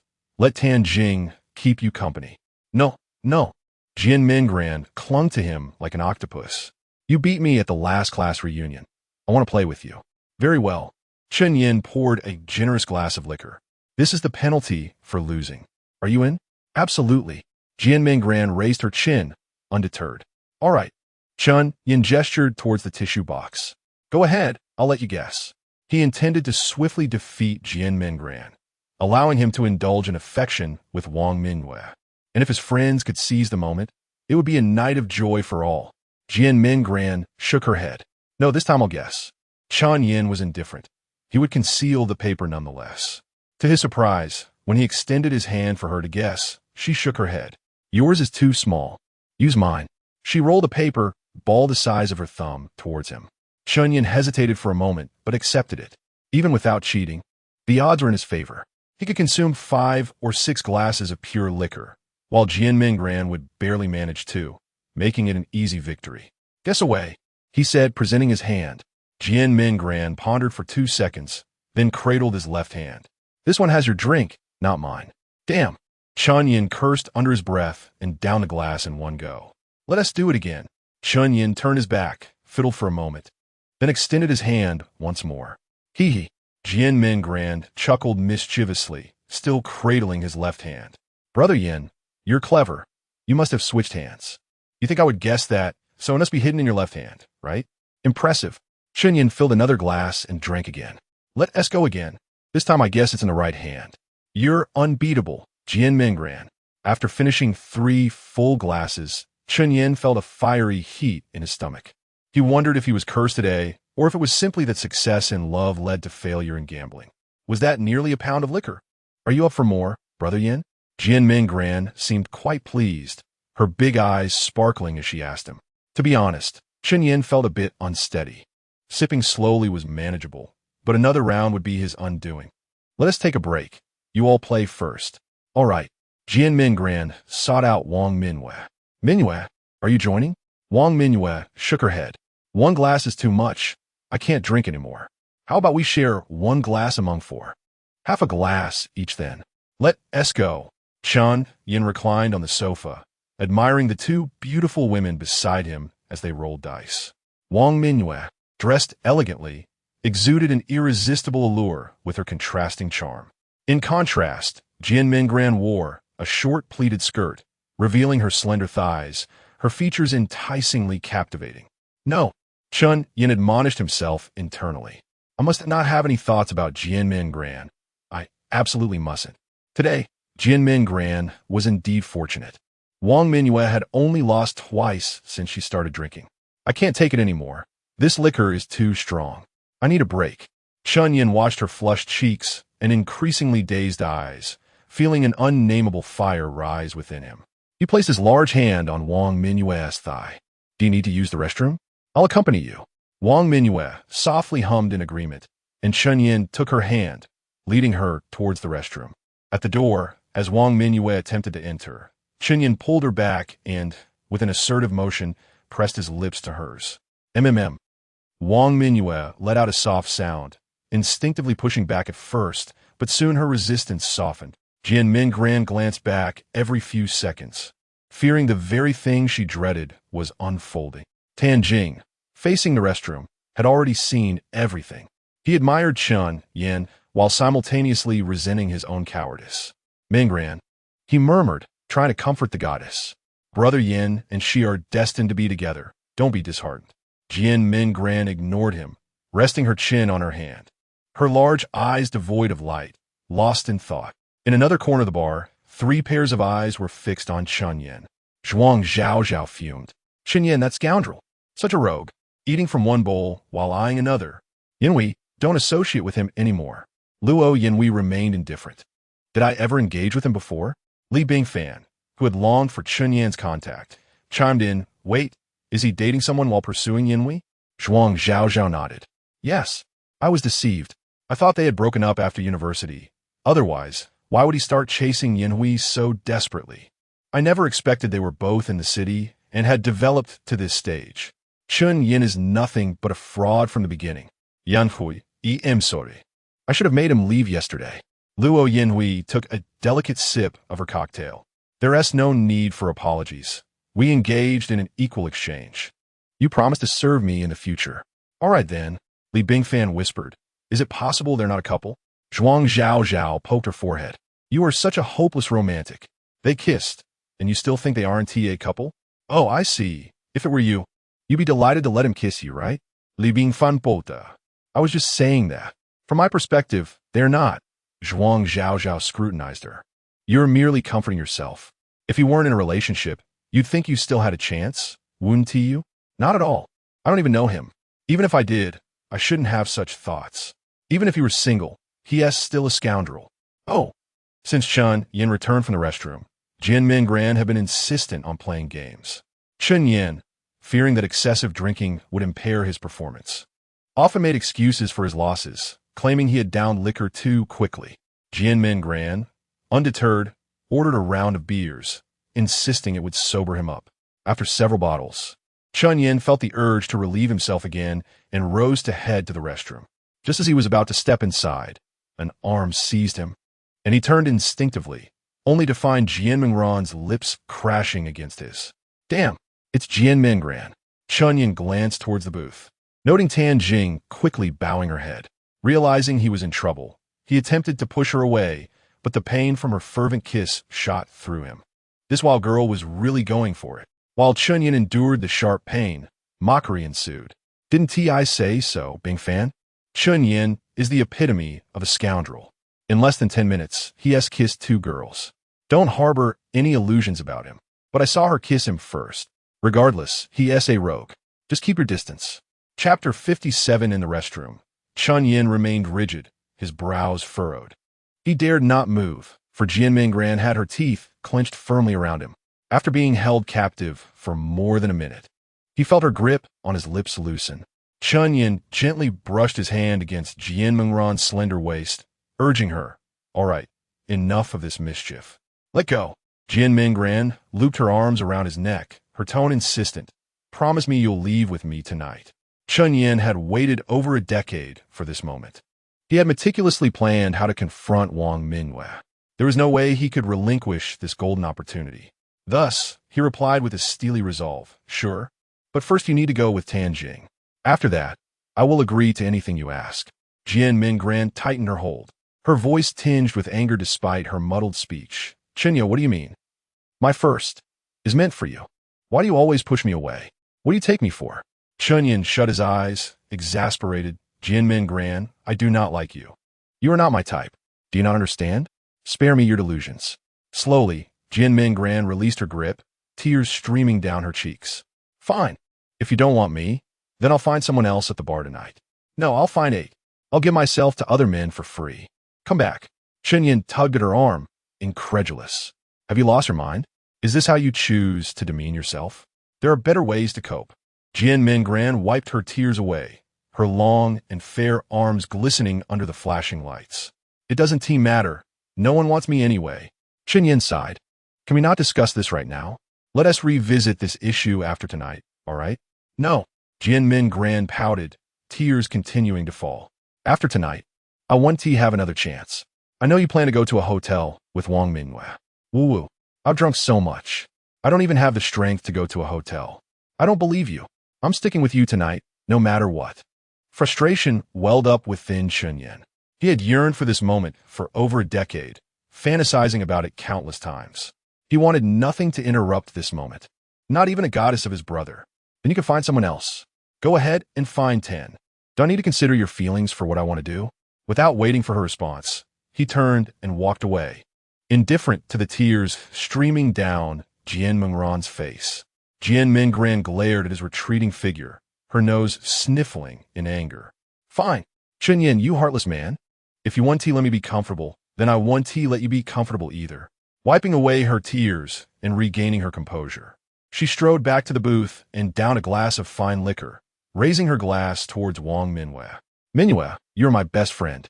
I'll drink this first in honor of you. Tan Jing, concerned, hurriedly offered tissues and water. Chen Yan, aware of her intentions to provoke Wang Minwei, patted her thigh, signaling her to refrain from drinking.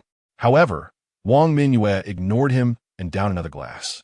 The tension between Jian Mingran and Chen Yan was palpable, and Wang Minwei, feeling the strain, suggested, "Come on, let us play a game. 4 rounds for 1 drink. Who's in?" The two girls began a dice game, while Chen Yan, feeling exasperated, reclined in his seat and lit a cigarette, casually surveying the room until his gaze landed on Luo Yanhui and Zhuang Zhao in a corner booth. A smile crept onto his lips as he approached them. "What a coincidence to see you here." The 3 girls looked up. Luo Yanhui glanced at him, but quickly turned away, uninterested. Zhuang Zhao scoffed disdainfully, while Li Bingfan politely stood up to offer her seat. Chen Yan sat down calmly. "Is it really necessary to be so unwelcoming? We're all classmates, after all." Zhuang Zhao huffed. "Yes, unwelcome. Go kiss your girlfriend." Chen Yan sighed inwardly, rubbing his temples. "I assure you, we are merely friends. Do you believe me?" Silence ensued. He turned to Luo Yanhui. "Luo Yanhui, do you believe me?" She pressed her lips together, her smile more distant than before. "That's your affair." "Damn it." Chen Yan cursed silently, forcing a smile. "Honestly, we're not in that kind of relationship. Let's not dwell on that. Let us drink. Zhao, let us toast." Zhuang Zhao remained still, and the atmosphere grew awkward until Li Bingfan chimed in with her glass. "Chen Yan, I toast to you." Though Chen Yan was unfazed by awkwardness, he appreciated her attempt to ease the tension. They clinked glasses, and he downed his drink. "Luo Yanhui, would you like a drink?" He poured her a glass, but she waved it away. "You all enjoy. We can meet again another time." Knowing his presence would continue to be met with disdain, Chen Yan prepared to leave when Li Bingfan called out to him. "Hey, Chen Yan." He turned back. "Could you possibly?" "Absolutely not." Zhuang Zhao interrupted. "Chen Yan, aren't you here to drink? Will you dare to drink alone while we 3 watch?" Chen Yan smirked. "Why would I dare? Let us drink vodka." "Your call." Zhuang Zhao ordered 2 bottles. Her intention was to help the 2 girls escape their predicament by keeping him around. After downing another 2.5 glasses, Tan Jing rushed over. "Yin Ge, Wang Minwei is sick. You need to check on her." As Chen Yan started to leave, Zhuang Zhao stopped him. "No way. If you leave, you owe a shot." Without hesitation, he downed the remaining drink in his glass. Returning to his table, Chen Yan pressed his forehead in exasperation. Wang Minwei lay sprawled on the sofa, unconscious, her dress and legs stained with vomit. Disappointment washed over him, and he gestured to Tan Jing, "Take her home." Tan Jing glanced at Jian Mingran, whose cheeks were flushed, filled with concern. Nevertheless, she helped Wang Minwei up and led her outside the bar. As their figures disappeared from sight, Jian Mingran leaped onto Chen Yan, her voice sultry and enticing. "Yin Ge, Wang Minwei is out of it. So won't you let me stay with you?" Chapter 58. The taxi halted at the hotel, and Tan Jing wept. The enchanting beauty, dressed in a school uniform, clung to him, exclaiming that it was utterly false to claim one could resist temptation. Chen Yan, a seasoned driver with 30 years of experience, found it difficult to maintain his composure. Yet, he resolutely disentangled himself from Jian Mingran's embrace, stating, "What are we doing here? Let us continue drinking." Jian Mingran shook his arm pleadingly, "But Yin Ge, I don't want to drink anymore. I'm feeling tired." Chen Yan shrugged her off. "Then you should head home early. I have friends waiting for me." As Chen Yan returned to his table with Zhuang Zhao, Jian Mingran followed closely behind. Unperturbed by the unfamiliar faces, she sweetly greeted them. "Hello, everyone. May I join you?" "Feel free to sit," Zhuang Zhao replied. Just as Jian Mingran took her seat, her gaze locked with Luo Yanhui's, and her heart fluttered. This girl was breathtakingly beautiful, a true vision of elegance. "Oh no, I can still compete with Wang Minwei. But against her, I stand no chance. I must clarify my relationship with Chen Yan tonight." Jian Mingran raised her glass for a toast, introducing herself. "It's a pleasure to meet you all. My name is Jian Mingran, a student from a neighboring normal university, and I am Chen Yan's high school classmate." After clinking glasses, Zhuang Zhaozhao inquired, "Oh, just classmates? I thought you two were dating." "No," Jian Mingran replied bashfully. "We haven't reached that stage yet." Chen Yan interjected, "Were we developing exactly? There's no such plan, all right? Such remarks might lead to misunderstandings." Jian Mingran pouted, and Zhuang Zhaozhao chimed in, "That is for the best. Mingran, Chen Yan is not worthy of you. I'll introduce you to someone better another day." Jian Mingran smiled gratefully, casting a lingering glance at Chen Yan when no one was watching. After a brief conversation, Zhuang Zhaozhao asked, "By the way, who was that girl who just got drunk? She seemed pretty close to Chen Yan." Chen Yan quickly responded, "Just the same, they're both high school classmates." Zhuang Zhaozhao scoffed, "Oh, is your friendship that deep? I saw you two in a restroom just now." This comment was aimed at Jian Mingran, but to her surprise, Jian Mingran defended. "You mean Mingyue? She likes Chen Yan. I'm aware of that." Knowing that, yet, Zhuang Zhaozhao was incredulous. "Yes," Jian Mingran nodded earnestly. "It's normal for someone as talented and attractive as Yinge to have admirers." Zhuang Zhaozhao rolled her eyes. "Sister, you're too infatuated. Men can be quite deceptive. Chen Yan has a terrible reputation at Mod University. Many say he is a scoundrel. Don't let him fool you." Chen Yan remained unfazed, secretly wishing Zhuang Zhaozhao would speak even more negatively to dissuade Jian Mingran. However, Li Bingfan stood up for him. "Zhaozhao, how can you say that? Chen Yan is considered the best-looking guy at Mod University.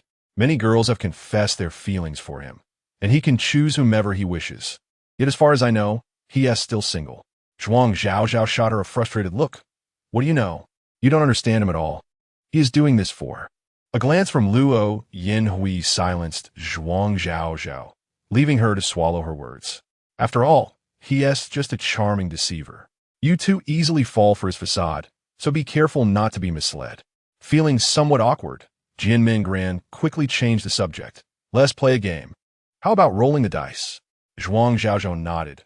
"All right, boys against girls. The losers drink half a cup of vodka." Jian Mingran glanced at Chen Yan. "How about I team up with Yinge?" Chen Yan waved his hand dismissively, having missed the opportunity. He preferred to indulge in oblivion rather than face the discomfort of sober reflection. "I'll take on all four of you." At the Finance University, after handing Wang Mingyue over to the dormitory supervisor, Tanjing intended to return to his room, but found himself unable to shake off his worries. It was not Chen Yan he doubted, but rather Jian Mingran. Witnessing his closest friend kiss the girl he adored had shattered his heart. He had already foreseen the outcome, but desired clarity, so he changed his clothes and took a taxi to the bar. At a nearby convenience store, Tanjing purchased a pack of cigarettes, a hard box of Zhonghua, for 45 yuan. After tearing open the packaging, he clumsily lit one. Cough, cough, cough, he inhaled too quickly, and the scorching tar caused his stomach to convulse painfully. Wiping away tears, Tanjing stubbornly took another drag. Exhaling the smoke, a wave of dizziness washed over him, causing him to lose his balance and fall to the ground. He remained seated, finding a perfect spot that was hidden yet allowed him to see the entrance of the bar. Why didn't he go inside? He lacked the courage and simply could not face it, crushing the third cigarette, but he noticed 3 stunning women and 1 exceptionally beautiful woman exiting the bar, with Chen Yan appearing dazed, supported by 2 security guards. Tanjing could vaguely hear their conversation. "Mingran, why don't we take him? I'll have a male classmate drive him back to the dorm." Jian Mingran shook her head. "He has had too much to drink. I'll take him for some glucose. Otherwise, he'll feel terrible tomorrow. You all can go. Should we accompany you?" "No need." "All right then. See you another day." As they waved goodbye, Chen Yan suddenly regained his footing, exclaiming, "Luo Yinhui, don't leave." And Zhuang Zhaozhao, "Let us battle until dawn." Seeing that he was still aware, Zhuang Zhaozhao felt reassured and quickened her pace rather than stopping. Chen Yan scoffed, "Too worthless trash." He then staggered to the street and hailed a taxi driver. "To the north gate of Mod University. Find any hotel nearby." Jian Mingran squeezed in beside him, handing over a 50 yuan note. No need for change. "All right." The driver reluctantly withdrew his gaze, filled with envy towards Chen Yan in the back seat. As the car pulled away, Tanjing hurriedly emerged from his hiding spot and jumped into a taxi, also handing over a 50 yuan note. Driver, keep close to the car in front. Don't lose them. Of course. The driver stepped on the gas, speeding off while also indulging in gossip. Hey, is that girl in front of your girlfriend? Tianjing furrowed his brow. No. Is she your wife? Married so young? You look barely 18 or 19. Neither. Then why are you following her? Is it wrong to tail someone? Tianjing retorted angrily. Just drive. Yes. A few minutes later, the driver spoke up. Hey, the car in front has stopped. Right at the hotel entrance. Oh no. Tianjing burst into tears in the back seat, his heart shattered. Chapter 59, Jianmin Gran spoke softly. Let us discuss this properly. It would not be favorable for anyone if this matter were to spread. Hey, little brother, it's prime time for sports cars. If you park for too long, the fare will add up, the driver remarked. Tianjing's heart shattered into countless pieces, filled with endless humiliation and resentment. Yet he lacked the courage to exit the vehicle. Master, take me to the finance university, and I'll give you an extra 20. Sure thing. The driver stepped on the gas and made a U-turn. Little brother, I advise you to forget about that kind of girl. It's unrealistic. Could you please be quiet? All right. In the taxi, which felt like home, the driver continued to flatter them. How about we let him sleep a bit longer in the car? And we grab some late-night snacks? Who knows? He might wake up after we eat. Jianmin Gran ignored him, leaning close to Chen Yan's ear and gently calling. Chen Yan, wake up. We've arrived at the hotel. Let us get out and rest. Forget it. Just leave me your number. And I can help you get him upstairs, the driver suggested, but Jianmin Gran remained unresponsive, continuing to softly call Chen Yan. I've been parked for over 10 minutes. If we delay any longer, there will be extra charges. 20 per minute. Jianmin Gran attempted to shake Chen Yan awake, but he was utterly unresponsive. After a moment of contemplation, she whispered in his ear, Chen Yan, Luo Yinxi, and Zhuang Zhao are back. They want you to continue. Chen Yan stirred slightly. Where are they? His words were hazy. Help me up. I can still drink. Let us go. They're upstairs. Okay, Chen Yan managed to stand on his own, refusing Jianmin Gran's assistance. Once outside the car, he felt the world spin around him, nausea overwhelming him. He spat out some saliva. I can still manage 8 more bottles.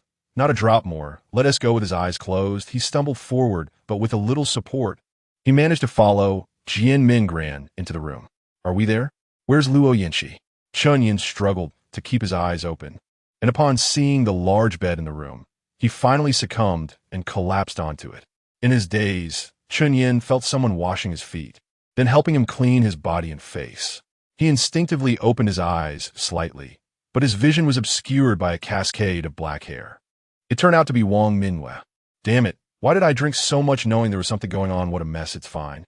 I'll deal with it in the morning. Chen Yan rolled over, murmuring, stop fussing. Just take off your clothes and sleep. Jianmin Gran's hands froze for a moment, and then a playful smile appeared on her lips as she replied sweetly, okay. In the room, a gray and white plaid pleated skirt slowly slipped down, followed by a fitted white shirt with a tie in his hazy state.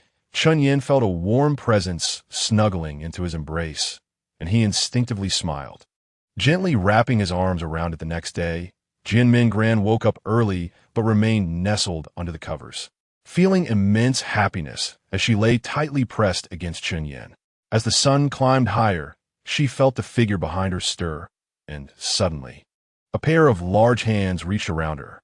Jianmin Gran's body stiffened in an instant. She dared not move, her heartbeat quickening. Minhua, what time is it? Chen Yan's lazy voice floated through the air.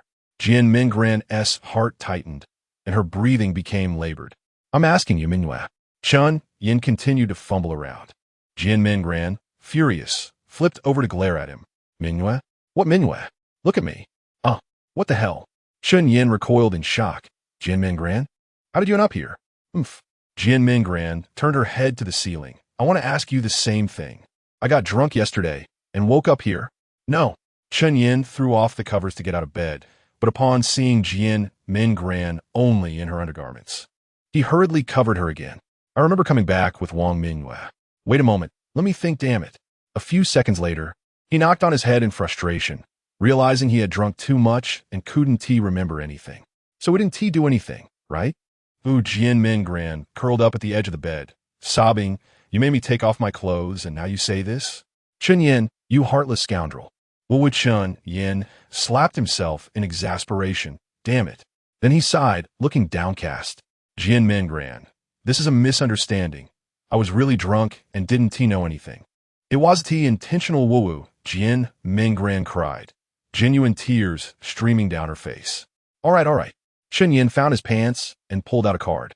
I'll give you 100,000, no, 200,000, and we'll pretend nothing happened.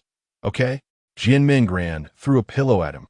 Chen Yan, what do you take me for? Chen Yan caught the pillow and plopped down on it. Then you set the terms. I'll comply with whatever you ask. Jian Mingran wiped her tears. My only request is that you take responsibility. That's impossible. Chen Yan firmly rejected. I want to confirm a relationship with anyone. Not even Wang Mingyue. Unless it's Luo Yinshi or Lin Beiji, I might consider.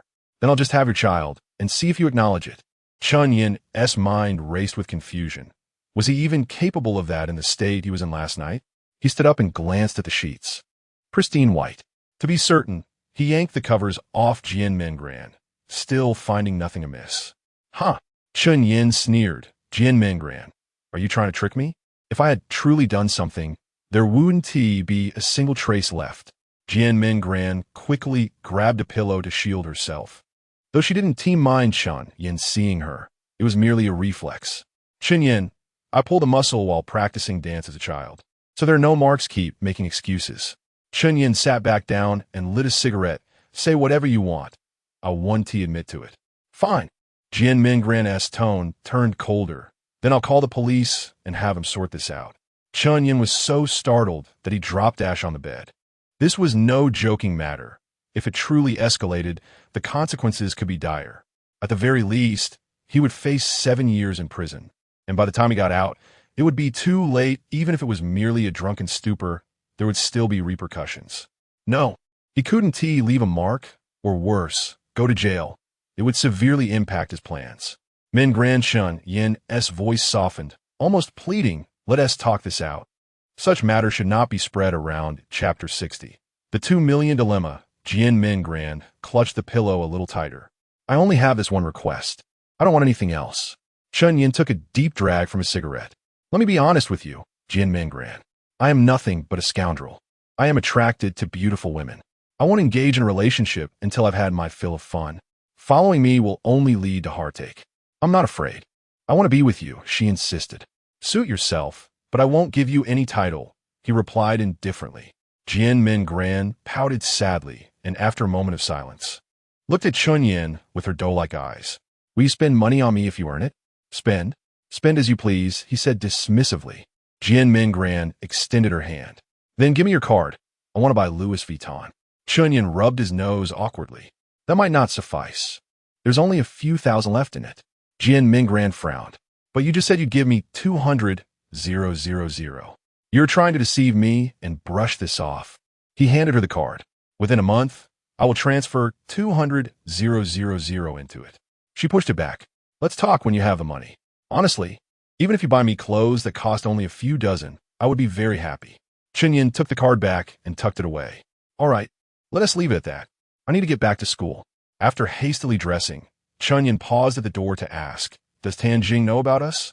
Unaware that Tan Jing had returned to the bar, Jian Mingran nodded. He and Min, you both know. Chen Yan nodded in response and stepped out of the room. Downstairs at the university, Chen Yan pulled out his phone to text Tan Jing. Are you there? Come out. We need to talk. After a few minutes without a reply, he hesitated before dialing. Beep, beep, beep. Sorry, you have. He redialed, but there was still no answer. One last attempt, and if it fails, he would deal with it later. He pressed the call button again, and this time it rang twice before being answered. What do you want? Tan Jing's voice was unusually cold, not addressing him as Yin Ge for the first time. Fat Jing. Chen Yan's heart was heavy with guilt, his tone laced with remorse. I'm sorry, I drank too much yesterday. How about I introduce you to someone even prettier? She is definitely more beautiful than Jian Mingran. No need, if there is nothing else, I'm hanging up. Wait. Chen Yan interjected. I was too caught up in drinking yesterday. I didn't share many details about the supermarket. I'll sort them out and send them to you via QQ. Beep, beep, beep. Before he could finish, the call was disconnected. Chen Yan gripped his scalp in frustration. How the hell did things develop into this? Damn it. He knew that whatever he said now would fall on deaf ears. He would have to find a way to make amends later. As for Wang Mingyue, what did it matter? If necessary, he could just throw money at it. Returning to the city. On the playground of Madebe, Xiao Ran and a few others sat in the stands.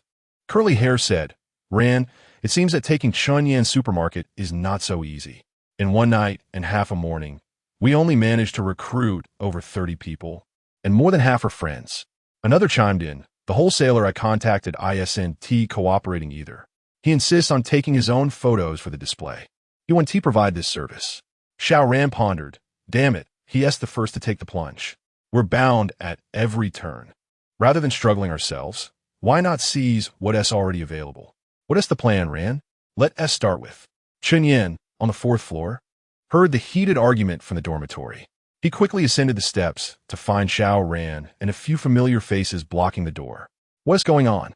Chen Yan pushed through the crowd into the dorm. Yinga, you're back. Congestie mij rust over. They're from the student union, claiming our food sales don't meet regulations. They want to impose fines and order us to cease operations. Get the hell off me, Chen Yan shouted. Who says we don't meet regulations? Do you think the student union has the authority to dictate what I sell? Am I a freshman? A well-dressed man in a white shirt stepped forward, adjusting his silver-rimmed glasses. You must be Chen Yan. I'm Su Che, the president of the student union.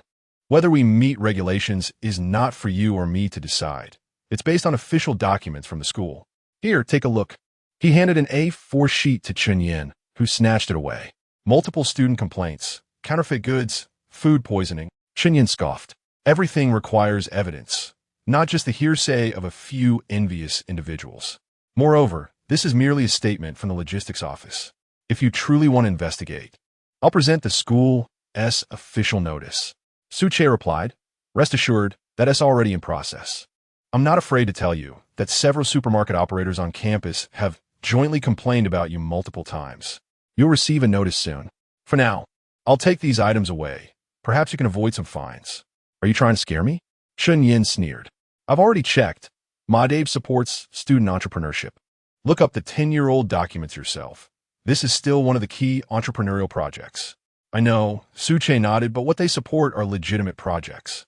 Do you have a business license? A food operation permit? A health permit? A health certificate? I do. I'm in the process of getting them. They'll be ready soon. Su Che adjusted his glasses again. Let me give you some unsolicited advice. The cost to obtain a retail business license for campus categories starts in the 7 figures, with the first digit being a 2. Do you have that kind of funding? Or are you hoping to wait until you've earned enough to apply? This was something Chen Yan genuinely didn't know. Even if he did, he couldn't scrape together over 2 million, even if he sold himself. How about I help you fund it? Xiao Ran, standing at the door, teased. We can gather it in 3 days, provided we acquire 95 of your shares. Ha ha, are you dreaming? A fourth person, seeing Chen Yan's furrowed brow, stepped forward. The profit from Yan's business this semester is almost 2 million. This little sum wouldn't even buy 5 of the shares.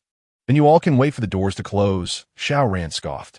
When that happens, I'll just open another one. Chen Yan took a deep breath, closed his eyes, and steadied himself. Everyone get out. Until the school's notice arrives, my operation is legitimate, and none of you have the right to interfere. Chen Yan, mind your attitude, Su Che warned, his expression darkening. If we receive another report, I will return with more people. Get lost.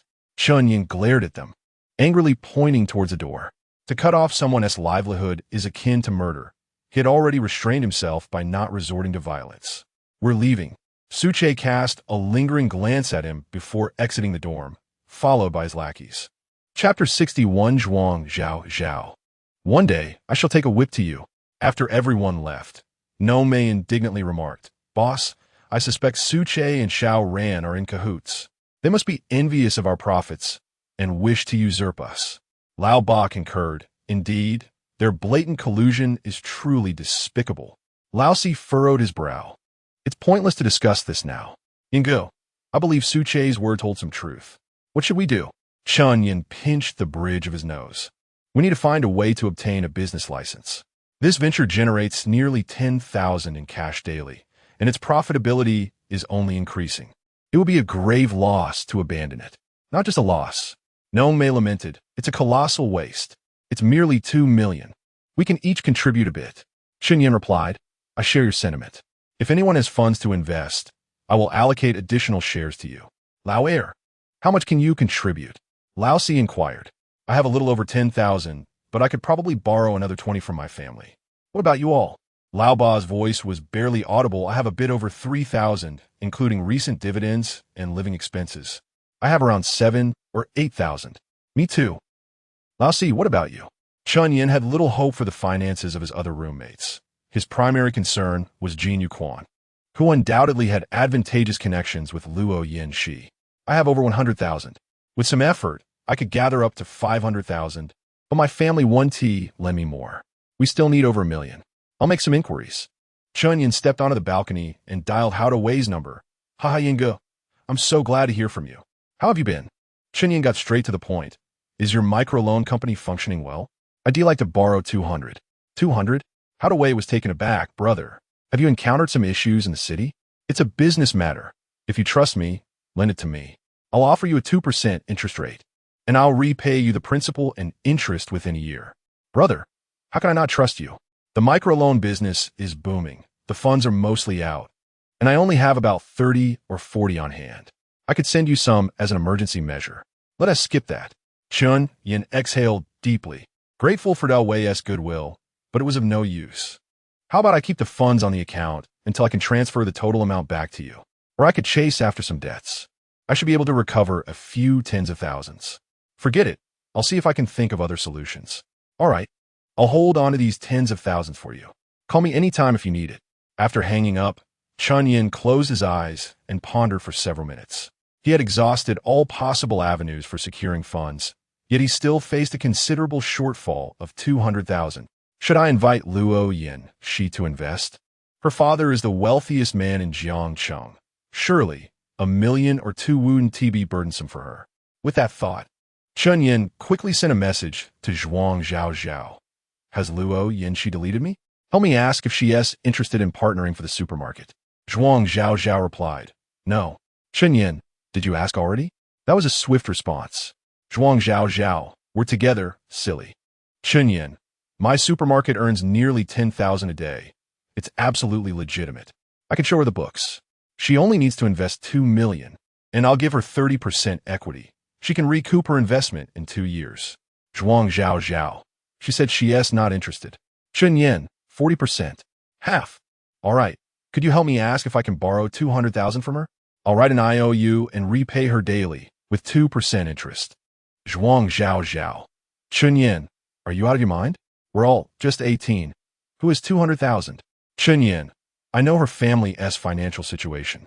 For her, this amount is trivial. Zhuang Zhao. That is her family's money. Do you really think she would ask them for funds on your behalf? Chen Yan, just ask her for me. What if she is willing? Zhuang Zhao. I asked and she declined. Chen Yan, Zhao, you're a little wealthy too, right? Why not lend it to me? Zhuang Zhao. Even if I had it, I wouldn't lend it to you. And don't call me that in such a disgusting way. Chen Yan, Zhuang Zhao. One day, I shall take a whip to you, to your backside. Zhuang Zhao. You're incorrigible, Chen Yan. Stinky Chen Yan. Filthy, dirty, vile. After locking his phone, Chen Yan returned to the dormitory. How is it going? Boss, Nome asked anxiously. We might manage to scrape together just over 100,000. What do we do then? Chen Yan joked. Shall we each sell a kidney to make up the difference? Lao Si said, even if we raise 200, it doesn't guarantee we can secure a license. Obtaining a campus business license is quite competitive and typically requires some connections. Chen Yan replied, let us see how it goes. We're making substantial profits daily. If we delay a bit, the funds will materialize. What if Su Che and Xiao Ran come to stir trouble? Ignore them. If they dare to snatch anything, I'll knock their teeth out.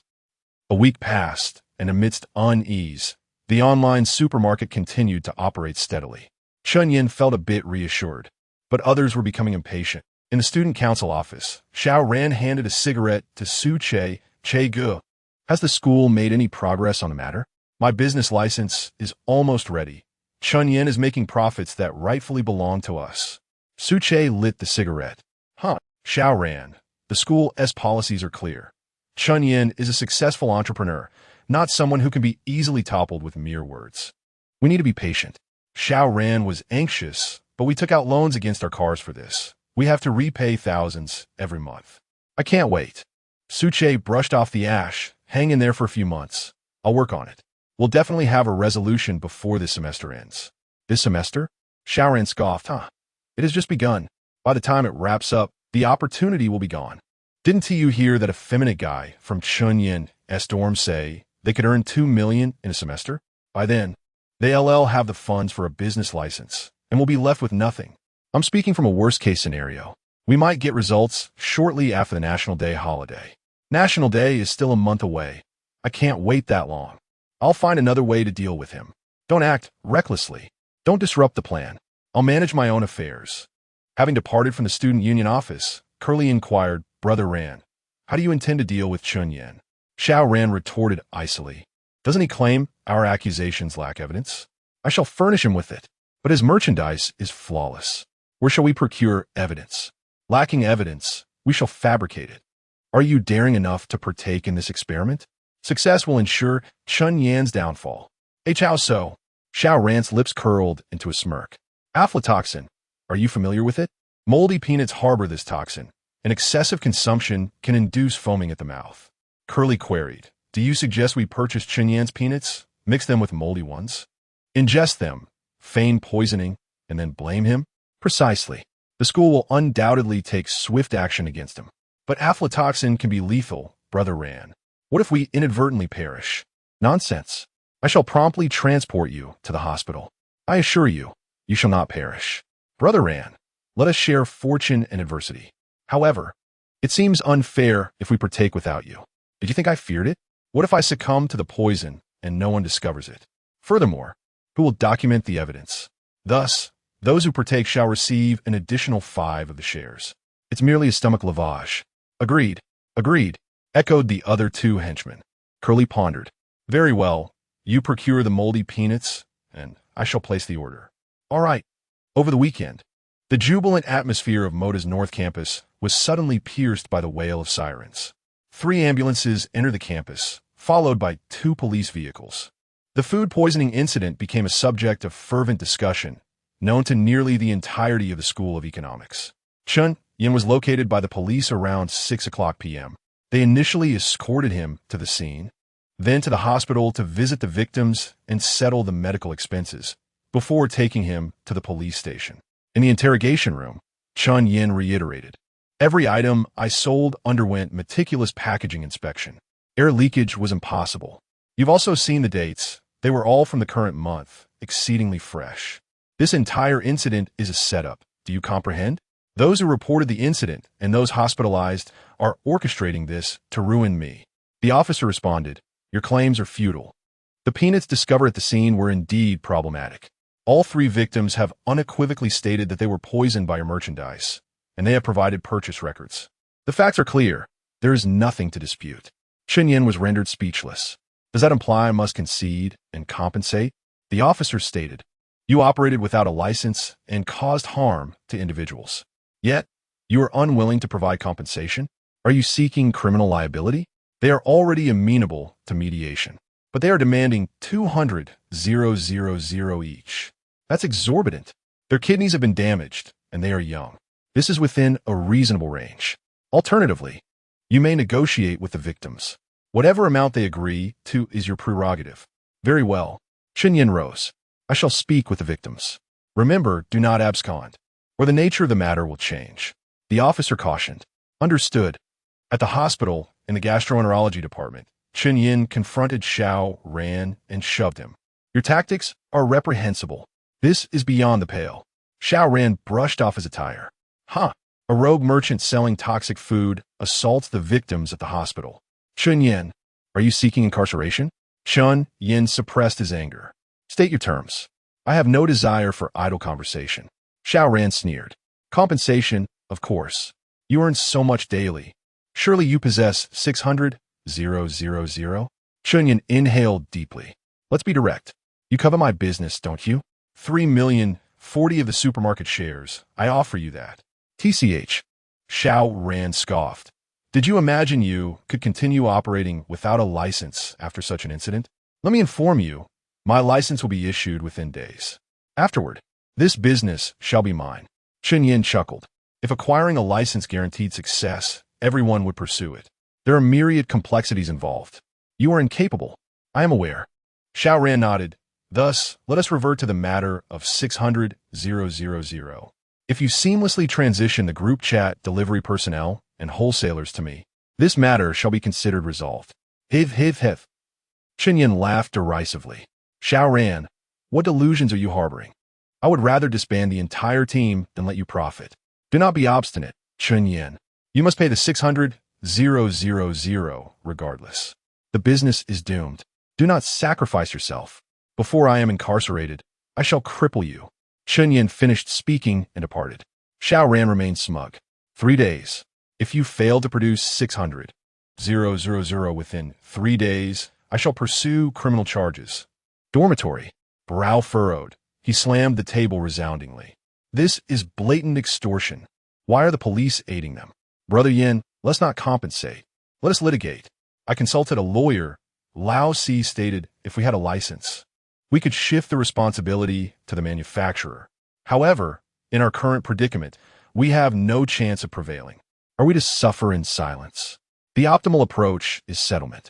If the other party remains intransigent and escalates the matter, we could face administrative penalties or even the confiscation of illegal gains. Damn it. Lao Liu Guset Vementin. Xiao Ran and his ilk are utterly shameless. Are they not concerned that others may replicate their actions? Indeed, brow furrowed, he exclaimed, if they open a supermarket, I shall ingest poison as well. Chen Yan exhaled a plume of smoke. Let it go. It is detrimental to the liver and kidneys. It is not worth it. Are we to let them profit so easily, Brother Yin? I am equally unwilling to accept this, but there is no superior alternative at present. Perhaps this supermarket must be relinquished to them. After conversing for a while, Chen Yan opened the QQ group. It was replete with discussions regarding the food poisoning incident. The sole consolation was that the majority recognized it as a staged event by Xiao Ran's group. Chen Yan initiated a poll in the group and mentioned everyone with the topic, if you desire an evening libation after school, your first preference is 1. Hot pot. 2. Barbecue. 3. Food stall. 4. Grilled meat. 5. Please vote enthusiastically. I shall randomly select 50 voters to receive a snack gift package worth 20 yuan. Brow furrowed also noticed the message. He inquired, Brother Yin, what is the purpose of this poll?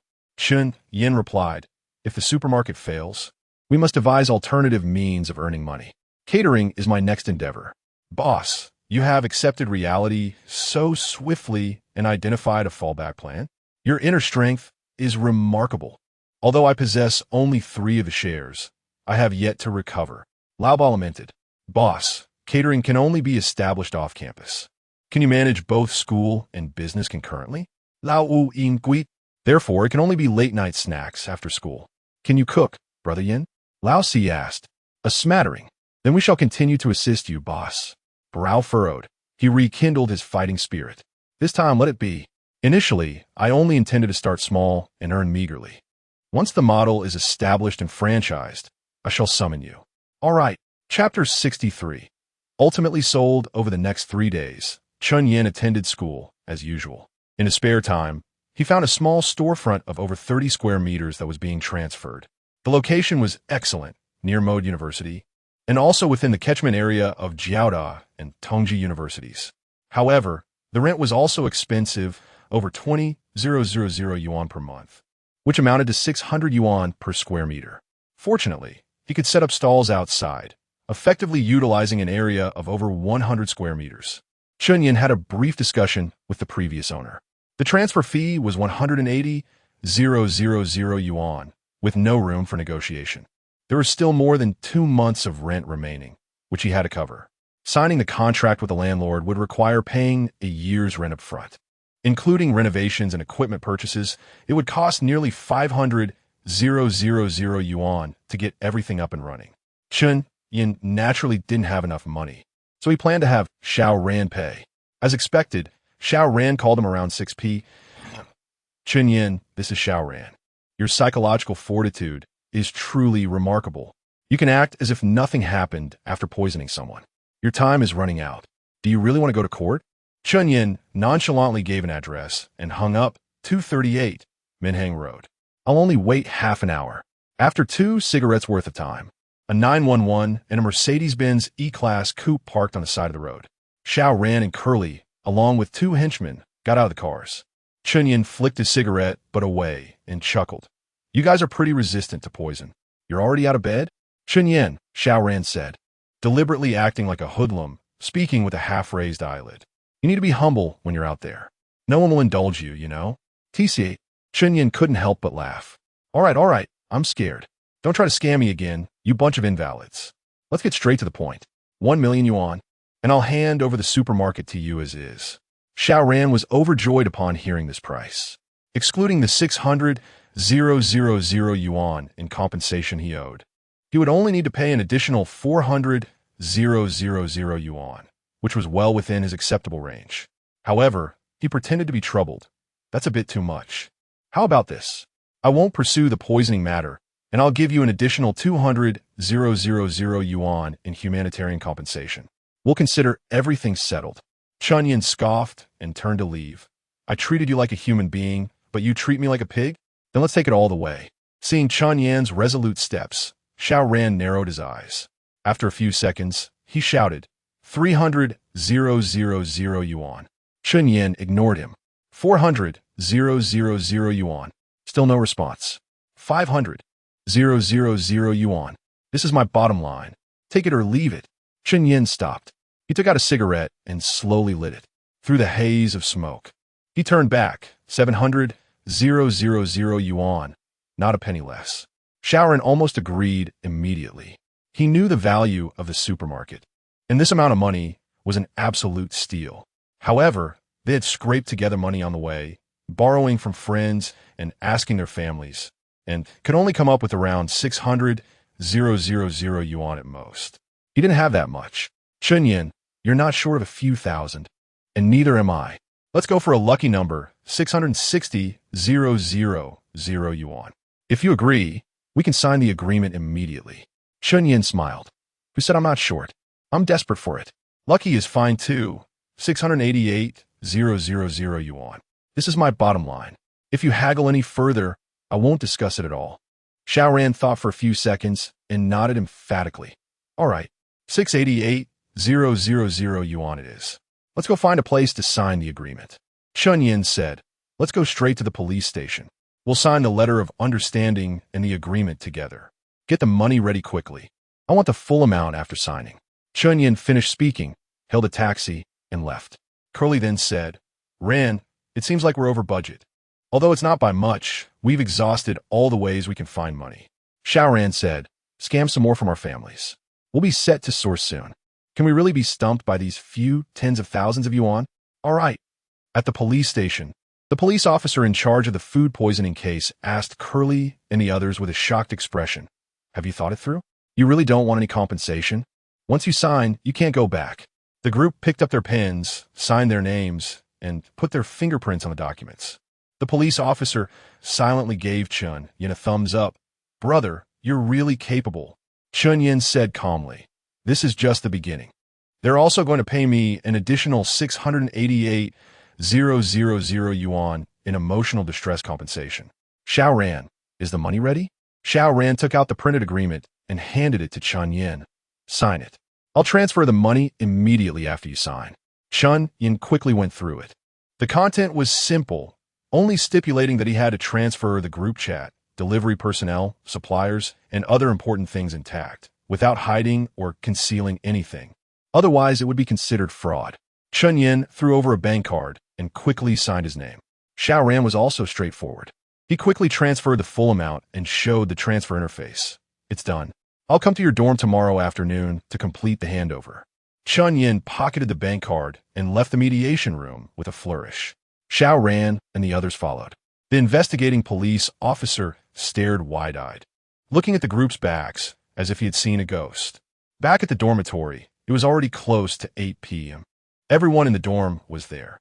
Chen Yan greeted them. Help me move the goods downstairs. It's over. They loaded a small half-truck with returned goods. Pan Feng handed over a cigarette. Brother Yin, he used to call him bro, doing business is like this. If you don't do well, people will laugh at you. If you do well, people will be jealous. Think positively. You're young and have ideas. You'll have plenty of opportunities in the future. Chen Yan lowered his head and lit the cigarette. I understand. It won't affect you. The person taking over will continue to get goods from you. Pan Feng clicked his tongue. The more I think about it, the more uneasy I feel. It's like I stole from someone. Chen Yan grinned. I can see it clearly. In business, everything is about money. Pan Feng's tone became more emphatic. I won't give that kid any goods on credit. And I'll add 5 to the purchase price for everything. All right. Chen Yan waved his hand. No need to comfort me. Let's calculate how much I still owe you. Pan Feng took out a calculator and did some calculations. Brother Yin, the payment for the last batch of goods was 32,000 yuan. We've returned over 14,000 yuan here. So let's call it 15,000 yuan. Just pay me another 17,000 yuan. Chen Yan opened his online banking and transferred 18,000 yuan. Prosperity sounds better. I also appreciate your support earlier. We could be considered to have parted on good terms. Then thank you. Are you free this weekend? I'll make arrangements. Let's have a drink. Chen Yan waved his hand. We'll see. See you, Boss Pan. Okay, take care. Chapter 64. The young landlady, Yi Ruoxue. Upon returning to the dormitory, the atmosphere was heavy and silent, with everyone present. Chen Yan broke the silence with a smile. What is wrong with everyone? I mentioned long ago that the supermarket was merely the tip of my commercial iceberg. If it's gone, so be it. I shall pursue other ventures. Yet, no one responded. All right, let's lighten up. The supermarket wasn't given away for free. I sold it for 680,000. I'll distribute the shares accordingly. Lao Si holds 5, which amounts to 34,000 for you, and the others hold 3, meaning each of you will receive 20,000. As the money circulated, conversation gradually resumed in the dormitory. Lao Si remarked, Brother Yin, weren't you planning to open a barbecue restaurant? Do you have enough funds? I can wait for mine. Others echoed similar sentiments, suggesting their shares could remain with him for now.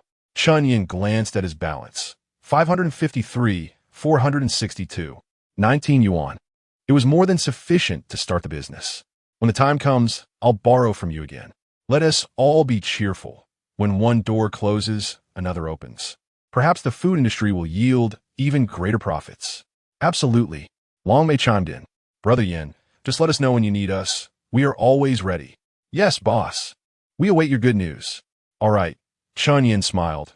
Everyone should take this time to relax, perhaps indulge in romance and self-care. Once I have everything sorted, I'll summon you. The next day, Chen Yan promptly went to sign the transfer contract for the store he had his eye on. The previous owner wished him prosperity, and a small truck swiftly removed the tables, chairs, and kitchen equipment. Chen Yan was unfazed. He had intended to renovate, as the prior decor was far too mundane to attract the curiosity of the university students. He envisioned a trendy, chain-style eatery. After waiting nearly an hour, the landlady arrived in her Bentley Continental GT. Though calling her a lady seemed inaccurate, as she appeared to be in her late 20s or early 30s. Chen Yan knew her true age was likely over 30, maintained by her wealth. Oh, what a beautiful day, she exclaimed, shielding her forehead with her hand, her long, pink nails indicating a life of leisure. Which one is Xiao Chun? She spotted Chen Yan, who was smoking under a tree, and called out, Is that you? Chen Yan took one last drag, flicked the cigarette butt, and stood up, his voice tinged with impatience. Yes, I've been waiting for quite some time. The landlady, possessing an appealing figure and an alluring charm unique to mature women, seemed unconcerned by his demeanor, instead playfully replying, Oh, I was busy finishing a game of mahjong. I rushed over as soon as I could. Chen Yan asked, Is the annual rent for this place 200,000? She approached, her fragrance wafting around him, and scrutinized him for a moment. I'm someone who values connections. You seem decent enough. I'll rent it to you. The reduction in rent felt like a worthy reward for his hour of waiting, and he responded cheerfully, Thank you. Sister, I'll need to renovate. Could you grant me an additional 2 months for that? Of course, consider it done. Perfect. Let us shake on it. I'll pay you immediately. The landlady playfully pinched his hand with her fingers. Let us go to my office. She indeed possessed considerable resources. Her company was located in the bustling CBD of the city. With an office space of several hundred square meters, such prime real estate commanded an annual rental of at least $1 million. Yeah, I've transferred the rent, please confirm. Chen Yan said. Yi Ruoxua glanced at her phone. Yes, received. From now on, call me Shui. Yi Jie sounds too old-fashioned. All right, Shui, you carry on. I'll take my leave. Let me know when you're opening. I'll come to support you. Chen Yan grinned. Can I invite the two sisters from your photos too? She smiled enticingly, sure. Just make sure to invite a few more brothers like you. Chen Yan shrugged. You want to find another like me in the entire city, but no worries, I can handle it. After exiting, a wave of melancholy washed over Chen Yan, not due to Yi Ruoxua, who was amusing and down-to-earth, but because the transfer fee and rent didn't count toward his spending quota. The number in his mind still lingered at over 80,000. He decided to procure everything needed at once, and if that failed, he would go on a shopping spree. Chen Yan then headed to a decoration company, bypassing the designer's input and directly presenting his vision, a blend of war-torn Syrian aesthetics and graffiti. This trendy style would undoubtedly attract a throng of university students. The renovation cost for the modest 30-square-meter shop was reasonable, just over 20,000. Chen Yan was relentless, heading straight to a factory specializing in custom dining furniture, selecting bright red plastic chairs that would create a striking contrast against the worn-out gray decor. He also chose kitchen equipment and commissioned an advertising company for the sign, Ensure Barbecue Craftsman. With all preparations nearly complete, he merely needed to finish the renovations and hire a couple of waiters before opening. As for the barbecue chef, Chen Yan had prior experience from running a hot pot restaurant and planned to handle the initial cooking himself to establish standards before bringing on some diligent apprentices to share equity. After completing all arrangements, Chen Yan still had over 120,000 left in his account, the figures in his mind unchanged. He understood now that only leisure activities counted as effective spending, so he hailed a cab to the most bustling shopping street in the city. At the Rolex flagship store, a lovely sales associate retrieved a glimmering green watch from the display case. Hello, sir. This green submariner retails for $86,800. The mirror features. Wrap it up. I'll pay by card. Chen Yan was indifferent to the watch's specifications, knowing it held substantial value and was easy to liquidate, making it an ideal choice for flaunting consumption. As the payment processed, a system notification chimed in his mind. Spend over 100,000. Receive a point in self-defense skills. A sharp pain surged through his head, but once he regained his composure, he realized a multitude of techniques had magically appeared in his mind. Chen Yan couldn't help but throw a few punches, feeling invigorated, and kicked his legs with ease. What man doesn't harbor a dream of martial prowess? Chen Yan was elated, thinking, now I know a bit of Sanda, Muay Thai, Wing Chun, and the 5 lightning whips. I'm on my way to becoming a martial arts master. He wondered, however, how effective these skills would be when mixed together and planned to test them on Long Mei. Sir, the sales associate interrupted his reverie. Your watch. Chen Yan accepted it with a nod, and as he stepped out, another notification echoed in his mind. Spend over 1,000,000. Receive a mysterious gift. Thrilled, he silently cheered. If spending 100,000 yielded rewards, then surely 1,000,000 or 10,000,000 would as well. Chen Yan's desire to earn surged, and in his excitement, he turned to the neighboring jewelry store to buy a gold necklace. Wearing a green submariner on his wrist and a thick gold chain around his neck, the image of himself barbecuing while shirtless struck him as too beautiful to fathom. Chapter 65. The reunion of Jiangxing F4 when Chen Yan returned to the dormitory, adorned with a Rolex and a golden chain. His younger companions gazed at him with wide eyes, filled with admiration. The one with thick brows rushed over, seizing his hand. Brother, you look so handsome. Please let me try it on, I beg you. Chen Yan obliged, removing the watch and handing it to him. As he donned it, his own aura seemed to elevate instantly. Old second, perhaps it's best you don't, teased old four. When Brother Yan wears it, he resembles a wealthy businessman, but on you. It looks like a genuine thug. I'll give it a go, chimed in old 6, snatching it away. Old 4 burst into laughter. You look even more comical, like someone who just committed a crime. After a round of playful exchanges, the watch returned to its rightful owner. Old 4 then inquired, Brother Yin, have you sorted out the barbecue shop's affairs? Is there anything we can assist with? Chen Yan replied, the small shop is nearly ready. I will treat you all to a feast once we open. Old 1 and Old 8 reminded him. Have you taken care of all the necessary permits? We mustn't allow anyone to exploit any loopholes this time. Chen Yan nodded.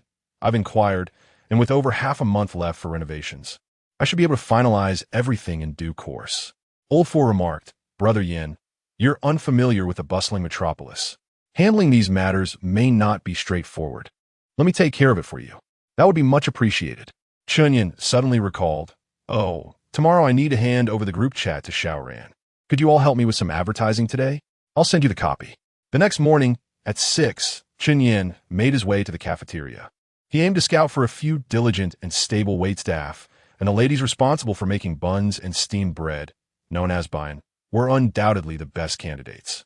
Their ability to handle early morning shifts indicated a strong work ethic, and their employment at the university suggested a level of character that was far preferable to hiring randomly from society. At such an early hour, the cafeteria was sparsely populated. So Chen Yan approached a busier counter to strike up a conversation. Ladies, may I ask you something? Go ahead, huh?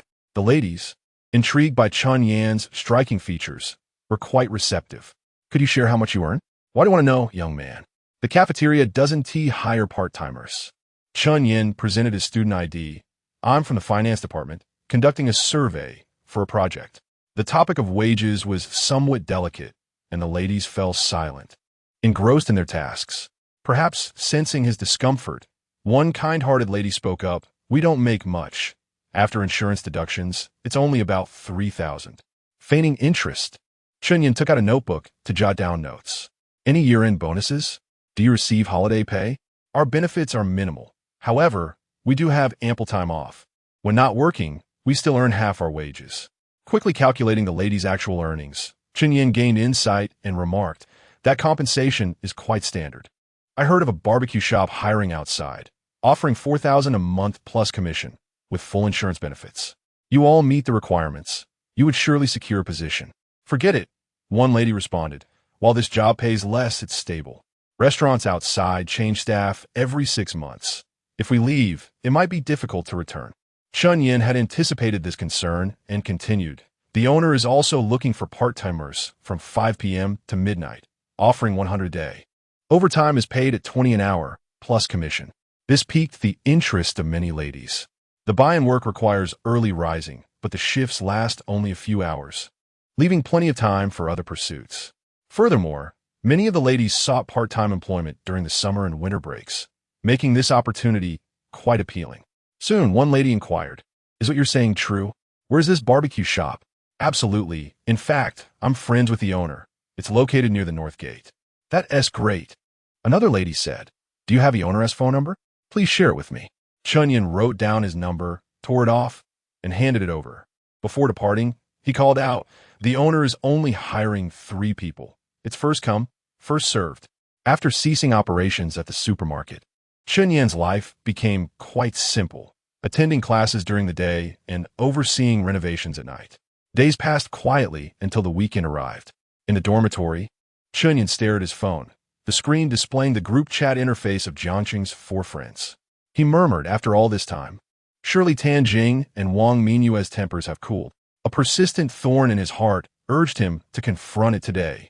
If there is to be a relationship, let it be. If not, I shall not dwell on it. Perhaps in a few years, I will have earned enough to revisit it. With this resolution, Chen Yan sent a message. Dinner at 6:30 tonight, my treat. Jian Mingram responded almost instantly. Sure, noted. To his surprise, Tan Jing also replied promptly. Okay, you arrange the dinner. I'll bring the second course. A smile crept onto Chen Yan's lips as he felt a significant weight lift from his heart. It seemed Tan Jing had nearly moved on and had likely found a way to earn money. Chen Yan replied, great, still the usual place, Wu's private kitchen. Wang Mingyue's message arrived simultaneously. Sounds good. At just past 6, Chen Yan waited outside the restaurant, reflecting on his previous misstep and deciding to adopt a more humble demeanor. After a few minutes, Jian Mingran appeared, bouncing towards him, and leaped into his embrace. Chen Yan playfully pinched her, prompting her to release him with a squeal. "Brother Yin, that hurt. Can't you be gentler? Mind the surroundings. It wouldn't do for others to see." Jian Mingran pouted. "Why didn't you mention that when you lured me to bed?" Cold-hearted man. Chen Yan chose not to engage, and after a few seconds, Jian Mingran snuggled closer, wrapping her arms around his. "You didn't miss me at all during this time? I've been longing for you. But you didn't come out." Chen Yan glanced at her. She still had that youthful glow, albeit in a different style. Her hair, freshly washed, radiated a pleasant fragrance, and her face was adorned with light makeup, exuding a vibrant charm. "I've been busy. Didn't we arrange to meet today?" "All right." Jian Mingran brightened, eagerly sharing her recent experiences with him. Chen Yan listened half-heartedly, his mind drifting to other matters. Moments later, Tan Jing came into view, and Chen Yan instinctively disengaged from Jian Mingran, stepping forward to greet him. "You're here, Fat Jing." Dan He Navith, gesturing to a stunning girl in a short skirt and tank top behind him. "This is my girlfriend, Su Su. Say hello to Brother Yin." The girl sweetly called out. "Hello, Brother Yin." Chen Yan chuckled knowingly, patting Tan Jing on the shoulder. "Nice one, brother. When did this happen?" "Just a couple of days ago. She's my third." "Impressive." Chen Yan commended, giving a thumbs up as he ushered him into the restaurant. Chapter 66. Second brush. Wang Mingyue arrived over 10 minutes late. Upon entering the private room, she surveyed the seating arrangement and ultimately chose to sit beside Chen Yan, with Jian Mingran to her left. In just 2 weeks, the rapport among the four seemed to have grown distant. Everyone was preoccupied with their own meals, and the silence was palpable. Susu, sensing the awkwardness, took the initiative to break the ice. She pointed at Chen Yan's wrist and inquired, "Yingu, is that a Rolex submariner you're wearing?" Chen Yan, wary of her potentially becoming the second Jian Mingran, fibbed slightly. "It's a counterfeit, bought just to show off." "Really?" Susu squinted, scrutinizing the watch. "It doesn't look like it. A friend of mine has one that looks identical. The appearance is indistinguishable." Chen Yan initially intended to brush the comment aside, but Tan Jing interjected, "Yin, how could you wear a fake? That is undoubtedly the genuine article. How much was it? I might get one too." Chen Yan removed the watch and handed it to her. "Over 80,000. If you like it, consider it a gift." Tan Jing tried it on and then took it off. "It suit me quite well, but there is no need for a gift. Thanks to you. I'm now earning 3,000 to 4,000 a day. Buying it would merely take a month or so." Putting the watch back on, Chen Yan joked, "Wow, I'll have to call you President Tan from now on. Just don't forget your buddies when you hit it big." Tan Jing assumed Chen Yan was mocking him and retorted with a scoff, "Isn't it all thanks to you, President Chen? My earnings barely scratch the surface of yours." "Oh, I haven't formally thanked you yet. Here's a toast to you." Chen Yan clinked glasses with her and drank. Shaking his head, "To be honest, Fat Jing, my supermarket went under 2 weeks ago." Tan Jing froze in disbelief, as did Wang Mingyue. "You're joking, right? With your capabilities, how could that happen?" Tan Jing's expression turned slightly uncomfortable. "Why would I lie? I was forced to sell due to some petty issues. So you'd best be cautious." Tan Jing asked, "How could something like this happen? What are your plans now?" "Thinking of venturing into the restaurant business." "Restaurant? Do you have any experience?" "I'll learn as I go." During the latter half of the meal, Wang Mingyue remained silent, her head bowed. Assuming she was bored, Tan Jing suggested changing venues. Wang Mingyue simply stated she had something to attend to and left without a hint of hesitation. "And you?" Chen Yan turned to Jian Mingran. "If you have something to do, feel free to go." Jian Mingran wrapped her arms around his and replied, "I'll stay with you. I want to leave until we're both drunk tonight." Chen Yan, not wishing to display any intimacy in front of Tan Jing, pushed her away and turned to ask, "Where to next?" Tan Jing pulled Susu into her embrace and candidly stated, "Let's find a KTV and order some girls."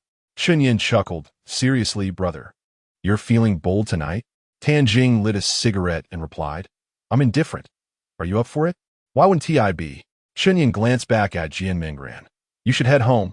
We're off to have some fun." Jian Mingran crossed her arms, pouting, "No, I want to go with you." "It's not convenient." Chen Yan tried to pull her towards the exit, but Tan Jing interjected. If she wants to come, let her. We'll enjoy ourselves. After a moment's thought, Chen Yan relented, realizing it wouldn't matter. He could still have fun with her around.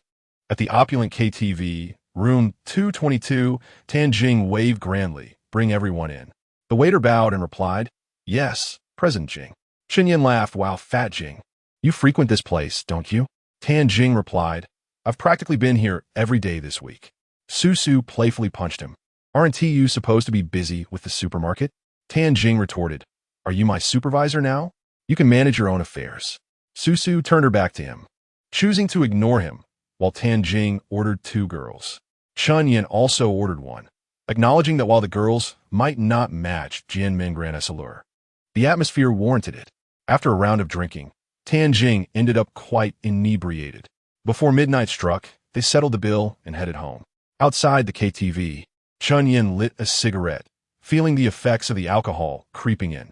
After finishing half a cigarette, he finally hailing a taxi driver to the Normal University. Upon hearing this, Jian Mingran dashed away. Chen Yan, discarding his cigarette, pulled open the door to enter the car, only to hear a commanding voice from behind. Chen Yan, don't you dare leave. Chen Yan hesitated. The driver urged, hey, are you getting in or not? Sorry, Chen Yan closed the door. I can't leave now. Jian Mingran returned at that moment, and Chen Yan feigned displeasure. What is up? You want another drink? Jian Mingran shook his arm. I'm not looking to drink, feigning ignorance. Chen Yan asked, then what do you want? Jian Mingran nestled her head against his chest, whispering, I'm tired. I want to sleep. The alcohol had already heightened his impulses, and her affectionate gesture pushed Chen Yan over the edge. Breathing heavily, he replied, all right, sleep sounds good. There's a hotel right next door. Let us go. They booked a suite for 368 yuan, paid by Jian Mingran. Inside the room, she coyly asked Yinge, do you want to take a shower? I'm not showering. Chen Yan swiftly removed his shirt and scooped her up, tossing her onto the bed. As the curtain fell, Chen Yan pointed at the sheets. Didn't you say you hurt yourself while practicing dance as a child? How do you explain this? Jian Mingran's cheeks flushed crimson, and with a mischievous smile, she replied, do you believe me if I say I've healed in the past few days? Chen Yan felt torn between joy and sorrow, murmuring to himself, if only I'd been more assertive last time. Now I fear there's no way to shake this off. Yinge, what are you talking about? Once a decision is made, there's no looking back. True friends never engage in internal conflict. Chen Yan picked up the JK from the floor, putting it on. Let me explain everything slowly. The next day, Jian Mingran awoke early, preparing a bountiful breakfast for Chen Yan. Yinge, eat more of this. It's good for your health. Chen Yan looked at the scrambled eggs with chives and smiled. Do you think I need it? Jian Mingran shook her head. Not at all, not at all. Yinge, you're amazing. Chen Yan grinned mischievously. If you can handle it, I wouldn't mind a little extra. Jian Mingran shook her head vigorously. No. She snatched the bowl from him. Yinge, you should eat the buns. They're delicious. After finishing their meal, Chen Yan reclined on the sofa, lazily asking, Xiaoming, do you have anything planned for today? Jian Mingran, still tidying up the table, turned around with a sweet smile. My only plan today is to keep you company. Chen Yan nodded. How about we go shopping later? I'll buy you some clothes and cosmetics. Sure, Yinge. Jian Mingran leapt into his arms. Chapter 67. What? Luo Yanhui, Lin Beiji, and Yin Hiyue are all coming for barbecue? In the following days, Chen Yan was preoccupied with the renovation of the barbecue restaurant, aiming for a grand opening on October 1st. By September 26th, the signboard installation was completed. On September 27th, all the tables, chairs, and kitchen equipment arrived. By September 28th, the finishing touches were applied, and the place was cleaned thoroughly. On September 29th, Chen Yan gathered all the staff for a pre-job training session. Due to the positive reception of the promotional materials, the barbecue restaurant successfully hired 7 employees, 2 full-time servers, one of whom was recruited from the school cafeteria, who then referred another. There were also 2 part-time servers, both from the cafeteria's white-collar staff, but Chen Yan believed that after 2 months of work, they would transition to full-time positions. Additionally, he hired 2 experienced barbecue chefs, anticipating that the restaurant would be bustling every day during the National Day holiday.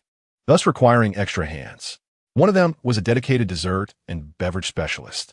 This lemon tea is quite simple. I'll only teach you once, so pay attention. The meat skewers should be prepared to this specification. Any trimming should be discarded immediately. Hygiene must always be the top priority. Everyone should take care of their nails before heading home. After returning to the dormitory, it was already past 9 p.m., and several roommates inquired about the status of the barbecue restaurant. Yingu, how's the preparation going? Will we open on October 1st? Yes, Chen Yan nodded. For those who won't be going home during the holiday, dinner and late-night snacks can be enjoyed at the restaurant, free of charge this week.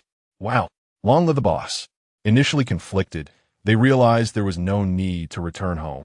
Yingu, my family lives in the Magic City. Can I come to eat? One asked. Bring your family along, another chimed in. Boss, with so many hires and treating everyone, don't lose money. Chen Yan reassured them, among all dining categories. Barbecue offers the highest profit margins, around 70%, with an average spending of nearly 100 per person. Unless the business is exceptionally poor, losses are unlikely. The business will surely thrive, exclaimed a roommate. Even though I was kicked out of the group chat for advertising, we've been promoting on forums daily, and the response has been excellent. Many have expressed their intention to try it out. I'm quite confident as well, Chen Yan added. Not only at Magic University. I've hired 4 part-timers to distribute flyers at nearby universities, and the feedback has been very encouraging. One roommate asked, Boss, if the restaurant is packed every day, how much do you expect to earn? Perhaps around 10 to 20,000 a day, which would be comparable to a supermarket's revenue. Wow. Boss, please don't exaggerate. It sounds like you're making money effortlessly. This is just the beginning. With the startup capital, I plan to open 100 stores in the university town, creating at least 7 brands for a chain. At that time, each of you can manage a store. All right, for the rest of my life, I'm with you, boss. Me too. I'm ready to face any challenges. Chen Yan stated, the prerequisite is that you all must master the knowledge. You are all outstanding finance students from Magic University, so don't embarrass me later. Absolutely. Rest assured, boss. On September 30th, the eve of the holiday, students at Magic University were discussing their vacation plans. In the girls' dormitory, room 1, Luo Yinhui's dorm, Zhuang Zhaozhao asked, Yinhui, are you going back to Jiangxing for National Day? Probably not. I don't know what I would do back home. I won't be returning either. Hey, have you heard? A barbecue restaurant opened near the North Gate. The promotional photos look delicious, and the decor is lovely. They say they're opening on the 1st. Should we go try it? Sure. In the student council office, Suche approached Lin Beijie's seat, wearing a warm smile. Beijie, are you free tomorrow evening? I'd like to treat you to dinner. Lin Beijie forced a smile. Thank you, President, but I still have an unfinished project. Perhaps next time. Suche's expression stiffened, but he maintained his smile. I knew you would say that. I was joking. In fact, it's a gathering for student council members. Everyone will be there, and as the vice president, you shouldn't isolate yourself. After contemplating, Lin Beijie replied, All right, where and when? Tomorrow at 6:30 p.m. at a barbecue restaurant near the North Gate. I'll call you then. All right. After Su Che waved goodbye and exited, he picked up the phone to inform others about the gathering. In the boys' dormitory, Xiao Ran kicked over a box filled with snacks, visibly displeased. Damn it. Have we been deceived by that, Chen Yan? This lousy supermarket struggles to make 2,000 a day. And with our investment of nearly 3 million, when will we break even? Wan Mao shook his head. That shouldn't be the case. I asked Pan Feng previously. Chen Yan made around 40 to 50,000 daily. We all know the profit margins on snacks. He must be earning over 10,000 a day. Then why the hell is that? The group chat is full. How can the sales be so low? Brother Ran, one of the juniors, interjected. I heard that Chen Yan used to run it with just a few friends, while we have hired staff, paying them several hundred each day. Plus, I roughly calculated that the quantities of many items differ significantly. Xiao Ran furiously declared, Damn it! It must be that the pickers and deliverers are colluding to embezzle. A bunch of ungrateful dogs. From now on, we'll handle it ourselves. Let us fire all the pickers now. Wan Mao suggested. Not so fast. Xiao Ran raised his hand. Let us wait until after the holiday. For now, let us relax. This resolution was unanimously approved. Huan Mao remarked, I heard there's a barbecue place at the North Gate. Why not invite some girls to go eat? Xiao Ran kicked the snack box again. Damn it. I just invited Luo Yanhui there and was rejected. Then I asked Lin Beiji and got turned down again. This is just infuriating. Wan Mao handed over his phone. Why set your standards so high? Look, I met some new girls. This one is the beauty from the art department at Jiaotong University, and this one is from the foreign language department at Tongji. Meanwhile, Chen Yan, after finalizing all the supplies with the vendor, called the landlord. Hello. A sultry voice echoed on the other end. Brother Chen, what brings you to call me? The little shop opens tomorrow as promised. I said I would treat you to dinner. A playful laugh came through the receiver. Of course, I'll be there. Clearing his throat, Chen Yan added, don't forget to bring your friend along. Sure, I'll bring someone you Haven team met in the photos. She is a teacher at your school. Who? Chen Yan felt a sense of foreboding. Yin Heyue, a stunning beauty. Do you know her? As expected, Chen Yan replied. I've heard of her. I look forward to sharing a few drinks with you all. All right, brother. See you tomorrow. See you tomorrow. Chapter 68. The grand opening after much anticipation. October 1st finally arrived. Chen Yan marked the commencement of his business with a couple of firecrackers, each costing 5 yuan. Perhaps due to his previous experiences in the food industry, he felt no thrill at all. Given the holiday, the barbecue restaurant opened for lunch, and the business exceeded Chen Yan's expectations, with continuous orders pouring in until past 3 in the afternoon. During a lull, Chen Yan gathered all the employees to discuss the midday earnings. 11,000. 12,000. A total of 13,546 yuan, he announced. One barbecue chef swallowed hard and asked, Boss Yin, does the 1% commission you mentioned still stand? Chen Yan nodded, of course. But this applies solely to our original team. You are the only ones who enjoy this benefit, including the promise I made about promoting you to management when we expand. A staff member questioned, Boss, why is our commission only 0.5%? Chen Yan explained, because you are part-time workers and not fully integrated into our team. He proceeded to distribute the commissions, with the 4 full-time employees each receiving over 100 yuan. Everyone understood the math, with the evening business expected to be even better. Their commissions could surpass their wages, making a monthly income of over 10,000 yuan, no longer a distant dream. This is for you, Chen Yan said, handing out 67.5 yuan to the 2 part-time employees. Now, take a break, and we'll resume in the evening. The 2 part-timers hesitated after receiving their commissions, and one finally asked, Boss, is it too late for us to switch to full-time? Chen Yan replied, It's possible, but only today. Let me know if you decide. Without further thought, they agreed. Chen Yan retrieved 2 prepared labor contracts from a bar. Then let us sign. Your midday commission will still be calculated at 1%. The 2 women were speechless with gratitude upon receiving their earnings. Chen Yan waved his hand. It's what you all deserve. By the way, does anyone know a cashier? I am overwhelmed. One of the women quickly responded, Boss, Xiao Tian from the cafeteria has been saying she wants to quit. I can ask her. Chen Yan nodded. If you bring her over, I'll give you a 2,000 yuan referral fee. All right, she exclaimed, rushing out to make the call. As the afternoon wore on, customers began to trickle into the barbecue restaurant.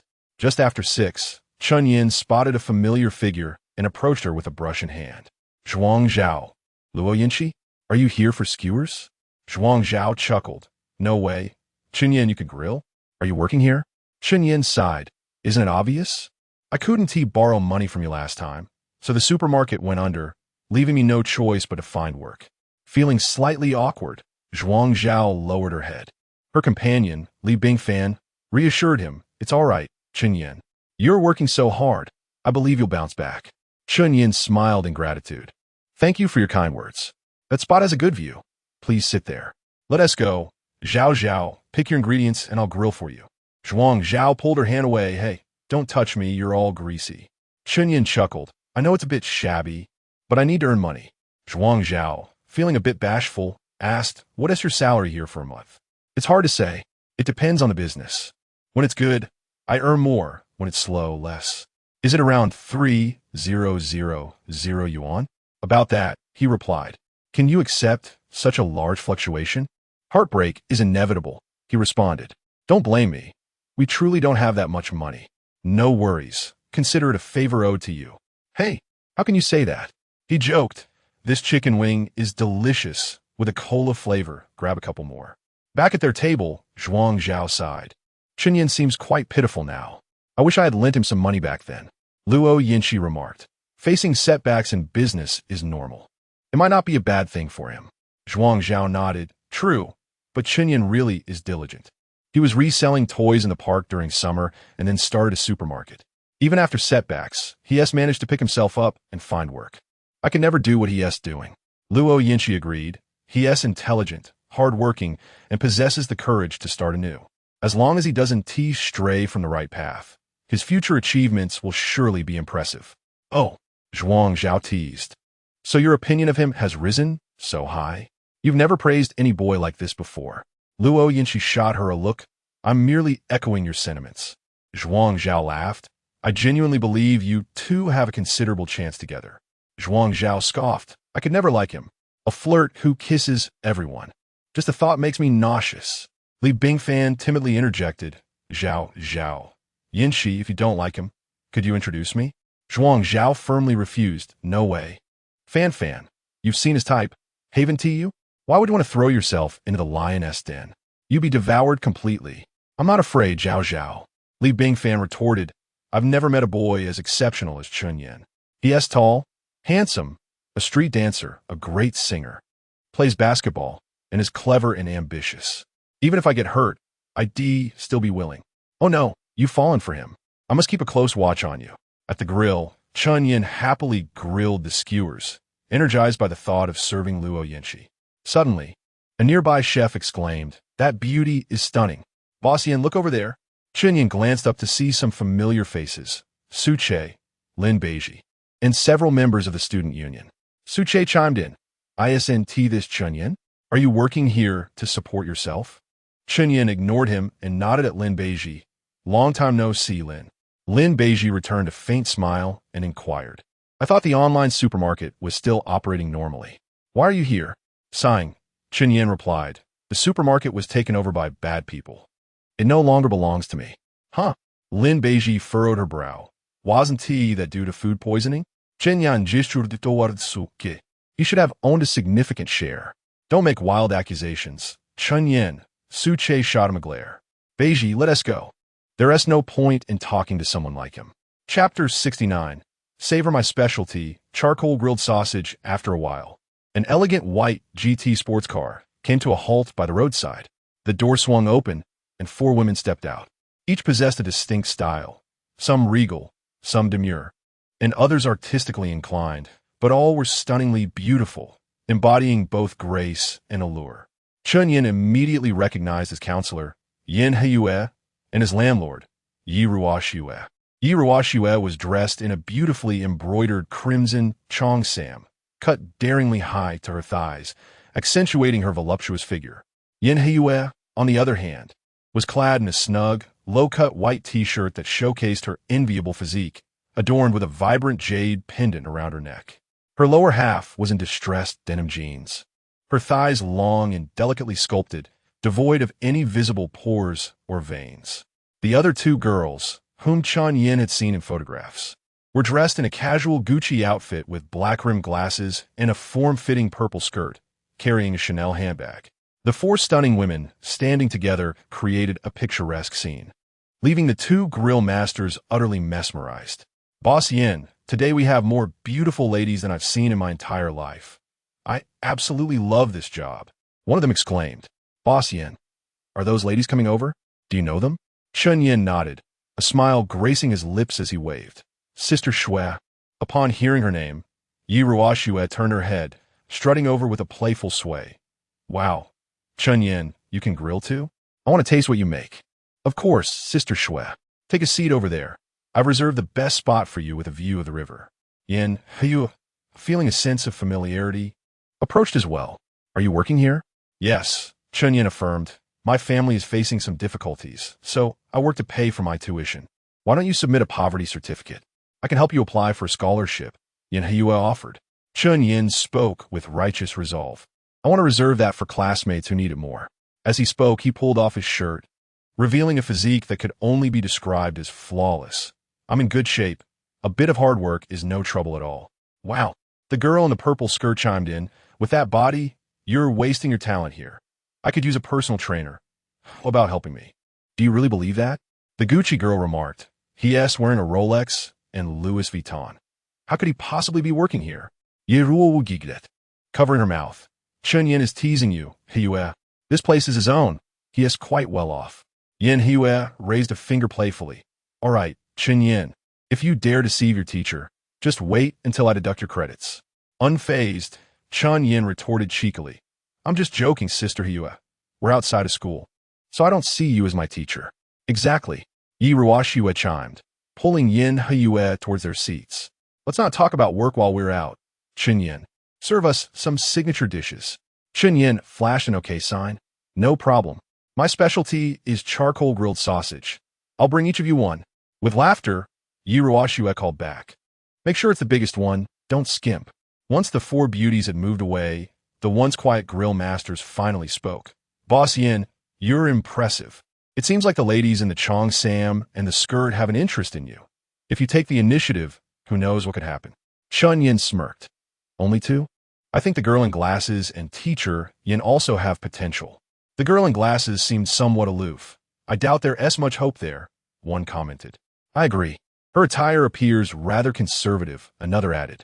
Chen Yan's smile widened. Is that so? I sense she might be playing hard to get. Amidst their banter, Chen Yan inadvertently glanced up and spotted Wang Mingyue, who was accompanied by a man, standing rather close together.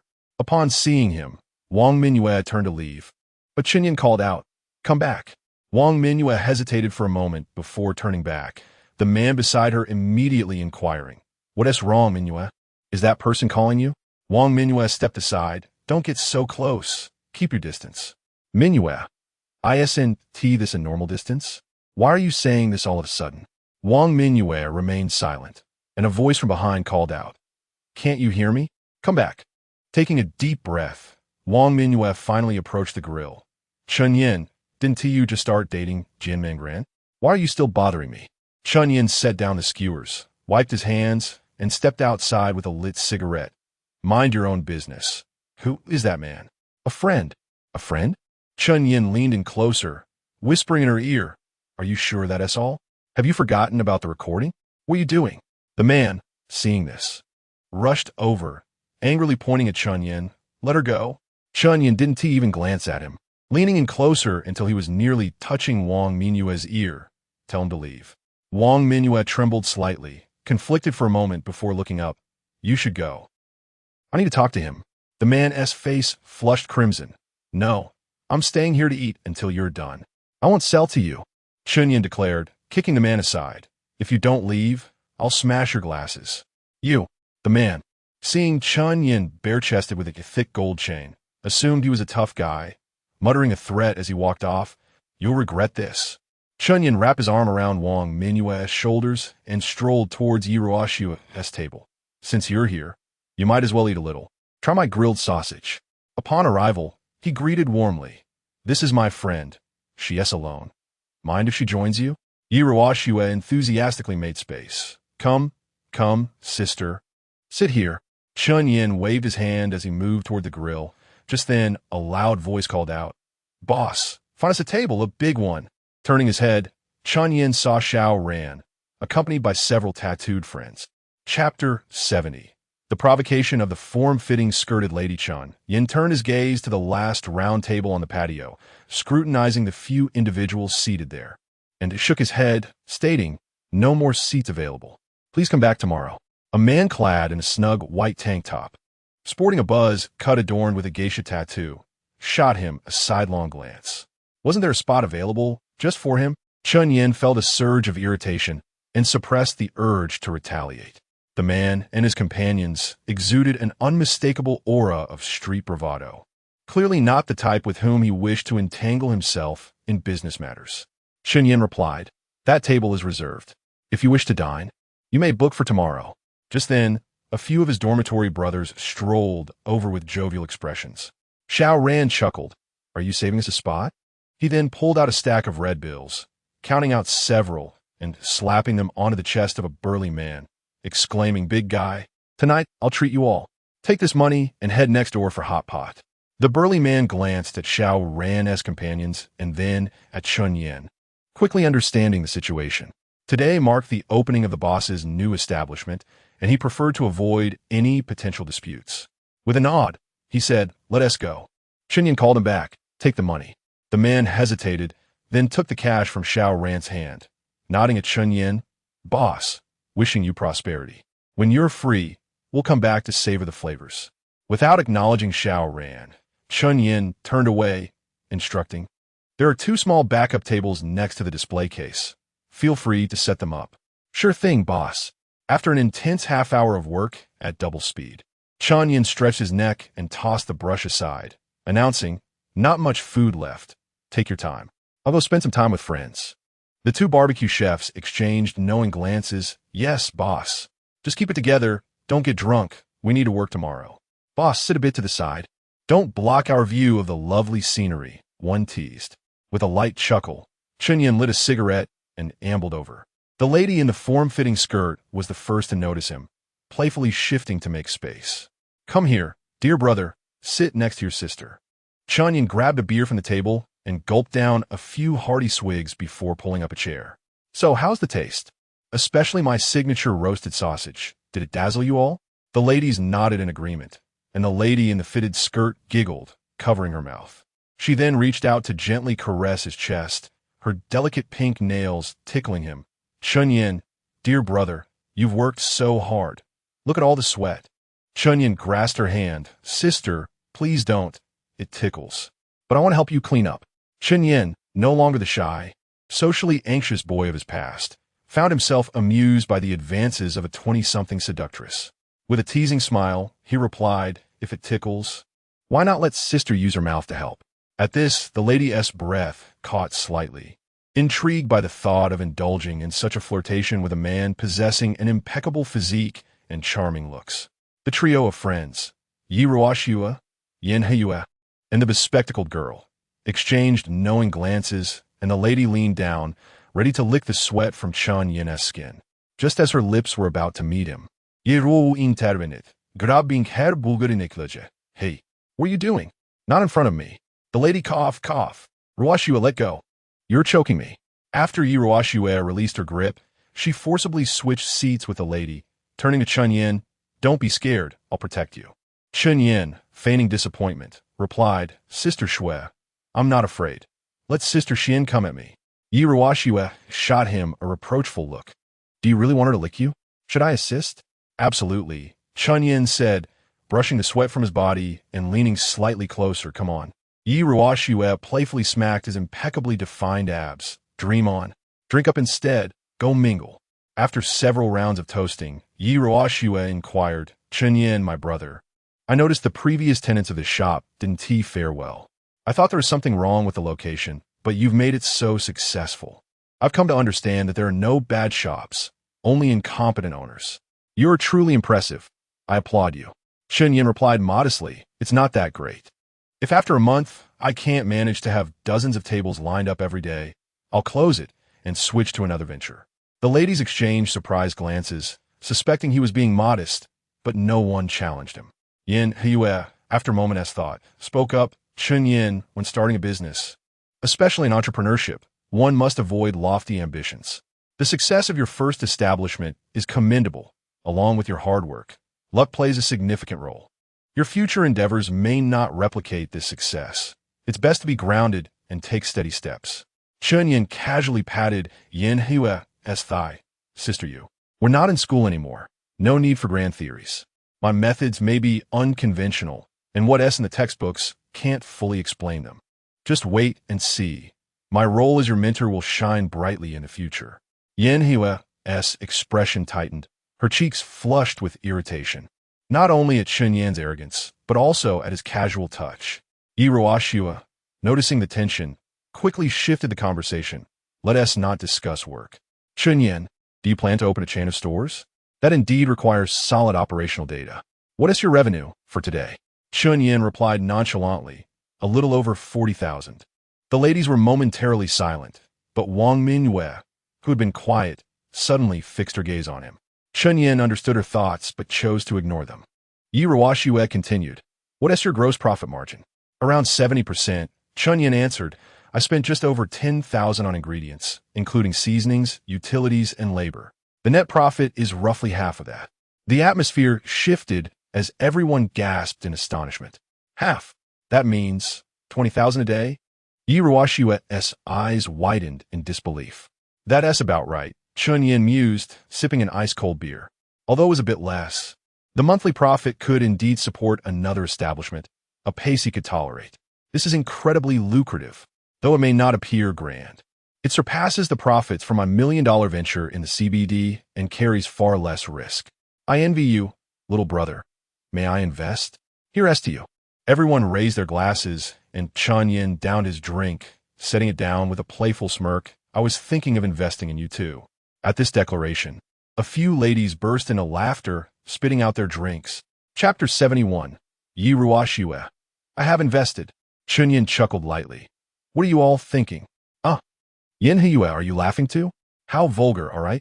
The girl with black-framed glasses quickly changed her expression, her exquisite little face feigning seriousness. I guarantee that's exactly what you're thinking. Don't blame us. Chen Yan lowered his head and chuckled softly, lighting a cigarette and shaking his head slowly. Fine, I dare to say and do, Sister Shui. Would you let me buy a share? Yi Ruoshua shot him a resentful glance. Not serious at all. Buying shares is fine, but other matters are off the table. Chen Yan couldn't help but laugh out loud, clutching his stomach in amusement. Once he calmed down, he said, Sister Shui, I promise to invest in you in the future, but not now, as I don't have much left in my pocket. Yi Ruoshua waved her hand dismissively. No worries. Let us swap shares. I'll give you 10, you give me 10. How does that sound? Chen Yan shook his head. Not appropriate. My store's setup costs less than 500,000, while yours is over 10 million. That's unfair. I want to take advantage of you, Sister Shui. The girl with glasses interjected. You think the barbecue shop's profits are higher, so you're unwilling, right? You're just making pretty excuses. How hypocritical. Yi Ruoshua said. It's normal for Brother Chen Yan to think it's not worth it. His yen food will surely thrive and perhaps even go public. Swapping shares would indeed be a loss for him. Brother, how about I supplement your investment? Consider it an investment. With Yi Ruoshua saying this, Chen Yan dropped his pretense and directly stated, You have good insight, Sister Shui. My original plan was to take this brand public within 2 years. I estimate it will reach a market value of several hundred billion by then. You're quite nice. How about you invest 2 million? And I'll give you 2 of the shares, which could be worth around $1 billion later. TCH. As soon as Chen Yan finished speaking, the girl with glasses scoffed. Chen Yan, have you read too many success stories? Hundreds of billions? Do you even know what that concept entails? You're saying that your few dozen square meters of barbecue shop is already valued at $1 million? Listen to your mentor. Be practical and grounded. Stop daydreaming, where you might find yourself charged with fraud later. Chen Yan shrugged with indifference, picking up a skewer of spicy beef and chewing as he said, All right. Consider it as if I never said anything. Oomph. The girl with glasses snorted coldly. Finally feeling relieved, she genuinely feared that Yi Ruoshua, with her ample bosom and lack of intellect, especially in the presence of handsome men, would be deceived. Just as she relaxed, she heard Yi Ruoshua ask, Brother Chen Yan, are you really that confident? Barbecue shops are everywhere now. What makes you think you can elevate a single item to a market value of hundreds of billions? Chen Yan replied, I plan to diversify into many categories, hot pot, milk tea, local cuisine, all of these will be included. Eventually, I will establish a comprehensive dining complex in the most bustling pedestrian streets of every city, and of course, I will also open branches for popular items across the nation. Achieving a market value of over 100 billion will be a breeze. A dining complex? One building? Ha ha ha. The girl with glasses laughed derisively. Which success guru fed you this nonsense? Such fantastical ideas can only deceive naive college freshmen like you. Chen Yan sneered inwardly. It's no wonder you're skeptical. I didn't believe it either before 2015, when Winnie emerged, but that didn't stop them from reaching a market value of hundreds of billions through this model. Chen Yan raised his hands. Then consider it as if I never said anything. After all, a couple of 100,000 won do me much good. The girl with glasses thought this would finally make Yi Ruoxue realize that Chen Yan's statements were entirely unrealistic and would dissuade her from investing. However, to her surprise, Yi Ruoxue immediately responded, "Brother Chen Yan, I think your ideas, while bold, represent a genuinely new concept. It might just work. Yi Ruoxue, have you lost your mind?" The girl with glasses trembled with anger. "You believe such transparent scams? Have you been enchanted?" Yin Heyue said, "Mixing various dining options into a mall-scale operation is indeed innovative, and there may be curious individuals willing to try it. However, without solid product strength, it is likely to be merely a fleeting moment. It's far too unstable. The required capital is enormous, and if it fails, it could lead to utter ruin. Chen Yan, I reiterate, seek progress steadily and do not aim too high." Chen Yan, of course, believed in his success, but he patiently explained, "I understand well. Creating products is my forte. I am confident I can launch a hit dish every 2 weeks. Take shrimp, for instance. Next week, the store will serve spicy crayfish. The week after will feature flavored shrimp, and the week after that will include salted egg yolk shrimp. By then, I'll invite you all to taste for free." Wang Mingyue finally spoke up, her voice barely audible. "Chen Yan, you're amazing. You never mentioned all these skills back in high school exactly." The curvy lady leaned her head gently on Yi Ruoxue's shoulder, saying that Brother Chen Yan was not only handsome and ambitious, but also an excellent cook. "If only I could find a boyfriend like you get off." Yi Ruoxue pushed her head away, declaring, "Brother Chen Yan, I'm in. Just hearing the names of those dishes makes them sound delicious. I can tell you're a doer. I believe in you." Chen Yan was taken aback that this sister was genuinely willing to spend 2 million on an ethereal vision. Perhaps she had sharp insight or was simply appreciating him. Akin to how Masayoshi-san once invested in Jack Ma, who was then considered a fraud. To outsiders, the money might seem wasted, but often, only such individuals can earn unimaginable wealth that others cannot fathom. Chen Yan was determined not to let her down. "Very well then, I'll send you my bank details on QQ. Please transfer the money immediately, with a 5-minute deadline, after which the offer will be rescinded." Although Chen Yan casually listed several marketable dishes, the girl with glasses and Yin Heyue continued to advise against it. Yet, Yi Ruoxue paid no heed. Soon, Chen Yan received a notification of the transaction. Indeed, 2 million had arrived. "Thank you, Sister Schwer. I'll use this money to buy a car tomorrow."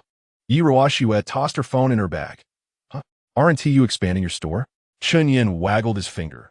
No, this is my personal asset. I will only draw from profits for expansion." Chen Yan was also looking forward to the 1 million reward for consumption. He could hardly wait to spend it. Indeed, Yi Ruoxue nodded, stating, "From now on, I am a shareholder in Yin Food. Remember to allocate 2 of future profits to me." Chen Yan snapped his fingers and said in Cantonese, "Mao Min Ti. So what car are you planning to get? At your age, it must be a supercar. Chapter 72, Confession A." The bespectacled girl slapped her smooth forehead, her tone a blend of exasperation and helplessness. "How could I not have realized before that Yi Zi is so foolish? Being deceived, yet still counting money for others. There's no saving her now." Yin Heyue also shook her head. Ruoxue was too impulsive this time. This investment is most likely a lost cause. The sultry woman in a body-hugging skirt smirked. "I genuinely envy the rich girl Yi. My cash reserves are dwindling. Otherwise, I would have invested too." Wang Mingyue continued, still supporting Chen Yan. "In fact, Chen Yan possesses considerable business acumen. I truly believe he can achieve a market value of 100 billion. Chen Yan understood Wang Mingyue too well and knew the underlying reason for her statement. It was merely because she had seen him make a fortune, and she was attempting to curry favor without cost. He chose to ignore her, and the bespectacled girl questioned, "Sister, do you really believe him? You aren't under his spell, are you? Wake up, this is too blind." Wang Mingyue shook her head. "No, Sister Wanqi, Chen Yan is genuinely impressive. Recently, he established an online supermarket on campus, earning over 10,000 a day. With his business intellect, he is bound to succeed. Is that so?" The bespectacled girl remained skeptical. If he is so focused on the supermarket, why bother opening a barbecue restaurant? Is he really that eager to endure hardships? He was framed and forced to sell the supermarket. Is that a fabricated story, sister? That's the truth. Yen Heyue interjected. Chen Yan, were you the first to develop the snack delivery business model? Yes. Chen Yan nodded. That model is quite innovative and holds significant potential for growth. Who framed you? Such a major issue. Why didn't you report it to the school? Chen Yan chuckled softly. I did, but the school sided with him. He gestured with his chin towards Xiao Ran's table, about 10 meters away. That guy in a blue t-shirt is behind it, jealous of my profits. He orchestrated a food poisoning incident.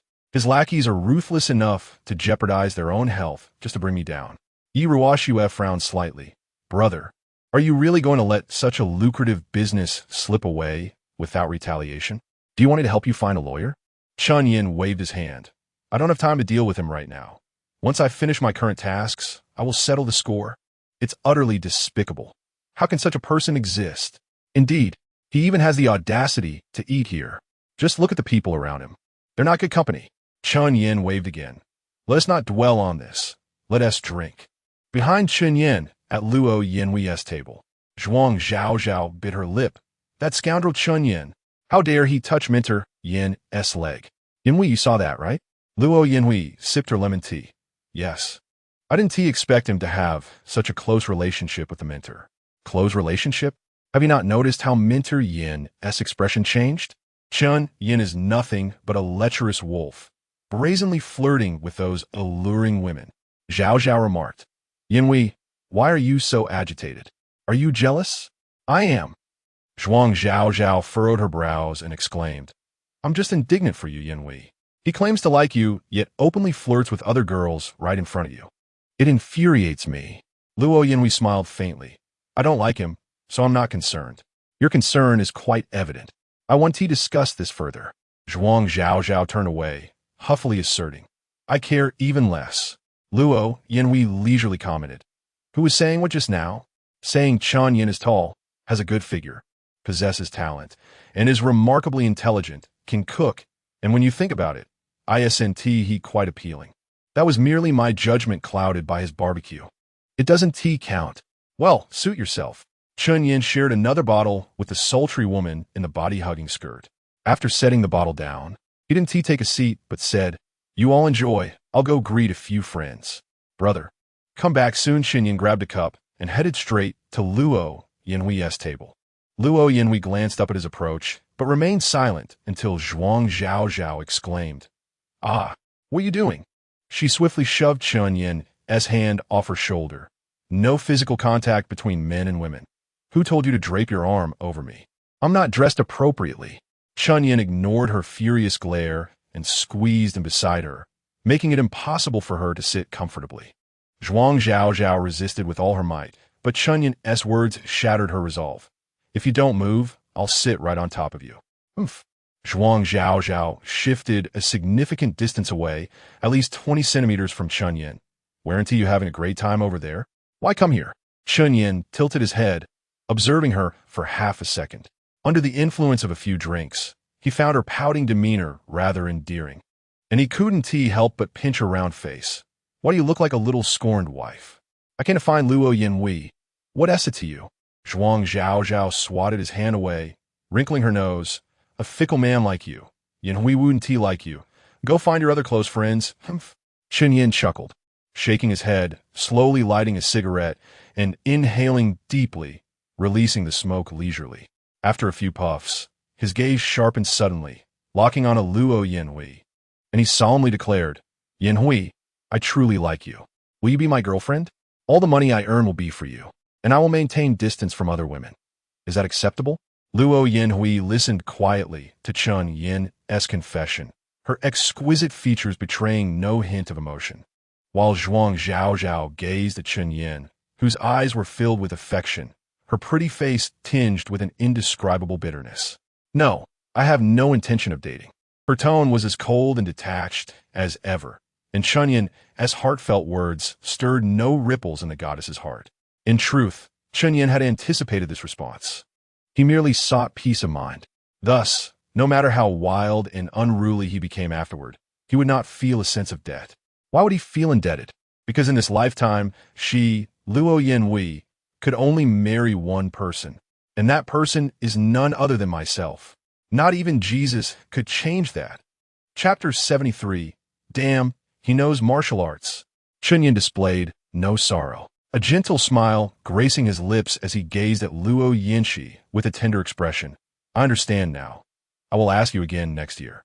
Luo Yinshi remained silent, while Zhuang Zhaozhao chimed in. You can ask again in 2 years or 3 years. Yinshi will never fancy a fickle heart like yours. Chen Yan playfully tugged at Zhuang Zhaozhao's slightly flushed, round face. So, do you like me? Perhaps we should give it a try? Zhuang Zhaozhao paused for a brief moment before swatting Chen Yan's hand away, stammering. I don't like you. You wish. Chen Yan erupted into laughter, wrapping an arm around Zhuang Zhaozhao's neck, raising his glass. Then let us continue as friends. Cheers. Zhuang Zhaozhao protested, struggling. I told you. No intimate contact between men and women. Let go. Can you please put on some clothes first? I might bite you. At another table, Xiao Ran raised his glass to a bald man adorned with a large gold chain. Changgu, that one is my goddess. Please spare her from your advances. The bald man set down his drink halfway. All right, there's another exquisite beauty over there. You can have this one. Xiao Ran responded. Changgu, we cannot afford to provoke her. Huh? The bald man shot a sharp glance. You truly cannot afford to provoke her. Xiao Ran replied, his tone bitter. Is there really someone in Magic City whom Changgu cannot handle? A tattooed man with a buzz cut interjected, Xiao Ran. You're not trying to keep it all to yourself, are you? No. Xiao Ran retorted. That lady comes from the capital, and she has a profound background. Although you and my father wield considerable influence in Magic City's earth-moving industry, you still fall short in comparison. Is it that extraordinary? The bald man asked, tilting his head. Indeed, the second-in-command of the Political and Legal Affairs Committee personally visited the school to see her. You know him, right? He usually wears a stern expression, but that day he smiled radiantly.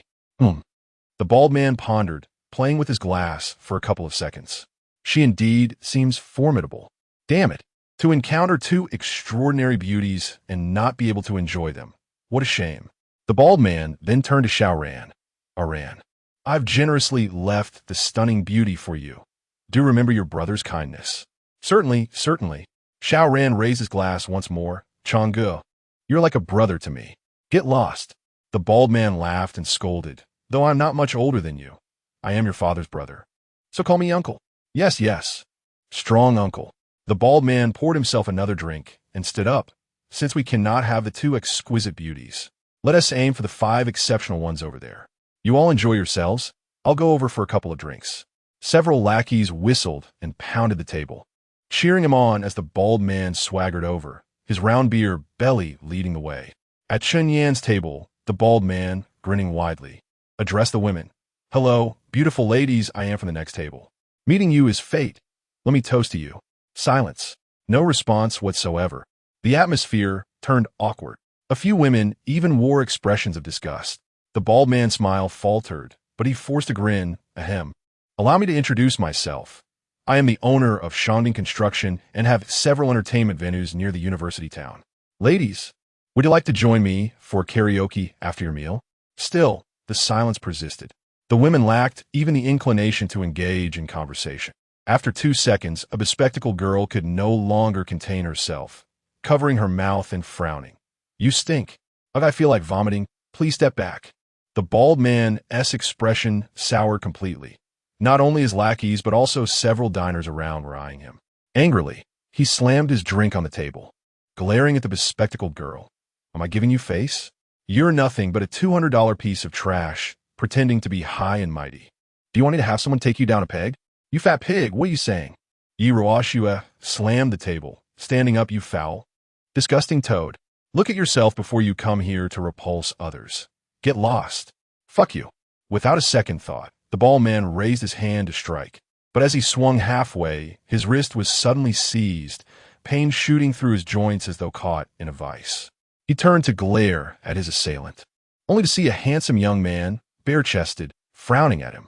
The man's piercing gaze, coupled with his towering height, made the bald man exceedingly uncomfortable. Let go of me now, the bald man shouted angrily. Chen Yan tightened his grip slightly.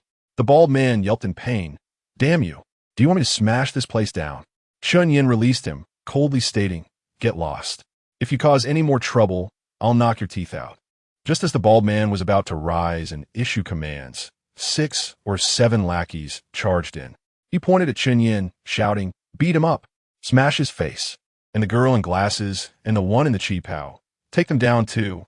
The tattooed lackeys, pumped with adrenaline, raised their fists and lunged at Chen Yan, while 2 others targeted Yi Ruoxua and the bespectacled girl. Chen Yan felt an unusual calmness wash over him, devoid of any fear. His adrenaline remained steady, showing no signs of rising.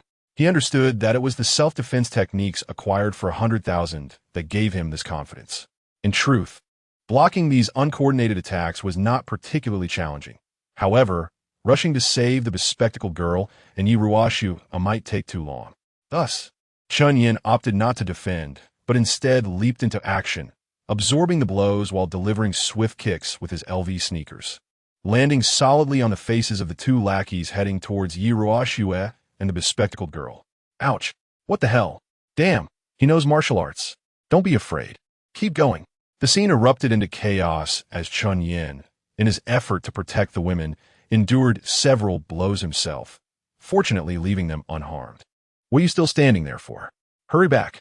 The women scurried back to the car, and a brief pause enveloped the scene. Chen Yan pulled out a cigarette, lit it, and after exhaling a plume of smoke, he spoke in a low voice. "Who threw a beer bottle at my tailbone?" "It was me." A thin lackey stepped forward proudly.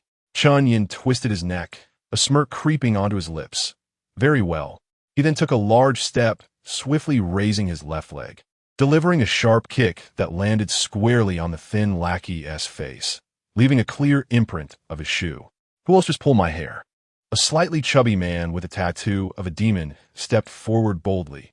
"It was me." Chen Yan grinned. Before he could move, the man shouted in a panic, "Brothers, let us all go at him. Take him down." In just 2 to 3 minutes, all 6 lackeys lay sprawled on the ground.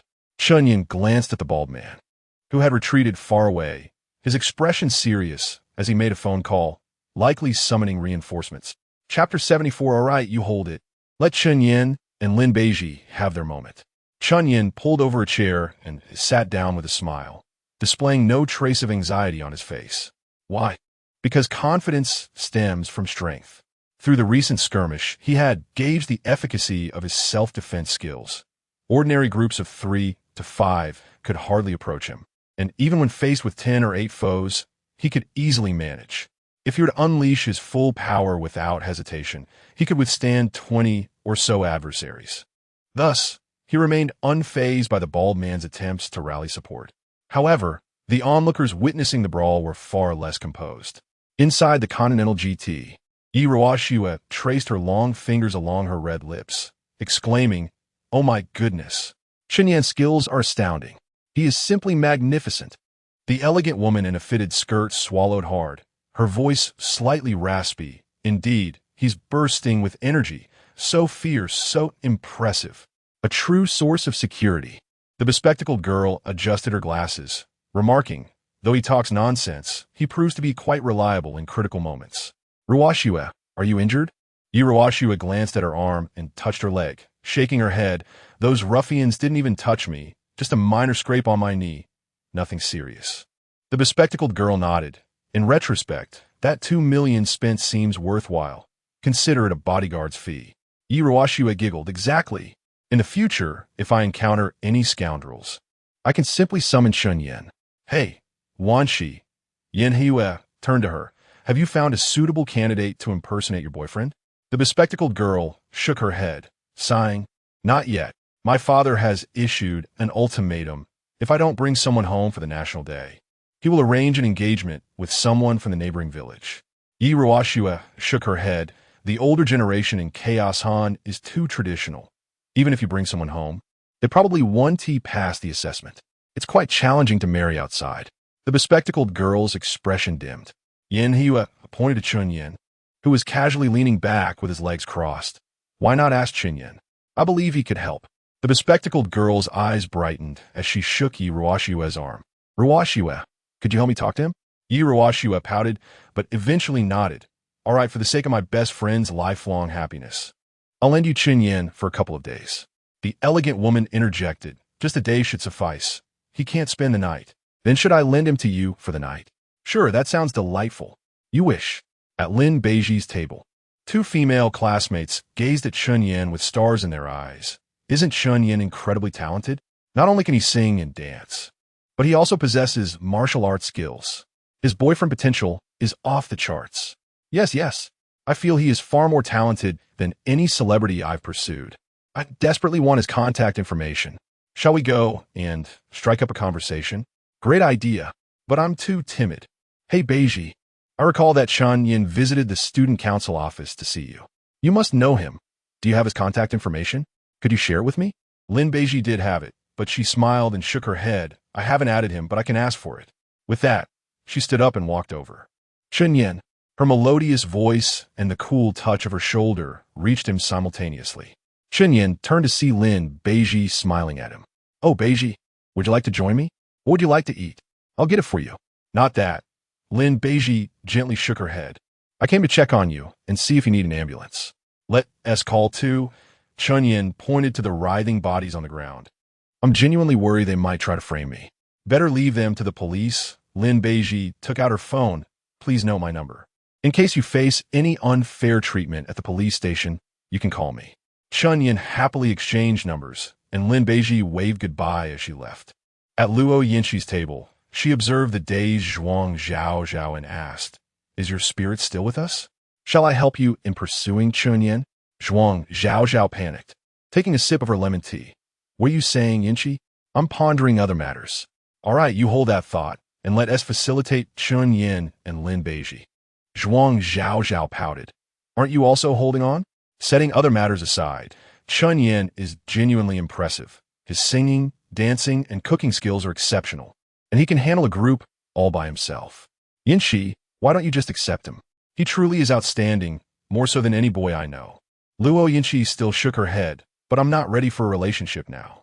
I just saw Lin Beiji asking for his number. If someone else snatches him away, you might regret it. Luo Yinxi smirked. You're worried?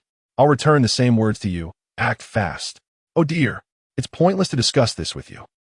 Meanwhile, Xiao Ran had stealthily approached the bald man. Chong Shu, I never expected that kid has training. What do we do now? What we do? We deal with him, of course. I've called in a few people with weapons. Today, I intend to draw his blood. Xiao Ran's face turned pale. Chong Shu, isn't that a bit excessive?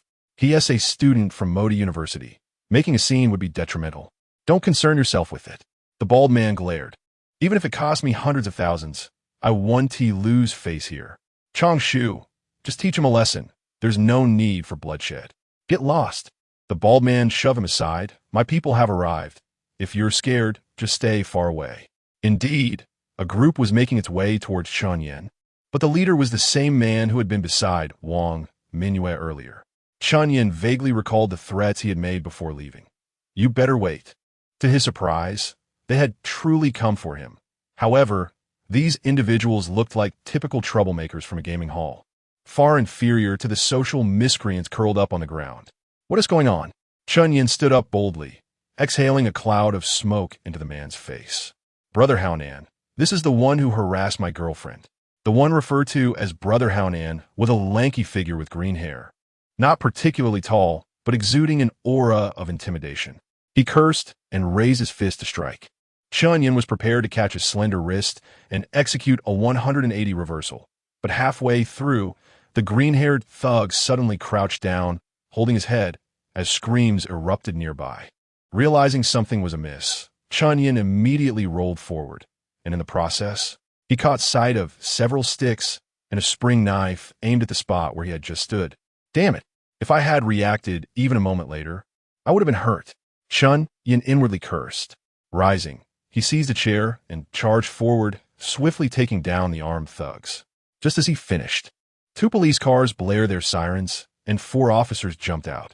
Chen Yan recognized the insignia of the lead officer, 2 bars and 3 stars. He was a captain. As he set down the chair, ready to explain what had transpired, he noticed the officer glancing toward the bald man behind him. Understanding the underlying scheme, he lost interest in explaining. Without asking him anything, the officer pointed at the green-haired thugs on the ground. You lot are causing trouble again, aren't you? Cuff them all. The green-haired thug nearly cried. Captain Lee, this time it's not me. I came to watch the fun. Captain Lee, turn away. Spare me your excuses. You'll explain at the station. Chapter 75. Book a room and wait for me. Remember, it must be home-like. Chen Yan collected the barbecue payment before allowing the bald gang to depart. Yi Ruoxue and a few others rushed over to him, expressing concern. Chen Yan, are you injured? They intended to harm you with knives. How could you let them go? Indeed, it was quite dangerous earlier. If it weren't for your quick reflexes, the consequences could have been dire. Such individuals deserve to be locked away and reformed. Truly despicable. Chen Yan waved his hand dismissively enough. I run a business and do not wish to entangle myself with such people. I am fine. Let us continue drinking. Under Chen Yan's encouragement, they resumed their seats, and after a few drinks, the earlier tension began to dissipate. Chen Yan, I raise a glass to you. Thank you for protecting us just now. The bespectacled girl poured a full glass and handed it to him. Chen Yan downed it in one go, wiping his mouth as he said, Great kindness is not to be spoken of. Just remember my good deeds and recall them often. The alluring woman in a bodycon skirt joined in, raising her glass. Sister will certainly keep this in mind. If you have time, I can repay you tonight enough of that.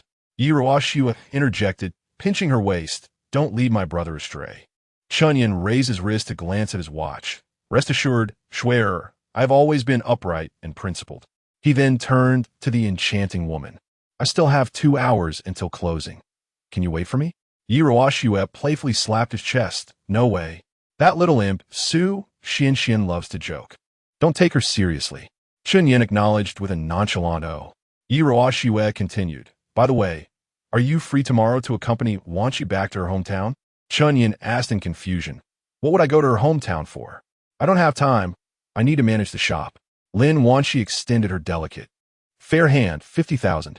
It's not about the money. She then retracted 4 fingers, leaving only her index finger raised. 100,000, 100,000 for one day. A barely perceptible smirk appeared on Chen Yan's lips. What? Do we need to stay overnight at her hometown? The bespectacled girl's cheeks flushed slightly. At most one day. We'll leave the next day. Chen Yan chuckled. As I said, it's not about the money.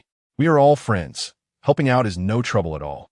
By the way, will it be cash or transfer? The bespectacled girl pulled out her phone, card number. Chen Yan deftly recited a string of numbers. It wasn't his intention to swindle money from women. Rather, in the current situation, the more funds he had at hand, the quicker his wealth would accumulate. He could always pay her back later. All right, it's done. Take a look, he said, opening the message to reveal a balance exceeding 2 million. He flashed a radiant smile. Received, Sister Shi. When shall we set off? Let us say 2 p.m. We can fly back just in time for dinner. Chen Yan tucked his phone in his pocket. We should head over early. I want to buy a car. Yi Ruoxue replied. Can't you buy it when you return? I know a boss in the automotive trade who can help you save some money. Chen Yan was eager to unlock the reward for spending 1 million. He couldn't wait, shaking his head. I'm too eager. I must buy it tomorrow. A Ferrari. Yi Ruoxue exclaimed. Do you have enough money? Chen Yan grinned. I'll just take out a loan. It'll also give Sister Shi some face when I drive it back. All right then, supercars are hard to come by. Which model do you want? I can ask a friend to see if they're S-stock. Ferrari 458. This was the car of Chen Yan's dreams from his previous life. One he had always yearned to possess. Okay. Yi Ruoxue picked up her phone and made several calls. A few minutes later, she happily put down her phone. Found it. I'll send you the boss's contact on QQ. You can reach out to him tomorrow. Chen Yan made an okay gesture. Great. Come on, let us drink. Today we celebrate. And we shall not leave sober. At Yi Ruoxue's table, they drank 3 or 4 more bottles. Chen Yan seized the opportunity to head to the restroom, stopping by the grill to hand 2 cigarettes to the barbecue chefs. Thank you for your hard work today. I'll be away for a couple of days, so I'll need your help again. It's no trouble at all. You go enjoy yourself. We'll handle things here. The 2 chefs replied, accepting the cigarettes. Don't worry. I'll reward you when I return. By the way, do you know any other chefs? Introduce a couple to me. We do, but they're all working. If the pay is the same as ours, I can bring them over tomorrow. Same pay. Find a few diligent and dependable ones, and I'll give you a referral bonus. Don't worry. They're all hardworking folks. All right, keep at it. I'll go have a couple more drinks. As Chen Yan turned to leave, Wang Mingyue approached, biting her lip. Chen Yan, it's getting late. I need to head back to school. Chen Yan waved his hand. All right, go back. As he tried to walk away, Wang Mingyue stepped in front of him. Chen Yan, are you still angry with me? I'm sorry. I admit I was somewhat vain. Can you give me another chance? I promise I won't do it again. Chen Yan chuckled, pinching her chin lightly as he raised her gaze. Wang Mingyue, I believe you're not truly remorseful, but rather wish to sit in the passenger seat of a Ferrari. Am I correct? Wang Mingyue displayed a submissive demeanor, offering no resistance. Her large eyes fixated on Chen Yan. The Ferrari is just a small part. I realize now that I never truly understood you before. I'll discover how exceptional you are, talented, skilled in cooking and martial arts. Do you believe me when I say you're my ideal type? Chen Yan's lips curled into a wider smile. Oh, really? Then tonight, I demand your company. Are you willing? Wang Mingyue slowly lowered her head, whispering a faint agreement. Chen Yan's smile grew broader as he playfully tapped her fair cheek. Then you go book a room at home and buy a more appealing outfit. Remember, it must be at home Chapter 76. The understanding and obedient Wang Mingyue. As Wang Mingyue walked along, she murmured to herself, it can't be. That kind of thing, can it? How embarrassing. But I just promised Chen Yan. If I don't buy it, he'll definitely be upset. I can't make him angry again. I must go for it. It seemed there was a QQ merchandise store near the school. Donning a hat and a mask, she thought. No one would recognize her. Having procured her disguise, Wang Mingyue hailed a taxi. Where, to beautiful? The driver inquired with enthusiasm. To the south gate of the Finance University. She replied, all right. After a short 7 or 8 minute ride, as they approached the destination, Wang Mingyue suddenly called for the driver to stop. The vehicle screeched to a halt right in front of a shop bathed in pink light. Is this the place, miss? The driver asked. Without responding, she hurriedly opened the door and dashed inside. Upon entering, she was met with a plethora of displays that made her cheeks flush crimson. Summoning her courage, she addressed the shopkeeper. Excuse me, do you have? Indeed, we have everything. The stout shopkeeper waddled over, reaching for an item resembling a neck massager from the top shelf. This one's fully automatic. Everyone who's tried it swears by it. As Wang Mingyue gazed at the peculiar shape within the transparent packaging, her face turned an even deeper shade of red, as if blood might spill forth. She timidly replied, I don't want this. I'm looking for something a bit more fashionable. Clothing? The shopkeeper quickly understood. Ah, QQ lingerie. We have everything from flight attendant outfits to nurse uniforms and bikinis. Come on in and choose. Wang Mingyue followed her into the back room, her gaze flitting around the garments hanging on the walls. What do you think, dear? Any favorites? These seem rather revealing. The rotund shopkeeper chuckled heartily. Well, how else could we call it QQ lingerie? Be bold, dear. Men love this kind of thing. If I had your figure, I'd wear it out without a second thought. Then, I'll take this bunny outfit, Wang Mingyue said, pointing. How much is it? The shopkeeper examined the price tag. Normally 80, but for you only 60. The price was far less than Wang Mingyue had anticipated. She then pointed to an OL uniform. Can I get 2 sets for 100? Absolutely. The shopkeeper swiftly packaged her purchases. Enjoy and come again. Wang Mingyue hurried out with her bags, walking briskly for a few hundred meters before stopping to hail another taxi. To the home inn, please. She spent $288 for a luxurious couple's suite, and upon entering, she was greeted by a heart-shaped bed draped in curtains, with soft pink lighting that created an intimate atmosphere. Placing her shopping bag on the bedside table, she sat down gently. The mattress was soft and comfortable, yet did nothing to ease her tension. Her breathing grew increasingly rapid. Taking a few deep breaths, she reclined back, but just as she closed her eyes, a knock at the door startled her. Her heart raced like a drum. After tidying her hair and attire, she tiptoed to the door and whispered, Who is it? It's me, open up. Chen Yan's voice was magnetic, easily recognizable even with a hint of drunkenness. Wang Mingyue turned the handle gently, then hurried back to sit on the bed. As he entered, Chen Yan surveyed the room. Not bad. Better than the last room with Jian Mengran. You picked well. He then raised his gaze, beckoning with a finger, commanding, Come here. Wang Mingyue hesitated before slowly approaching. What is it? Kneel. His tone brooked no argument. Wang Mingyue's eyes widened in confusion, mixed with a hint of indignation. Heh. Chen Yan chuckled lightly. Still not ready? Then goodbye. As he turned to leave, she grasped his arm with her delicate hands. Chen Yan, I'll listen to you. With a smirk, he shut the door and secured it with a chain lock. Kneel. Biting her lip, she wrestled with her thoughts for a moment before slowly lowering herself to her knees. Chen Yan's gaze fell upon her, seeing the girl he had pursued for 3 long years, now humbly prostrate before him. He exhaled deeply, a wave of unparalleled satisfaction mixed with a sense of revenge coursing through him. Wang Mingyue called me BB. At those words, she shuddered.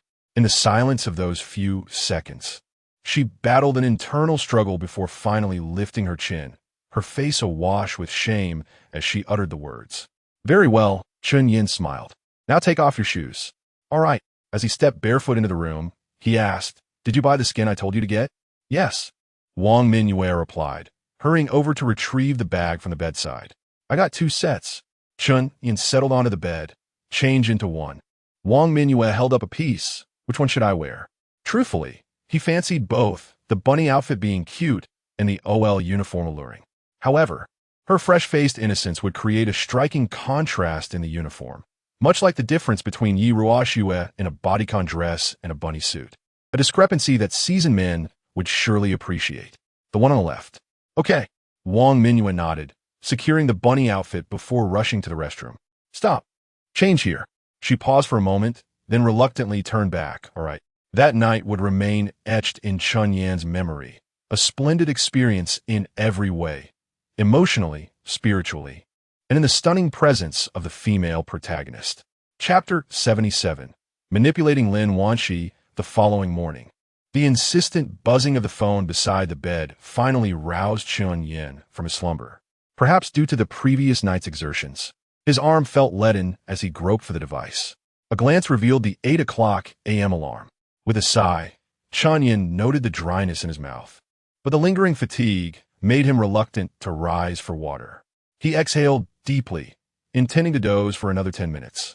As he placed the phone back, his peripheral vision caught a pair of large, glistening eyes peering at him from beneath the covers. Without a hint of tenderness, Chen Yan yanked the covers aside, pulling Wang Mingyue into his embrace. She exclaimed, her eyes filled with reproach. What are you doing? Chen Yan smacked his lips, murmuring, I'm spent.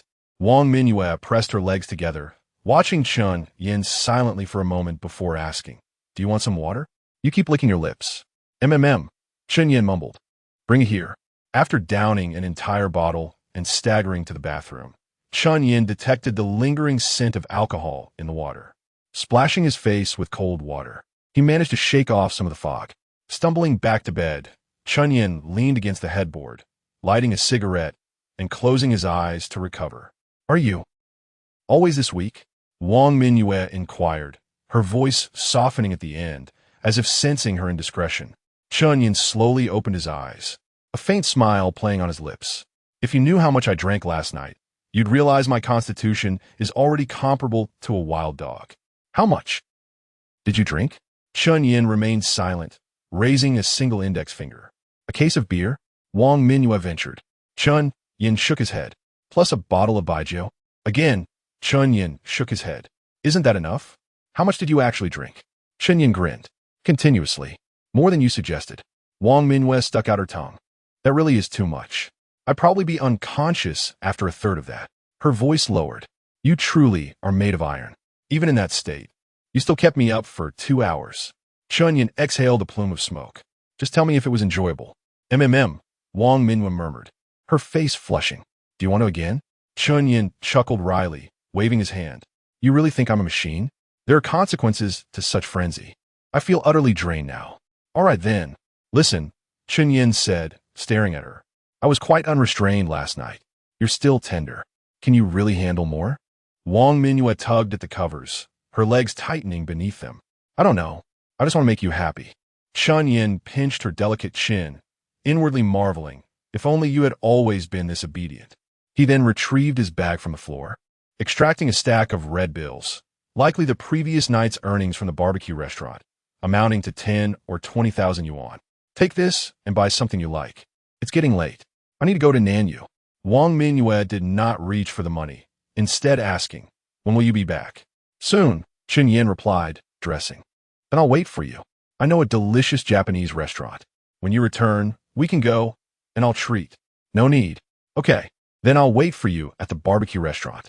Don't. Chen Yan's tone turned colder. You do your own thing. I'll be very busy. I won't have time for you. Then, Wang Mingyue's voice trembled with a hint of grievance. Where are we now? Chen Yan fastened his watch, a smirk playing on his lips as he regarded her. Consider us merely friends with benefits. Wang Mingyue's eyes instantly welled up with tears, like pearls about to spill. Chen Yan continued, but I will provide you with financial support. Well, saying money is vulgar. Let's call it fiscal assistance. With that, he turned resolutely, and as he reached the door, Wang Mingyue's voice called out, What if I want to see you? Chen Yan turned back, a wicked smile curving his lips. Send a message. Beg me. Approaching 9 o'clock a.m., Chen Yan arrived at the departure lounge, instantly spotting the woman in the crowd wearing tight, acid-wash jeans and a Chanel silk blouse. She was not wearing glasses today, and her face was lightly made up, making her appear radiant. Indeed, this girl is quite attractive. Her hips are shapely. Chen Yan muttered to himself, approaching her and tapping her shoulder. Why are you pacing? The flight doesn't leave for another few minutes. Lin Wanqi turned, her face lighting up momentarily before clouding over with annoyance. You were so unreliable. You took my money and promised to help, but you didn't show up on time. And your phone was off. Did you even care about my situation? Chen Yan turned to leave. I'll refund your money. Goodbye. Lin Wanqi was stunned. She initially thought Chen Yan was joking, but he had already walked several meters away without looking back. Panic set in. Her parents and relatives had made grand preparations for her to bring a boyfriend home. If she returned alone, she would be berated mercilessly. She unlocked her phone and checked the screen. It was almost boarding time. Disregarding everything else, Lin Wanqi took off after him. Chen Yan, wait. Only when her arm was grabbed did Chen Yan turn around. He looked down at Lin Wanqi's delicate face and ample chest, his voice cold. I've refunded your money. Find someone reliable to take home. Lin Wanqi's voice still carried a hint of anger. Where am I supposed to find someone now? Fine, I'll forgive you this time. But when we get home, you need to be careful. Let's go, time to board. Huh? Chen Yan chuckled. I only agreed to help because of Yi Ruoxue. I'm not your employee. I'm quite busy myself. Find someone else. Chen Yan waved his hand to leave, but Lin Wanqi stepped in front of him. No, my family has prepared everything. Her voice softened. Okay. I admit my attitude was wrong. I'll be more careful in the future. I'll even give you an extra 50,000 yuan, okay? Chen Yan stared at her silently. It's not about the money. I just suddenly lost interest. Lin Wanqi's tone took on a pleading quality. I really will be careful. Just do it for Ruoxue, okay? Chen Yan raised his arm slightly. Hold on tight. Lin Wanqi complied. She figured they would have to engage in some intimate gestures anyway. Her relatives were perceptive and wouldn't be easily fooled, so she considered this practice. But Chen Yan's next words immediately caused the 26-year-old woman to blush crimson. Squeeze tighter. Lin Wanqi hesitated for a brief moment before she ultimately exerted a gentle yet firm effort in pursuit of her own happiness in the latter half of her life. She truly dared not provoke Chen Yan's bad luck. As for that, I will transfer the 100,000 I previously moved to you, along with the additional 50,000 you contributed, ensuring that everything is settled fairly. Chapter 78. How is Xiao Chen's income? Several million a day, Lin Wanqi. It's true. After disembarking from the plane, Chen Yan took a taxi directly to the car dealership recommended by Yi Ruoxue. The Ferrari 458 was parked right at the entrance, its vibrant red paint gleaming dazzlingly in the sunlight, causing Chen Yan to salivate with desire. This was the car he had longed for. He had thought it was merely a dream until now, and he couldn't believe he could possess it so quickly in this life. He was eager to drive it away immediately. Chen Yan's finances were flowing, as he was a registered company owner and a student of Magic University with commendable credentials, making the procedures remarkably smooth. The total price of the car was over 4 million, and after paying a down payment of just over 1 million, the moment the transfer was successful, a system notification echoed in his mind, Congratulations, host, for unlocking a mysterious gift after spending over 1 million. After a moment of dizziness, Chen Yan couldn't help but flick his fingers. Proficient in musical instruments? He murmured to himself, another flashy skill. It seems to have no substantial use other than attracting women. Alas, my cursed talent is becoming increasingly extravagant. Mr. Chen, will you be registering this car in Nanyue or driving back to Modu? The dealership manager politely handed over the keys. Chen Yan took them and twirled them. Let's talk about registration in Modu later. I want to drive it away now. Is that all right? Absolutely. The insurance policy and temporary license are in the car, completely compliant. All right then. Chen Yan waved. Let's go. Glasses girl. I'll take you for a spin. Lin Wanqi followed. I've told you countless times to call me by my name. If you keep calling me that at home, it'll blow my cover. Okay, Wanqi. Chen Yan walked to the passenger's side, opened the door, and playfully slapped her pert backside. Get in, let's head home. Lin Wanqi dared not protest. Several times during the journey, she wanted to say something, but ultimately remained silent.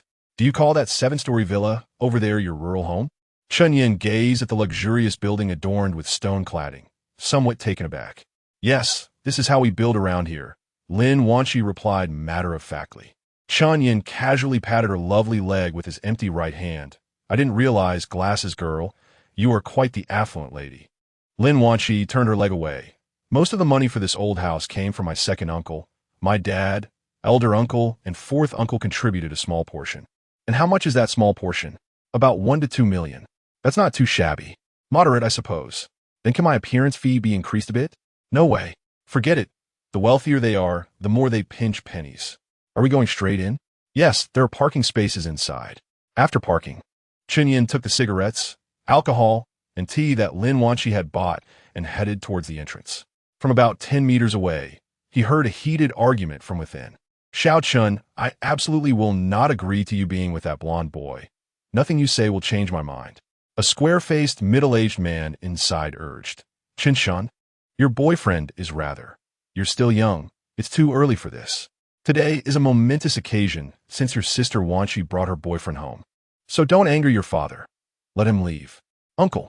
Lin Wanqi stubbornly clung to the blonde's arm. I'm already 18. I can make my own decisions. If he leaves, I'm going with him. You. Lin Shiqiang raised his hand to strike, but the square-faced man quickly intervened. Let it go. He has already grown. Don't hit. Lin Wanqi glared at her father in frustration. You don't understand me at all. Then she tugged at the blonde. Jean, let us go. As Lin Wanqi turned to leave, she bumped into Chen Yan and her sister, who were entering with large bags. Lin Wanqi approached and affectionately rubbed her sister's face. When did you come back, Xiao Chen? Were you going all huffy? Lin Wanqi shot a glance at Chen Yan and muttered something under her breath, uncertain if Lin Wanqi heard, before being encircled by a crowd of relatives. Wanqi is back. She is becoming more beautiful. Oh my, is this young man your boyfriend? What catch? Lin Wanqi handled their questions and led Chen Yan to a stout-faced, middle-aged man. Chen Yan, this is my father. Dad, this is Chen Yan. Chen Yan smiled warmly, maintaining a respectful demeanor as he presented a gift. Hello, Uncle Lin. This is a present Wanqi picked out for you. Uncle Lin cheerfully accepted it, placing it on the table behind him, then turned back and patted Chen Yan's shoulder heartily. Good. A fine young man. You look like a star. Ha ha ha. Come sit over here. The spacious living room, accommodating more than 10 people, didn't feel crowded. Shortly, several women and 2 elderly people emerged from the kitchen. Likely Lin Wanqi's mother, aunts, and grandparents. Naturally, the conversation revolved around family matters, and it wasn't long before a woman asked, Xiao Chun, Wanqi has kept your situation under wraps. We're all quite curious. May I ask what line of work you're in? Chen Yan flashed a rather fabricated smile, but his handsome looks and a touch of maturity made him quite presentable. He replied, currently, I'm studying at university while venturing into entrepreneurship. Oh, you haven't graduated yet? Which university are you attending, and what year are you in? Moda University, currently pursuing a master's degree. Chen Yan spun a kind-hearted lie. This way, he was of a similar age to Lin Wanqi, making it more believable and easier to navigate. Oh my, the prestige of a graduate student from Moda University is well known. Several aunts raised their voices. A true talent. Who would have thought Xiao Chun is not only handsome, but also a high achiever from Modu? One of the ants added, our Wanshi is no slouch either. She is also studying her undergraduate degree in Modu. They are quite the match. Lin's father sat beside Chen Yan, increasingly pleased as he observed him, and poured Chen Yan a cup of tea. This is aged pu'er, very rich. Give it a try. Chen Yan took a sip. He wasn't a connoisseur of tea, but found it quite fragrant and smooth. He assumed it was indeed good tea and offered a few compliments. Lin's father refilled his cup and then inquired, Xiao Chun, what type of business are you pursuing? Our family has been in business for decades. We could provide some advice. Chen Yan replied, Internet Plus? I'm engaged in brand chain and scaling, currently owning 3 companies, one of which is preparing for an IPO in the next 2 years. He intentionally exaggerated his accomplishments to avoid continual questioning. Nevertheless, it wasn't entirely inflated. He would indeed manage to get a company listed within 2 years. This declaration left Lin Wanshi's relatives momentarily speechless. Some appeared astonished, others skeptical, and some outright disbelieving. A few seconds later, Lin Wanshi timidly interjected, It's true. I saw him collect it with my own eyes yesterday. Chapter 79. Whose Ferrari is at the door? Chen Yan possessed an innate charm, exuding a sense of poise, composure, and an unflappable demeanor. With Lin Wanshi's affirmation, nearly all of her relatives were convinced of his merit.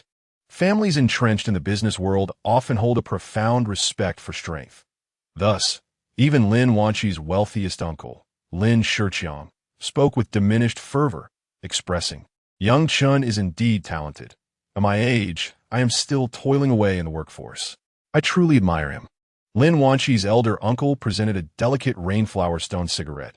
Young Chun has boundless prospects. Our Wanshi is fortunate to have found him. Lin's father stepped forward with a lighter, igniting it personally. I wondered why she seldom brought you home. Managing 3 companies must keep her incredibly busy, but a busy life is indeed a good life. As Chen Yan exhaled a thin plume of smoke, preparing to engage in casual conversation, Lin Wanshi's younger sister rushed in, her voice loud and indignant. You are all so superficial. You fawn over my sister's wealthy boyfriend, but scorn mine for lacking riches. I see through you all. Lin Shiqiang scolded. Xiao Chun, what nonsense are you spouting? Our family is well off. We value young Chen's abilities. His eloquence and appearance far eclipse your boyfriend's by a long shot. Lin Wanshan shook her head, declaring shallow, utterly shallow. What does it matter how many companies one owns? What significance lies in mere good looks? The essence of a man lies not in these superficial attributes, but in his depth of character. Without talent, all else is but a hollow facade. Such individuals abound in this world. They are hardly remarkable, while others might not recognize it. Lin Wanshi was confident that Chen Yan was indeed a paragon of talent. His culinary skills and martial prowess were extraordinary, but even more astonishing was his performance the previous night, where he sang and danced after a few drinks, leaving everyone in awe of his charm and skill. Thus, she gently admonished Lin Wanshan, Enough, Xiao Chun. No one has disparaged your boyfriend, so refrain from competing with your brother-in-law. Lin Wanshan retorted, They have indeed spoken ill of him, showing no respect for a Jin. I must stand up for him. Lin Wanshi approached her, whispering in her ear, Let's cease this. Your boyfriend cannot compete with young Chen's talents. Be still, lest you further embarrass him. Her words ignited Lin Wanshan's indignation. She misconstrued Lin Wanshi's intentions as condescension towards her boyfriend. She pointed at Huang Mao, exclaiming, A Jin is the deputy guitarist of the hottest band in Chaos Han, Spark Band. Why should he be inferior to your boyfriend? A Jin, where's your guitar? Show them. Huang Mao stammered, I didn't bring it. Lin Wanshan, now irritated, retorted, Don't you usually keep in your car? And why are you acting so timid? Huang Mao, typically exuding charisma and a hint of arrogance, would have never tolerated such disrespect, especially towards his cherished girlfriend. However, today, he felt a wave of insecurity wash over him. He had heard of Lin Wanshan's affluent background, but he never anticipated it to be to such an extent. Coming from a modest family, he had never resided in a home exceeding 120 square meters. Standing in this opulent building, he felt an innate sense of inferiority, especially when compared to the clearly privileged young master before him. Lin Wanshan, though young and naive, was unaware of the harsh realities. Huang Mao, however, understood that in this world, mere guitar skills were inconsequential. Wealth reigned supreme. Only a girl of her age would idolize talent over affluence. Yet, he dared not defy Lin Wanchen, for he could scarcely believe his fortune in dating someone so exceptional. Over the past 2 months, he had accommodated all her wishes. Moreover, playing the guitar was his forte. Perhaps a couple of songs could win her father's favor. If he could secure a future together with Lin Wanchen, living off such luxurious comforts would indeed render his life complete. Wanchen, Huang Mao explained, I tidied up the car before coming, leaving all the clutter at home, but I can return to fetch it immediately. Lin Wanchen glanced at the time. It was only 2:30 p.m., and dinner was still a while away. She nodded, then hurried back. As Huang Mao dashed towards the door, signaling an okay gesture, he exclaimed, It'll only take a little over an hour to return to the city. I'll be back by 6 for sure. Unbeknownst to him, everyone else continued their conversation with Chen Yan. After a brief moment, Huang Mao rushed back in, panting, Whose Ferrari is parked at the entrance? Please move it. The room fell silent, and a wave of glances exchanged among the guests. Though they all had decent means, none were in a position to own a Ferrari. Who could afford such extravagant expenditures? After a moment's pause, Chen Yan cleared his throat. It belongs to me. He then stood, casually placing his hands in his pockets, and smiled apologetically at Huang Mao. I didn't notice where I parked. I'll move it now. Not at all. Not at all, Huang Mao replied, following closely behind. His demeanor obsequious, reminiscent of a younger brother in the presence of an older brother. Once they departed, an avalanche of compliments directed towards Lin Wanchi ensued, to which she responded with a smile, momentarily lost in thought, yearning, if only Chen Yan were truly my boyfriend. Lin Wanchen remained in a daze, not particularly surprised by the Ferrari, as her family's resources could easily accommodate such luxuries. What truly captivated her was the image of Jin Shui walking out alongside Chen Yan. She firmly believed she was not a superficial person, yet deep within, something stirred. Chapter 80. Jin Shui, may I borrow your guitar? Upon Chen Yan's return after moving the car, Lin Wanchi's relatives grew increasingly warm towards him. A tall, slender man in his 30s approached him amiably, inquiring, Yan, I noticed your Ferrari is a 458, correct? It hasn't been registered yet. A friend of mine has one too. They're quite hard to acquire. How long did you wait for yours? A year, perhaps. This individual was likely the son of Lin Wanchi's uncle. Chen Yan understood the underlying motive of his question, merely to ascertain whether the car was new or second-hand, thereby confirming his wealth. Feigning surprise, Chen Yan responded, Oh, really? I wasn't aware. Just yesterday, on a whim, I decided to purchase one. I had a friend check, and, coincidentally, there was one available in Nanyue. I landed and swiped my card to drive it away.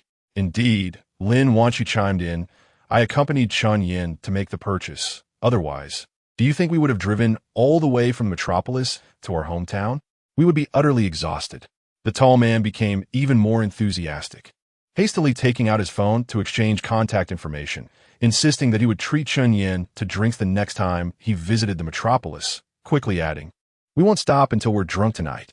As they exchanged numbers, Lin Shiqiang interjected, A little drinking is fine, but don't overindulge.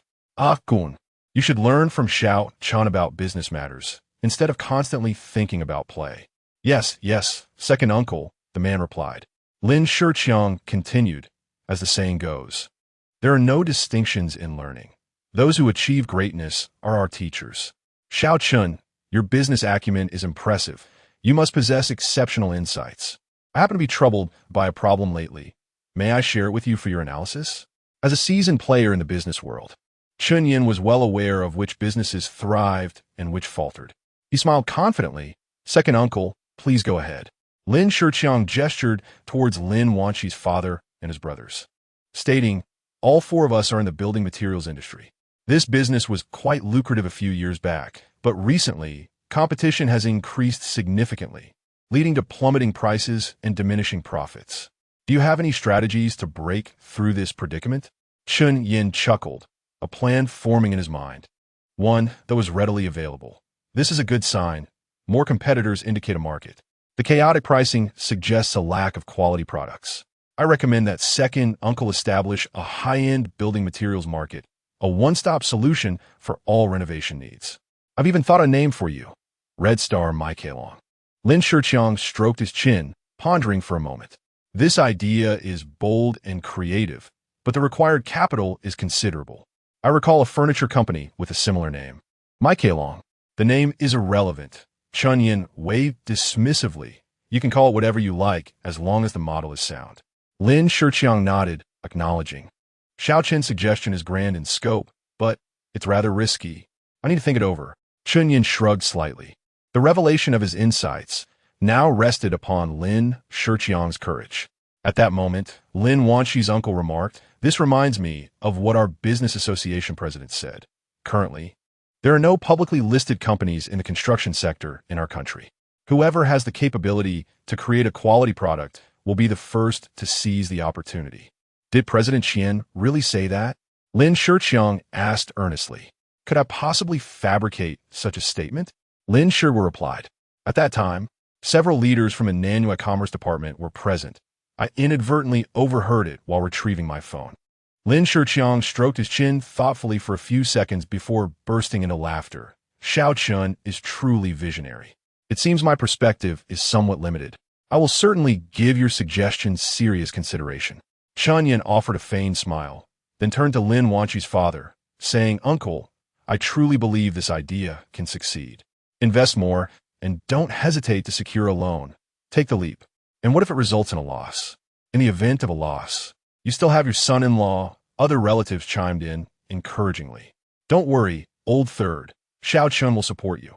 After conversing for over 2 hours, a sudden, jarring screech of brakes erupted from outside the courtyard, followed by a young man with bleached hair rushing in, carrying a black fabric bag. Chen Chun, I brought it." Aside from Lin Wanchen, no one acknowledged the young man. Following the earlier discussion, the relatives showed little interest in the second son-in-law. Regardless of how well he played, their enthusiasm was lacking. Lin Wanchen, visibly upset, exclaimed, "Jin Shui went all the way home to fetch his guitar. And this is your attitude? Can't you muster even a modicum of enthusiasm?" Still, no one paid him any mind. Chen Yan felt a twinge of sympathy for the adorable younger sister being ignored. He called out, "Everyone, please be quiet." The relatives complied remarkably well, the living room falling into silence. Chen Yan continued, "Let's listen to a Jin play. I have a modest understanding of the guitar as well." The young man shot him a grateful glance, swiftly removing the fabric bag, cradling the guitar, and immediately began to play. It was a familiar tune, Wu Bai's Norwegian Wood. The performance was remarkably fluid, indicating extensive practice. Had Chen Yan heard this before mastering his musical prowess, he would have found it impressive. But now, there was still much room for improvement. As the piece concluded, Chen Yan was generous with his applause, initiating a round of clapping that others soon joined. The young man smiled shyly, head bowed, while Lin Wanchen, in contrast, held her head high, radiating pride like a peacock. As the applause dwindled, Lin Wanchen placed her hands on her hips and surveyed the room. "What do you think? My boyfriend's musical talent is exceptional, isn't it? He will undoubtedly become a renowned musician, not just nationally, but globally." Chen Yan remained silent, while Lin Wanxi's elder brother, Lin Qingrui, scoffed, "It's just average. It's merely a guitar, the instrument with the lowest entry barrier. Anyone can play." Lin Wanchen immediately bristled, retorting, "Can you play? Why don't you give it a try?" "I'm too lazy to learn." "If you can't, then be quiet." Lin Wanchen offered no quarter to her elder brother. Lin Shiqiang, observing his daughter in a daze of infatuation, felt a surge of irritation. This isn't anything remarkable. Is it truly necessary to be so proud? Xiao Chun understands it well, too. Does he appear like this? Chen Yan reiterated a modest understanding, merely. Lin Wanchen huffed. Understanding and professionalism are two different matters, entirely on different levels. You all lack musical training. You wouldn't comprehend. Chen Yan disagreed. He did not believe that the young man's skill warranted the label of professional. He raised a finger. No. Xiao Chen's level is commendable, but he is at most an advanced amateur, still far from professional.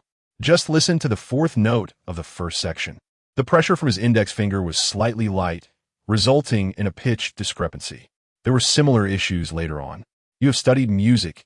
You should have noticed that, right? The young man's face flushed, his head dropping even lower. Lin Wanshan's cheeks burned. She had indeed practiced music since childhood, primarily focusing on the piano.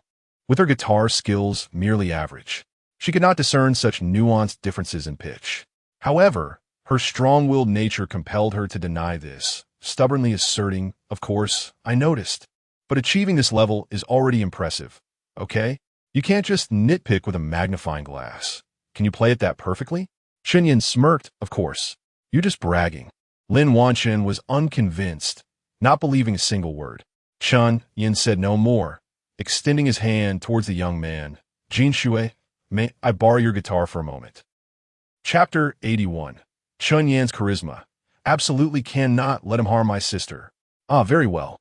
The young man with yellow hair handed over the guitar obediently. Chen Yan accepted it with grace, strumming a few notes to test the sound.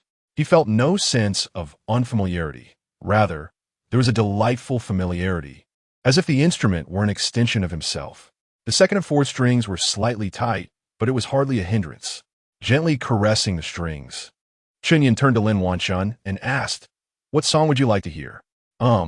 Whatever you like. Play what you're good at," she replied, her heart fluttering at the sight of Chen Yan with the guitar, which perfectly matched her ideal image of a musical genius.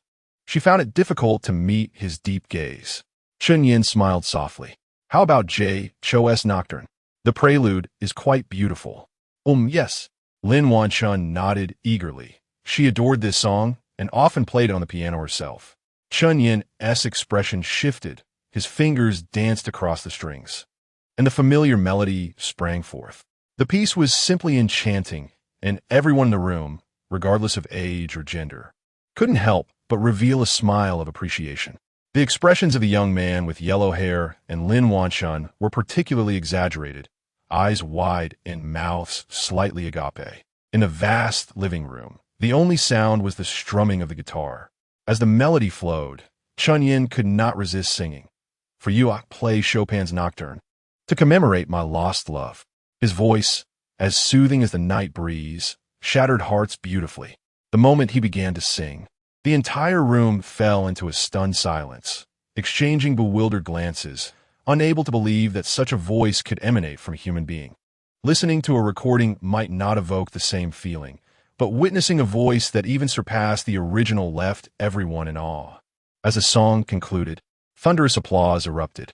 Lin Wanshi joyfully bounded up to Chen Yan, clinging to his arm and shaking it excitedly. "That was amazing, Chen Yan. Your singing is simply unbeatable." Lin Shumei couldn't help but exclaim, "Brother Yan, you are truly remarkable. So exceptional that I find it hard to feel envious. If I were a woman, I would undoubtedly fall in love with you. Perfection." Chen Yan strummed all 6 strings together, producing a resonant hum that silenced the room. He returned the guitar, stating modestly, "I only know a little, just something to pass the time. It's not that impressive." This was merely a humble remark. Yet the young man with yellow hair nearly snapped. "Is that what you call playing around? What does that make me, a clown?" Particularly infuriating was the sight of Lin Wanshan's eyes glistening with admiration for Chen Yan. "You may be wealthy and handsome, but why must your musical talent be so profound? I can overlook everything else, but Lin Wanshan must never fall for anyone else. Brother Yan." The young man looked up at Chen Yan, his eyes bloodshot. "I admit you play the guitar better than I do, but I can play the piano and drums. Are you willing to compete with me? I have a piano here." Before Chen Yan could respond, Lin Wanshan dashed towards a spiral staircase, pulling away a cover in the corner. "You two can compete." Not wanting to waste time, Chen Yan walked straight to the piano. "I'll go first." After taking a seat and testing the sound, he turned to Lin Wanshan once more. "Do you have any songs in mind?" A bit shy, Lin Wanshan nodded, "I really like Canon and Wedding in a Dream." Chen Yan winked at her playfully. "Then I'll play both for you. How about starting with Wedding in a Dream?" "All right." As the piece finished, Lin Wanshan was utterly smitten. Her cheeks flushed as she stood beside Chen Yan, resembling a love-struck maiden. "Wanshan," the young man with yellow hair approached awkwardly. "I also learned those 2 songs. How about I play them for you?" "No need." Lin Wanshan's expression turned cold. "You heard Chen Yan's piano skills. He has several levels above your band as keyboardist. Don't embarrass yourself. Please." Just don't, the young man insisted, but Lin Wanshun shot him a frosty glare. Just go home. Why? He stammered, his fists clenched, voice hoarse with disbelief. Wanshun, why? We were having such a good time just now. Why? Why indeed? Lin Chengrue stepped in. Do you really think my sister has genuine feelings for you? Do you not realize the reality of the situation? You cannot deceive her for a moment and expect it to last forever. Now leave. Breathing heavily, the young man stood still, his eyes reddening. Moments later, he lunged at Lin Wanshun. Why? Why? You need to explain this to me. Just as he was about to reach her, Chen Yan rose calmly and delivered a swift kick, sending the young man crashing to the ground. Take him away. Lin Chengrue signaled to a young man, who promptly escorted the young man out of the living room. Upon returning, Lin Chengrue wore a satisfied grin. I've sent him packing, Brother Yan. This young man truly lacks self-awareness. Does he not realize how insignificant he is compared to you? How dare he compare himself to you? He then turned to Lin Wanshun, admonishing her. Sister, someone like him is unworthy of you. Do not associate with him any longer.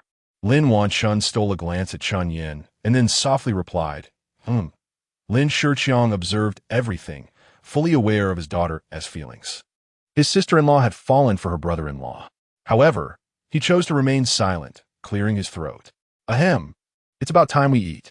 Xiao Chun, please join us at the main table.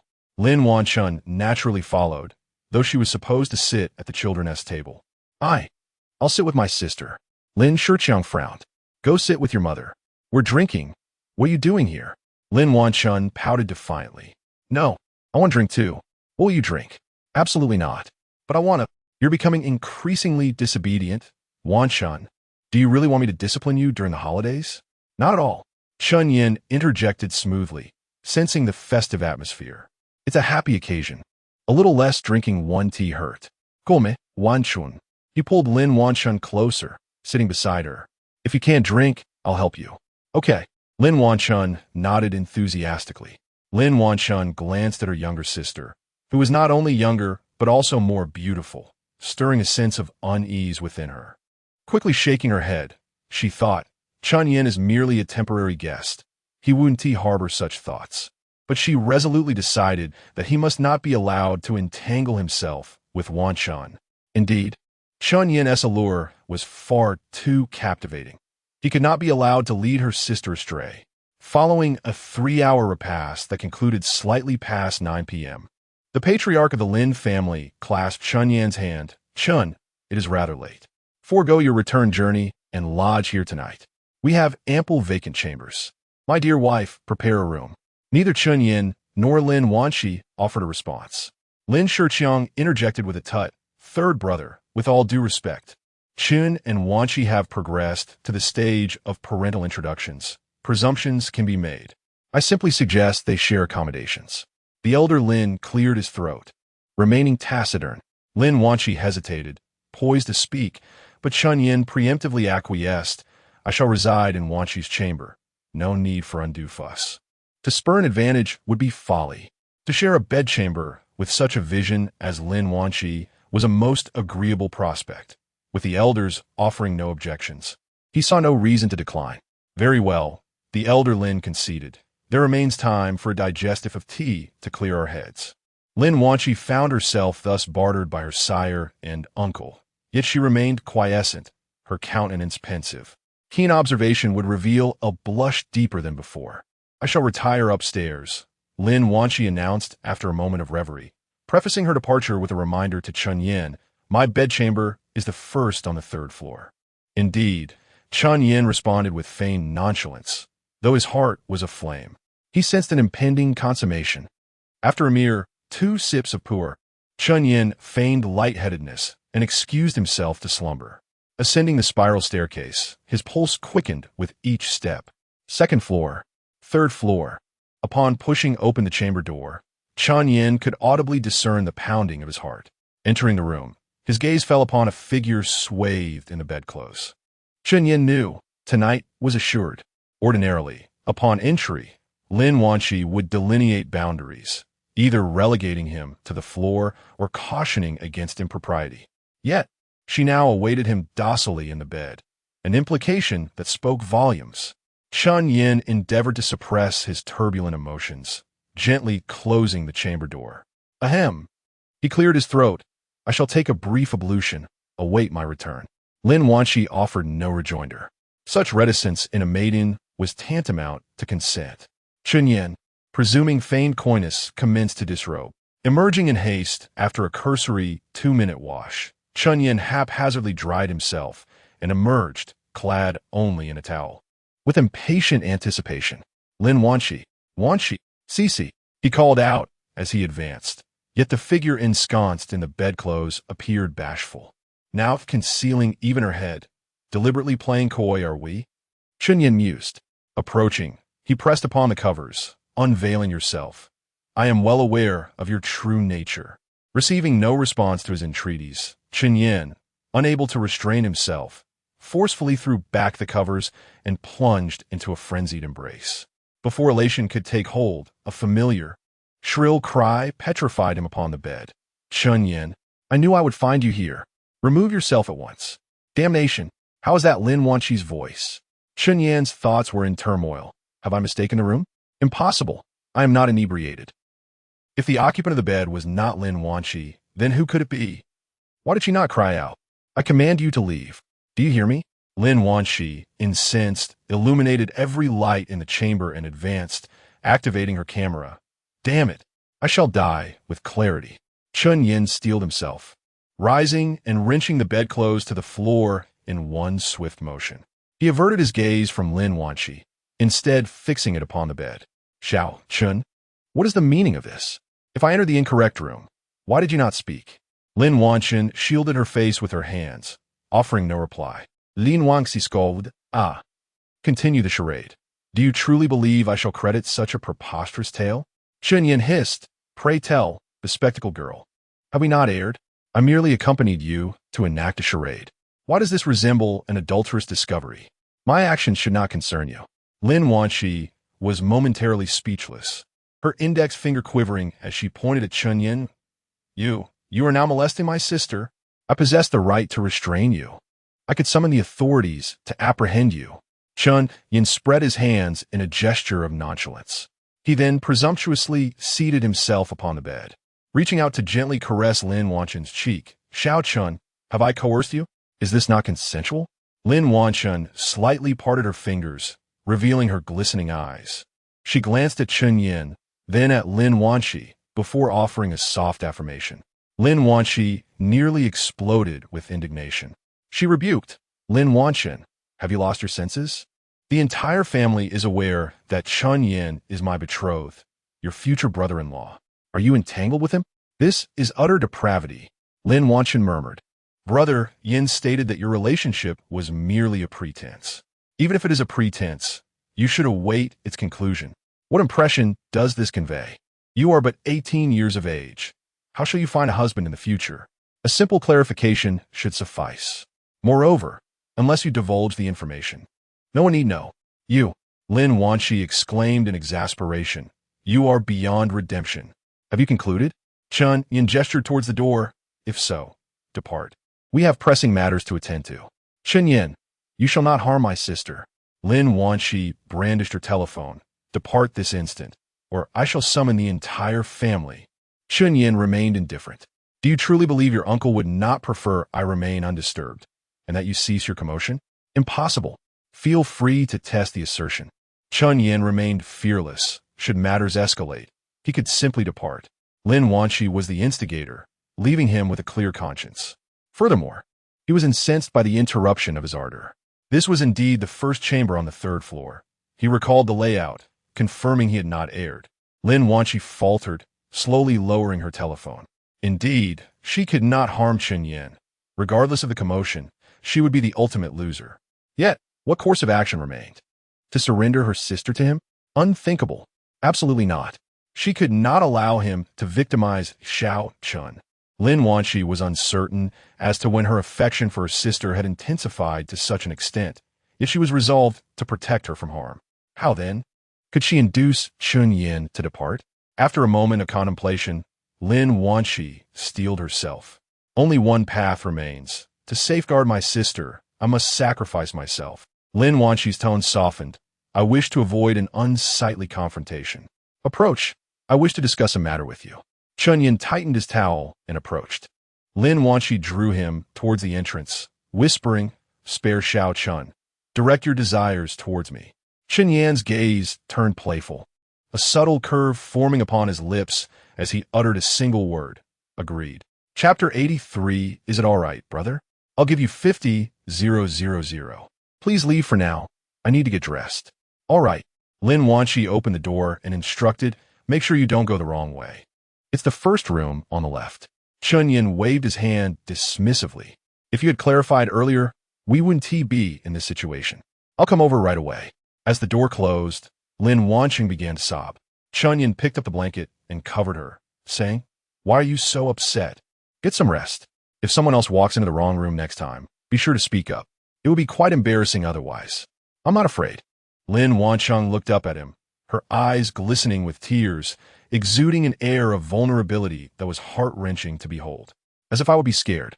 Chen Yan finished dressing, contemplating that perhaps they could discuss it further another time. After all, she was still quite young. "You mean my—" Lin Wanqi glanced down at her collar. "That is not what I meant." Chen Yan lit a cigarette. "I was referring to your age. I acted impulsively earlier. Thankfully, nothing happened. I tend to be quite fickle, and I cannot bear the responsibility for you. I'm not afraid." Lin Wanqi maintained her defiant demeanor. Chen Yan chose not to elaborate further and waved his hand as he stepped out the door. It wasn't that the younger sister couldn't handle herself. Rather, it was that a wise older sister offered a far better return on investment. It was best to avoid entanglements with someone like Lin Wanqi, whose romantic notions could lead to future turmoil. Upon exiting, Lin Wanqi awaited him at the door. With a teasing smile, Chen Yan approached and embraced her waist. "Are you prepared to withstand my wrath?" Lin Wanqi squirmed slightly. "Isn't that a bit inappropriate, brother? Can't you speak properly? You are the one who chose this." "Idle. Not me. You threatened me." Chen Yan remained silent, simply tightening his grip. Internally, he mused that she could argue all she wanted. Soon enough, she would pay the price. The next day, after lunch, Chen Yan took his leave, having arranged for his car to be towed back. As soon as Lin Wanqi stepped off the plane, she pulled out her phone to make a call. "Hello, Ruoxue, I'm back. Thank you. I'll treat you to dinner tonight. Is Heyue free? Bring your boyfriend along. Same place as before. Chen Yuan, don't go out messing around tonight, okay? Why don't you care about me and instead concern yourself with Chen Yan? What's going on? Are you arranging something for me tonight? Isn't at the National Day holiday? Do you have plans?" Chen Yan interjected. "I'm just tired from all the running around yesterday. I want to take a break. It's just dinner and chatting, nothing serious. Besides you, I have Ruoxue and Su Xianyuan, and they've both been pestering me for hours. I can't handle it anymore. Didn't we just—" "Oh." Lin Wanqi pointed at him, realizing, "You were fooling around with other women last night, weren't you?" Chen Yan casually intertwined his fingers behind his head. "Yes, sometimes I can be quite reckless. Just like last night. If not with your sister, then with someone else." All right. Lin Wanqi hurriedly interrupted. "When we meet later, please don't mention last night." "What's wrong? I mean, no presentable, no?" "Oh, it's just awkward." "What's awkward about it?" Chen Yan smirked. "Who knows? You might end up together in the future. Together, my foot. You're dreaming. Just wait and see." Dinner was reserved at an upscale Cantonese restaurant. And when Chen Yan arrived, Ruoxue and Su Xianyuan were already there. "So how did it go, Wanqi? Did everything get sorted at home?" Su Xuanyuan, clad in a revealing white crop top, inquired. "Yes, Chen Yan was like a professional actor, charming my relatives to no end. Before he left, he even mentioned he'd be busy with his career for the next few years, postponing marriage. My parents surprisingly agreed. Not bad." Ruoxue nodded. 100,000 for a few years of freedom is worth it. Not just 100,000. Lin Wanqi shot Chen Yan a glance. "Your good brother suddenly added 50,000 to my account. That is worth it as well." Su Xianyuan scrutinized Lin Wanqi. "You let your brother sleep over, didn't you? You look much better now." Chen Yan smirked but said nothing, while Lin Wanqi protested. "Sleep over? You're the one with a filthy mind." Su Xianyuan, giggling, the elegant Su Xianyuan covered her mouth. "Can I say it? Is it all right, brother? I'll give you 50,000. Chen Yan waved his hand dismissively. Another time, perhaps. Hey, Yi Ruoxue was annoyed. That is my brother, okay? Are you treating him like a gigolo? It's fine, Sister Xue. You can think of me as one too. Brother will give you a discount. Oh no, my brother is being led astray by you two. Yi Ruoxue shook her head. Chen Yan, if you're short on cash, just tell me. I can lend you some. Don't do anything foolish. Sister, it's not about the money. I genuinely enjoy this job. Ha ha. Su Xianyuan laughed uncontrollably, and Lin Wanshi couldn't suppress her laughter either. What are you two so happy about? Chen Yan turned at the sound of a new arrival, who turned out to be Yan He, accompanied by a remarkably handsome man, taller than Yan He by a head, approximately 188 centimeters tall. Su Xianyuan was teasing your student. Yi Ruoxue waved them over. Come sit. If you don't hurry, this place will turn into a nightclub. Yan He took a seat between Yi Ruoxue and Su Xianyuan, while her boyfriend paused for a moment before choosing to sit beside Chen Yan. Hello. The man nodded slightly, exuding an air of affluence in every gesture. Chen Yan returned to smile, feeling an inexplicable sense of loss. To be honest, who wouldn't want to experience the beauty of someone like Yan He? He had once felt confident, thinking he could charm her once he achieved success in a couple of years.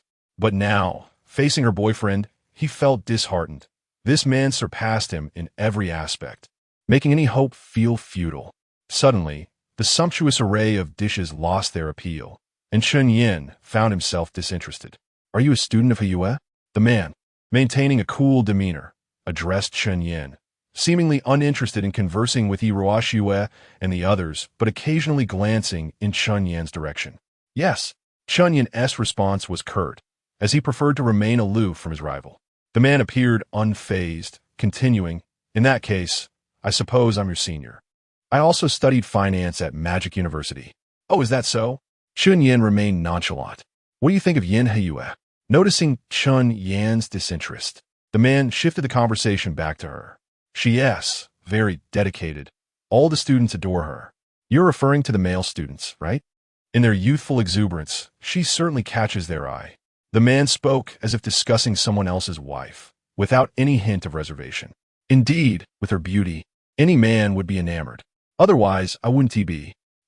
Chen Yan was taken aback. You can't possibly be lacking in that regard, can you? The man shook his head, straightforwardly replying, I'm just here for. Chapter 84. Are you asleep? Chen Yan? Startled, Chen Yan instinctively shifted to the side. Is that you, brother? Don't frighten me. The man chuckled softly. There's nothing scandalous about this. Such situations are quite common nowadays. Well, Chen Yan glanced at a few captivating women engrossed in conversation. Does Mentor Yin know? I don't know. Then why are you speaking so loudly? They can't hear us. Chen Yan instinctively moved away. Brother, what do you mean by sharing this with me? You can't possibly be. Better dismiss that notion. I'm as straight as a steel pipe, utterly unbending. That's fine, the man smiled. We could engage in a transaction. What kind of transaction? Chen Yan asked warily. Anything involving. You know what is off the table? The man replied, what if I could help you win over Yan He? Chen Yan swallowed hard. The temptation was overwhelming. Yet, picturing that scenario sent chills down his spine. No, absolutely not. Even if I have a fondness for your wife, I can't allow a man to embrace her. That is utterly absurd. Not considering it all? Not at all. Stay away from me. The man remained unmoved, instead retrieving a sleek black card from his pocket. That is understandable. You might need time to process this. Here is my business card. Contact me whenever you've thought it through. Chen Yan cast a sidelong glance at the card. The man was Gu Jingchen, a name that resonated with an air of authority.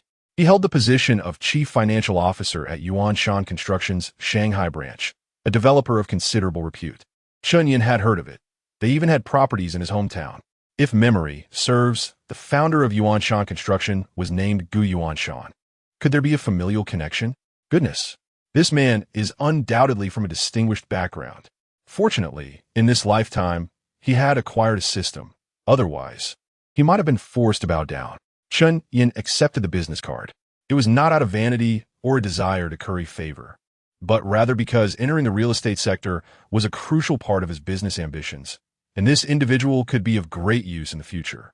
Unaware of Chen Yan's true intentions, Gu Jingchen wore a confident smile, which unsettled Chen Yan even further, prompting him to feign fatigue and make his escape. Why are you leaving so soon? Yi Ruoxue quickly stood to block his path. We've barely begun, and it's a holiday. I'm truly exhausted. I didn't sleep well last night, and my head feels foggy. Then you absolutely cannot leave, Su Xianxian added with a hint of jealousy. Chen Yan, you must treat us all equally. You can't have pampered Wanshi yesterday and neglect us today, right? Lin Wanshi feigned anger. What nonsense are you spouting, Xianxian? His lack of rest has nothing to do with me. Su Xianxian huffed. Deny it all you want. If Chen Yan doesn't make us happy today. He can't leave, right, Ruoxue? Yi Ruoxue nodded. It's a rare holiday. We all have time. Let's enjoy it a bit longer. It's not even 8 yet. Chen Yan felt somewhat swayed by their pleas, but Gu Jingxin's words reinforced his resolve to depart. If you're tired, we can go somewhere livelier. There's a music bar nearby, opened by a friend of mine. The ambience is quite pleasant. How about we go there? If it meant departing after a meal with Gu Jingxin, even if he took Yan Heyue with him, Chen Yan would gladly sacrifice his time to indulge his sisters a little longer. However, given the current circumstances, it seemed Gu Jingxin would accompany them wherever they went. Chen Yan, a staunchly straight man, remained oblivious to the implications of Gu Jingxin's interest. Even if they didn't end up physically close, the mere knowledge of such a sentiment would leave him feeling uncomfortable. Forget it. Chen Yan waved his hand. I truly feel unwell today. Once I've rested, I'll treat you all to dinner. Goodbye. He hurriedly exited. In the private room, Su Xianxian shrugged. See, Wanshi, it's all your fault for being so unrestrained. You've left Chen Yan weak and weary. How dull. Will you perish without a man? Lin Wanshi retorted. There are plenty of handsome men around Gu. Why not have him introduce you to a couple? Would 2 be sufficient? Gu Jingxin rose, adjusting his collar. I'll have someone wait for you at the bar. With that, he turned to leave. Hey, Yan Heyue stood up. Jingxin, are you leaving too? Gu Jingxin paused, but did not turn around. I'm tired. With those 2 words, he departed coldly. In the private room, Yan Heyue forced a smile. I apologize. He asked just like that. Please don't take offense. Understood. Su Xianxian shook her wine glass, acknowledging that as the scion of the Gu family, a bit of arrogance was to be expected. Well, it's just the 4 of us left. Let us drink until we drop. Yan Heyue smiled awkwardly. Perhaps we should arrange for another time. Jingxin seems preoccupied. I should return to keep him company. Fine. Yi Ruoxue leaned back in her chair. So without men, you can't even eat, huh? Then let us all go our separate ways. Unbeknownst to Chen Yan, after he exited, a taxi arrived just in time. He took it straight to the hotel, as there was no guarantee someone would be at the dorm, and his current income could easily cover the fare. After freshening up, and just as he picked up his phone, a message popped up on QQ. Chen Yan glanced at it. It was from mentor Yan Heyue. Are you asleep? Chen Yan? Chapter 85. You could do anything with Yan Heyue. Astonishing. This marks the inaugural message from instructor Yan to me. Could it be related to Gu Jingxin? Should she propose a duel, would I entertain the notion? Despite certain reservations, Chen Yan responded with fervor. Not yet. What's the matter, Instructor Heyue? Yan Heyue. Nothing in particular, just seeking a conversation.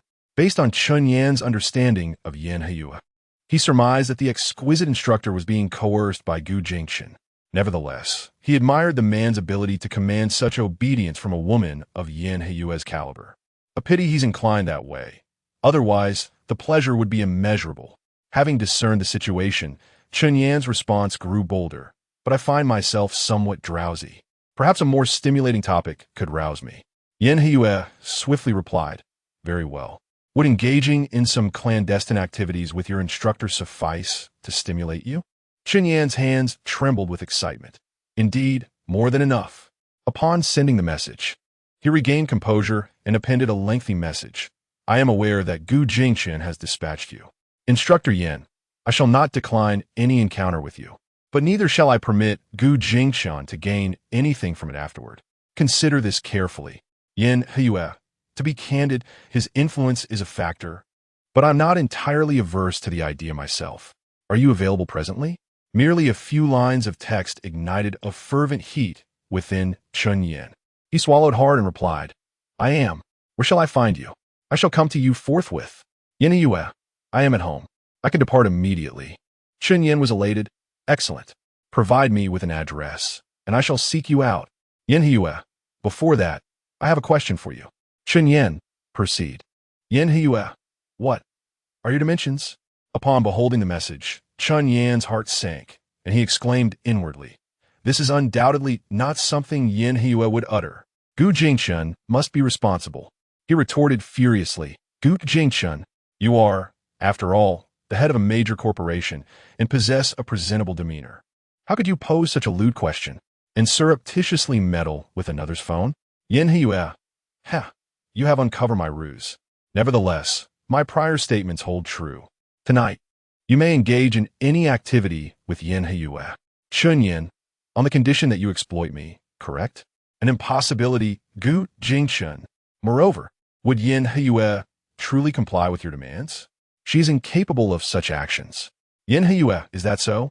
Gu Jingchen, a smirk playing on his lips, turned the phone towards a grand bed and commanded, uncover yourself and disrobe. Yen Hiyue obediently unveiled herself and meekly inquired, must I remove everything? The undergarments are unnecessary. Very well. Is this sufficient? Gu Jingchen nodded slightly. Assume a seductive pose. Is this adequate? Yen Hiyue reclined on the bed, her left hand supporting her head, deliberately arching her chest and buttocks, her legs intertwined. Excellent. Gu Jingchen snapped a photo and promptly dispatched it to Chen Yan, JPG. What do you think? I can provide you with even more suggestive images and arrange a video call with Yen Hiyue. Anything you desire, I can ensure she fulfills. Chen Yan, I remain unconvinced. Gu Jingchen, JPG. Chen Yan wiped his slightly flushed nose and responded, Gu Jingchen, has Yen Hiyue committed murder? Why would she so readily obey your commands? Yen Hiyue, that is inconsequential. Let's address the matter at hand. Do you consent to the transaction? With a mere affirmation.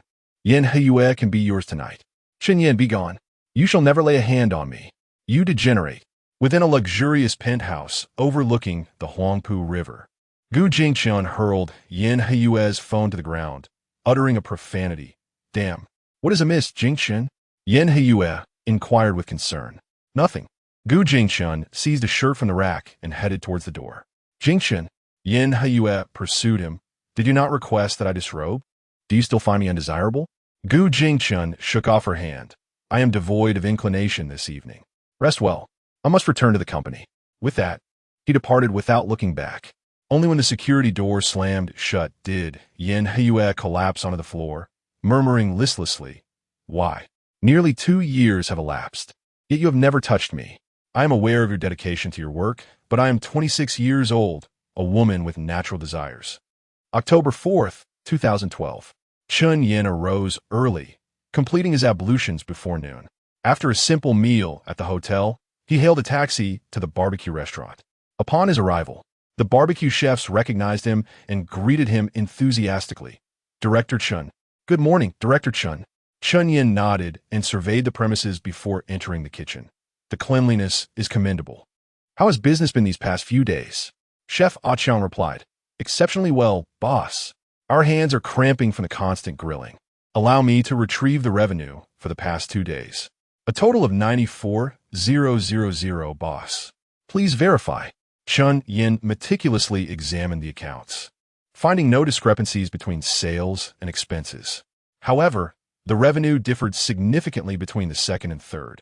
Did anything occur yesterday? Chen Yan inquired. I was about to inform you. Aqiang replied. Around 10 p.m. last night, the bald man who fought with you on the opening day returned with his entourage, demanding your presence. I explained that you were unavailable, but they persisted, driving away customers and overturning the outdoor tables. Before departing, they vowed to return daily until you appear. No matter, Chen Yan said, handing Aqiang 5 bills. You have worked diligently these past few days. This is a bonus. He then handed 5 bills to Wei. Your efforts are also appreciated. Thank you, boss, the 2 men said, beaming with delight. Aqiang tucked away the money and gestured toward the man skewering meat. Boss, this is Ollie. I hired him on the 2nd, and he's been working with us until late at night. Chen Yan handed Ollie 5 bills. Your efforts are appreciated, Ollie. Then, in the presence of both men, he counted out 20 bills for Aqiang. This is the referral fee I promised. I intend to open a branch and recruit any skilled chefs you know. The compensation remains the same, and the referral fee is still 2,000. Excellent, boss. Very well, customers are arriving. Continue your work. I shall address the matter of the bald man. Chapter 86. A Ferrari graces the university gates. Unable to reach Guangtu, Chen Yan contacted Xiao Ran instead. Chen Yan, you finally emerge? Seeking favors? Chen Yan retorted, go solicit your elders for scrap metal. Meet me at the basketball court, 10 minutes. Watch your insolence. Just wait. Moments later, several figures swaggered into view. Chen Yan extinguished his cigarette, rising to meet them. Xiao Ran scanned him, sneering, so much bluster for just one person? Chen Yan flexed his fingers. Care to test? I'll handicap myself with one hand. Xiao Ran retreated, verbally defiant. What can you accomplish? Need a crowd? State your business. Chen Yan cut to the chase. Tell Guangtu. Anyone disrupting my barbecue restaurant again will suffer broken legs. Xiao Ran erupted in laughter, his cronies joining in. Did you hear? He threatened Changge. Composing himself, Xiao Ran taunted, await our return tonight. Remember, snitches get stitches. Chen Yan eyed Xiao Ran and his watch. Fine. Tonight, we settle this the hard way. Excellent. Xiao Ran exclaimed. Midnight at the Queen's Bar. Failure to appear invites familial demise. Chen Yan, ignoring him, made a call. A delighted voice answered, Brother Yan, you my idol. What's the word? Dewey. Chen Yan began. I'm encountering difficulties in the city, requiring your assistance. How much, Brother Yan? I'll transfer it immediately. Not money. Let me explain. After Chen Yan's account, Dewey readily agreed. How many men, Brother Yan? I'll book passage now. These are formidable opponents. Bring experienced individuals, not students. This may turn violent. Understood, Brother Yan. I'll assemble seasoned veterans. Good. Book tickets now. Midnight rendezvous. I'll transfer 200,000 first. More if needed. No need for your funds, Brother Yan. I'll handle everything. Rest assured. Keep it. Treat your men afterward. I insist. Thank you, brother. Another call, this time from an unknown number. Chen Yan answered. Hello, is this Mr. Chen? Speaking. I'm the driver from Changtong Logistics. Your flatbed has arrived at the north gate of the university. When can you receive the delivery? I'll be right there. On a holiday afternoon. The north gate teemed with students. Chen Yan leaned casually against a wall, drawing stairs. Some women lingered, causing a congestion. Beep, beep, beep. A truck crawled toward the gate, its horn blaring in vain as students parted reluctantly. The Ferrari 458's striking form captivated the students. One scoffed, another spoiled brat. Flaunting the school gate. Can they even afford off-campus housing? Show off elsewhere. Another envied. A brand new 458. Whose is it? Many junior sisters will fall. A third rebuked, this competitive atmosphere is worsening. Students shouldn't drive. I'll draft a proposal. Seeing the impasse, Chen Yan approached. Driver, park here. I'll unload and drive it myself. Understood. The driver secured Chen Yan's identity and began untying the straps. The students erupted. Chen Yan's car? Luo Yinshi and Lin Beiji are doomed. Perhaps not. They're celestial beings. A Ferrari may not impress. It's about compatibility now. We have no chance. May Chen alleviate our suffering and only seduce one. Still dreaming? Leave one for our fantasies. I hope Chen conquers them all, exciting me further. The women were starry-eyed. Chen Yan's Ferrari? The forum called him a poor student. What's happening? Brother Yan is amazing. Handsome, talented, and powerful. I'm smitten. Who invited the creature? He doesn't know you. Shameless. Mind your own business. You're afraid to say it. What if I do? Disgusting. I'll find Chen tomorrow. Offer myself freely. Envy me. Chen Yan found the comments amusing, ignoring them and entering the car. As he closed the door, a voice called, Chen Yan. He saw Zhuang Zhao Zhao and her friend. Li Bingfan. Zhao Zhao. Where's Luo Yinshi? Zhuang Zhao Zhao entered the passenger seat. Yinshi's in the dorm. Take me to her. Sure. Chen Yan started the engine, the 4.5-liter roaring. Invite her out. My treat. Not now, tonight. We're drinking. I'll bring you. Chen Yan had a fight but agreed. Okay, contact me. See you. Li Bingfan. Fan by. Li Bingfan approached. Zhao Zhao, can I join? Aren't you going to art school? I changed my mind. There's no room. We'll walk. No need. Li Bingfan blusha. I can. Sit on Brother Yan's lap. Chapter 87. The Dual Talents, Rap and Social Dance. Chen Yan coldly rejected Li Bingfan's request. In truth, her looks were quite decent, only slightly inferior to Zhuang Zhao, and being a pure freshman, engaging in conversation with her would have been a delightful experience. However, Chen Yan was currently surrounded by an abundance of admirers, all of whom were still within the novelty phase, and he had no intention of pursuing any additional romantic interests. Yet, exceptional individuals like Yin Heyue were an exception. The parking lot was not far from the dormitory, merely a few minutes' walk. As Chen Yan strolled, he searched for his classmate, Chu Liuxiang, in the class group chat. He was the one who introduced himself with a rap on the first day of school, a member of the Axe gang who adored bone soup. Now that he had some money, it was time to strategically position himself in the realm of short videos. Once KS launched, he would promptly turn Chu Liuxiang into a sensational internet celebrity. Naturally, there was also the talent who danced social dance during the military training talent show. He already had a template in mind. These two would become the kings of MC and the progenitors of social dance. After bombarding Chu Liuxiang with dozens of messages, he finally received a response. Chen Yan quickly inquired, "Are you at school, Chu Liuxiang?" "Yes, what's up, Chen Yan? Come to the academy. I'll wait for you downstairs. I'm busy playing League of Legends." 500. Hurry over. "Okay, I'll be right there."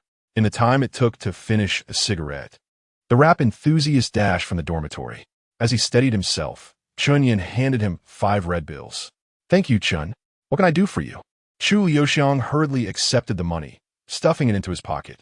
Chen Yan got straight to the point. "Do you want to make money?" "Of course." Chu Liuxiang swallowed hard. "Dreaming of it. I'll take you along." "Really, Brother Yan? Are we working at a supermarket or a barbecue stall?" Chen Yan casually sat on the steps. "We're going into the internet business." "The internet?" Chu Liuxiang sat beside him. "Is this your new project?" "But our major is finance. It doesn't align." "As long as your interests align, it's fine." "What interests?" "Rapping." "What rap?" Chu Liuxiang didn't quite understand. "Brother, my interest is in rap." "Same thing," Chen Yan replied. "I can tell from your accent that you're from Northeast China, right?" "Yes, born and bred in Heilongjiang." "That's a perfect fit then." Chen Yan cleared his throat. "Follow my lead and shout along. I'll say a line, you echo it, and put some pressure into your voice." "All right. I drink alone, drunk while pairing off families." "I drink alone, drunk while pairing off families." "Very well. Again. 2 eyes are uniquely intertwined. I only wish for us to reunite someday." 2 eyes are uniquely intertwined. I only wish for us to reunite someday. With a snap of his fingers, Chen Yan exclaimed, "You're simply a genius, Liuxiang. I formally invite you to join my team." "Wait a moment, Brother Yan." Chu Liuxiang was a bit taken aback. The melody sounded catchy, but could shouting like this truly earn money? At least 3 to 500 million a year. "What?" Chu Liuxiang dug at his ears. "Did I hear wrong? Brother Yan? We've all received higher education. Don't try to fool me." Chen Yan stood up, brushing off his pants, and pulled out a stack of bills. "I'm not here to waste time with you." He counted out 30 bills and handed them over. "I'll be establishing a media company soon. If you're willing to join, I'll guarantee you this amount every month with a 100% annual increase written into the contract." Chu Liuxiang swallowed again, his mind racing. An annual increase of 100% means by senior year, I'd be earning 24,000 a month. After 2 years of graduation, I could be making 100,000 a month. I would even do the dirtiest of jobs for this. However, he still managed to suppress his excitement and asked, "Brother Yan, what if I continue until the 7th or 8th year? Will there still be increases?" Chen Yan smiled. "I can sign you a 10-year contract with a penalty of 500 million for breach. But I estimate that by the time you graduate, you'll forfeit your salary and seek a profit-sharing agreement with me. As classmates, I promise you a 55 share." Now, Chu Liuxiang's voice trembled slightly. "Brother Yan, are you serious? Can shouting really earn billions annually? What do I need to do?" Chen Yan placed the money in his hand. "You don't need to do anything. Just practice your voice modulation regularly. Just practice the song we just did. I have a few more. Learn them as you go." "Great. Here we go. Follow my lead." Thunderous roar, this celestial prowess, the purple gold hammer. Thunderous roar, this celestial prowess, the purple gold hammer. After teaching for over an hour, Chen Yan felt his throat dry. He dusted off his hands. "All right, head back and practice slowly. If you have questions, ask me. Okay, Brother Yan. When we sign the contract? In a couple of days. Once the company is set up, I'll contact you. Great. Bye, Brother Yan. See you. Chen Yan looked at his watch. It was barely 3 o'clock, and he had ample time. He called out to the figure rushing ahead. Hey, wait a moment. Chu Yoxiang turned back. What's up, Brother Yan? Artists usually know each other, right? Do you have the contact information for that student who brought the speaker and danced during the military training talent show? Upon hearing this, Chu Yoxiang returned. You must be talking about Ding Jie, right? We're in the same club.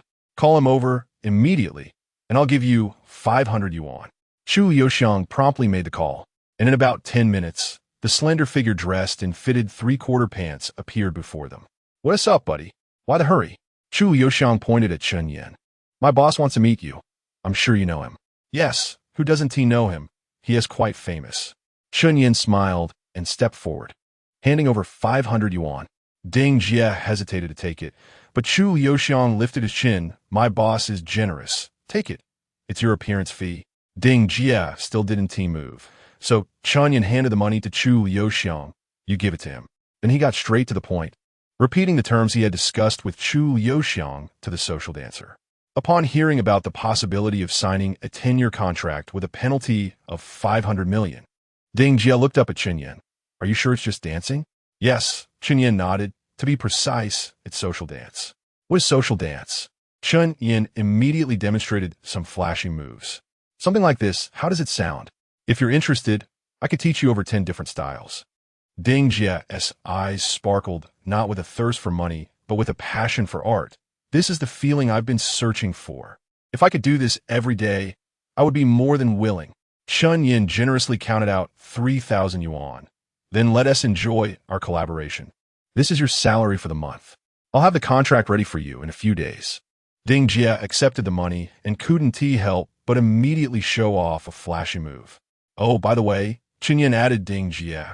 You'll have one more task than Chu Yoxiang. When you're free, gather some more team members. They'll also receive a salary, which I will cover. During daily training, try to ensure that everyone's movements are synchronized. Absolutely, boss, Ding Jie nodded. There are many like-minded students in the club. I'll go recruit them. Chen Yan taught Ding Jie a few more moves until Hao Daoi's call interrupted them. He waved off his future dual talent and strode toward the parking lot. The Ferrari sped off, heading straight for the airport. Chapter 88. Zhuang Zhaozhao's indecent video? Chen Yan smiled, unable to suppress the corners of his mouth with 100 or 200 meters remaining to the parking lot. Chen Yan spotted a large group of people gathered at the designated bus stop, all clad in black shirts. As the Ferrari came to a halt, Chen Yan alighted. Hao Dawei, who had been fixated on the car, approached with undisguised delight. It really is you, Brother Yan. You're driving a Ferrari now? Chen Yan nodded. Just bought it a few days ago. If you like it, I'll gift you one. No need. No need.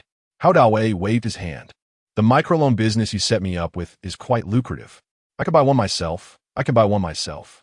He then cleared his throat and bellowed. Greet the boss. Dozens of individuals with permed hair and tattoos, uniformly dressed, bowed their heads in unison, their voices startlingly loud. Greetings, boss. Chen Yan, noticing the gazes from all directions, quickly raised his hand. Hey, Dawei, I'm a university student now. You're making me feel awkward. Let's not do this. Understood. Hao Dawei gestured. Everyone, act natural. Yes, boss, came the resounding reply once more. Chen Yan hastily pulled Hao Dawei into the car, immediately starting the engine and leaving the scene. What's wrong, Brother Yan? Isn't this quite impressive? I even rehearsed it for over 10 minutes. Chen Yan offered a cigarette. This is a harmonious society now, and I aspire to be an exceptional entrepreneur. It wouldn't be good if photos were taken. It would have a negative impact. Understood. Hao Dawei nodded. My consideration wasn't comprehensive enough. I'll definitely be more mindful next time. It's all right. Chen Yan flicked off some ash. You've recruited quite a few people recently, haven't you? It seems there are over 50 here this time. Yes. Hao Dawei smiled ingratiatingly. Thanks to your good fortune, Brother Yan, the loan business is booming. Just when we were shorthanded, many friends from the streets proactively reached out, so the team has grown a bit. Chen Yan nodded. Legal collection only. Don't commit any crimes. or you'll inevitably be held accountable in the future. This is crucial. Keep in mind, I've memorized it. I'll tell my subordinates as soon as I get back. Tell the brothers to dine at Jushan Pavilion, and after that, go straight to Queen's Bar for drinks. All expenses are on me. What about you, Brother Yin? I have an appointment. I'll see you at the bar later. All right. After a few seconds of hesitation, Haodawei tentatively asked, Brother Yin, do you need us to teach them a lesson? I brought 2 bodyguards with blades, specifically for dirty work. It's not easy for us to come here, and I'm worried they'll cause trouble for you again after we leave. Chen Yan pondered for a moment. No weapons. I'm running a legitimate business. I don't want to escalate things. Just let them know our strength. If they don't appreciate it, then we'll operate covertly. The boss is always so thoughtful. Chen Yan dropped Haodawei off at Jushan Pavilion and headed straight to the barbecue restaurant, partly to check on the business and partly to wait for Zhuang Zhaozhao's call. The scarlet Ferrari parked by the roadside was quite conspicuous, attracting glances from those in line. Chen Yan opened the door and alighted. The sharp-eyed A Chong immediately spotted him, raising both hands high, his expression excited and proud. Hello, President Chen. A Chong and Ali also greeted with cheerful smiles. Hello, boss. Chen Yan nodded, took a brief tour, and found a corner to pull out his phone. He first inquired about Zhuang Zhaozhao's ETA and then sent a message to Yi Ruoxue. Sister Xue, I'm looking for a conscientious and capable store manager for my barbecue restaurant. Do you know anyone suitable? Yi Ruoxue quickly replied. You want to be a hands-off manager after only a few days of opening your store?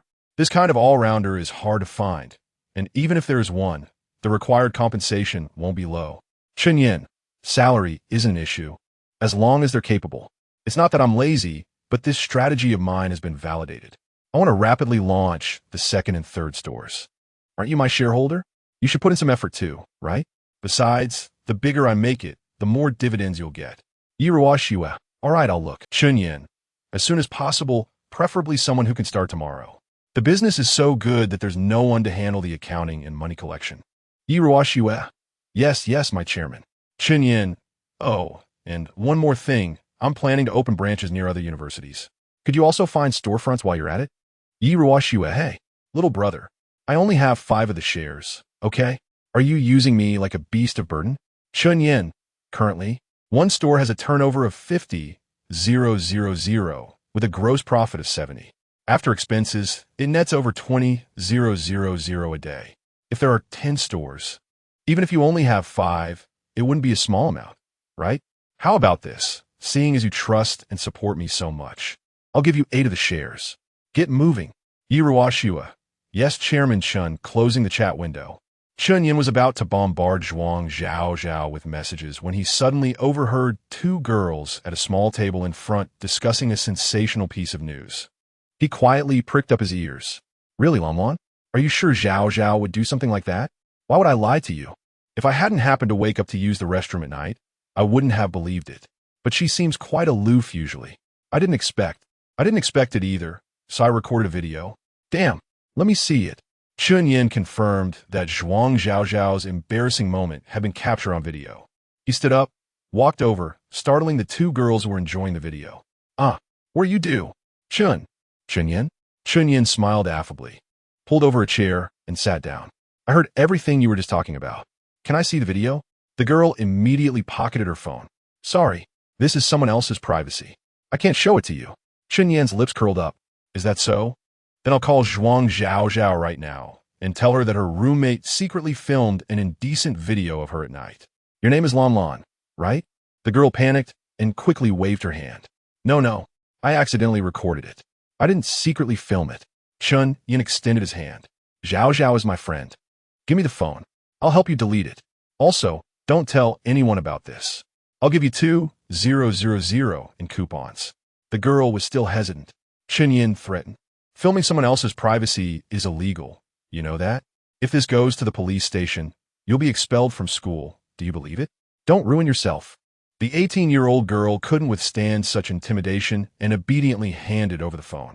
Chen Yan opened the video, the arc of his lips growing wider and wider, impossible to suppress. Chapter 89. Zhuang Zhaozhao. Chen Yan, please don't come. This gathering is far too exclusive. The video depicted Zhuang Zhaozhao supine, the juve cast off to her thighs, her hand playfully gesturing, a hint of torment in her expression, murmuring Chen Yan's name.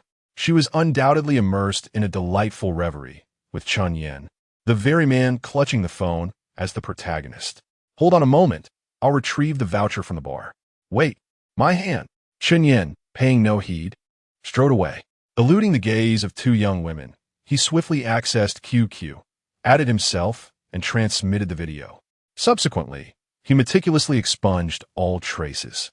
Upon his return, he beckoned Ah Chong. Come over here. What are your instructions, boss? Ah Chong abandoned his brush and eagerly approached. I'm introducing you to two young ladies. He approached their table and clapped Ah Chong on the shoulder. These two are my acquaintances. Extend them complimentary service up to 2,000 in value whenever they visit. Certainly, certainly. Ah Chong nodded vigorously. All right, return to your duties. Huh? What huh? Get back to work. Understood. My apologies, ladies. Chen Yan then returned the phone. The inauguration vouchers are yet to be printed. However, rest assured, Ah Chong possesses an excellent memory.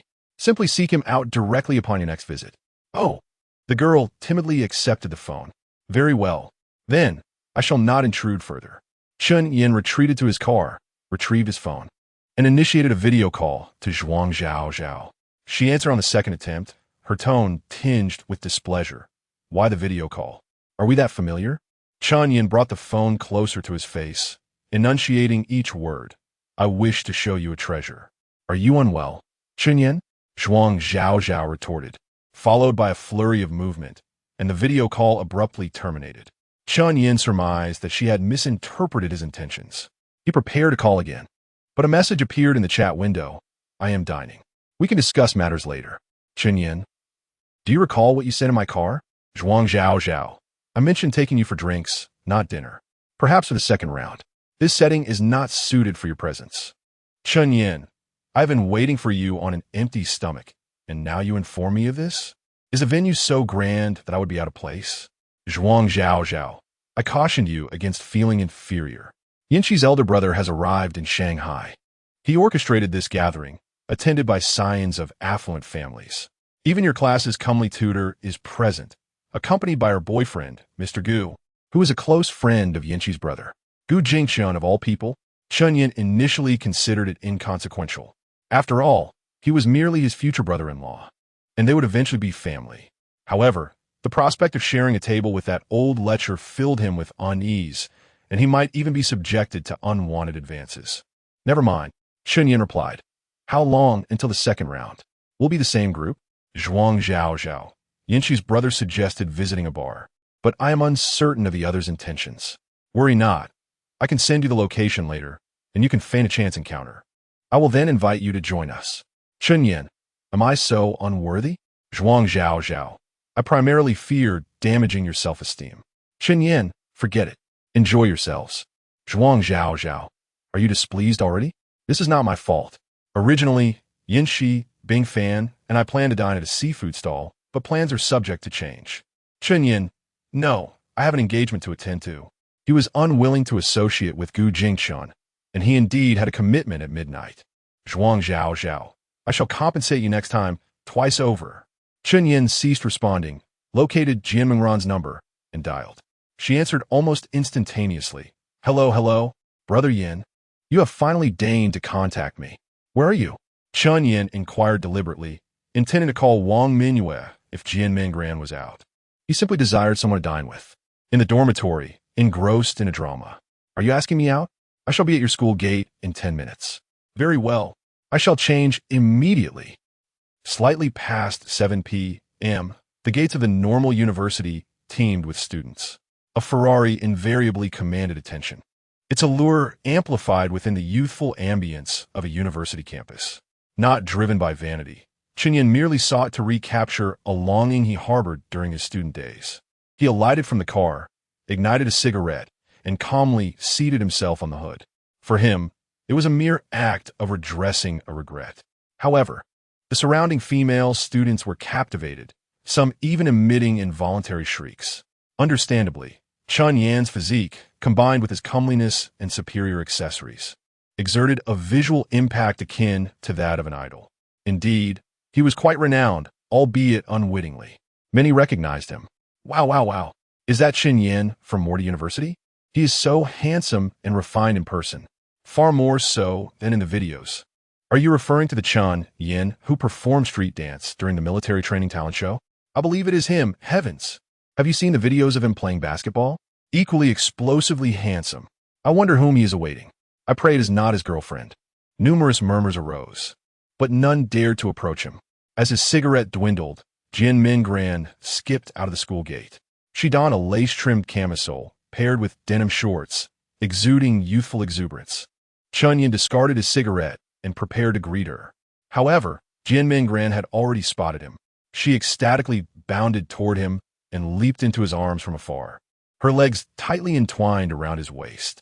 Chen Yan was unsure if it was due to her exuberance or a deliberate attempt to assert her claim. Regardless, he was indebted to her, and he wished for her happiness. Embracing a beauty was a pleasant sensation, but the abundance of onlookers taking photographs was unsettling. Chen Yan patted Jian Mingran's posterior and softly requested her to dismount. Jian Mingran obediently complied and stood beside him. Chen Yan reciprocated by lavishing her with emotional gratification, chivalrously opening the car door for her. Jian Mingran was on the verge of swooning, and she entered the car in a daze. After they had driven for some time, she finally spoke. Brother Yan, was everything that just transpired real? I would never have dared to do that, even in my dreams. Chen Yan massaged her rounded thigh with his right hand. Do you enjoy it? If so, I shall do it more frequently. Yes, I do. What would you like to eat? I shall take you. Jian Mingran smiled slyly. I want to feast on you. Chen Yan remained silent. After a fleeting pause, Jian Mingran promptly added, Then, let us dine at the No-Failing Grades hot pot in Shijia. It is delectable. Very well. Chen Yan turned the steering wheel, and the Ferrari sped toward the pedestrian street of a university town. Chapter 90, Destination, Queen's Bar. Chen Yan held a certain affection for hot pot, despite the fact that it had been the cause of his demise in a previous life. He ordered over 10 dishes, all of which he used to adore, while reminiscing wistfully as he cooked them. What's the matter, Brother Yan? Is it not to your taste? Jian Mingran asked, noticing his furrowed brow with concern. It's quite delicious. Just lost in thought, he replied. The air fell silent again, prompting Jian Mingran to initiate the conversation. Brother Yan, has Tanjing contacted you recently? Chen Yan smirked slightly. Are you still brave enough to bring that up? Is it not because of you that things turned out this way? But Jian Mingran replied, a hint of grievance in her voice. Feelings cannot be forced, can they? Don't blame you, blame me. What happened to him? I heard he ran into some trouble with his business at school. It seems some unsavory characters are demanding management fees from him. How do you know about this? He probably deleted you by now, Chen Yan remarked. I heard it from Minyu, Jian Mingran admitted, feeling a tad guilty. Chen Yan laughed. So you two are back together? Are you aware of my situation with her? He spoke candidly, feeling that understanding was a good thing. A breakup was merely a separation. He could still offer some compensation. It would be far more troublesome if they concealed things and it escalated into a scandal later on. Yes, Jian Mingran nodded gently. What do you think? Brother Yan, you are so exceptional. Surely many would admire you. I adore you immensely and cannot bear the thought of parting. So I must accept this. Chen Yan nodded. I had intended to be forthright with you as well, and it is best that you understand. Perhaps I cannot offer you the most devoted affection, but I will compensate you financially, providing you with 10,000 a month for the next month. No need for that. Brother Yan, I have enough money. I'm not lacking in this regard. I can buy myself some delicious food and nice clothes. Thank you, Brother Yan. Jian Mingran leaned over and pecked Chen Yan on the cheek. Chen Yan smirked. Now, tell me more about Tanjing's situation. All right, Jian Mingran spoke for a few minutes, and Chen Yan began to grasp the situation. It was quite similar to his own. After making a fortune, jealousy followed. If someone as astute as him could not maintain a supermarket, then Tanjing would surely face the same fate if neglected. However, those after him were even more foolish, threatening Tanjing to pay 2,000 in management fees after the holiday or risk being dealt with outside of school. How fortuitous. We can resolve this tonight, Chen Yan declared, promptly dialing Tanjing's number. What's up, Brother Yan? I'm at Shijia Hot Pot. Come join me for a drink. All right. Tan Jing did not question him further and agreed immediately. After about 10 minutes, Tan Jing arrived, accompanied by yet another new girlfriend. "Hello, Brother Yin," he greeted, his demeanor noticeably more humble than before. Much of his previous confidence diminished. "Take a seat," Chen Yan gestured. Once seated, Tan Jing glanced at Jian Mengran, forcing a smile. "Mengran, so you're here too?" "Yes," Jian Mengran managed a stiff smile. "Let us not be so formal." Chen Yan poured a glass of wine for him. Chen Yan could empathize with Tan Jing's journey, from betrayal by a brother and crush, to sudden wealth, to becoming a playboy, and now facing the harsh lessons of reality. He had begun to grasp some essence of society and rediscover his true self. This was not necessarily a bad thing. Chen Yan never believed their friendship had waned. When a brother faced adversity, he would certainly lend a hand. "How have you been?" Chen Yan inquired. "Pretty good. Everything is fine," Tan Jing responded. "Have you prepared that 2,000? Chen Yan cut directly to the chase. "You already know?" Tan Jing stammered. "Yes. How do you plan to resolve it?" Tan Jing took a sip from his glass. "I haven't thought it through yet. I suppose I'll have a good talk with them." "How will you negotiate? Bargain?" Chen Yan felt a twinge of disappointment. Tan Jing's character remained too weak. Even as a boss with money, he would only be drained dry. "If all else fails, I'll just call the police. That won't help." "They have no fear of the law," Tan Jing's new girlfriend chimed in. Chen Yan raised his glass. "Have you considered a more definitive solution to this matter?" "I can't handle them." "I'll help you," Chen Yan offered.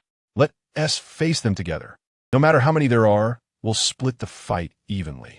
He deliberately omitted mentioning how Dawei. "I could support you, but you must stand up too." "Forget it. Brother Yin, what's wrong? Are you afraid?" "I don't want to involve you." "Do you not consider me a friend?" "If you truly believe it would implicate me, then you can take the brunt of the punches." "Honestly, I'm not afraid of getting hit." Chen Yan understood. It was a matter of not wanting to stir up trouble. He pointed to the phone on the table. "What are you afraid of? Call them." After contemplating for a few seconds, Tan Jing finally picked up the phone and dialed. "Tell them to meet at Queen's Bar at midnight." Tan Jing nodded and repeated the message, though his voice trembled slightly. "All right, let us eat." Meanwhile, in the girls' dormitory of the Finance University, Wang Minyu received a message. "Minyu, guess who I'm having dinner with right now?" "Wang Minyu. Make sure you talk well with Tan Jing. Don't go out messing around." "Dandan, no, I'm dining with Chen Yan, the illustrious Chen Yan." "Wang Minyu. Tan Jing brought you?" "Dandan, yes. Chen Yan is so handsome, and his demeanor is so charming." "Wang Minyu. Who else is with you?" "Dandan, a girl, very beautiful. I heard Tan Jing call her sister-in-law. So she must be Chen Yan's girlfriend." "Wang Minyu. Is her name Jian Mengran?" "Dandan, must be." Tan Jing seemed to call her Mengran. "Do you know her?" "Wang Minyu. Never mind. Take your time eating." Wang Minyu felt a surge of anger. Just days prior, she had actively sought to invite Chen Yan, but he had dismissed her with excuses. Little did she know he was secretly accompanying Jian Mengran. She had remained virtuous for Chen Yan, refusing any other offers. Unable to comprehend the situation, she quickly sent a message to a backup option. "Wu Hao, weren't you always wanting to treat me to dinner? I'm free now." The reply came almost instantly. "Really? Where are you? I'll come pick you up." Wang Minyu. "No need, I'll go myself." "Wu Hao, all right. Shall we go to that barbecue place we went to last time? That owner hugged you. I need to settle the score with him today." Wang Minyu. "Then I want to go." "Wu Hao, all right, what do you want to eat?" "It's your call." Wang Minyu. "I'm not really hungry anymore. I just want to have a drink." "Wu Hao, that's fine too. How about Queen's Bar? I was just about to head there." Wang Minyu. "Sounds good." Chapter 91. Luo Yinshi. I have no relationship with Chen Yan. Wang Minyu and the infatuated Wu Hao arrived first. Just after 10 o'clock. The bar was already teeming with people. "Why are there so many today? It's too crowded. Perhaps we should just forget it." Wang Minyu initially expected only Wu Hao to show up, but to her surprise, he brought along 7 or 8 friends, making it impossible to fit everyone into a single spacious booth.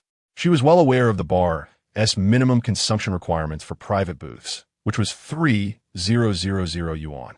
After cozying up to Chen Yan, she had no intention of forming any connection with Wu Hao, yet she was reluctant to owe him such a significant favor. Moreover, the people he brought along seemed rather unsavory, which Wang Minyu found distasteful. Wu Hao, having finally secured a date with his goddess, was not about to let her leave, especially with a grand performance scheduled at midnight, a perfect opportunity for him to showcase himself. Without the goddess as a witness, his sense of accomplishment would be halved. Wu Hao urged, with the National Day festivities, the bar is bound to be bustling. That's the essence of nightlife. If it were quiet, it would lack the atmosphere. Don't worry, Minhua. I'm not short on cash these days. I'll book a private booth in the inner area, where we won't be cramped. Wang Minhua hesitated, but the appearance of a group of people at the staircase compelled her to agree. Wu Hao, elated, immediately instructed an acquaintance in marketing to lead the way. Once seated, he extravagantly ordered a beverage package worth 888 yuan.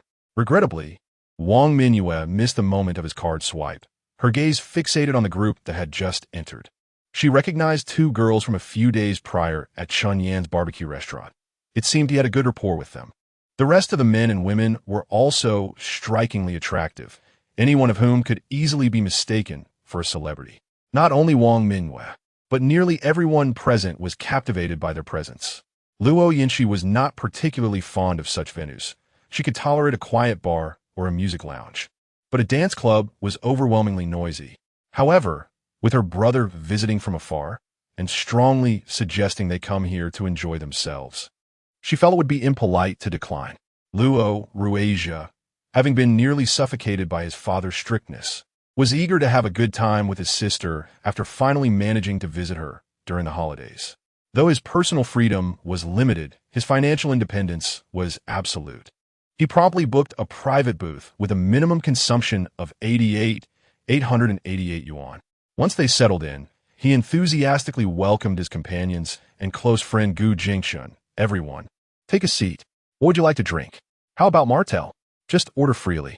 Luo Ruasia snapped his fingers. Bring me 2 bottles of Baijiu. Then, seizing a shaker, he proposed a game.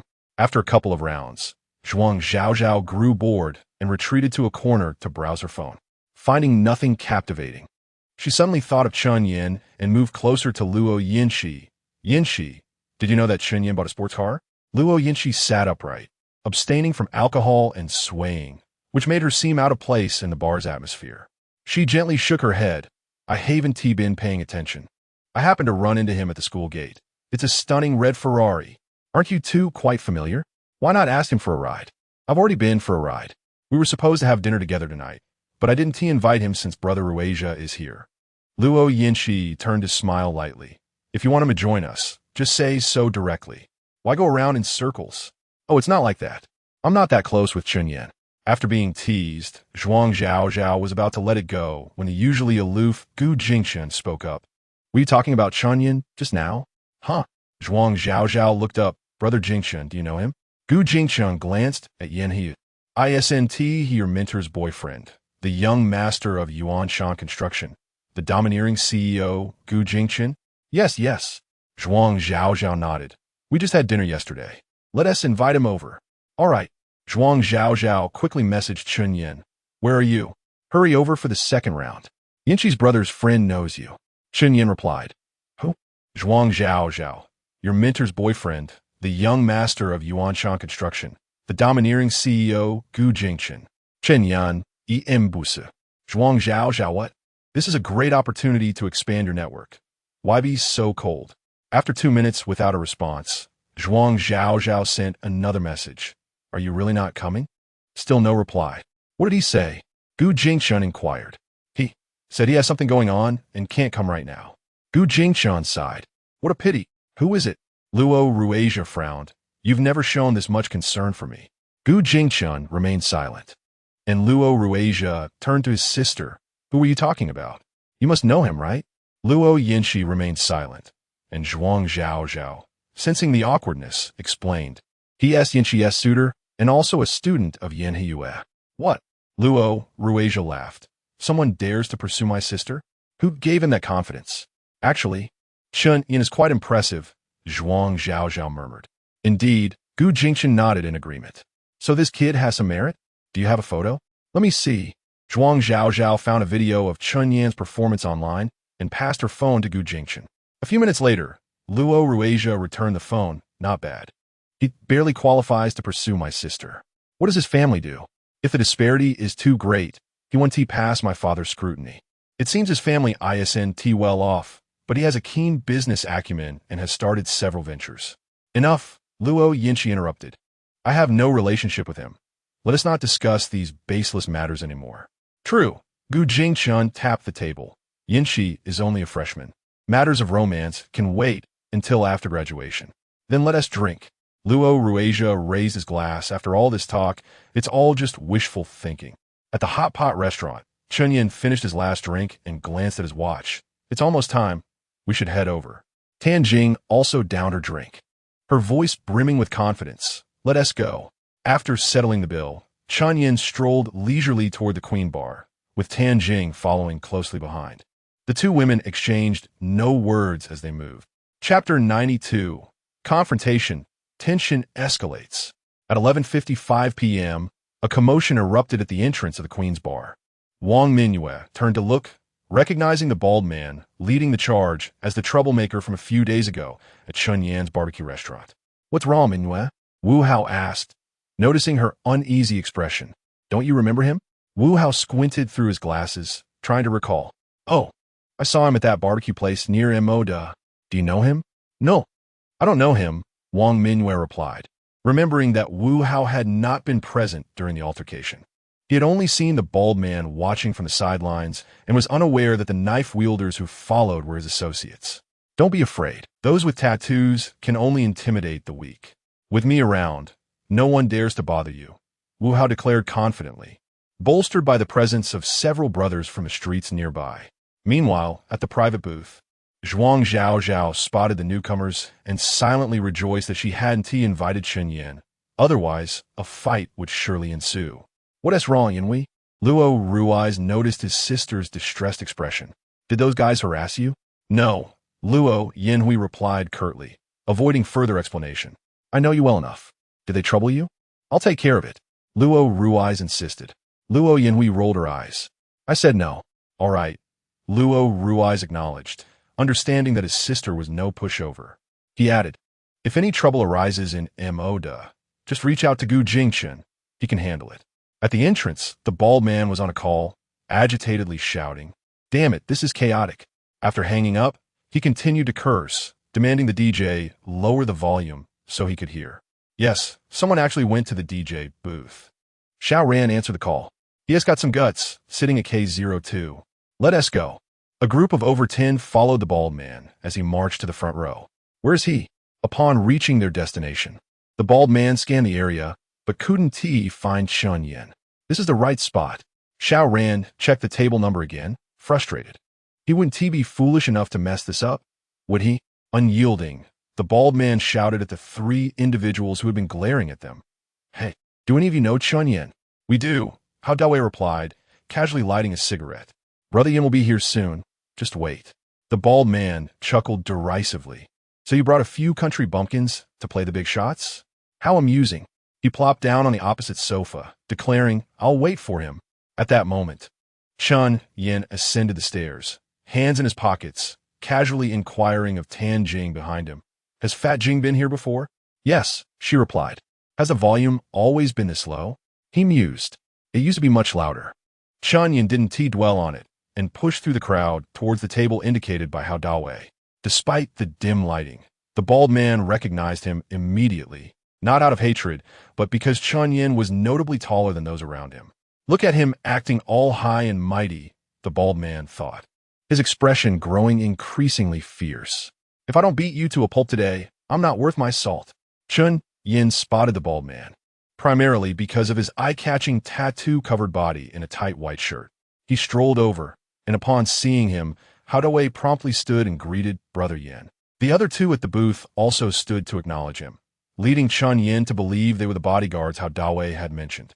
Please sit down, Chen Yan said nonchalantly, pouring himself a drink without sparing the bald man a glance. The damages for my barbecue restaurant have totaled 28,000. If you apologize, I'll consider this incident a mere misunderstanding. Go to hell.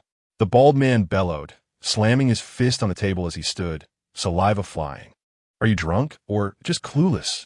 If you don't kneel and bow 3 times today, I'll smash you and your filthy restaurant to pieces. As his words fell, his entourage of over 10 moved forward, their eyes menacing. Chen Yan casually lifted his glass and swirled the contents. So, there's nothing to negotiate? What qualifications do you have to negotiate with me? You're just a kid. The bald man retorted, raising 3 fingers. I'll count to 3. If you don't kneel and comply, I'll break your legs. 3. The bald man began his countdown without giving Chen Yan a moment to think. Jingmin Gran turned pale with fear, but remained steadfast behind Chen Yan. Tan Jing was drenched in cold sweat, her legs trembling, yet she stubbornly stood her ground. The loud music was barely audible over the bald man's booming voice, drawing the attention of the entire bar.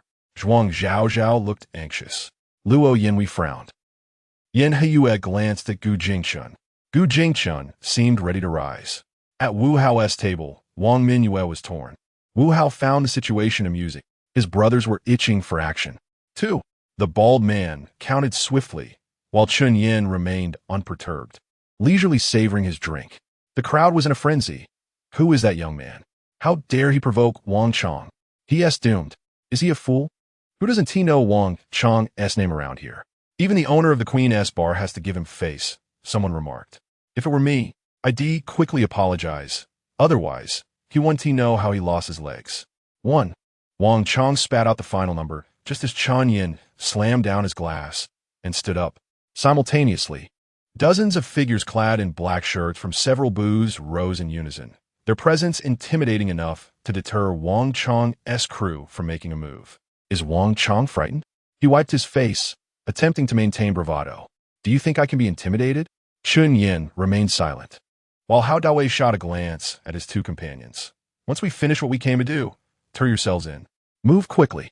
The 2 immediately reached into their pockets, ready to charge out, but Chen Yan called out, wait. And Hao Dawei echoed, hold on. The 2 halted in their tracks. I came to have a serious discussion, Chen Yan said, brushing himself off as he sat down. Dozens of his subordinates took their seats as well, with the 2 bodyguards returning to their positions. Wang Chong glared at Chen Yan for a moment before reluctantly sitting back down, turning to Hao Dawei and asking, which gang are you from? You look unfamiliar. Just hanging around with Brother Yan, Hao Dawei replied. Wang Chong then turned back to Chen Yan. Brother, you seem well prepared, but that 1 T intimidate me. If you can pull off the first day of the month, I can handle the 15th. Chen Yan, seething with annoyance, contemplated his response when a cool voice echoed from behind. I'm not intimidating enough for you? Chapter 93. No interactions with other men. My obsession with cleanliness. Can I not intimidate you? The bald man looked up, his fierce demeanor instantly softening as he hurriedly approached. Mr. Gu, what brings you here? Oh dear, I must have been blind. I will personally toast to my folly later. No, I shall drink a whole bottle. Gu Jingchun did not bother to meet his gaze, coldly inquiring. What is your relationship with Chen Yan? Upon hearing this, the bald man's heart sank. It seemed that the young man was acquainted with this formidable figure. Damn it, why didn't anyone mention this sooner? He carefully chose his words. I was just discussing some matters with Chen Yan. We've come to a pleasant agreement, right? Xiao Chen? With just a few sentences, Chen Yan discerned their connection. Gu Jingchun was the chief financial officer of the Shanghai branch of the Fong Group, a position that likely concealed no secrets within the industry. The bald man dealt with earth and stone operations and sought business from real estate companies.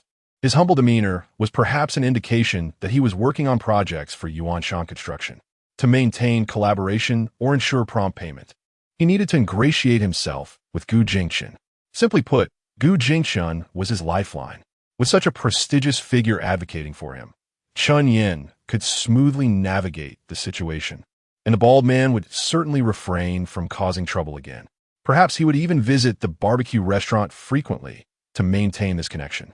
However, if he were to receive undue favors, it would be quite detrimental. No, he must resolve this himself as much as possible. Chen Yan interjected. You may have misunderstood, bald man.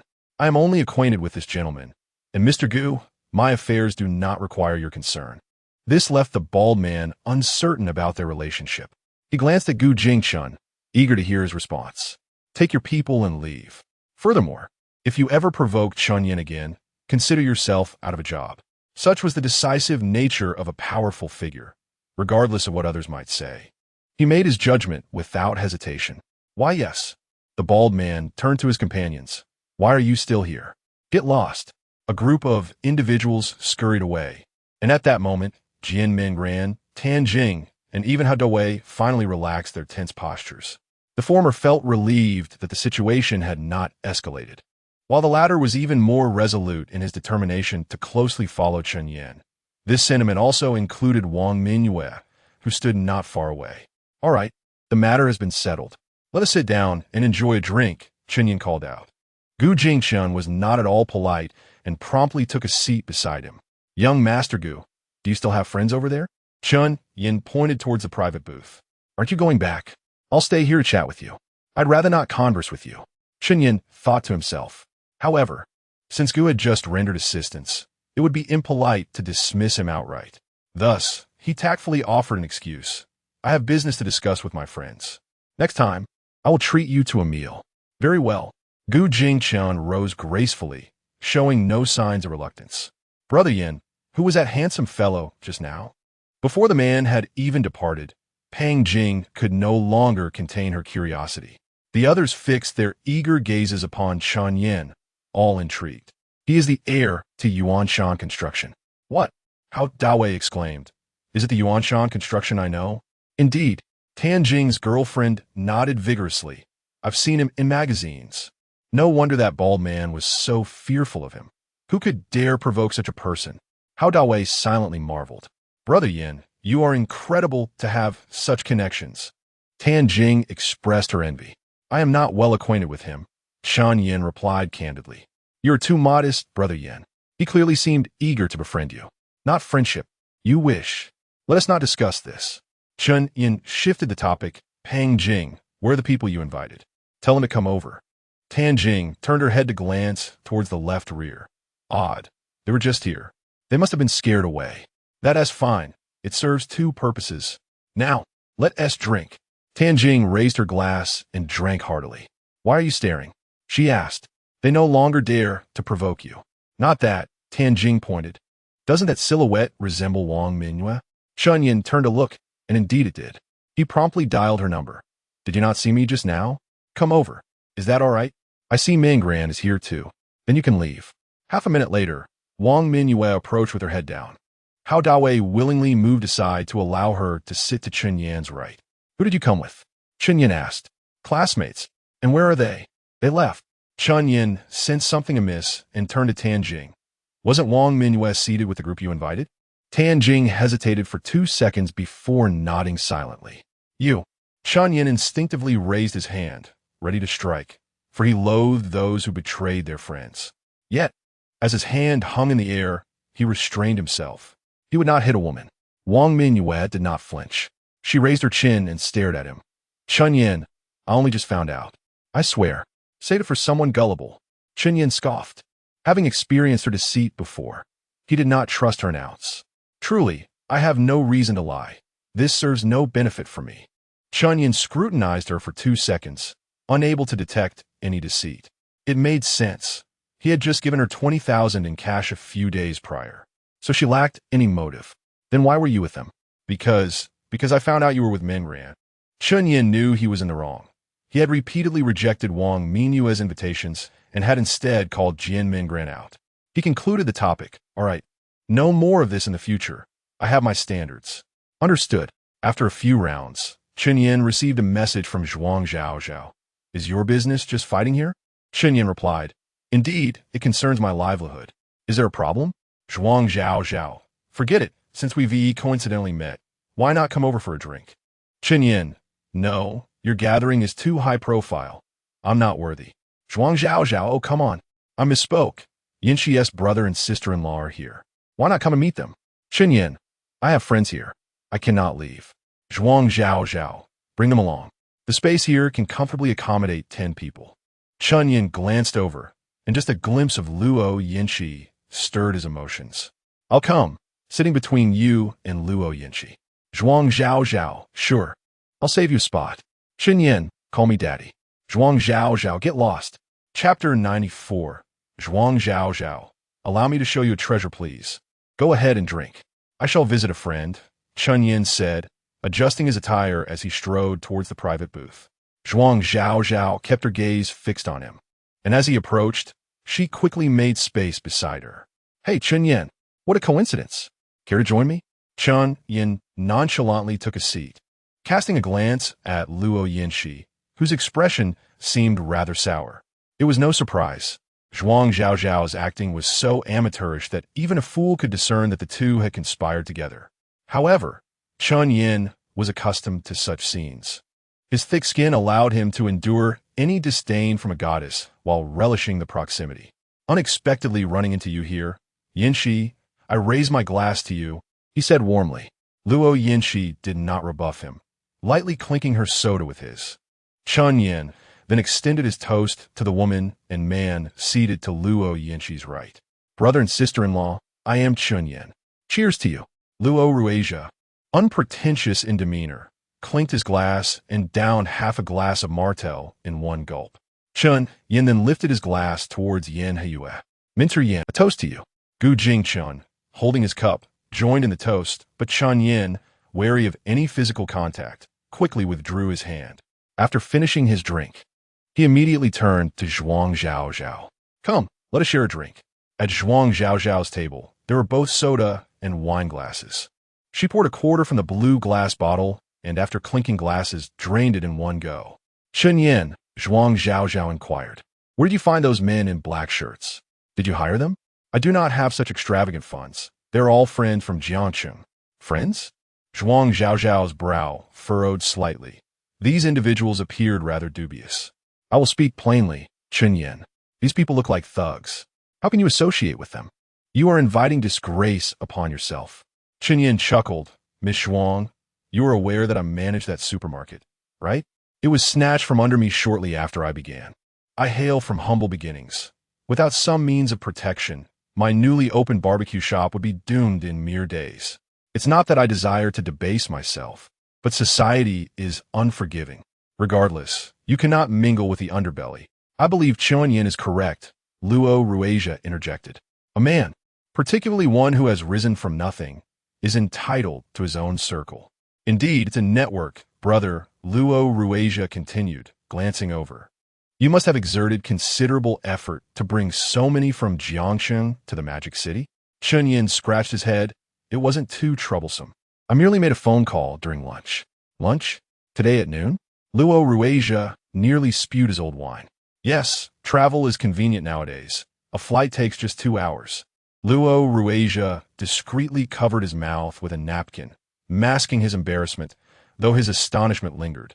He could summon a handful of people at any moment, but they were merely his father's security. In terms of presence, status, and the sheer display, they paled in comparison to the impressive assembly that had just risen in unison. He mused that if he were the one at the center, how remarkably commanding he would appear. Chen Yan, Luo Ruizha, cleared his throat. Are your friends available to travel nationwide? Yes, indeed. Chen Yan inferred his meaning. If one could purchase a ticket, they could arrive. Leave me your number. I shall contact you in advance should I require assistance. Costs are not an issue. All right, brother. Chen Yan found it difficult to refuse.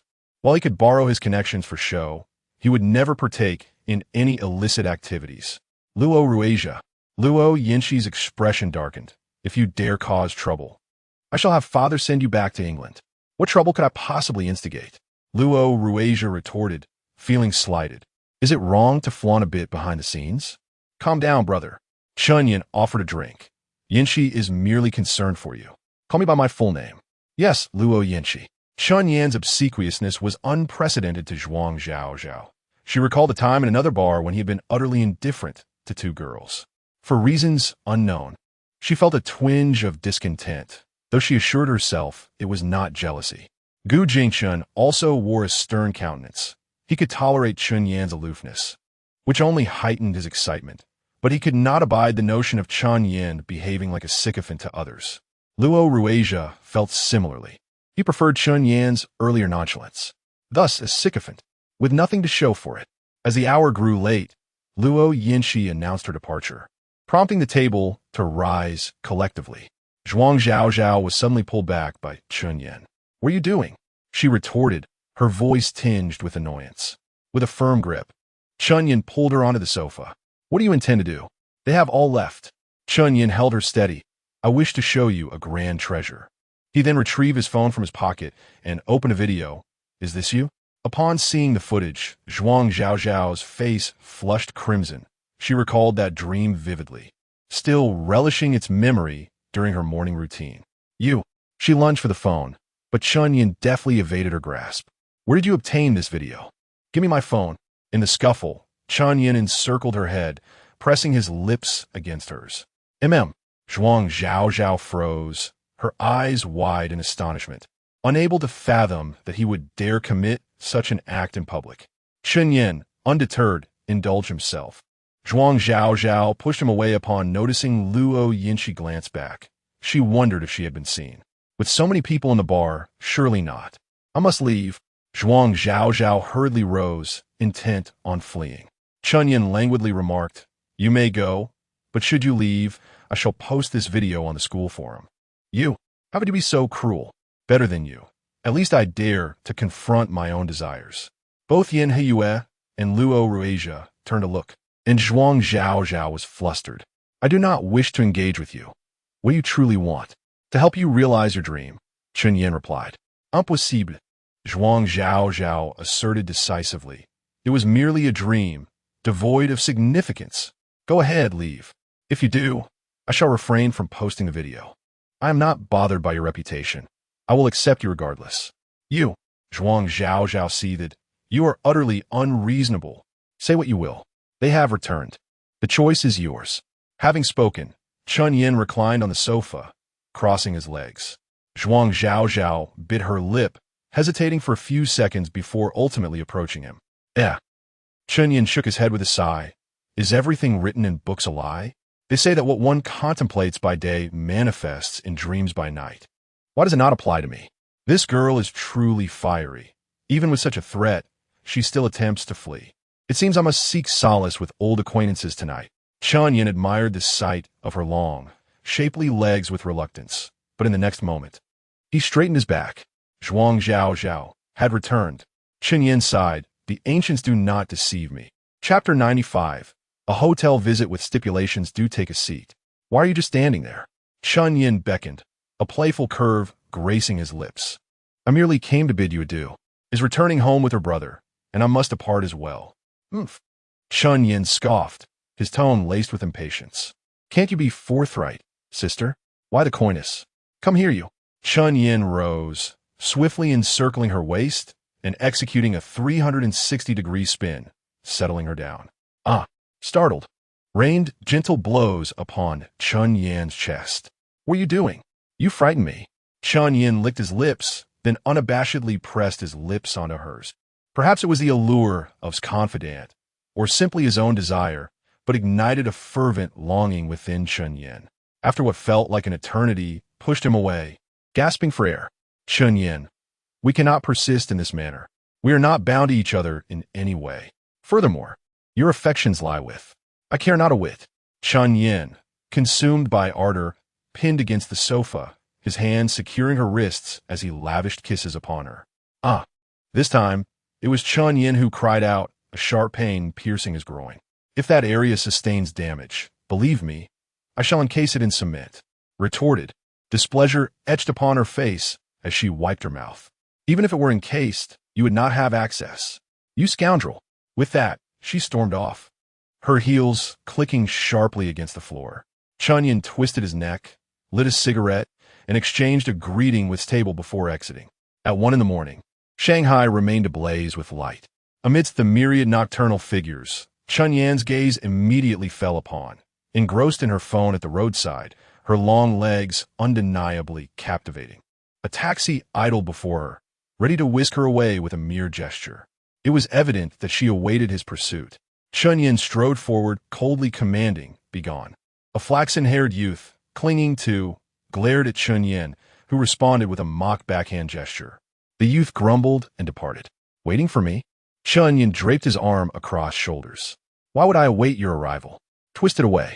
I was merely replying to a message, if you must know. Whatever. Chen Yan tugged her toward a nearby hotel. Hey, what are you doing?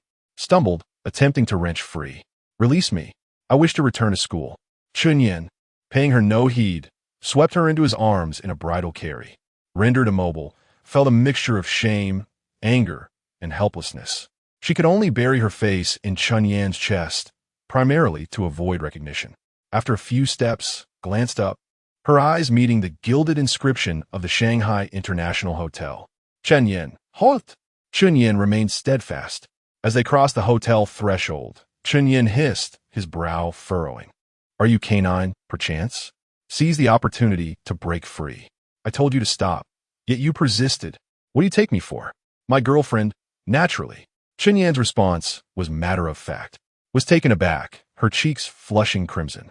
Girl, who is your girl? Our relationship has not yet reached that stage.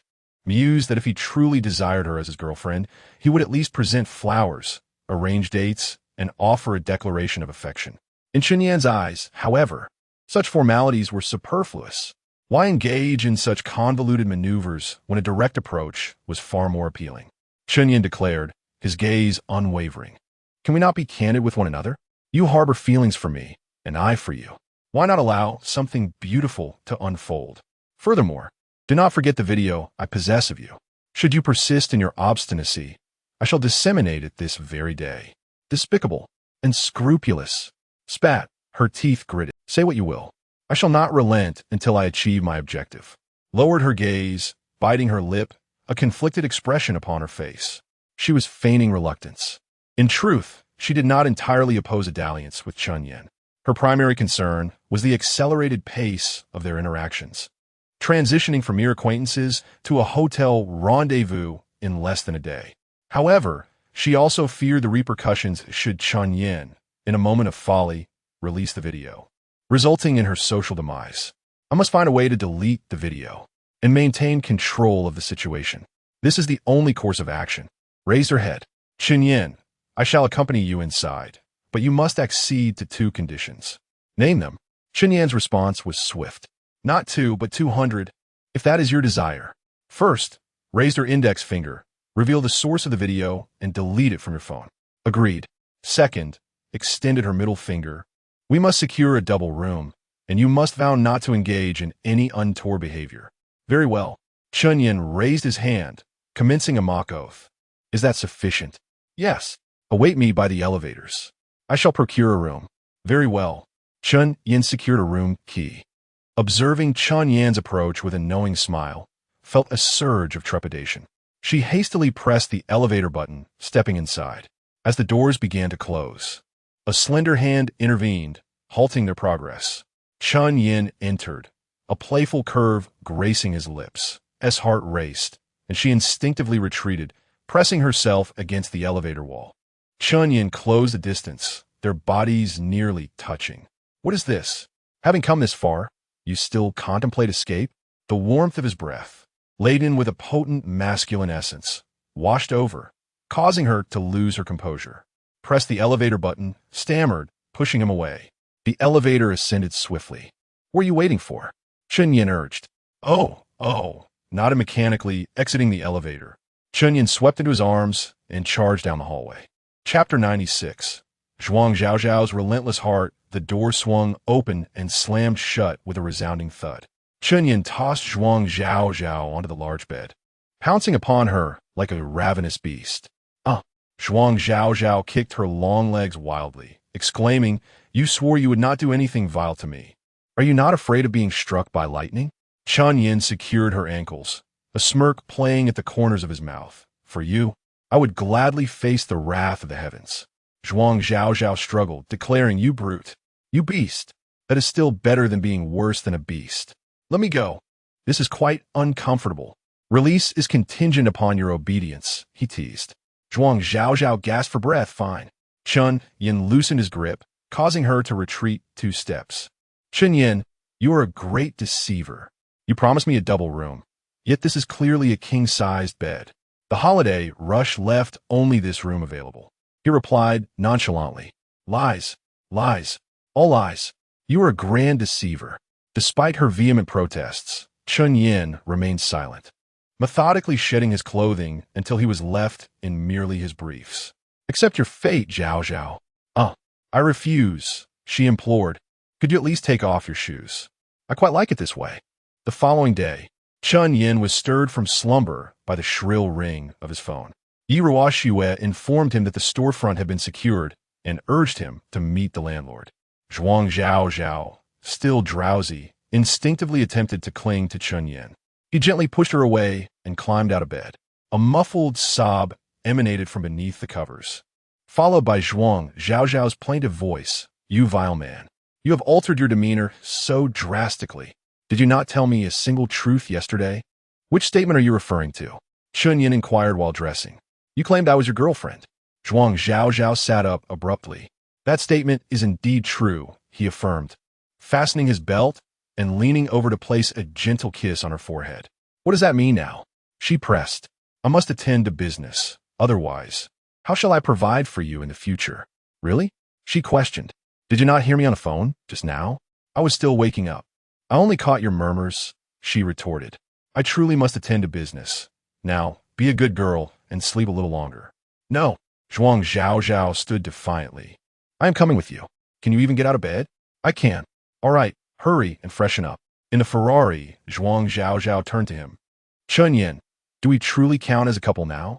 Indeed, I claim it as such. What about Yinxi? What about her? You once liked her. Now you are with me. What does that make me? Zhuang Zhao challenged. Chen Yan glanced at her. You do not believe I would abandon her, do you? What? What did you just say? Zhuang Zhao asked, incredulity etched on her face. Chen Yan's tone grew serious. Luo Yinxi is my ideal type. I intend to pursue her regardless. Then why are you involving me? Was it merely a game to you? I genuinely like you. Is that not sufficient? You may remain forever close friends. Zhuang Zhao scoffed. Chen Yan, you're quite deluded. What makes you think you can straddle both sides? Would Yinxi agree? Would her family consent? Is my status as the world's richest man not enough? He retorted. Her scoff turned into a derisive laugh. How arrogant and foolish. Very well. Chen Yan nodded. If I do not reach a net worth of 1 billion before 20, I will grow old with you. Agreed? 20? Before graduation from my sophomore year? Within a year and a half? Indeed, that is ample time. All right, I will wager with you. Chen Yan smiled. And if I succeed, what then? You may do as you please. Agreed? Agreed. Zhuang Zhao thought to herself that this was but a whimsical fantasy, even if he were a business prodigy. Achieving such a feat within a year and a half was improbable. Yet, Chen Yan was confident in his abilities, and ultimately, he had secured Zhuang Zhao's heart. At 8:55, Chen Yan arrived at the agreed location 5 minutes early. The landlord, a portly woman, had already arrived. Yi Ruoxue must have sent her a photograph. As the woman sashayed toward him, Young man, you must be the tenant introduced by Manager Yi? Indeed, Chen Yan replied, surveying the storefront. An L-shaped corner unit that was ideal for signage, bright and spacious. He was thoroughly satisfied, though the business was still operational. Madam, does the previous tenant's lease not expire soon? It is due in 2 days. They wish to renew. Had it not been for Manager Ye's persuasion, I would have continued renting to them. Thank you, madam. Chen Yan smiled. How is the rent calculated here? All referrals are from acquaintances. I will be straightforward. 300,000 annually, with a 5 increase each year, payable yearly. This was comparable to Yi Ruoxue's pricing, but the location was slightly better. Chen Yan nodded in agreement. Let us sign the contract directly. I almost forgot to mention, the woman interjected, I signed a 3-year contract with the previous tenant. This is only the 2nd year. If you do not continue renting to them, there will be a 20 penalty fee, which you must cover. That is reasonable. Chen Yan nodded. How much? 60,000. That is acceptable. Could madam grant me 1 month of renovation as a courtesy? I am a college student starting a business and have limited funds.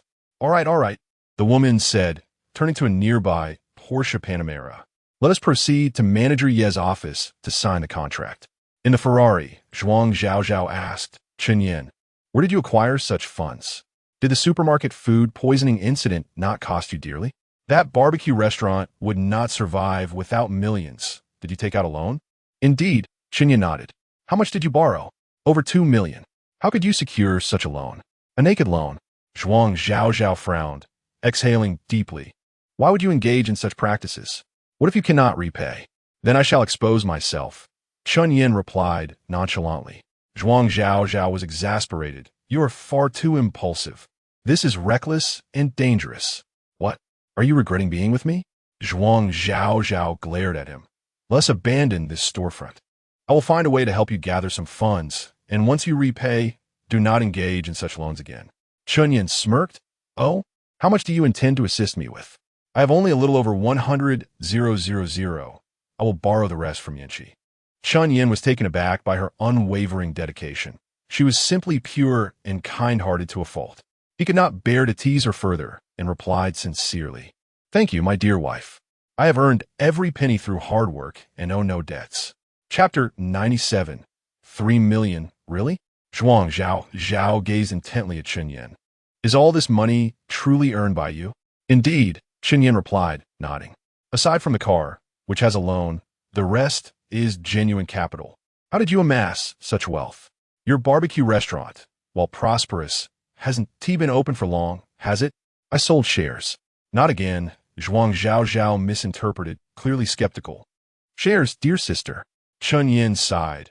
If I truly had that kind of insight, would I toil away managing a restaurant? Managing what? Zhuang Zhao queried, puzzled. Nothing. Chen Yan quickly dismissed. Zhuang Zhao didn't press further, redirecting the conversation back to shares. Do you have partners in the barbecue business? I thought you were solely responsible. Indeed, I put in the hard work, while a wealthy sister acts as a silent partner. Chen Yan explained. Having investors isn't so bad. Look, you've already expanded to a second location. Not just a second, I'm planning for a third, fourth, and fifth, he added. Zhuang Zhao was taken aback. You intend to open 3 more such establishments? Precisely. It will cost about 200,000 or so. How many shares did you sell? You're not inadvertently working for someone else, are you? Focus on your art, my dear. I have a background in finance. Chen Yan turned to her. By the way, would you consider investing? I can offer you a small share. How would that work? You have over 100,000, right? Just give it all to me, and I'll offer you 2 of the shares. Zhuang Zhao fell silent. If Chen Yan's words were accurate, his barbecue restaurant was valued at nearly 10 million. It wasn't that she didn't believe him. She was merely curious about what 2 would yield. Furthermore, keeping that money would allow her to purchase clothes, bags, and cosmetics, thus maintaining her quality of life. But she felt too embarrassed to refuse. Chen Yan noticed her discomfort and reassured her. Don't worry. It's perfectly normal for artists to be uninterested in business. However, I'll keep this share available for you. You can invest whenever you like. All right. After a brief drive of over 10 minutes, Chen Yan arrived at Yi Ruoshua's office. The contract was signed without a hitch, and Chen Yan promptly paid 360,000. Ruoshua, is there a reputable renovation company available? I want to expedite the store's makeover. There are, but their prices are steep. Design fees start at 2,000 per square meter. Chen Yan waved his hand dismissively. No need for design. I have a plan in mind. I just need someone who can work quickly. Yi Ruoshua chuckled lightly. Well, that's simple. Have Gu Jingshan send a project manager over. I assure you, they will work around the clock. Let us skip that. For our small venture, I'd rather not trouble him. Chen Yan preferred to do the work himself rather than engage in unnecessary connections. Fair enough, Yi Ruoshua said, pulling out her phone. I'll make a call to check. A friend in the building materials industry promised to help. Sounds good, Chen Yan nodded. You focus on scheduling with the other landlords. I aim to finalize everything today. Yi Ruoshua retrieved several printed A4 sheets from the printer. The lease contracts are ready. I'll accompany you to sign on-site for a swift resolution. She then grabbed her bag, preparing to leave. Wait a moment, Chen Yan called, beckoning her over. I need to discuss something first. What is it? Yi Ruoshua approached, her posture defensive. What do you want from me now? Nothing. Chen Yan raised his hand to indicate calm. It's a good thing. Sit down. All right, speak. Chen Yan took out a ledger and opened it. As a shareholder in our Yanshur group, I have a duty to inform you about the company's operations. Very well, Chairman Chen, please proceed. Chen Yan flipped through the pages. You transferred the funds on October 1st, so I'll start from that date. On October 1st, the revenue was 40,235.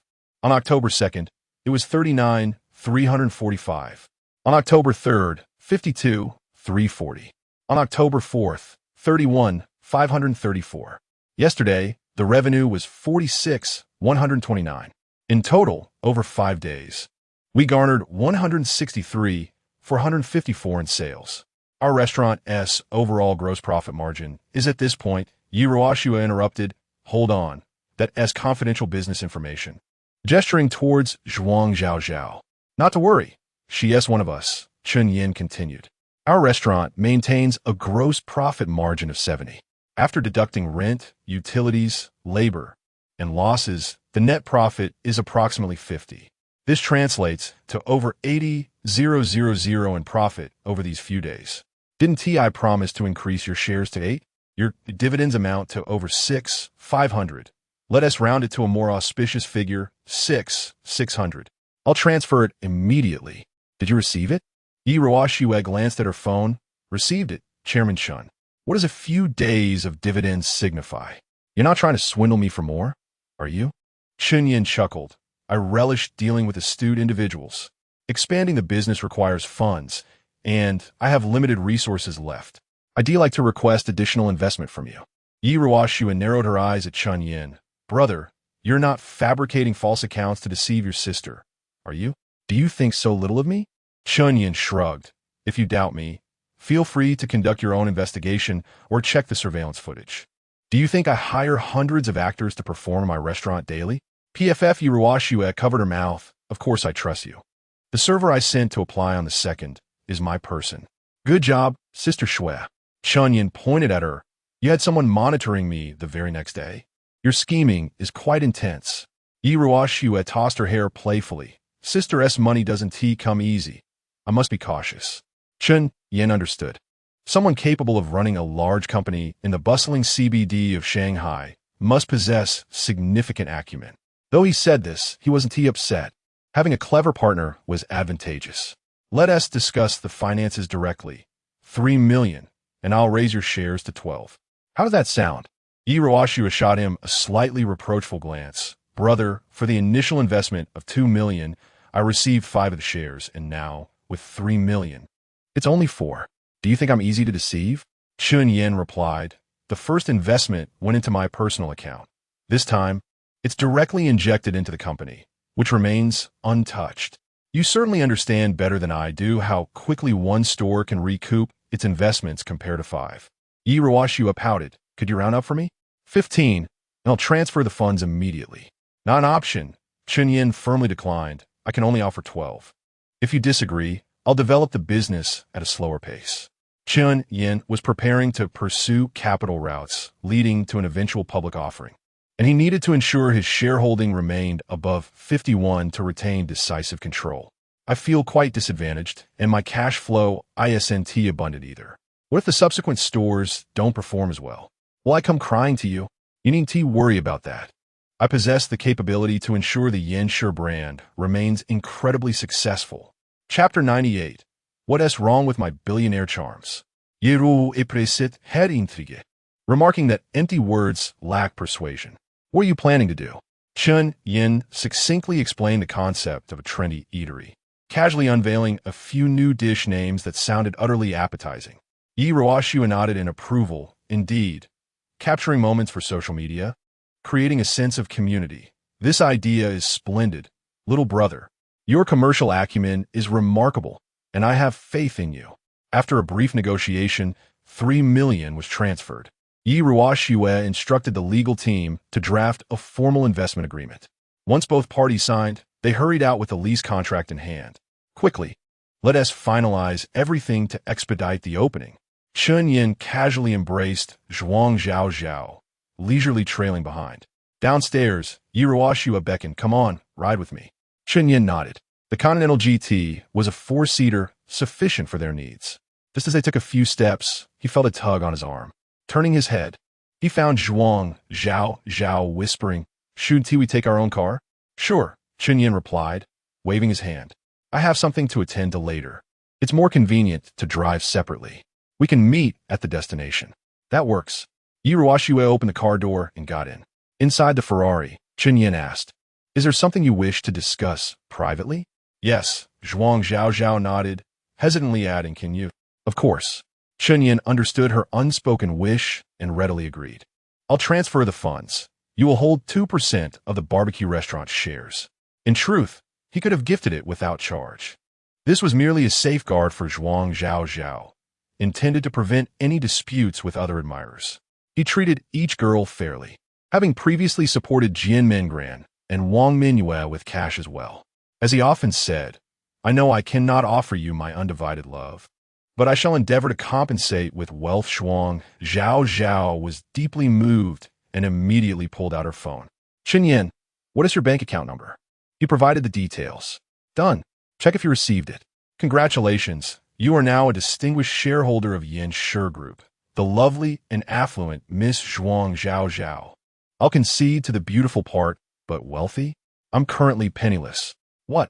Chen Yan exclaimed in disbelief. Did you really transfer every single cent to me? Yes, Zhuang Zhao affirmed. Anyway, your group distributes dividends every few days.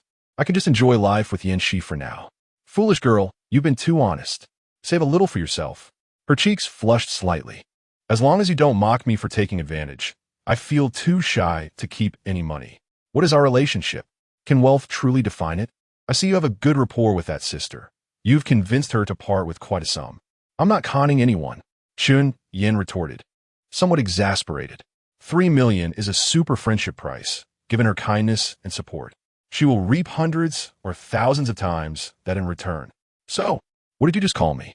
The lovely and affluent Miss Zhuang Zhao? Precisely. The 2% original shares in Yan Shi are sufficient to make you a billionaire. That seems rather exaggerated, doesn't it? Are you saying this dining brand could be worth billions in the future? Chen Yan grinned mischievously. Why else would I wager on your worth reaching 10 billion? Just know that you can't backtrack on it later. Zhuang Zhao placed her hands on her hips, lifting her chin defiantly. If you truly achieve that, I'll accept being your lesser half. Such resolve. Chen Yan snapped his fingers. I adore women who understand their worth. Zhao, based on your words, even as a lesser half, you will be the most cherished one. Zhuang Zhao shot him a pointed look. Are you implying there will be others? What's wrong? Is it an issue if I, a billionaire, have multiple charms? Chen Yan realized that he must maintain his composure. Otherwise, he would be constrained in the future. Zhuang Zhao was the one he actively pursued and won over, unlike Jian Mengran and Wang Mingyue, making her his official girlfriend. He anticipated her involvement in such matters, hence it was prudent to clarify his stance early on. That's fine, but until you reach a worth of 1 billion, you are not to court any other women. Yan Shi is the only exception. Understood. Chen Yan found no desire to argue. It was natural for a girl who had just shared an intimate moment to assert her claim. A touch of reassurance was necessary, even if it felt somewhat deceptive. All right then, I wish you success in becoming a billionaire. Zhuang Zhao's mood visibly brightened. She did not believe Chen Yan possessed the capability. Given his current display of intelligence and talent, a 9-figure income seemed plausible, yet 11 figures felt far-fetched. Thus, this talented, charming, and now quite wealthy man was likely to be hers alone. Thank you. Chen Yan genuinely accepted her blessing. By the way, he recalled, while we are indeed a couple, in the early stages of our venture, we will not distribute profits. All earnings will be prioritized for company development.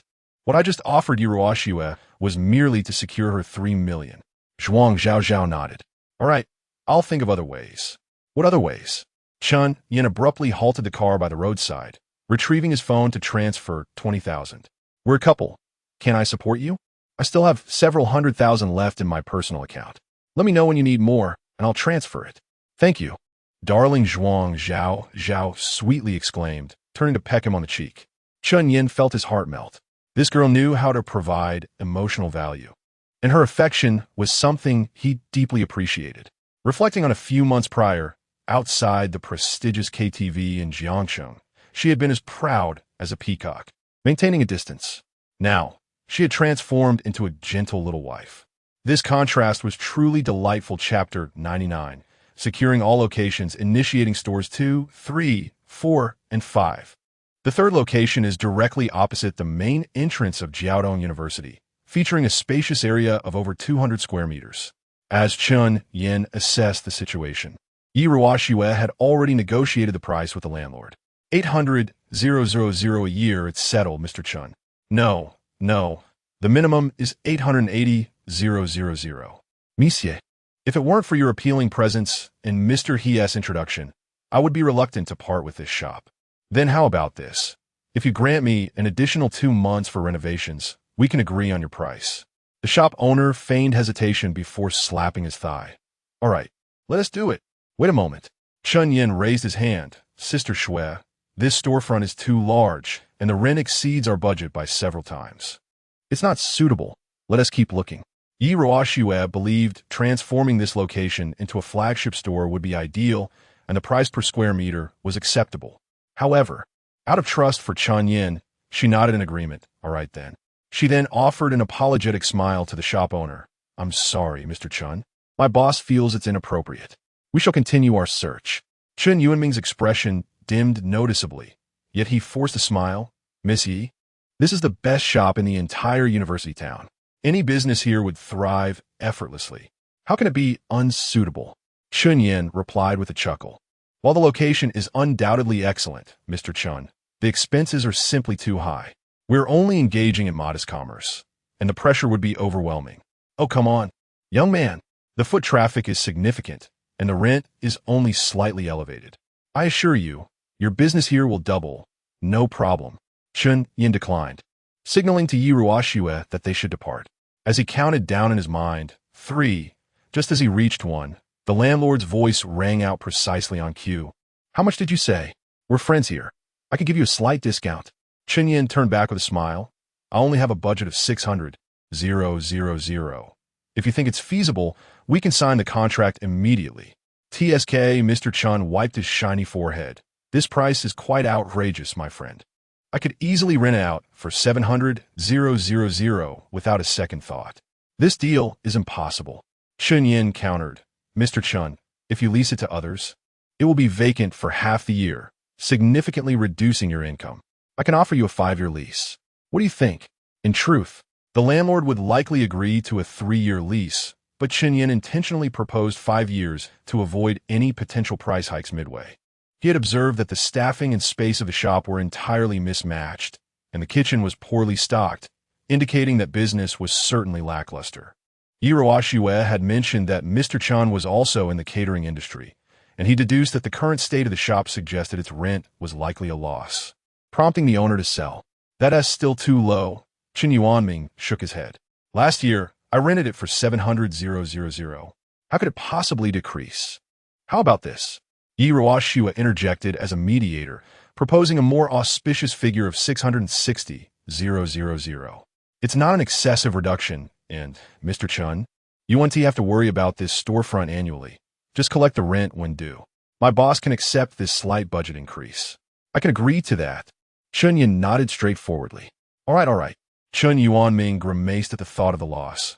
I'm only agreeing out of respect for you, Miss Yi. Otherwise, this price wouldn't be attainable. Will you still offer those 2 months for renovations? Of course. If I'm already making concessions, I can afford this. Mr. Chen was indeed generous. Chen Yan promptly paid the annual rent and hurried off with Yi Ruoxue to the next location. By a little past 3 in the afternoon, all matters were concluded, leaving Yi Ruoxue with 144 million from the initial 3 million, having deducted the 360,000 rent that Chen Yan had personally covered. At the CBD Wangjiang office, Yi Ruoxue provided Chen Yan and Zhuang Zhaozhao each with a bottle of ice water. After taking a few hearty gulps, she remarked, the renovation team has responded. They visited the site of the moda store and quoted 500 per square meter for materials and labor. Can the price be reduced? Yi Ruoxue shook her head. The margin is likely minimal. Chen Yan furrowed his brow. With 4 stores totaling 600 square meters, the renovation will approach 1 million. The remaining budget is insufficient for signage, light boxes, kitchen equipment, and furnishings. What should we do? Yi Ruoxue expressed concern. Chen Yan looked over, and she quickly waved her hand. Don't even think about squeezing more from me. I feel like I'm being drained dry. What are you implying? Chen Yan replied. I recall that the moda store's purely labor costs were just over 20,000, and they hardly used any materials, just a few circuits, some gypsum boards, and a few tiles. Each square meter hardly exceeded 1,000, and the renovation company still needs to profit. Chen Yan pondered for a moment before suggesting, "Why not establish our own renovation company? We will continue to open stores in the future, and focusing on our business won't lead to losses." "But I know nothing about this." Yeruo protested. Chen Yan, having experience in renovating houses and storefronts from his past life, reassured her, "It's not that complicated. We merely need workers and a few seasoned project managers. The office space doesn't need to be large. We can just find a place to put up a sign and get started. I can figure out how to manage it." "Sister Shui, you only need to leverage your connections to help recruit personnel. Will you grant me shares?" "What about 12%, without requiring any capital investment?" "Deal." The immediate priority was to find a few demolition workers to rearrange the storefront layout. Yi Ruoxue would handle the business license, while Chen Yan would oversee the progress and maintain the overall design concept. Understood. In a matter of moments, the outline of Yinzhou took shape. Who would dare to believe that this company, born out of a quest for savings, would one day boast a market value in the billions? Chapter 100. A wonderful encounter with Yin Heyue. In the final 2 days of the National Day holiday, Chen Yan busied himself visiting various construction sites. And before he knew it, it was already the 8th. The first class of the day was a major lecture for the finance department, delivered by Yin Heyue.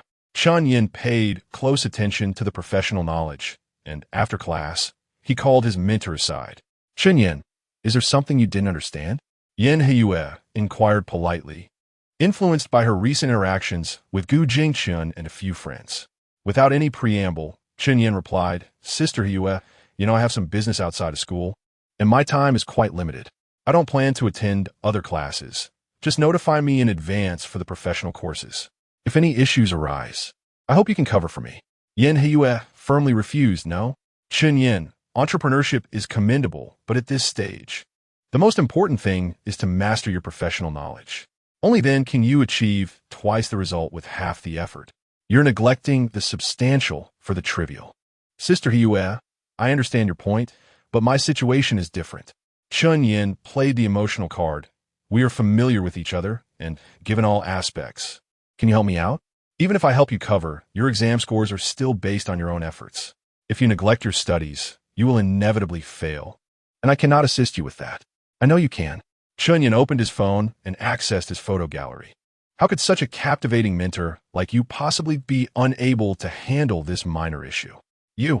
Yin Heyue glanced around nervously, ensuring no one was paying attention, then lowered her voice. "How do you have this photo? Where did you get it?" Chen Yan smirked. "It's not just one. There are several. How did you obtain them? Did you pick up Gu Jingchen's phone?" Yin Heyue could only think of this explanation, forever unwilling to believe that her exceedingly reputation-conscious boyfriend would willingly leak her private photos. Even without prompting, Chen Yan would explain to Yin Heyue, for she was too wonderful to be deceived or betrayed. "Gu Jingchen is a giver. He uses this as leverage to approach me. If I wished, he would even deliver you to my bed." "Impossible." Yin Heyue gasped, drawing the attention of the few remaining students in the classroom. After a moment of heavy breathing, she managed to calm herself. "Let us talk outside." "All right." Inside the Ferrari, Yin Heyue's voice trembled slightly. "Chen Yan, when did you meet Gu Jingchen?" "A few days ago, during the dinner hosted by Lin Wanqi." Chen Yan replied.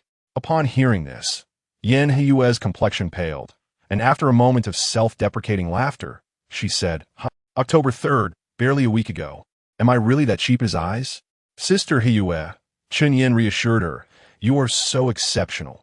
Even if you don't pursue someone like Gu Jingchen, you could easily find someone else. Knowing sooner is a good thing." "You don't understand." Yin Heyue's voice was weary. "We are too deeply entangled. Do you owe him money?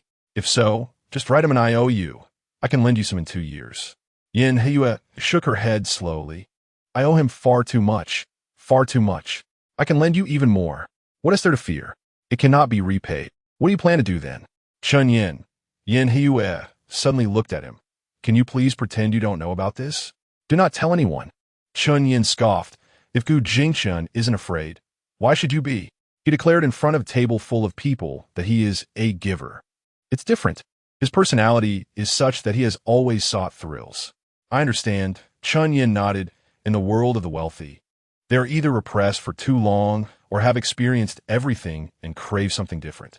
Will you promise me this? Of course. Chen Yan gazed out the window, exhaling a thin plume of smoke. To ensure my dear mentor receives her rightful inheritance, I shall suppress my desire to share secrets. Thank you, Chen Yan. Yen Hua lowered her head. And regarding those photos, can you keep them confidential as well? Chen Yan took out his phone, unlocked it, and glanced at the screen. Certainly. I am straight. How could I be like Gu Jingchun, carelessly sharing enticing photos of women? Thank you. I will work hard on the credits. Hey, Chen Yan interrupted. Let us be clear. The credits and the photos offset each other, and Gu Jingchun's matters do not count. You just promised. Yes, Chen Yan interjected again. I agreed, but I have my own demands. Speak. As long as it's reasonable, I will agree. Chen Yan flicked the ash from his cigarette. Just a few simple questions. Go ahead. Unable to restrain his smile, Chen Yan asked, how long have you known Gu Jingchun? 10 years, since I was a freshman in high school.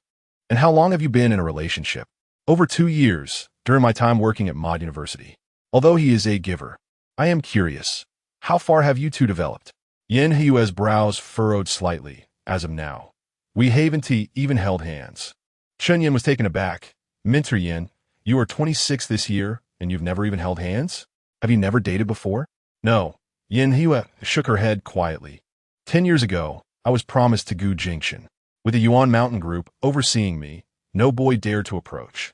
Mentor, how can you endure this? Have you never made a move? Yen Hua shook her head. Actually, Gu Jingchun is my ideal type. I wouldn't mind anything happening between us. I hinted at it during university, but he never responded. Initially, I thought he was just being respectful, but after graduating and starting work, I realized something was amiss. Yet I never considered it in that way. I just thought he didn't like me. You truly do